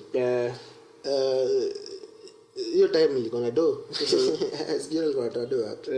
So dogo nilisha nikaingia mtaa karudi mtaa mtaa unajua rent yangu ya hapa ni like 10 months ya huko kulikuwa mafutani hadi so huko hakuna Safaricom so by the time wanakam nisha settle like pia yuko poa niko nayo yuko poa alafu ni cheap juu I think nalipia I think ni 6 Mbps nalipia like I think 1500 hiyo ni fiti 1500 na hiyo ni fiti juu 8 Mbps walipiaga 3 so by chance Safaricom inakam sina need yao and then I say I think penetrate kila nyumba so ulikuwa unaweza fikiria nyumba yako sijui iko wapi nakwambia yuko tunaweza fika huko ni wase wako serious na shughuli yao so nikafurahia pia mimi nikabamba kama wako fiti bedhena ni cheaper. Unajua mimi the reason nilihamiaga tu Safcom okay although hiyo time hata ndio ilikuwa the only one huku but the reasons ni ngumu ni hame ni that haijai nisumbua haijai kuwa na issue imekuwa tu like sijai sumbuka nayo at all kwa infrastructure lakini ndio kitu mimi napendea unajua walikuwa na chimba ndio hata the reason hata walikawia kamtani juu lazima sijua chimbe nini ziende sijui hadi wapi ndio jodi kuna venye nilihamia huko 2020 place nilikuwa naishi hapa juu haikuwa gana net hakuwa nafika but uzuri hiyo time sikuwa gana fanya kitu yote like nilikuwa tu na watch TV nimechill maybe na download movie na kuja na watch muone nani anatoa ngoma nani Otile leo ama saa hii sijui anatoa lini banana anasema anataka kuita Black Tax bedhe ulikuwa mention hiyo story wewe Black Tax hiyo ndio nimeanza but na resist so unajua wasa wanaishi karibu nilikuwa na bonga history na best yangu ndio nikaona for the longest time nilikuwa na blame parents ati manze mnalemewa watu ina kuomba do kila mwezi katikati ya mwezi nini ng'ombe sijui kianga kwa kisima nini kifanyika nini but apparently juu waseka sisi wajaka ocha ni fast ndio so unapata time wewe unataka kwenda ocha unataka kuonyesha wase niko na maziwa so una haya gari so umeenda ocha na gari mzayana una hai mtoto wangu alimake it bana leo gari ni haya ile gari ni haya umeenda pale na Mercedes Subaru moto baridi jioni ukiingia bezi ya changa kila mtu apewe nini so ukishaenda mtaa mzayama una ganji mbaya so na mbona nisaidiange so ukirudi naye ni simu kila siku ni aje ngoja like for real mnafanyanga hivyo most ni culture bro si culture ni kitu iko lazima uwezi enda tu na mat mimi unaona wewe kwenye ni ukitoka hapa labda ni hapa Githunguri labda ni pale Murang'a ni ana mapero wangu wanaishi naye sikia sasa unaona like wanajua wako parents wako probably wako na your real life ukienda watcha ni kama celeb sawa najua basi kutoka Nairobi celeb social media unajua umeingia na gari mzito umefanya nini Lakini nyumba yako bado ni ya matope, je, unaweza kujenga nini? So for the longest time ilikuwa na blame wazae, naona mzae mbona ukusumbua hivi? Unashanga mtu anaombangwa do hadi unapata msee analipwa kana analipwa tuseme analipwa 30th, mzae anajua alipangwa 30th, anakuja hapo na list ako na wewe unajua kuocha watu wanajua uko hivi, pia mimi lazima niishi maisha kama hii so nitumie hii. Unapata msee by tarehe 10 ana ganji naambia ndugu, na mbona si ukatae, sema no. Lakini jamaa pia hizo manojo kuna life alikuwa alishawa wako kweli. So kaya sisi ndio tunakosi kitu bana. Sisi tunakosi. Wewe mbona usitoke tu na matatu fika mtaa mchukua ndudhi enda mzao hadi siku unarudi. Unajua kuna mzee mwenye siku unarudi bado anakuasa ngombe si uniachie hata bana. Lakini kama ulikuja vizuri, kama ulikuja venye huko siku unatoka ndio ngombe chani kutole mahindi hapa bana, uende huko Nairobi, uende kule Nairobi. Lakini wewe ulishawisha mzae una ganji mbaya Nairobi. But basi to some extent hiyo ni culture yetu. Jumi sijaiona hivyo. Inakula najua hadi wasaperi inakula juu unapata sema mzae ali struggle sana ndio akufunze. Labda saa kwa station kayo. So like place penye wewe huko already nika umempita ama nika unampita. Hata ulimempita na ulienda hadi kampo na I think ile hiyo jea ilikuwa ukiingia kampo usome ni shughuli unapata sasa lakini labda umepata shughuli ni ya 30k man. Ndio unataka kwanza kujipanga nyumba, stima nini. Yaani haelewi tu niaje, huwezi nipatia hata kambao. Waze. Huwezi nipatia 20k kila mwezi na mimi nilikuwa nakulipia hadi. Mimi ndio nimefanya hadi sasa unaishi Nairobi. Kweli. Kama wewe muonyesha, nikwambia hadi best yangu, I think apart from hata kwa tulienda Ocha ukawa na gari nini. Kuna hiyo African culture ya kuweka mzae chini mwambie wewe unajua mimi nayo siwezi afford kupatia hiyo kila mwezi. Yes, nashukuru nilipia shule na nini. Lakini mali niko saa hii number 1 nishapata hadi mama. Kweli. Kuna mtoi. Nyumba na hiyo si mimi nalipa rent, wewe at least ukoacha ulipi rent. Wase hiyo communication bro I think ni ngumu sana kwa vina mzae. Ni ngumu bana. Ni ngumu. Communication ya kwenye mzae. Sidhani kana za happen. Ni hard. It depend. But okay, unajua kama mimi wapera wangu tuseme sasa hiyo kwa mafutani. Sidhani ati kuna kitu anahitaji ati ni wasort. Lakini I think okay, mimi sijiko hiyo ni black tax bado, but madhangu ni design lazima tu ni hand, lazima tu akuelekawe hata wewe ukuje na sukari. Hata wewe niachie kidogo. Acha nikupe example nzuri. Unapata mzae si unajua wote wako na hizo mavitu zao hizo baadaye kulikuwa na hii time kulikuwa na radio hizo mavitu zina hizo ma pay bills YouTube hiyo weni bali kuna wazae wako hooked up to hiyo kitu so unapata ngaye kila wiki anakuombanga do juu ana hope siku moja hata wini bana unaekelea so moja unatumiwa 300k zima vernacular radio zinawapeleka hadi nyinyi mko nayo ziko jumla na hizo za Kikuyu za huku ma area juu nikipanda mamatu hivi lazima so pia nyinyi mko nadi kwa mko na like nyinyi mnasidanga like Ramogi pesa wako na hizo manini na ni mob siku hizi si moja so like tuseme kwa kila vernacular sasa kuna hizo vitu weka mia upate 2000 okay for some reason when gambling inakula money town for some reason mimi nadhani ni kitu ya Kikuyu stations I think just sikiza hizo stations za vernacular zingine kila mahali hadi sasa mali kama Kisii Radio Citizen ndio the biggest list Radio Citizen pia wanakuwa na ikonazo ni after every hour so unapata mzae anakuanga hooked up bana tutume 99 bob so unapata akikosa ganji bana si niko na mtoi Nairobi habari na wao sema wanaanga tu so ni pesa kidogo tuma so atakwamba tao si atakwamba tao ndio yekele baraka alafu wewe unajua kwa akili yako unafikiria mzae yako ocha food ako na shamba nini so unashangaa hafai kuwa na hiyo expenditure sawa nini lakini sasa pia naomba sana jumzae pia ni mtu mjanja na kona kile atakwambia kuna mazishi tunaenda kama watu wa kijiji sisi tulikuwa tutoe kila nyumba inafaa kutoa 5,000 ni mob apart even from radio stations kuna churches pia unapata church inaambia tunataka kujenga so kila household inafaa kucontribute kweli so unapatanga hizo do wazae wanajua hakuna do hakuna haja ya do kuna hao hauna bora una watoto unalipia school fees so unapata hiyo do lazima kuna food lakini hizi leo umesota na ulikuja na pajero juzi bana juzi umekuja hapa na pajero so I think wasee wanafaa kuwa very honest na maparu zao waambie wewe unajua mimi Nairobi nayo mimi napatanga chwani but mbona mnakuga hiyo culture ya flamboyance like culture ya sielewa man like iko built in ni maiko attempted ama acha tuseme like wacha hii time ya modern times mlikuwa bado na hiyo kind of tradition in the previous nini mbona kitu kinataka stick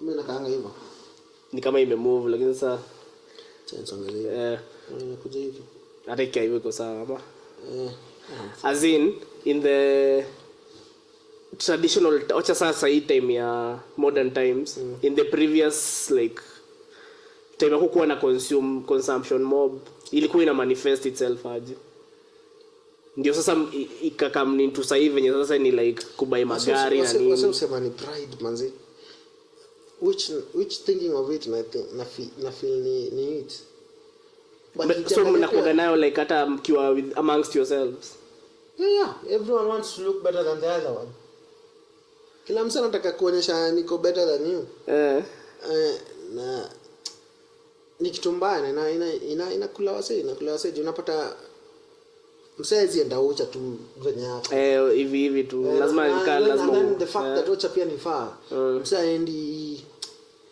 aendi anytime unajua ucha anytime msaizi unapata yeye anaanza kuweka do Januari na kwenda ucha December so akienda ni serious kusele akwake ana maganji mbaya but so juu ameenda hivyo hiyo ndio inakuwa image ya wasee huko so inakuwa kama kuna mtu anafaa kwenda shule tafuta namba nani mpigie ako Nairobi na wewe jamani manager mahali ako na do mbaya kweli ukimwomba do utalipiwa school fees ukimwomba do mtu au utalanja ukimwomba do utanunua seeds za shamba yako hata vitu ungeza kujifanyia uweze kujifanyia juu unajua kuna msee but kuna wasee wanaishi mimi nitakuwa honest ni might tempted kuenda na hiyo nini kwa yandai but siko najuanga ndio ufanye hivyo lazima usave December mzima baba mimi December na mama nataka kuteremka chini ukipiga mawe kwa naingi na nikichukua gari naambia kwanza padeni 6,000 6,000 na nitaka kama siku 10 hiyo ni 60k haiwezi sawa bado sijaka mafuta kweli alafu bado uende uspend do na pia uwezi enda chote wase huko gari nitao 60 unaenda kwa nao 10 days mfuko yako iko aje na mfuko pia lazima iko at least hiyo 60 so inamaanisha wewe ndio uingie wocha na upeane watu wakutambue karuabi kweli leo tunaenda kuspend in 10 days angesema Bukinya poa kata 800 kanda ni gari fika ocha kweli kifika ocha unafanya shughuli yako vizuri so sawa bado waje kusporti I think mimi uko honest na wazazi wangu unaacha pia kitambo kwanza kitambo kuna do siwezi kupea Wezi niambia ati sijui nani wakina nani amededi nafaa kwenda naambia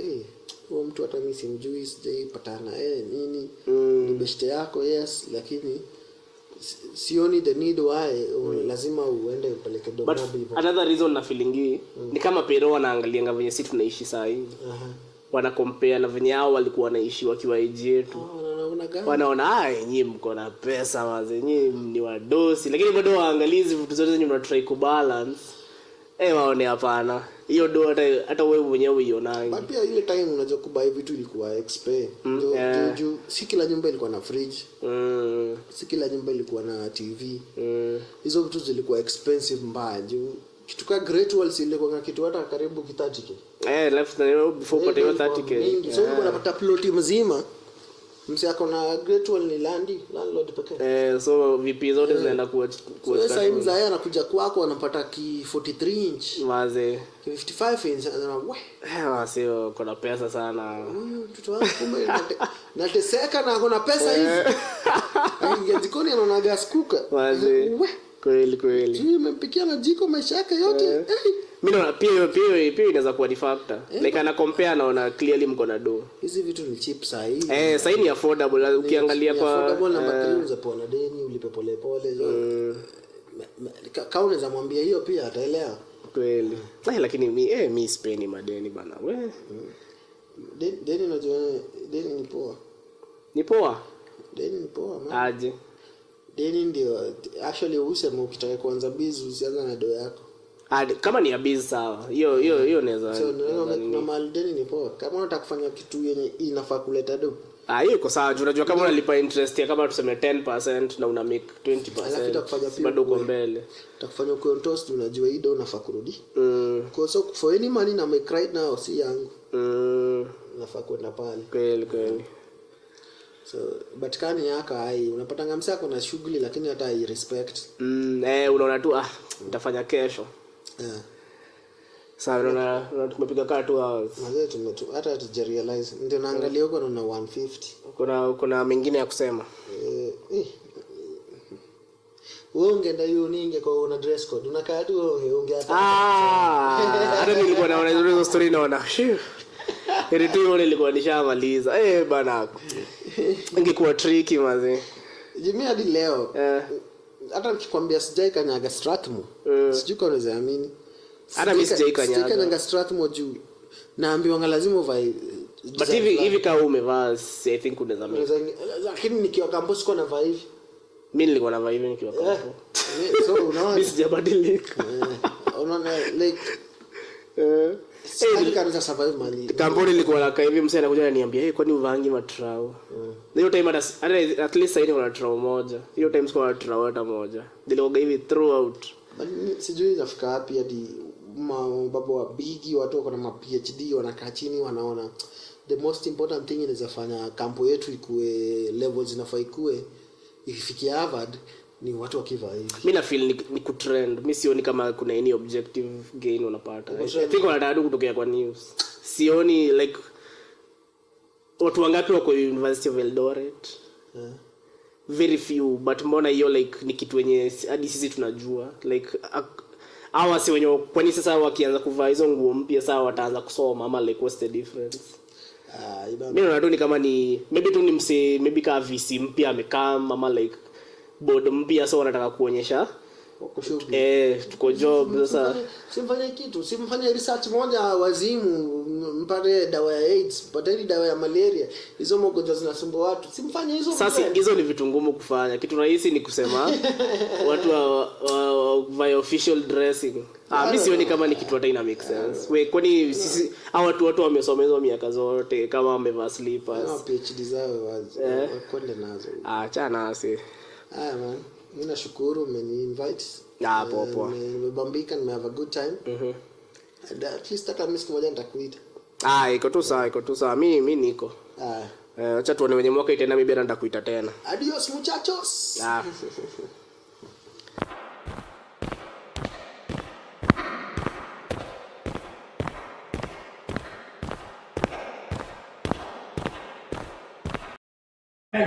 Please show some love for Max Payne. Max Payne, ladies and gentlemen.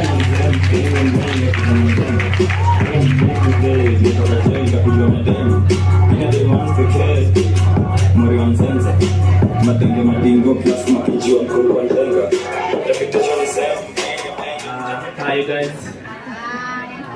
Just to kill it for you, sijatoka jail. But these guys came over here with a dog. He just sat on the front table. Like, how brave are you guys?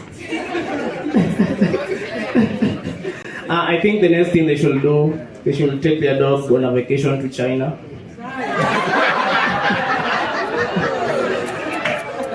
It will be their most delicious meal.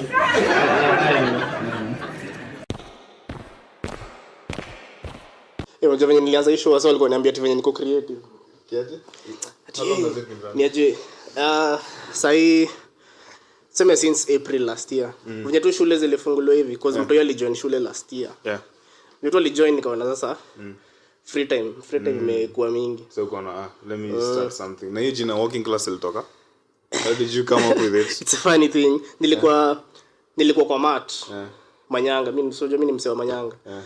Ile ngoma ya anasema mimi ni working class. Afadhali. Ni nani? Hiyo song. Aitwa Alasim, msee fulani wa kitambo. Hiyo ngoma lazima umeisikia. Lazima ikuwe familia. I'm sure ni zile zenye nikisikia nitajua. Ni hizo za them days. Hizo times za kina Nameless kwa hivyo. Sasa nilikuwa kwa mat nikasikia. Anasema mimi ni working class. Afadhali nikaona hiyo jina ni interesting. Working class. But your time bado nilikuwa nafikiria na try kufikiria. Basi venye tu nilishashika hiyo ikastick tu nikakuwa like. So working class is like mtu wa kawaida nini? Mtu mwenye anadai. Mtu anadai. Nizani ilikuwa na meaning deep. Sijui. Hakuna. Niyo tu. Hakuna niyo tu. But jina fiti. So leo tuko na moro wetu fulani, friend. You're not a friend of the show. Are you? No, it's my first time. So you introduce. My name naitwa Jack Nanjero. Mimi ni comedian. We met in open mics. Yeah. Comedian, unajua kuna comedian wale wa unaenda unaiba mafuta alafu unakimbia una dance. Stand up. Stand up comedian, yeah. But comedy imekuwa diverse. Mbona? Like the local definition of a comedian how like was to skits also wanafanya sijui coffee na of which ni comedy pia, but it's different na hiyo ndio iko most front facing to the customers. I think our comedy what we know as comedy iko very physical, like msee anaruka like mtu tu ukiona tu msee anaka like unajua the village idiot, you know what I mean? So that's what people thought as a comedian, clown. Like, clown, I'm a jester, exactly. But sasa I don't know, like kuna sasa I don't know, there's this new thing, I don't know if it's new though, but maybe here it is. It's new here, because where comedian umekuwa kama a sort of like, what can I say, what's the best description, you social commentator, I'm like, I don't know, but spendi okay, personally I prefer comedians wakichukua hiyo role. I think ni confusing juu okay mimi napenda kwa nile role naweza sema anything juu ni joke because it's funny. Sisi taka watu take serious work like what is your perspective on like how the world is going. What do you think of feminism? No masolika hizo yani like watu wanaanza kuuliza hivyo because you're a comedian. Kama jana tulikuwa tuna vile argument venye tribalism ni fun. Asiko kwa hiyo argument. Like me stay to take the nataka kuwa contrarian, stay kuchukua position yenye ati like watu wanasikiza ati like let's hear this wise guy. What does he have to say? Unataka like okay, so you don't want to be that. You just say what you think is time yangu ikifika. Sasa mimi ndasema tu joke then not tuende to the next serious person. Tusifikirie. Don't think much about it. Wewe kama umekuchekesha cheka, kama hujacheka tunaendelea. Like, that's what comedy is. Umeonaje mashow za venye tumerudi? Nimekuwa poa. Ziko fiti. So far yeah, people love comedy, man. Bana. Na feel ni kama bado wasee hatuja penetrate minds are say enough. Not yet. But I hope we are getting there cause I think comedy ni like, let's say you want to go out on a Saturday, unataka kwenda out tuka hizo alafu sasa kuna wase ni watu wa dunda like watu wataka kwenda mimi hao sasa afu maybe kuna wase tu like ama hata mood sasa zingine uko ndai tu kwenda kukaa chini tu mahali jibambe. What would be the circumstances inazanifanya niende watch comedy on a random like weekend? Well, if you're a fan, of course. Mimi sijui kama mimi. But I think mimi ni fan, but sija grow up na hiyo cultures. I feel kama it's a very new thing. It's kind of bougie ni kama tunaenda comedy. Tunaenda comedy with the zizi. Jodi the first time niliwahi attend hata open mic or anything ni hiyo time yenye tulikuwa. Nilikuja saa kuperform. Sijai kuwa ndio maana feel kama haija penetrate into the community. It's not like a culture yenye ina exist huko. But at the same time I think comedy kwangi comedy unajua it's a Wanisemangaji it's a confluence of intellectuals. What do you mean? Like kuna wasee wataki kufikiria hizo vitu sana. Zinawataki kuwa challenge akili. Cause saa zingine vitu comedians ongelelea ni vitu very like taboo topics. Sasa kuna watu like mimi kufikiria hizo story. Si ndio mstaki I don't want to think about it that much. Yeah. Na like wacha nisikuulize hiyo sai. But Crystal nilikuwa nakuuliza lakini it's too early. But then mko na show Mombasa. Yeah, tuko na show Mombasa. Si uambie wase maybe kuna mtu mmoja atakam. Kuna gonna be having a show kesho. Actually in Sato. What's the date tomorrow? 28, yeah? I'm hoping they post kesho. Yeah. So yeah. Yeah, it's gonna be on the 28th. Mombasa. Mamito will be the host. Mamito Eunice. Mamito is our biggest. I think so, yeah. In terms of female, reach. Yeah, for Hata sure. Si female. For sure. Yeah. Overall too like. She's like, I think I heard in Africa, female comedian, one of the people with the biggest reach. Yeah, for female comedian, I think. Na mbona haendangi ama like you perform outside ni venye hatujui. Sijai sikia show yake ya outside Kenya. I think ashaifanya. I'm not sure, yeah. Maybe Uganda, nishaisikia alifanya Uganda. Which year? Last year ama kitambo kiasi? 2018 huko I think. Yeah, that's when she did the show. But then nimesikia wase wengi wale wamekuwa wakisema this time especially like kwenye wakombele yetu wanataka saa kuenda international, wanataka kuanza kuperform. Sasa swali yangu to you, do you think do you think it's possible? It is. Definitely. Si kama okay, it's a small step but sika kina Marcus walikuwa Tanzania. Oh, but technically that's international. Kina Minus walikuwa Zimbabwe. Yeah. See, that's something. Yeah, it is. Now what is like the biggest. Yeah. So imagine like there was a kina Aman like they could really break out. Yeah. Wow. No, because ukisema international, sijiko nini, I never like think of Tanzania. Because I knew of it, but ukisema international, unafikiria wa Spain. Yeah, nafikiria. Sijiko ni Tanzania ama Uganda, like uko Uganda, like usiniapo. Never even fair ni zao. And nazenda hapo tao ingie kwa basi ufike. So you count as international. I mean like but then ukifikiria story ni juu like you know like international. Yeah. International of the audience ya wazungu. Yeah, I know what you're saying. That's what comes to mind. So comedian mgani wadhani anaweza bamba wazungu? La si wazungu ati wenye wamekaa muku so wako a bit familiar with that kuni Kenya wase wako hivi like msi anaweza enda tuseme place fulani apate audience ya Belgium apate audience yenye tu wanajua English but hawana context. But wale jokes kabisa. I think most of like the guys who the vets, most of those guys, I think they would do well. They're good enough. Because I find that in such settings, like settings like alien audiences, like audiences when you're I think more general topics, like kuna topics the universal. Yeah, they cut across. Ukiongelea stories my girlfriend does, like I mean men kinda wanaweza relate like but then ukweli ama seme Aman goes somewhere and starts talking about his experience as an Indian. That's interesting. Yes, unajua kuna hizo there's this topics like dating nini, so I'm sure like masculinity. So I'm sure comes like on a topic kai and it's a good joke and most of them have, so I think they can make it. Umenikumbusha ujamaa mwenye amekuwa huko this week. Norwegian. Yeah, the Somalian that guy. Okay, sikuwatch set yake ya jana, but we know. Yeah. He killed. You watched it? He killed. Ilikuwa noma. Yeah. Is it also that hiyo nini foreignness inafanya wasee wanakuwa like you want to hear what this guy like wants to say when you're foreign somewhere, because sasa sisi mimi na wewe in Kenya we are kind of like tuko sisi wala wasee tu tuko last ni wasee tu so kani mse mwingine but he's good jokes zake pia si aziatizi kuwa poa but I guess there must be like a edge but I think pia because people are like this guy is different na feeling pia kuna advantage ya and I feel most comics hata wewe ama whoever ukiweza enda to another place you're likely to do your best jokes for sure. So I think the likelihood of you killing because I mean sisi tuko open uko so mostly you like unajua I have like 5 minutes 10 minutes 15 minutes set for whenever it's needed but say I'm working I remove my I bring out my best.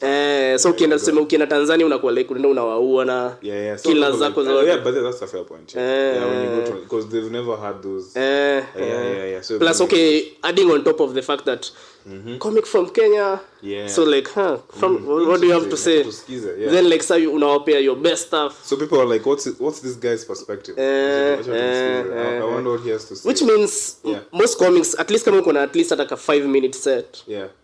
Unaweza ua. Unaweza ua anywhere. Yeah. As long as unajua kuna unaweza kuna site yenye iko very like specific to like tuseme for example unacheki sa pale archives unaweza fanya joke Belgium. I think pia unaweza adapt juu sure. Na sizanga jokes za kama venye mseka Hamis alikuwa Hamis ule wa TZ. Yeah. Hamis, yeah. I think akikam kuna jokes alikuwa nasema naona hii joke hizi kwa amekam up nayo jua ana mention vitu za Kenya na ana bring he has tailored the joke ana bring to like ana mention vitu zetu so ina work but it's so good unaona I just comment in the last one day. Okay, maybe anaweza maybe he's a genius. No, but that works. That works. So kama tuseme kuna joke ya archives maybe ukienda New York utaiturn into Times Square. Hiyo ndio archives yao. Si ndio. Hapo unanyonga. Bado shape hiyo vibe kwa archives. Aje? Like inakanga kama Times Square fulani. Ni kama hizo mabillboards big. Mufikirianga hivyo nikipita KICC niko like damn wenyewe niko Nairobi like ama nikiwa Mombasa because I grew like nikigrow up picha zote za Nairobi ilikuwa tu KICC.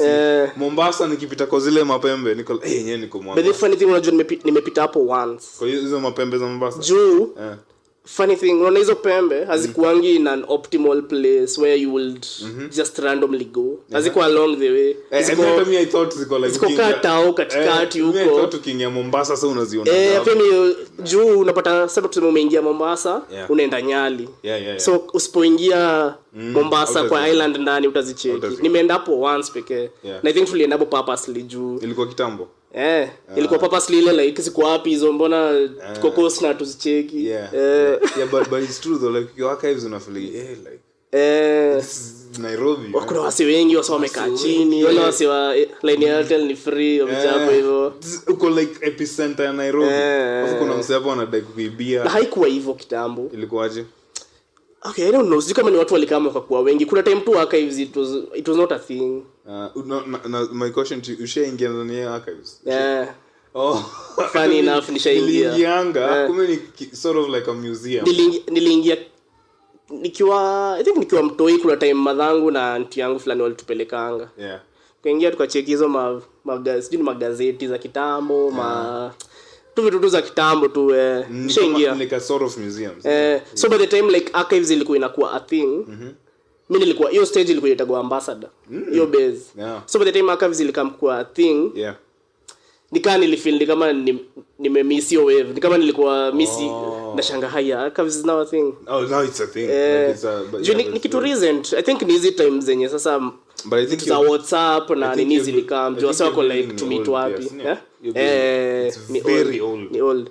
Hiyo actually inaweza kuwa ni like either colonial ama just post colonial. It is colonial. Yeah, cause kuna time naenda in these rabbit holes where like search for like old videos of Nairobi ama picha naangalia picha zako like what kama I didn't know like inatangwaje hiyo Sarova kuna ile iko tu pale kwa junction ile hotel hapo tu mbele tu so unajua kutoka Naivasi hapa hapo Sarova it's very old yes June 1905 I didn't go like what so these only like the first buildings they're some of the first buildings but buildings mobs are tao okay what is it like kina I&M building mobs hata ukienda hapo kuna hiyo Bank of India mzee sana hiyo inakaga tu mzee hiyo kunaona tu unajua tu ya kitambo it's very old like buildings uko strong hivyo hata surprisingly ni kama pyramids but I think tena kitambo walikuwa wanajenga very strong buildings why because they hawako wanajua ama like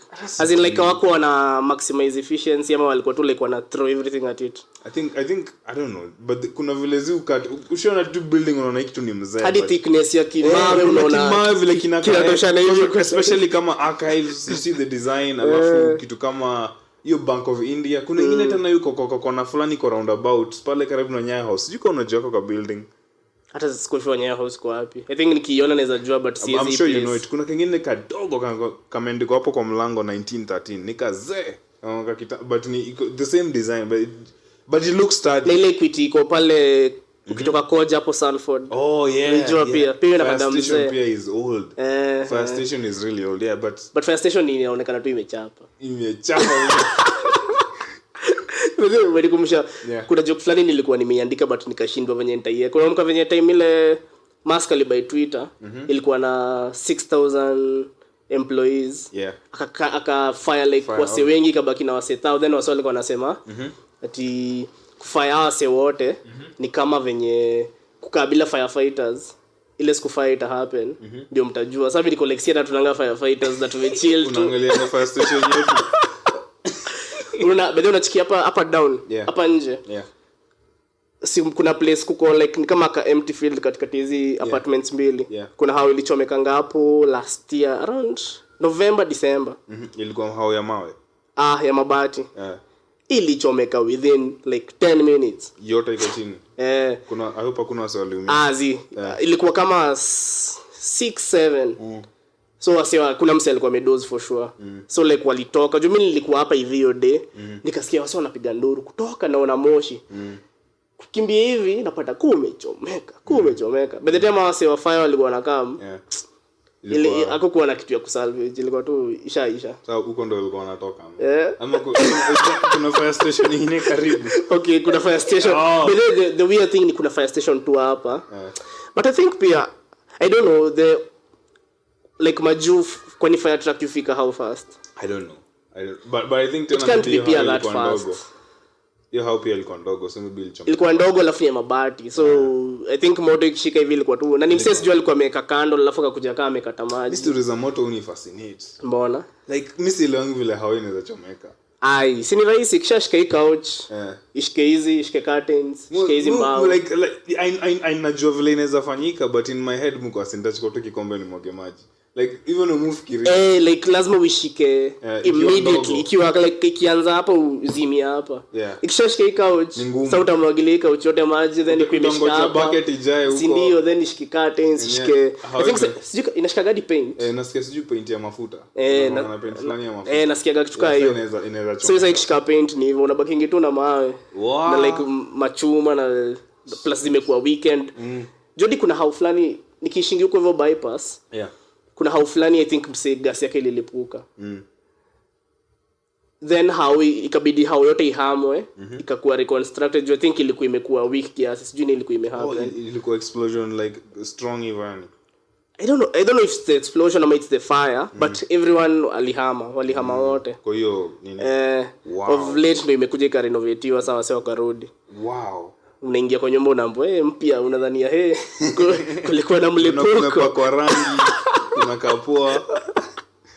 Nairobi by the way house uko like when you house hunting you usually see houses zenye ziko like when you house hunt mtu anaweza kupelekea unaonyesha how uko like nikiishi hapa naweza jiwa na depression. Kwa nini? Kuna how inakaa tu sijui ya like inakaa tu ilikuwa store.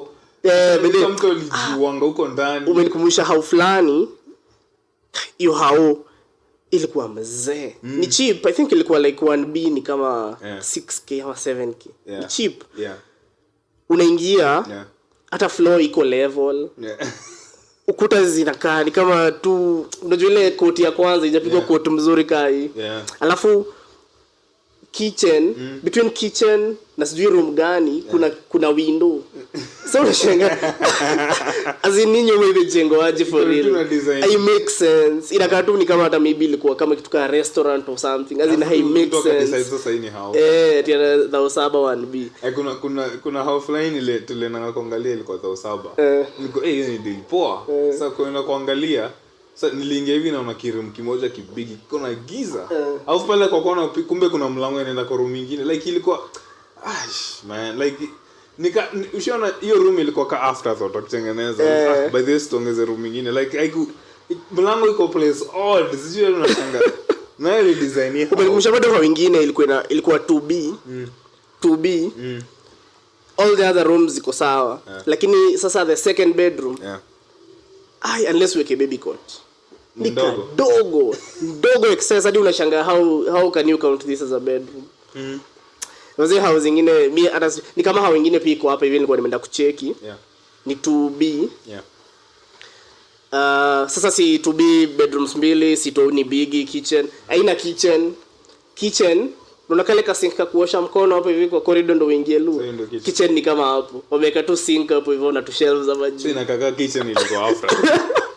So wali design how walikuwa wanajenga 1B walikuwa alafu wakaona acha hii kitchen moja wacha iko bedroom nyingine iko 2B. Mwafika mahali talk like but they how ina. So like literally kitchen iko kwa corridor.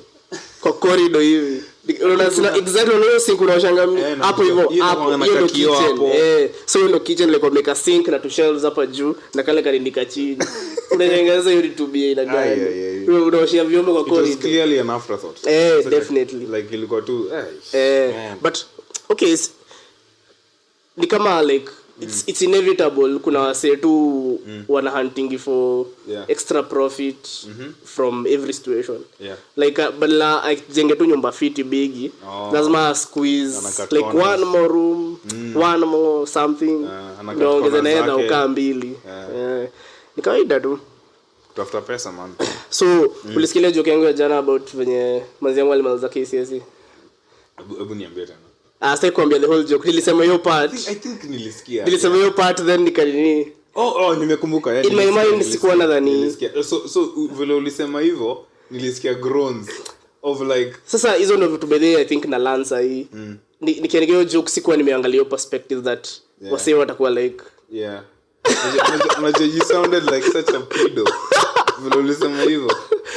So ile bidi improvise on the spot but they honestly sikuwa nimethink about it like wase watakuwa like you never saw it like sikuwa nimefikiria hivyo.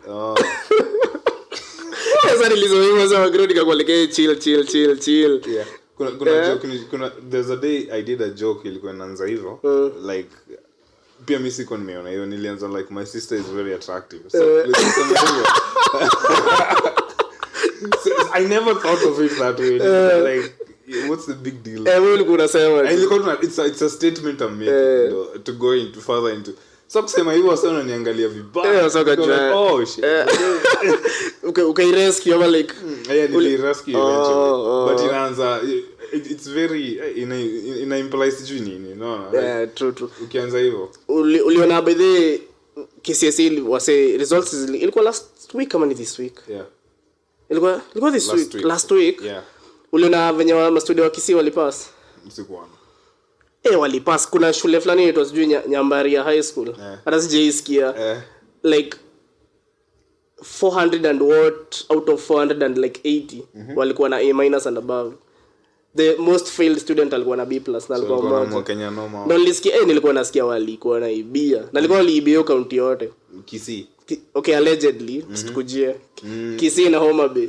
Nilikuwa nasikia walibia. Walikuwa na pass vibaya sana. Juando like walipass excess alafu hizo wao siwezi kwa mtu zingine wako like wewe si mbona mkuchapia pia si tuibie kanyi. Wow. So unajua mbona si chingi news ndio shida yangu. Sijoin Kenya ndio kwa nchi. Ngoja.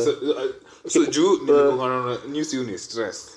Kwa nini upendangi Juni bad news too, so I don't watch it. But so now, okay, hata mimi si watching news. So musema. But me consume news selectively. Like, selectively. Zile vitu zinanibamba. I don't. Hata sijui nini uendelea. Azikukujiangi? Ndo mujiambia if it's big enough itanifikia. Kama ni kitu inanihusu truly itanifikia. But sana okay. But anyway, ukikuwa parent utakuwa una okay, yeah, true. So unataka kujua community kwa. No, that's good. That's a good point because mimi saizi naweza ishi off the grid kidogo. Like sijui like nasikia ngadu vitu kubwa sijui Magoha amededi vitu kama hizo. Upseli dedi aje? Sijui. It was so sudden. What happened? I don't know exactly. It's look into it, but ilikuwa tu like tumechill tu then umse amededi. All of a sudden. Maze. Yes, I don't know. Na vile nilikuwa napenda kumchongoa. Sasa hizo ni the jokes normal. Ni sawa tu. Unajua unangojea kwanza watu wanamsahau sawa then like so. Jokes sasa hizi zinaweza nini but too soon. It was kind of disappointing. Okay, sio from okay, unajua alikuwa shatoka kwa gava. Time alikuwa kwa gava alikuwa pia alikuwa too much. But sasa alikuwa ameenda into retirement. So like si ange chill tu. Na kama hata alikuwa amepata job. Pale pengine. kama sio yeye kuna msee nilikuwa nimesikia amepata job sijui kukuwa Lex juu wapi. I'm not sure if ni yeye. Oh, like after sasa retiring from the government akaanza kusomesha. Inaweza kuwa. Na alikuwa like 71. Msee alikuwa anakaa 71. Alikuwa alikuwa anakaa a bit younger than his age, ama? Mimi ningesema 60s. Sikuwa in pictures za 71 year old. Ama ni mimi sina perspective. Kitu muogopa ninaonanga nita age tu vibaya. Kwa nini? Mimi sijui muonanga tu hiyo. Nitaka tu nikiwa 40 na kama mtoko 60 sijui, I don't know. By the way, in case unajua aging you akaje kama una butter your body at young age uta age better or worse. Kuibata kiaje? Like mseka mimi na siweza kukaa chini na kuwa always up and down nafanya vitu na choka. Hiyo ndio poa. Uko active Alafu pia kama time ya sherehe pia mimi ndio niko hapo. So una cancel out. So like what's the best way to maintain your nini? Okay, kuna stuff line nilikuwa nasikiza but alikuwa anasema it's a study walifanya, it's the longest lifelong study washaifanya kwa like nimse it's a group of people walikuwa na study watu tangu kwa watu hadi like wazeeke. So those people walikuwa studied say wako in their 90s. So walikuwa wanasema from this study walikuwa wanaona like for sure to live long the most important thing hata ilikuwa surprise walikuwa sema ni your relationships like with people, like how your relationships are, your closest relationships. So zikiwa fiti you're happy and I don't know how it works but apparently ukiwa happy you live longer for some reason. I don't you take care of yourself. Ukiwa too happy kuna wase pia wana take care of you. Because one of the most important things in your relationships with people, with your closest people closest in your life. Basi mimi nitaishi miaka mingi kama ni hiyo. Mimi niko screwed up. Kwani wewe sina mabest. Unalokiwa na majirani ati unasumbua watu kwa ploti. Landlord ndo huyo. Okay, mimi generally mimi naweza sema mimi nakuwa nimechill na wase. Mimi wase sinaga my only enemy ali dead. So that was also disappointing. So you have no one to fight anymore. Sasa sinanga enemies siku hizi. Damn. So hiyo ndo alikuwa anasema alafu alikuwa anasema generally drugs and alcohol. Yeah, ukinini sana una beat. But me ushai Google what is alcoholism? What is it? The bar is na so low. That probably hata wewe mwenye unaweza kuwa hadi wewe uko hapo. I think niko for sure. Inakuwa so low. Sijui inakuwa like sijui but I'm sure it's so like low, 5 drinks a week, like a very low bar yenye so past that you're an alcoholic. Even though wanasemanga but hapana. Hizi kama console tu. Juu sasa ukisema hivyo a very large percentage of like hata tuseme hata Kenya ama Nairobi basi unataka kusema watu wote ni alcoholic. I mean aba ni functioning alcoholics. Yeah, but when I think of alcoholism move kile like msiana la kwa mtaro. Si ndio msea kwa pabaya. Unakunywa mshahara yako wote, unafutwa kazi. So nikiangalia mseka huyo niko like bro kwa pabaya ni discipline yangu. Afadhali mimi siwezi kuokaa. Anupiga tu mzima tatu kwa wiki. Mimi niko sawa lakini wewe umetuacha wewe. But mimi naonanga pia kuna wase tu wako predisposed to your stuff. Sidhani ni kitu juu wase wengi ukata kama ingekuwa kila mtu anakuwa alcoholic kila mtu sana. Like you don't know how many times nimefikiria kuanzisha Wines and Spirits. Mimi nataka kuanzisha because watu wengi sana ukata. Nataka kuanzisha like in the next 2 months. Yeah, so unapata ka spot. Kuna wase tu kuna watu like they take to it like a fish to water. Kuna mtu akianza like teiv hivyo afadhali tu asiwahi guzana naye. Kuna watu sawa kwa hivyo hata kuna watu like periodic drinking like mkikunywa tu hata acha hadi ya blackie wallahi like na is it like a physiological thing or a psychological thing? I'm sure it is.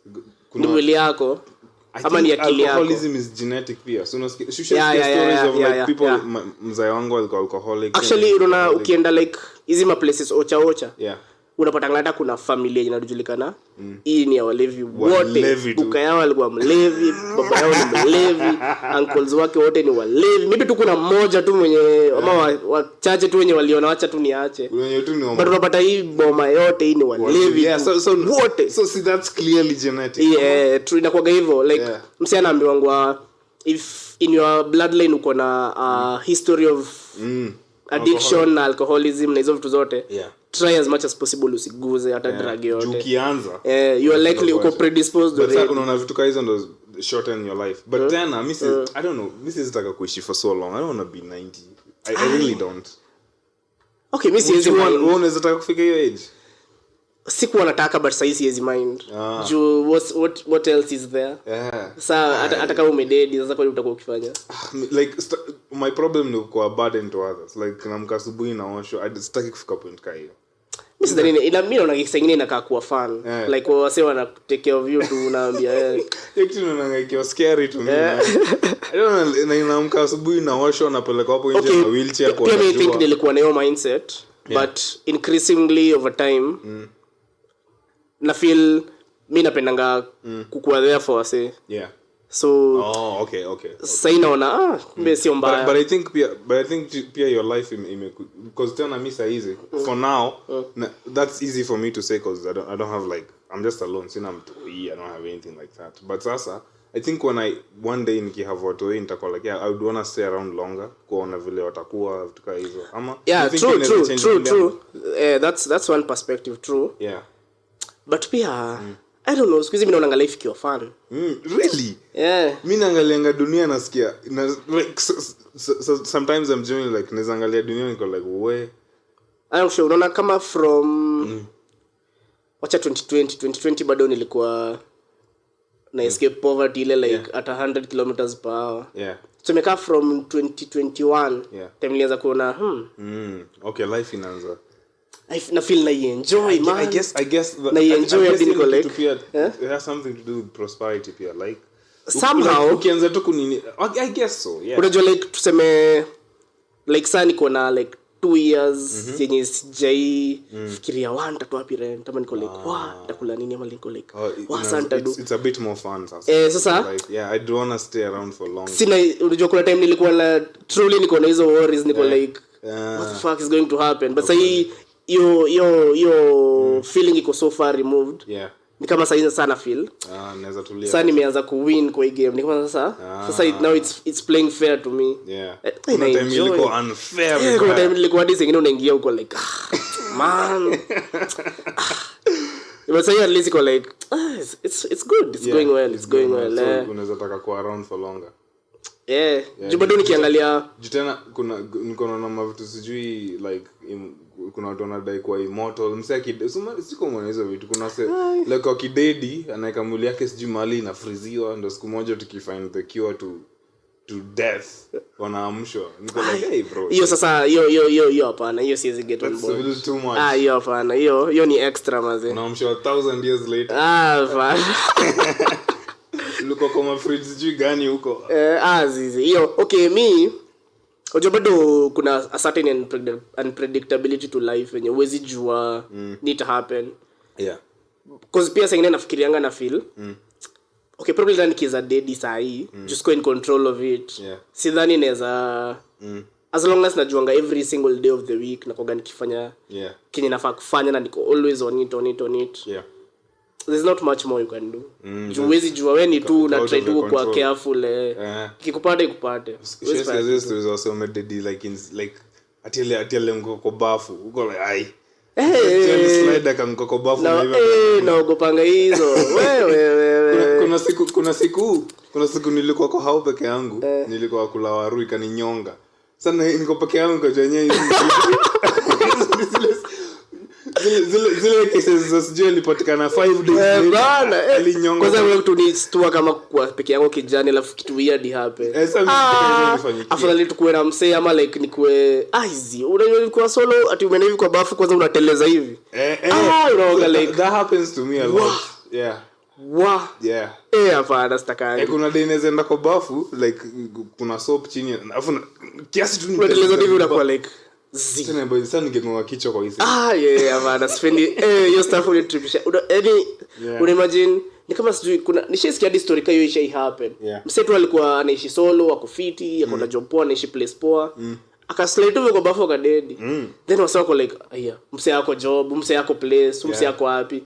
Si akampata tu kama dead hapo kijadi soko like bana wazi. Na vile in your head death yako huko epic. But hiyo pia ndio inakuwaga si wase usemaga ukikosa kuwa na familia hivyo ndo wase mabachela wengi udedi kwa nyumba tu na kitu hiyo yani weird wala hakuna watu wenye wa concerned about you. Watu wako kwa hivyo wanaishi maisha zao. It's just funny to me because unaweza kuwa na like plans big kwa life yako alafu unateleza kwa baba. Ina plans kwa kichwa chako kuna next year nitakuwa majuu na bado sijui gani. Unadai in a pitiful way kana sabuni ya panda kwa bafu ikakuangusha. Na story yako imeisha hivyo. Wala like it's so crazy. Hata ungegongwa na gari. Hata ungekufa na ukimwi ukahosi at least like sasa bana you had a great story kaisha hivyo. Kaisha like something so like hadi nakangao.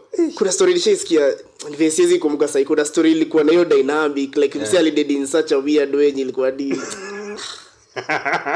what the fuck. Unanikumbusha ile show ilikuwa ya mavifo mingi sijui 1000 ways to die. Ilikuwa na sijui kai hiyo show ni true stories ama but ilikuwa na deaths zingine. But ilikuwa true stories. I don't know but ilikuwa nikianza unasema they are true but ilikuwa I don't know twist adapted I don't know. But it is a quite true. Maybe some of them were a little exaggerated I think. Probably yeah. That's what but they were based on true stories I think. Yeah. So zilikuwa zingine niko umseli diva yani. Niliwahi watchingi. Yeah. But nilikuwa naona at some point inakuwa boring like like I already know what will happen. Kuna nyingine niliona mseli alikojolewa ya steam ati steam ikamerudia mkojo. Sasa ndiko mimi. Sasa niko like what? But this stuff ilikuwa entertaining. Ikupata tu siku yenye hauna form. Tunakojolewa ya steam na yeah. Tunaongelea nini hata nime lose train of thought yangu. That stories are aging to hizo. So ulikuwa unauliza like what do you think happens when you age like to your body ama? As in like what is the optimal way to go about it? I don't know man. I just think have fun. I don't think. But is it like a worth it goal to chase like no, I don't think so. Wage vizuri. Like cuz I think more like at the end of the day sio tutaishia. But kijana you happen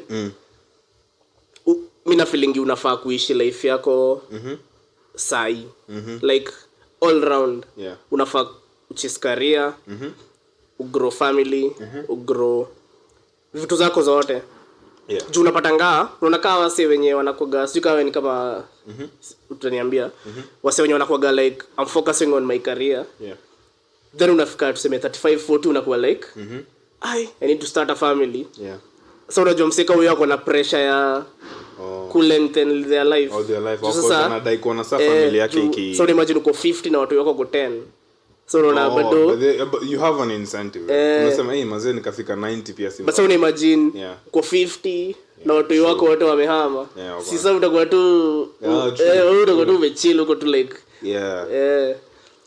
kuna tu unakuwa msee wa focusing on my career no naweza sema like iktu ilikuwa inani stress sana like penye vitu zinaenda but nikaanza kuona like sasa una worry kwa nini like what will happen muona hivyo I don't think for me personally siranka kuna kitu planned muona tu believe in fate siranka kuna kitu hiyo cause kuna vitu nimeona kwa hii dunia niko like hiyo ilikuwa fate kweli ama tu ni bahati yake mbaya like, kulienda tu hivyo sasa zingine tu yuko tu kulienda tu hivyo bahati yako mbaya try next time si ati kuna mtu akona anything against you kuna time tu yuko tu time yako kuna time I guess in life unafikanga mazee of late nimekuwa stress free kwani nini naenda I don't expect tragedy like unajishu but uko tu like I guess hadi mimi kuna time nilikuwa naishi hivyo nikianza kuona nikaa nimefurahi sana for like 2 weeks like hai nini inakaa niendelea kwani hakuna mazishi nini mbaya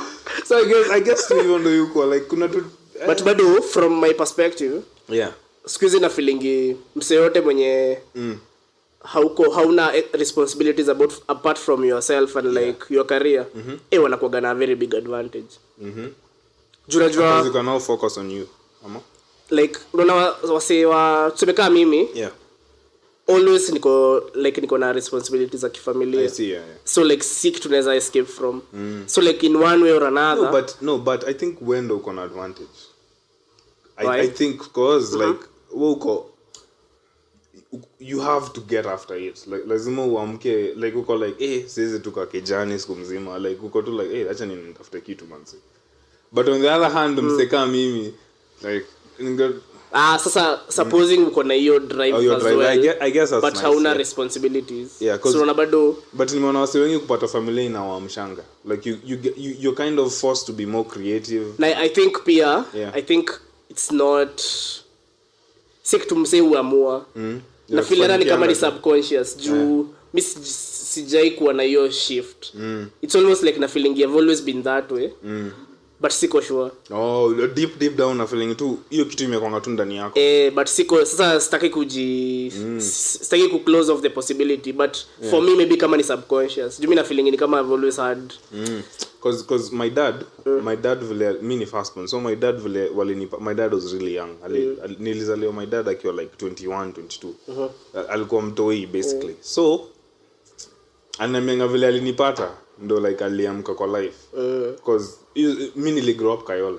I grew up in Kayole, like life Mbogi Genje. So like niligrow up Kayole, nilizaliwa Kariobangi, nika grow up Kayole umo. Najua siko umefika hizo area. But uko ndo nimegrow up. Sijai grow huko but niko na mabeste wengi hizo ma area. So me uko ndo nimegrow up. That's where I'm from. So alafu at some point I don't know, so my dad alikuwa like vile alinipata. So alikuwa na come home na nicheki hivi like ana anything kwa mfuko. Tunalala njaa. So enye uko umepushiwa kwa lazima mtu yeye atakuangalia, mtu yeye kona njaa atakula, lazima uende nje. Mtu yeye sikizangi excuse, mtu hataki kujua. Unadhani mtu yeye anajali, mtu yeye ajali bana. So mimi niko tu hapo like mimi sitaki kujua, I just want to eat. Kweli nikienda kwa super na mzai nataka toy na nataka nitalia. So like inabidi sasa zingine inakuforce kukua hiyo niambia sasa ndio ilikuwa like his wake up call. But I'm saying ile yenyewe hii life nzuri. So akachangamka. Ina changa ba sama kange kwa mimi labda vitu zingekuwa different, but hiyo niambia hiyo ndio kitu ilimchangamsha. So you know how to kickstart your comedy career. Nipate mtoi. Bili msi akofania as a parent ama msi akofania as a single guy mwenye tu. Mimi naweza sema uko fania sasa yenye uko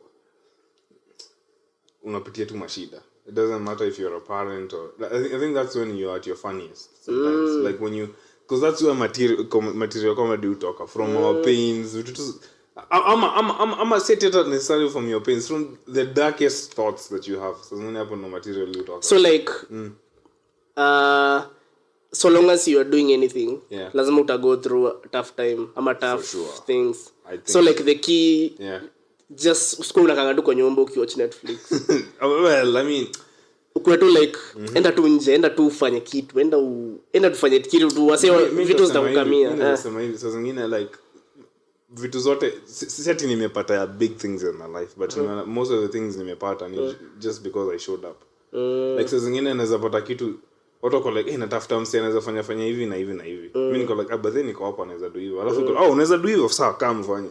So that's how most of my mimi nimepata opportunities most zangu hivyo tu like I just showed up kwa mix. Nilikuwa tu hapo. Alafu mzee akafikiria but then nani anaweza nifanyia hii na hii na hii. Watu wakafikiria na njero but then na njero. So even no more pata. So I don't know. That worked for me. Yeah, alafu kwa nini niko na dai kwambia ulikuwa unasema kuishi in the now. Like to be happy you focus on now. So niko na doggy fulani Peni msawa pets. Napenda pets sana. Niko na doggy opendi. Sijai understand hiyo lakini malizia kwanza. Niko na doggy it's a German Shepherd, ni jinga ile like security ama like how ni how to si ni big ama like lakini iko how like iko around to home but inyangi ndani ya how so hiyo doggy ni jinga like it's so stupid like ni doggy sure doggy tu ni fala but hiyo doggy uko happy so mui angalianga sometimes hiyo doggy inakuanga happy like naangalia hivi niko like wewe shida yako ni nini unaishi sijui kwa Kenel inakaaje kwani iko how old ilizaliwa 2018 that's okay compare to like how old will that be in mtoto no iko mature doggy mature of 4 years hiyo ni fully grown dog doggy kubwa but ni jinga like hiyo inataka tu kujua iko tu like tunaenda kutembea fiti inafurahi inakuja So muangalie dogi na envy na wewe cause kitu iko happy na nyumba yenyewe kivunjwa yeye ijali yeye bado iko na food yeye dogi ijali like siko aje like iko tu built hivyo but naipenda cause iko tu like it's just happy na yana reason ya kuwa happy maisha yake ni mbaya but okay si mbaya but muangalia tu like you're way happier than you should be but it's a but unajua shida ya sisi you can only be that happy ukiwa mtoi ndio ukishakuwa mbigi the only way kukuwa happy ni kufanya kitu ama like kusolve a problem kutake responsibility juu unajua hiyo happiness ndio yenye unaweza pata kwa msee hawa si wenye wanashindanga kwa bar tu sasa hiyo ndio happiness anakaa ako happy but umsave vitu zenye madimo kwa kichwa yake kila siku anaamka tu hivi anaona like nyinyi mnaendelea na yako tu hapo so mnaweza hiyo like easy happen ukiwa nini which is it is counterintuitive mbona like adulthood ni counterintuitive I don't know the good things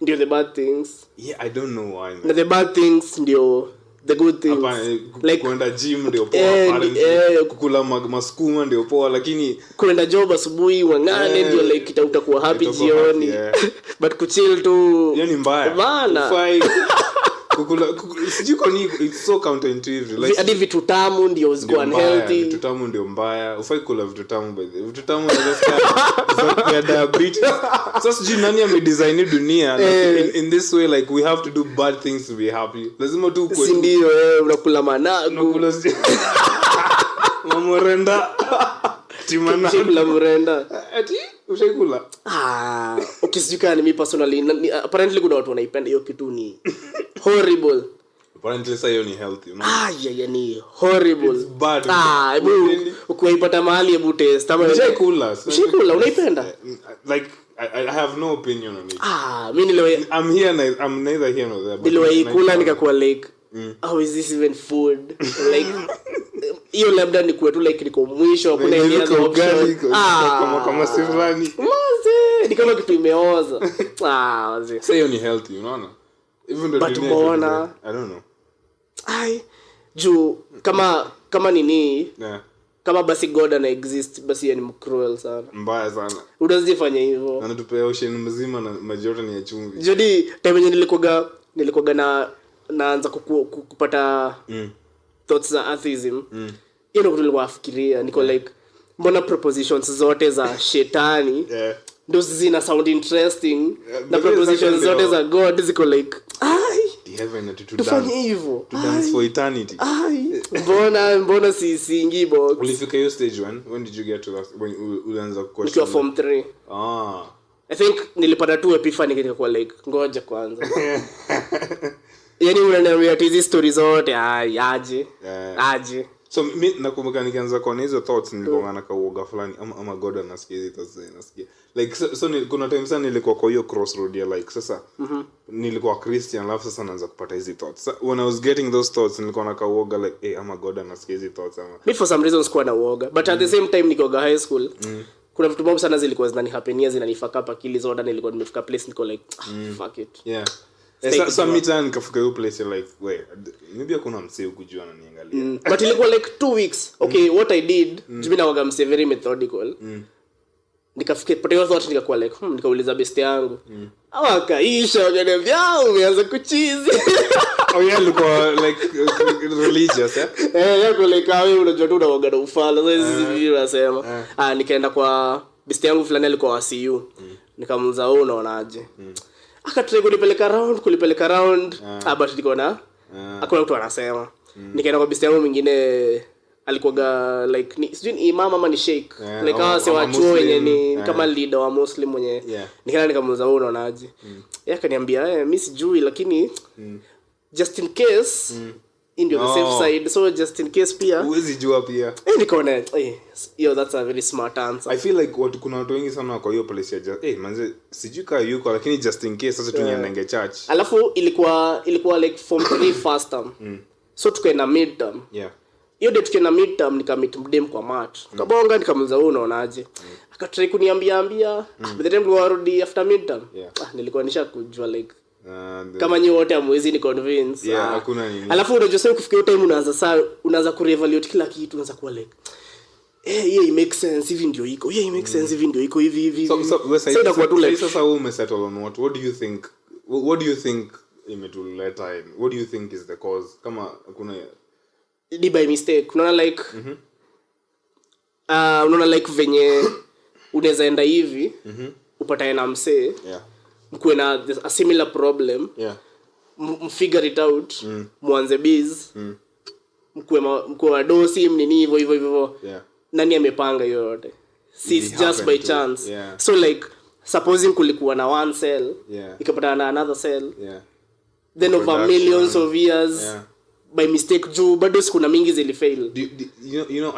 It's true that happened. Lakini ukiambianga mtu hiyo story because I have a cousin religious. Sasa nilikuwa namwambia story ya how humans came from. And mini monkey, missing monkey bro, acha ufala. So like ina sounding crazy. Sasa nikamwambia wewe hata si monkey, kuna time ulikuwa fish bro. But the thing is, okay, it's a very strong proposition juu kama already umetoka from a religious background. It's ridiculous. Inataka very but strength of mind. Me no make sense. Could make sense that? No, we actually came from that. Yeah. It makes a lot of sense. Juu, how can you explain that wase wawili wana mate, mtu yeye anakuwa tu produced automatically. Hata the fact that unajua hata wewe ulitoka from one cell. Sindio. So like it makes sense that for whatever reason maybe cell moja ili discover kutumia oxygen or something. So like ikakuwa like na si ati inafikiria ati niko tu like something is going on. Why do you think most comedians who are atheists? I think ni it's very hard kupata comedian religious. Stakes and open mindedness, ina sound we question things ama ni your deviation of thought, like abstract thought. Like unaona kama si comedians wengi ukimwambia hivi a normal person atakuwa tu like okay hivi but yeye atafikiria na je hivi na mbona iko hivi na mbona hivi so unajua of which people know the source of comedy to asking questions. That's the difference between comedy na news. News utakwambia tu iko hivi na lakini wewe utakuwa like na je hivi ama hivi so unaona so una find humor in it so like through your process no the same way when unaanza ku realize na pia in life unajua like kutafuta two solutions, maybe uko na shida inakusumbua you are more likely to be creative like one hivi na je hivi unaona.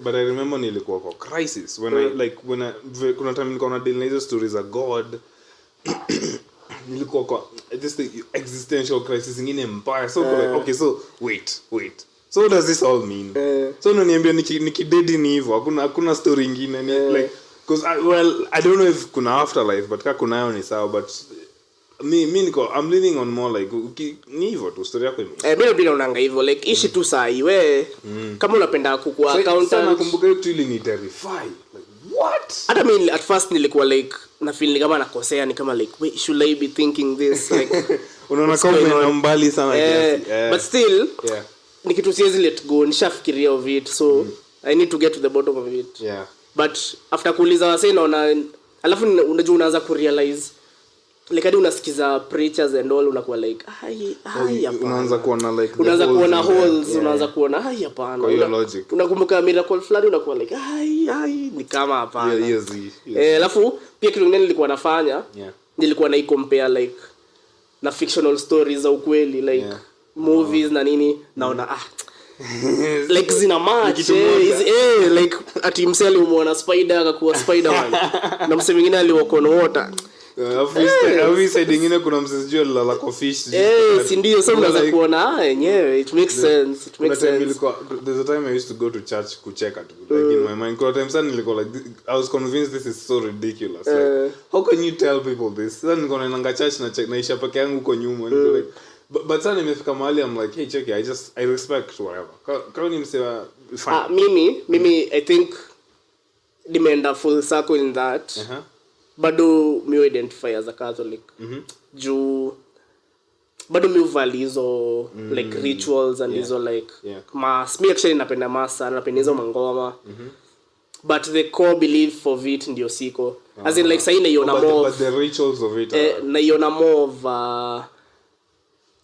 like venye unaweza enda maybe kwa club kudance so you need to unafanya for the spirituality of it, like unaenda like it's like a thing. I know what you mean. Hivyo like sasa niko hapo niko place I see the okay personally I do not see get value from your part ya to believe then you'll go to heaven, but I see these people wanna get value from it, which I understand. Unaishianga church on Sunday naendanga tu and maybe two situation, maybe mko na msee anaenda church ama maybe but you get it uko like niko sawa, unaona the value of it. Kuna wase wana get a lot of value from it juu unaona msika mimi kuna saa zingine naweza kuwa napitia vitu za shit but mimi niko like I'll get to the bottom of it na ngana nitajua nitafanya, but kuna msee akikuwa kwa situation either ata give up ama like your reassurance that kiomba like kuna msee anamsaidia maybe na make even strong important, so so you get it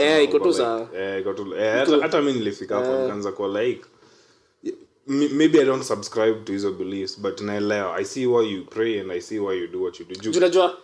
Unajua like ilifika place sina kushow like squeeze na feel na enjoy life more than before.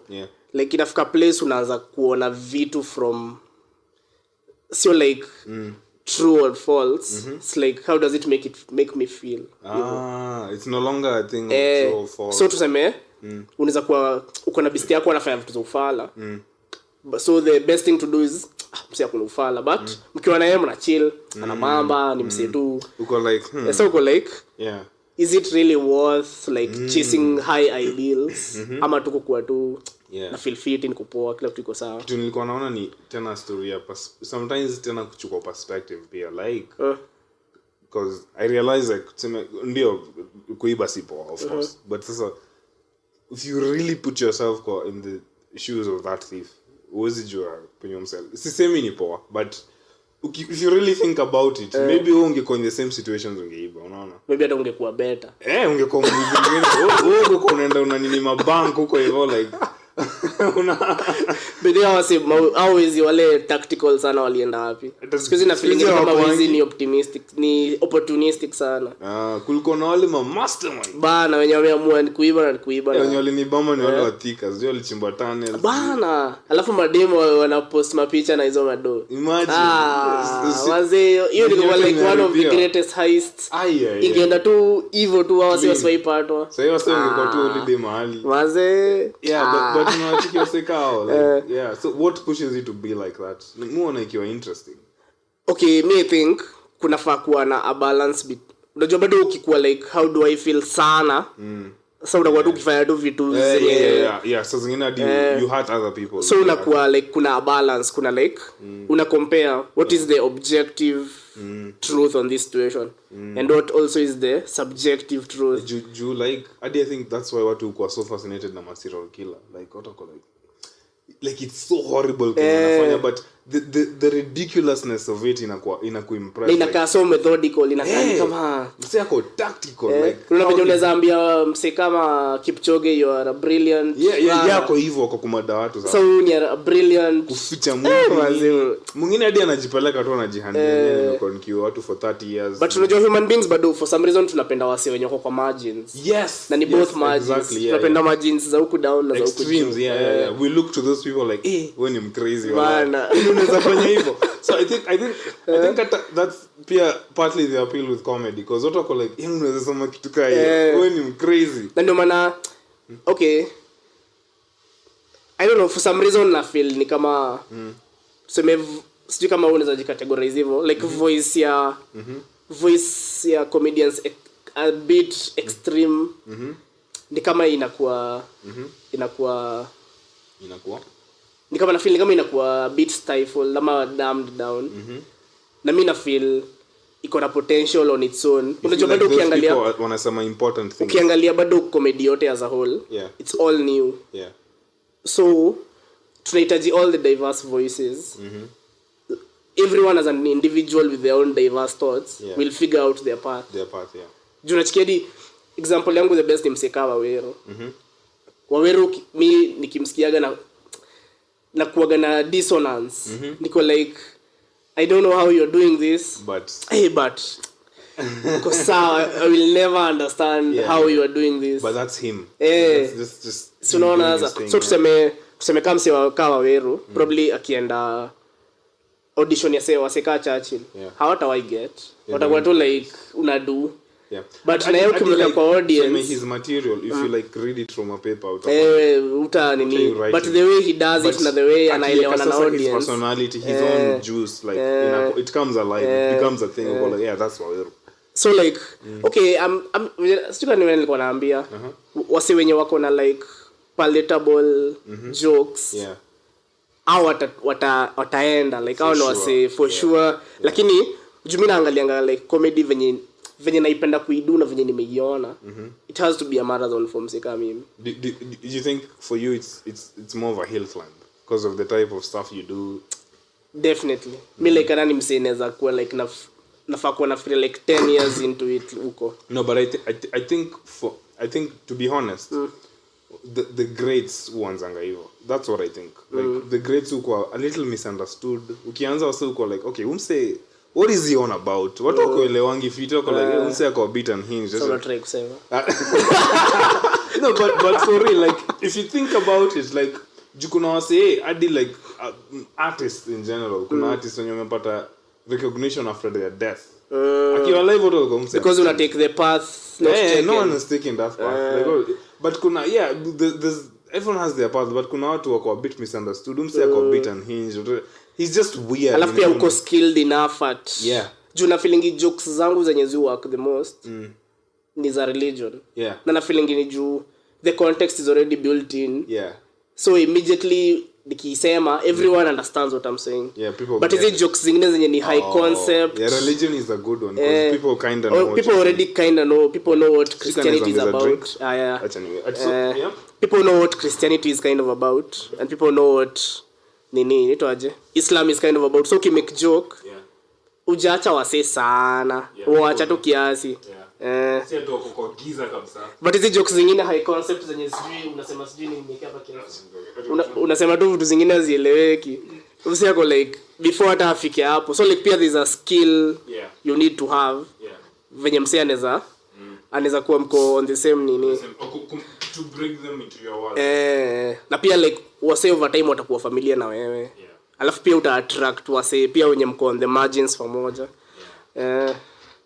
so for me I think it has to be a marathon so then ni kitu ati like neza rush into jibado nikikaa hivi nikifikiria I don't know if it will never be a good approach ati ku filter the things and think about it for other things. True because then as you're saying I was kwa margin nilisikia somewhere that like we look at those people alafu unapata career assurance flani like I can actually like because that guy is not playing the game.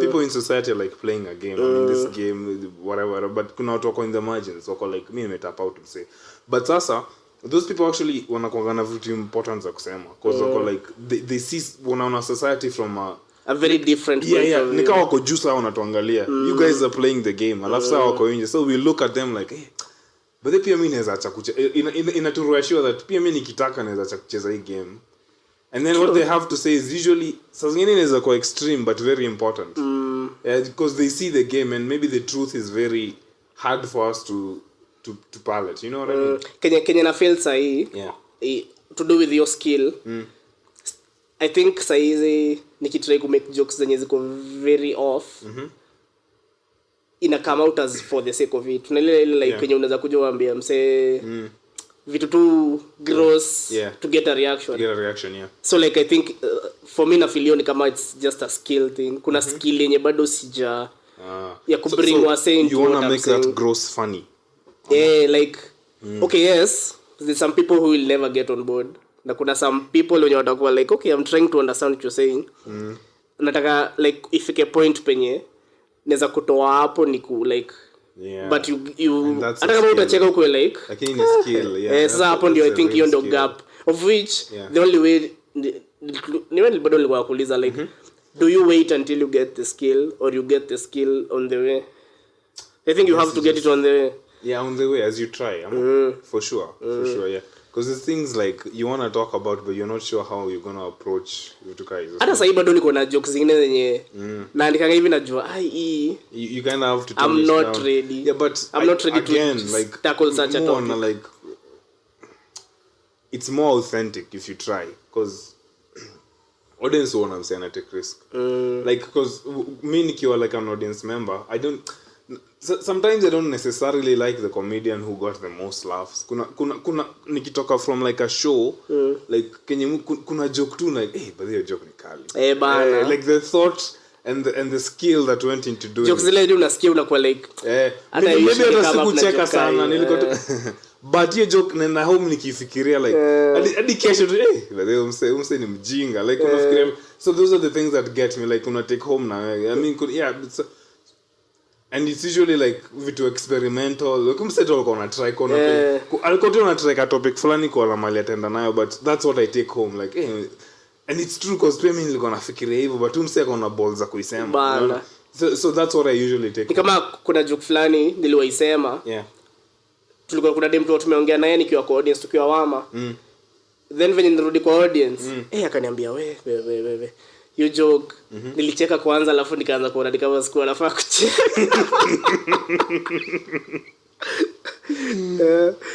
Like ulimfanya acheke about something like she would not normally laugh at. As in alikuwa na dissonance between okay it's funny but it's not correct wrong. It's not allowed.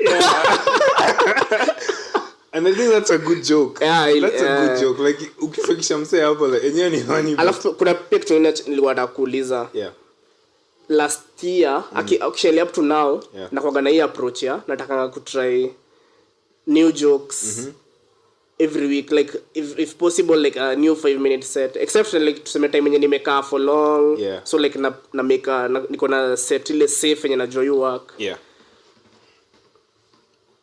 Nilikuwa nasikia wase wakikuwa like juu okay obviously una risk kubomb by doing that or by trying new things. But me na feel like it's worth it rather than umetoka all the way umeenda kwa open mic. No, it is just to take it easy because like the fact that unafanya comedy in itself is a risk. Juu already sahi niko na jokes zenye najua hizi nimeua nazo wase very diverse. Hii nikimake tu hata sahi ita work. But sasa why keep doing it over and over again? No, take the risk. Even when you do like I think kupata a good joke ina take a lot of time and a lot of searching. Yes. So why keep doing the same joke when you could be just walking in the forest kutafuta a new one? So unasema like it's important kwenda kwa just to go into new places, to explore. Even when you try now, okay, sometimes it works, sometimes it fails. But that's how even though iko like even na feeling pia niko na advantage me si taking your beating like because me I take it so badly like you're beating you kutoka stage watu wamecheka mara mbili. Mimi actually nikitokanga ndo nakoga wase wananiambia kwa rough mimi niko like wallahi kwa rough. Nice man because una have fun. Mimi nakoga tu like okay bora nimekaa before ni end stage na nimeangalia joke na personally nimeona iko na potential.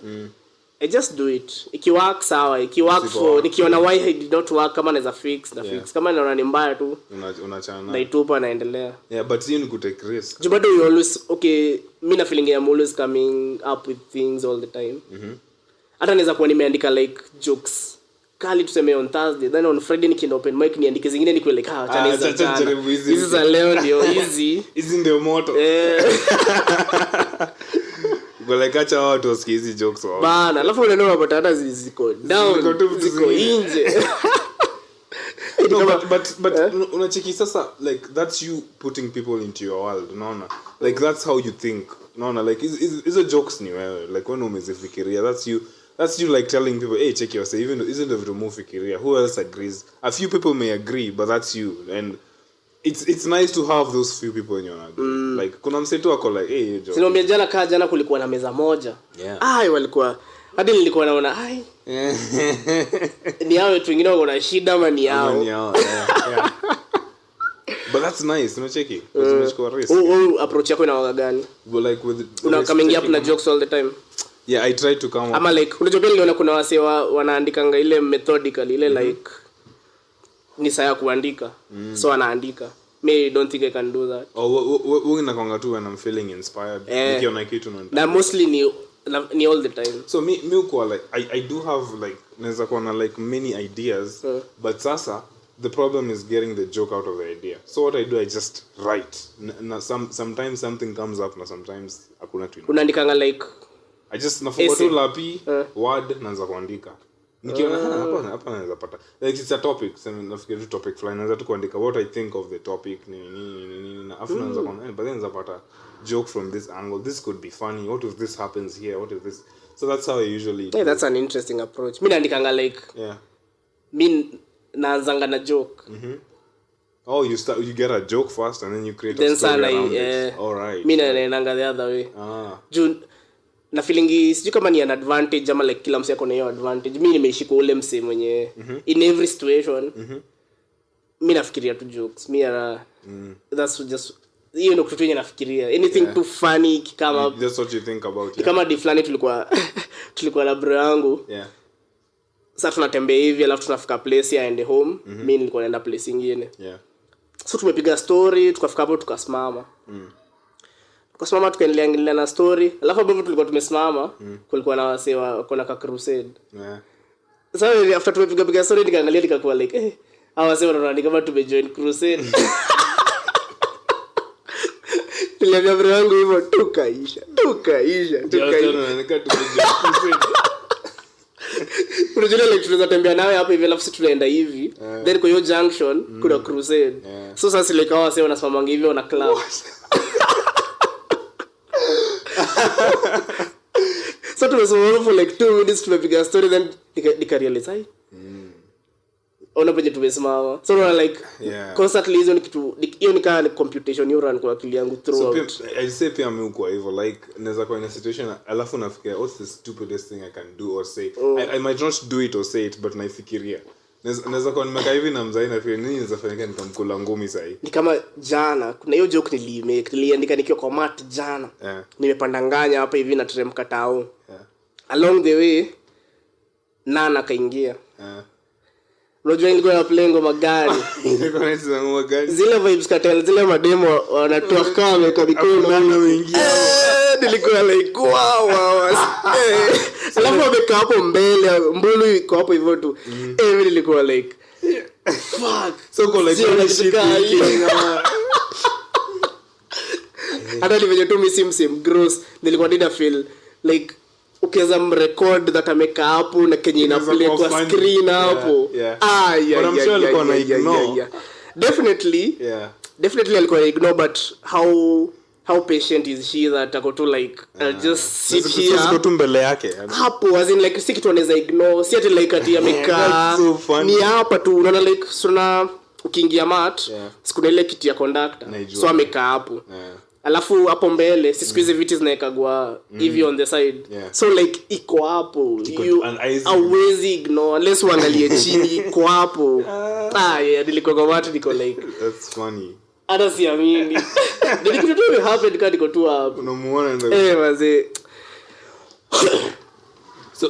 so muko na hiyo kitu like that's I think about it but I muko na demeanor nyingine serious sana to my family at least because nime grow up like I wanted to be the nice kid like I was me look all a good boy like I was always the good boy everything is right kitanda imetandikwa nini nilikuwa kijana but in my mind nilikuwa crazy but sasa ulikuwa una perform ama like you in school that's like ulikuwa una perform your role ama that's still who no you it was a role that was totally an act like mimi nilijonga kitambo sana mimi si mtu mpoa like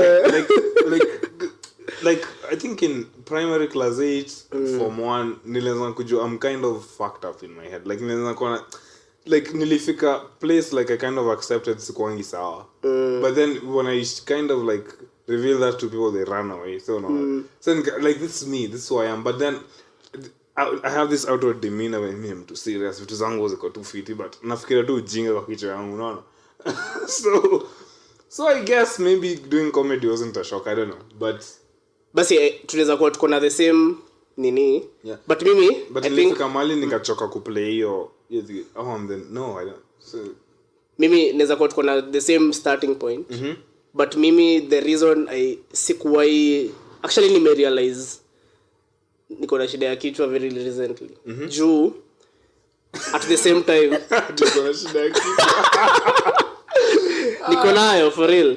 But the reason I think sikuwai realize ni juu unaona mimi nakuwaga na ile najiholding it to a very high standard in everything such that natakanga unaona kama tuseme tunafanya kitu sitawai giving into the instinct to relax to tuifanye tu ovyo ovyo. Niko like tunafanya hiki kitu tunaifanya sasa. Nimeishi kuwa na hiyo instinct ndani yangu. Nini kufanya uko nayo? Sijui. Okay, I think ni ego. I think ni a narcissistic trait. Like inherently na feel mimi ni mnoma, mimi niko better than us. Niko better ours. So si hivyo tu just kusema like I have to back it up. You have to back it so up. Kama kwa tunafanya niko like naifanya yangu yote niko like kuifanya. So like unapata hivyo ndo nimeishi tu nikiwa it's almost like a delusion. Niko like tu mimi ni mnoma, tunafanya hii mimi ni mnoma so nitaifanya kama mtu mnoma.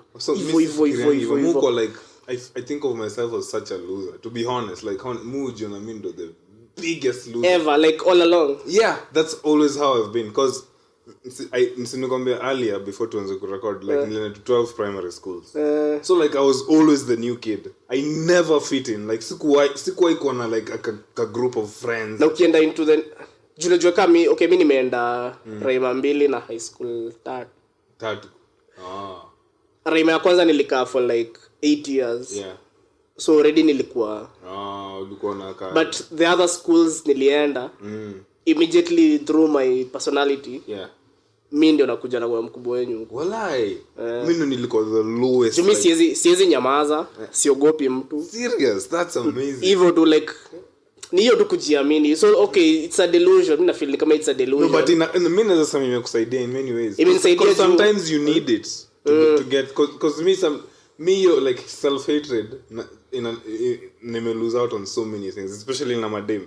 Like genuinely kuna time like I've had girls who are interested in me. Alafu in my head niko she's hapana haiwezi kuwa. So alafu na ignore tu na block. So unajua mimi delusion yangu kwa situation naweza kuwa na action kama nisha win.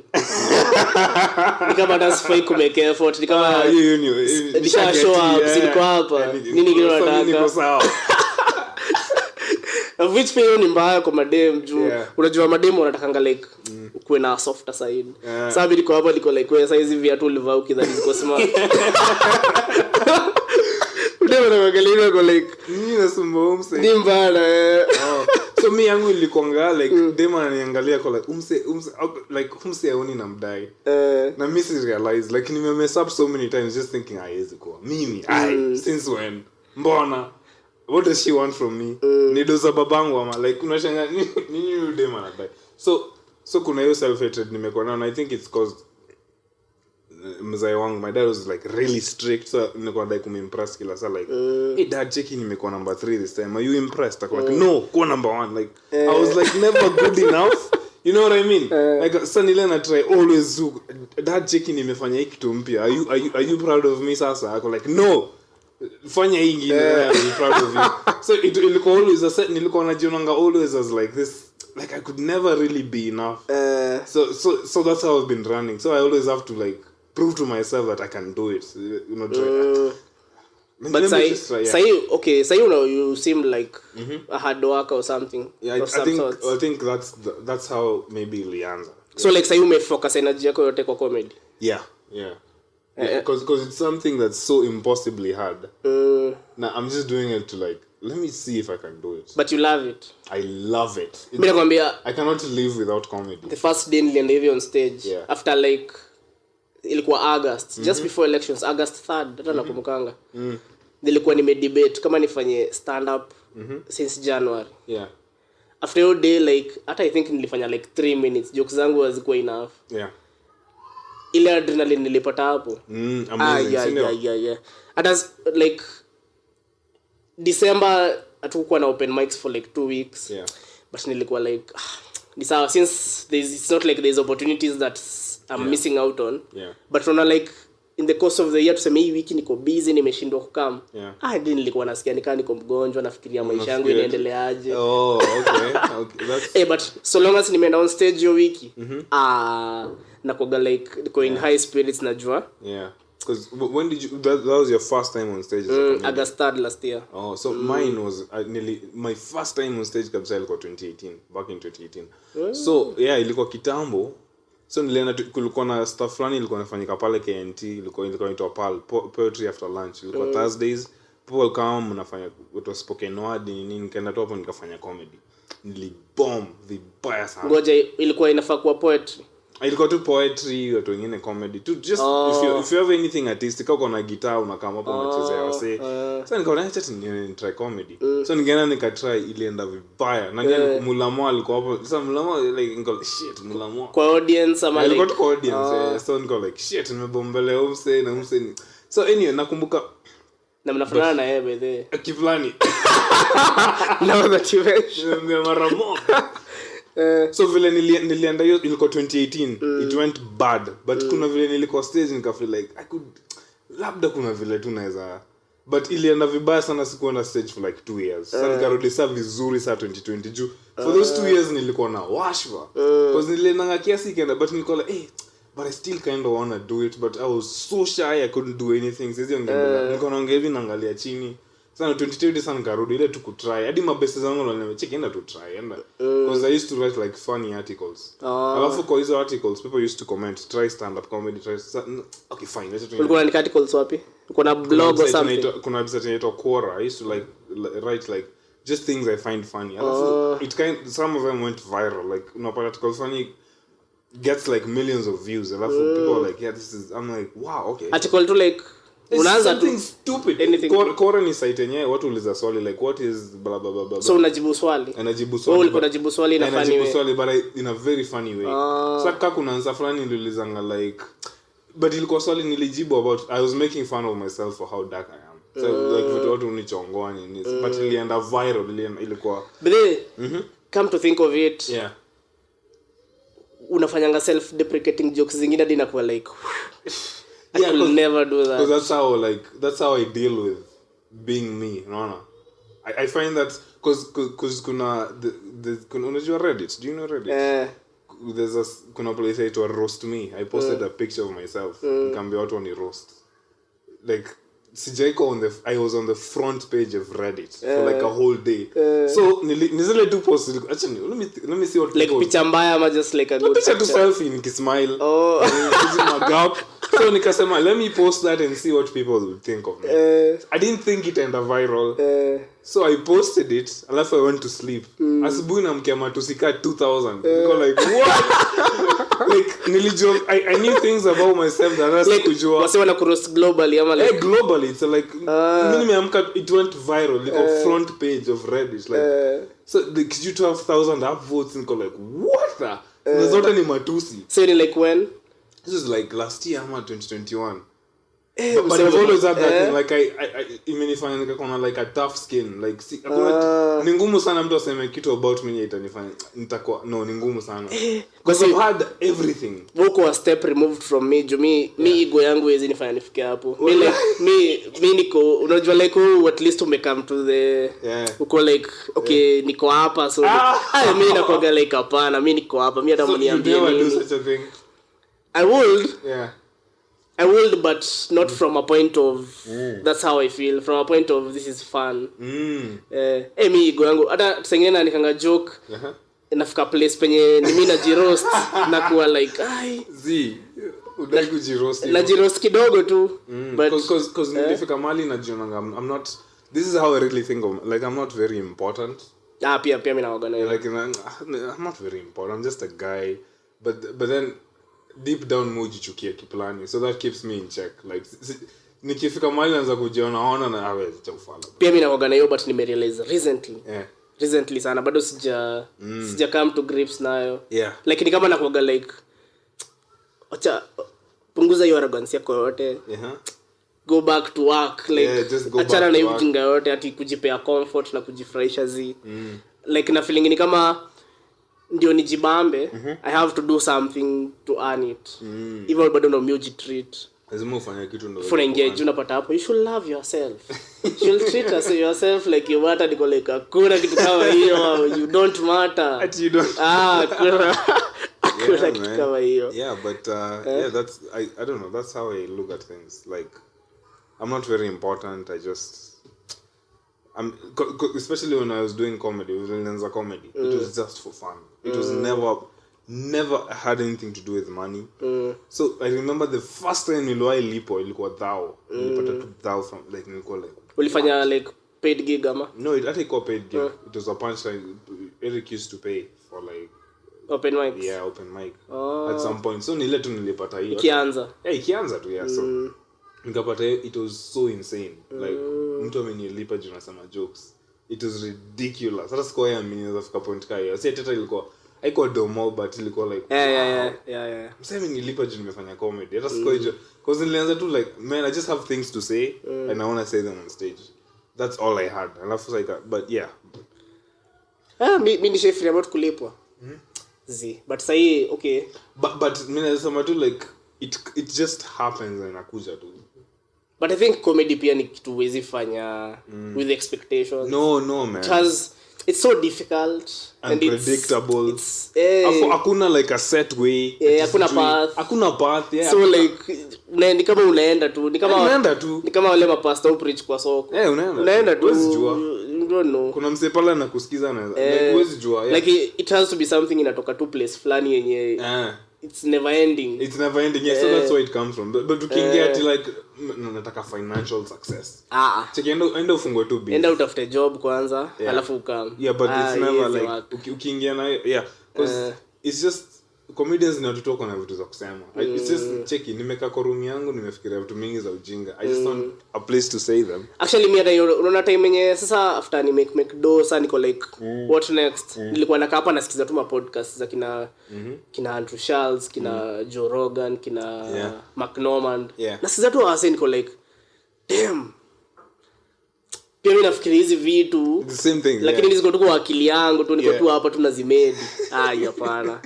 That's when ukaona maybe unaweza try stand up. Nilianza kwanza na podcast ndio nilikuwa sure. I think pia mimi nilianza hivyo. But sasa stand up nilikuwa like uko sure. Niende Churchill, niende kwa punchline. Sijaiva kizungu. Nini. But okay nimeiva kizungu ni venye spendi kuiongea. Napenda kuwa msee wa street. Like a bit unajistrain ukiongea. Sasa najistrain. Ina feel okay from the person that I have built myself to be. Ina feel fake-ish. A bit unnatural. But nimekam ku value English as a way of expressing complicated things. You think it's easier than Swahili? Swahili inaga terminologies. Inaga unadai kusema Swahili labda useme tu vitu za home. Like vitu tu zenye ziko hapa. Like at least kwa kizungu unaweza like iko broad enough that unaweza go anywhere. Kuna terminologies. There's actually words for things you feel and things you want to say. Kiswahili unapata one word ina stand for like 1,000 feelings. Ama kuna kitu una feel lakini haina word.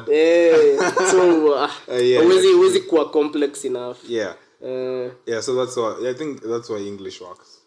But iko poa. Acha tuone nitaenda. This year nimejisetia goals kadhaa nataka kuona kama nitazimit. Nataka by the end of the year nikuwe na a strong 15. Sasa niko na a strong 5. Nataka nikuwe na a strong 15.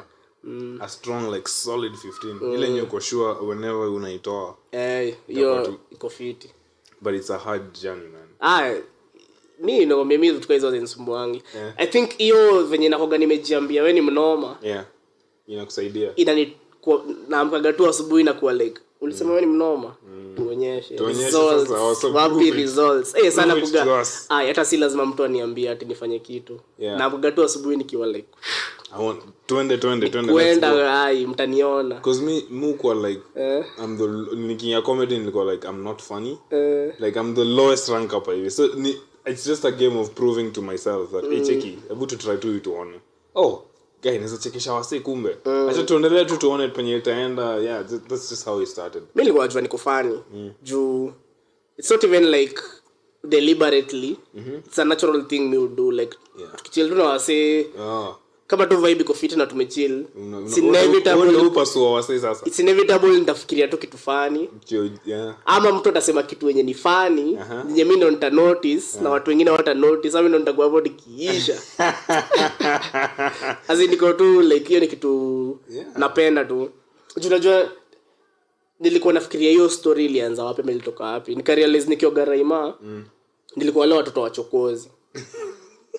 Wale watu nilikuwa hiyo time nilikuwa more of practical jokes, like nakuja na kuguza hivi alafu na hepa ama like na kudunga na pen alafu nakimbia like hizo. So like with the time nilikuwa wale wase sijui unafanya kama buyu unakachoma alafu unawekea msee, unakumbuka kitu kama buyu unakapiganisha hivi kwa ukuta alafu unaweka msee, sinakumbuka. Ama ile stuff unajua ile kuna nini, kuna kale ka plant fulani kana huaga na tumwiba. So unakuja unaambia msee hebu nishikie hii. Akishika unaivuta. Kana inamdunga huku. Zile vitu uko unafanyia wapi? Sasa hiyo ndio ilikuwa like background yangu ya kitambo. So like time nikafika high school. Sasa huwezi fanya hivyo. Sasa ukifanya hivyo unapigwa. Sasa I work. But bado uko na hiyo instinct. Kufanya tu vitu kama hizo. Alafu na mkio time for the first time budangu akatulipia nini DSTV. So nikaanza kuwatch kina Nickelodeon. Nakwambia zile kuwa zinaniua, niko like joke kali. Alafu sasa ni jokes tu za ufala, like very mundane things. Ma jokes za Disney. But so for the first time niko introduced to like wase wana make jokes deliberately. Actually like comedy. Sana unawatch kitu kama Drake and Josh unakuwa like kitu fulani tu imehappen inakumaliza. Nikajua bas this is the next step sasa. Sasa nikaanza sasa ku make some jokes ziko more thought out. Thoughtful. Wow. Imagine like nikiwa high school ka form 2 huko hivyo. Sasa kutoka hapo nilikuwa tu akili yangu imeishi kufikiria tu jokes. Sasa mimi nilikuwa like I used to get bullied a lot. Nilikuwa napigwa. Nilingia hivi form 1 nikaibia pillow the first day kani nimelalia. It was crazy like. Kwa ulikuwa chuo gani? Nilikuwa Aquinas. Hapa hivi. Aquinas inakoga chuo like fit ama? Fit. Hapana. Mimi kama hivyo nimekudanganya. Hii shule ilikuwa jela for me at least. Okay. Kuna kuzangu walikuwa alitoka mbona? Yeah. Ilikuwa hell. Like I used to get bullied a lot so like I guess maybe inafanya mtu anakuwa funny, I don't know. But for some reason mistake kuwa bullied. Mimi nilikuwa bullied sana. Sijai kuwa bullied na sijai kuwa bully. So my defense mechanism ilikuwa kunyamaza. Because I don't want you to form an opinion of me, so ili tu ninyamaze. Usinielewe. Mimi nilikuwa Machakos school. Ndo nilianzia. Machakos boys. Ndo nilianzia na ndo like by the time nikienda the other schools nilikuwa already mtu hawezi niguza. At all. But mimi sikuwa like did you get into a lot of fights? Really? Wow. Probably I think nikiwa high school nimefight once or twice. Because vile umedescribe bia like you chokoza watu maybe you nikiwa high school niliingia nikajua tu hapa hiyo mchezo niko above shit hata mimi mwenyewe hii ni utoto. So like kulikuwa na wase wanafanya hizo vitu but sio mimi, nilikuwa naona saa nyinyi ni watoto nyinyi. Mimi nisha upgrade. But sasa mimi unajua mimi hiyo time okay wase waliishi kunibully. I think tu ni confidence yangu inafanyanga wase wanaachana mimi. No, don't juu unajua mimi nilikuwa like tunaweza kuwa na wewe wewe uboliwe na mimi niende na mimi sijafanya kitu juu kama unajua kuna time fulani alafu kitu kingine nilifanya nikiwa form 1 nikatoa ngoma so like nikakuwa popular hivi kulikuwa na group ina make ngoma nikakuwa like pia mimi niko na mistari nikatoa ngoma so like nikakuwa popular. Alafu day fulani saa tu tumechill tu karibu na domo so wanafanya cleaning form 4 fulani alikuwa anaogopa so alikuwa ananipia stories zake akakuja akaniambia shika hii chupa ndio niweke juo. Sasa wana sina juo na ananiambia ndio niweke juo. Sasa mimi ninashangaa form mwingine akakuja akamwambia waacha unaandaje huyu boy. Sasa mimi niko tu hapo niko like unajua hadi niliingiaga tukiwa high school kulikuwa na junior wing ya madom na senior wing. Mimi naomba niliingianga senior wing nikiwa form 1. Because of too like your attitude and everything. Mimi niko tu like mimi siogopi nikipata na msee okay na feeling ni kama niko na like away ukinikujia na vita sana niko na away nitakupunguza. Ukinikujia kama umerelax uko na wetu pia unatulia. Tutajoin tatu. So me naturally sikusanangi na wase. Wow. So like inanipeaga license ya ku make bold decisions ama bold moves. Alafu nakuwa tu like acha tuone utadu nini. Tutadu. Tutaanza tu. So mimi sikuwahi kuwa na hiyo background ya kubuliwa na nini. Jumina na pia mimi si bully, so like mimi si mset natafuta wase. So nakumbuka kuna time I was in form 1 of this form 4 akani so shule ilikuwa kila mtu akona plate yake na spoon. So form 4 akaniomanga plate yangu na spoon yangu akaniambia tanirudisha. Nilikuwa form 1 just fresh in school. Sasa nikampatia. So unajua preps, night preps. Nikaenda kwa class yao, aliniambia kwa form 4 south. Sasa nikaenda daro yao, nikasoma hapo mbele. Mimi nika form 1 kadogo. Jiki nani nilisaidia na plate? Nilisikia wewe toka hapo sijui nini. like mimi sikujua like ukipata ina plate yako imeenda hivyo. Na sasa hiyo plate ilikuwa kitu important. So unasasa story dishi tena kwa shule. Sijui kuwa na hiyo awareness. Mimi like yango tu like okay, for me it sounds so obvious. That's the obvious thing that would have happened. So mimi na make announcement. Don't compress. Excuse. So nilisaidia nani na hiyo form 1 sasa ningeingia form 4. Daisy form 4. Watu kuangalia kama ni mjinga. Bana nikawa kwa nini anasema. Uja think through what you are doing. Wow. That was crazy, man. But see umetosheka ama? Yeah, nimetosheka. But you have like another 1 hour. 1 hour special. Umeniambia unadai kwenda job. Yeah. Sasa ni ngapi? 12:48. Unafanya. Yeah, time imerun. So your closing remarks. I don't know. Thanks for inviting me, man. I think we should do this more. Definitely ndakuita. Kuna time hadi niko nafikiria tufanye pod lakini mimi sinanga equipment. I don't have equipment. But equipment unaweza get. Kama unaweza eka coins mahali. Yeah. It's not that expensive. It's kind of expensive but si sana. Ukiweza tu kujinini poa pole tu. Sasa ndio nafikirianga na kwa like wow. Lakini unajua sana nilibuy kila kitu moja. You didn't buy them all once. Like nilibuy mics January. Nikabuy mixer around March. So ulikuwa na mics, ulikuwa unatumia mixer aje?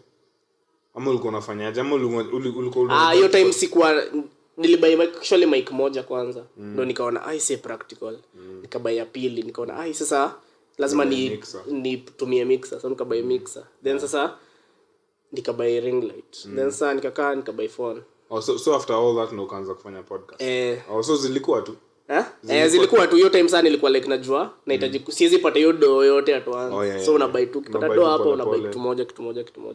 It take like 4 months. Kuzipata zote pamoja. But so the time nilikuwa na everything kabisa ilikuwa July. But hizi mics nilibuy around August. Ulikuwa una buy from online ama unaenda tu tao unacheki place? Naangalia online. Najua prices then naenda kwa shop sasa nikiwa informed. Unajua sasa iko around wapi ndio usigongo pia. Natafuta tu the lowest price possible. Nikishapata hiyo najua nikienda shop nitauziwa hivyo. Okay. This is nice, man. This another one. Takushtua tu kama especially juu nimejua schedule yako si mbaya. Definitely. It's rather open. Tanini. Hata tuzetu tulikuwa tu discuss hata tuja get into lakini that's the point. That's the point of a podcast. But so, thanks for inviting me, man. Thanks. It's been fun.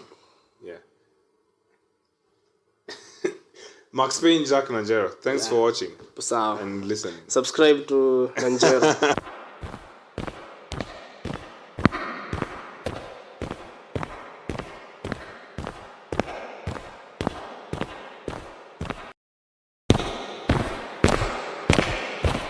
Na musicians kwani walivuta bangi hivi kama like wana prepare for shows za December. Wana chiki kuna Nairobi Fest, so you all need to have content. Wasi wanatafuta nini mawera. When your government. But sasa hiyo show like wasi wataperform artists wote wa mtaani. Ama like wataleta Nairobi. So kina Simple Boy watarudi Oyugis. Ase ana represent Kibera. Yani wa Kibera. Nani Bahanye Mathare. Ya ma compete na Milipozi. Na Kasabuni Kasarani. Pataoka. Kasabuni si ni Kayole. Oyole. Ama ni Kasarani. Mimi sijui. Okay, hata bibeli sijui na Kasabuni Kasa. Wapi hapo? Kuna stage inaitwa hivyo kwa sabuni. Nisikuwe fala. Si wewe mwenyewe umeenda kuvisit your friends Kasarani. Kulikuwa na stage kama hiyo. Si ndio nashanga ukisema hivi nimethink about it. I always thought wote wanaongelea Kayole. Okay, unajua pia mimi naweza kuwa very much wrong juu mimi ni wa Meru. Mimi nilikuja Nairobi kutembea. Sasa nyinyi mtakuwa na festival. But festival yenu si ndio ya ule Mwangaza. Mchiki wa Madhi amepatia bwanake kazi. Hawa sema ameshaomoka. Unajua mimi na mimi niliona pia I think at some point nafaa kwa MP or something. Na akasema ati hata mlipa ile salary but already unajua that they will be earning loads and loads of money. Sawa. Sio plan ya graduation. So unafaa jenge to plot. Graduation inauguration. Sasa nilipago do perform. Aliimba before usiku alikuwa nini entertainment. Hiyo kofia yake ina represent nini light ama shadow kisijaiona. Hiyo vibe Godfather sana. Godfather ni gani? Sio kofia. Ile around. Umevalia kwa sana na watu wameshaiva hiyo kofia. Inakaa safari, inapatiaga safari drive. Nilikuwa msexy. Pana photo tu attach hapo. Sikuwa na photo. Hizo times the most of my looks zile kali zijaipigwa picha. We have one with a rope. I am not spending my pocket. Most of the times na organic enjoy the moment sikuwa kupiga picha. Pendi mashow. See ati it's not in my mentality ati like leo niko smart nipige picha. Niliona ulikuwa umepiga look hapo ile spend ulikuwa na perform your jacket tuna museum. Nikiperform. Hapana. Shtua audience, wapatiage search content kwa thumbnail bana. Na usiniambie hapa katika wiki nipige luku nipige picha tutumiage kwa thumbnail. Mimi sitaki. Hivyo venye kama venye uko leo uko sawa. Sasa nisiseme average negative comment. Si useme kwani uko sawa? Siko sawa. Unadai? What's up? How you doing? How was your week? Nani mimi? What's up everybody? How you doing? Welcome to my YouTube channel. Welcome back to the Working Class Show. We're here to entertain, give you good vibes and inshallah. So today we shall be cooking some githeri.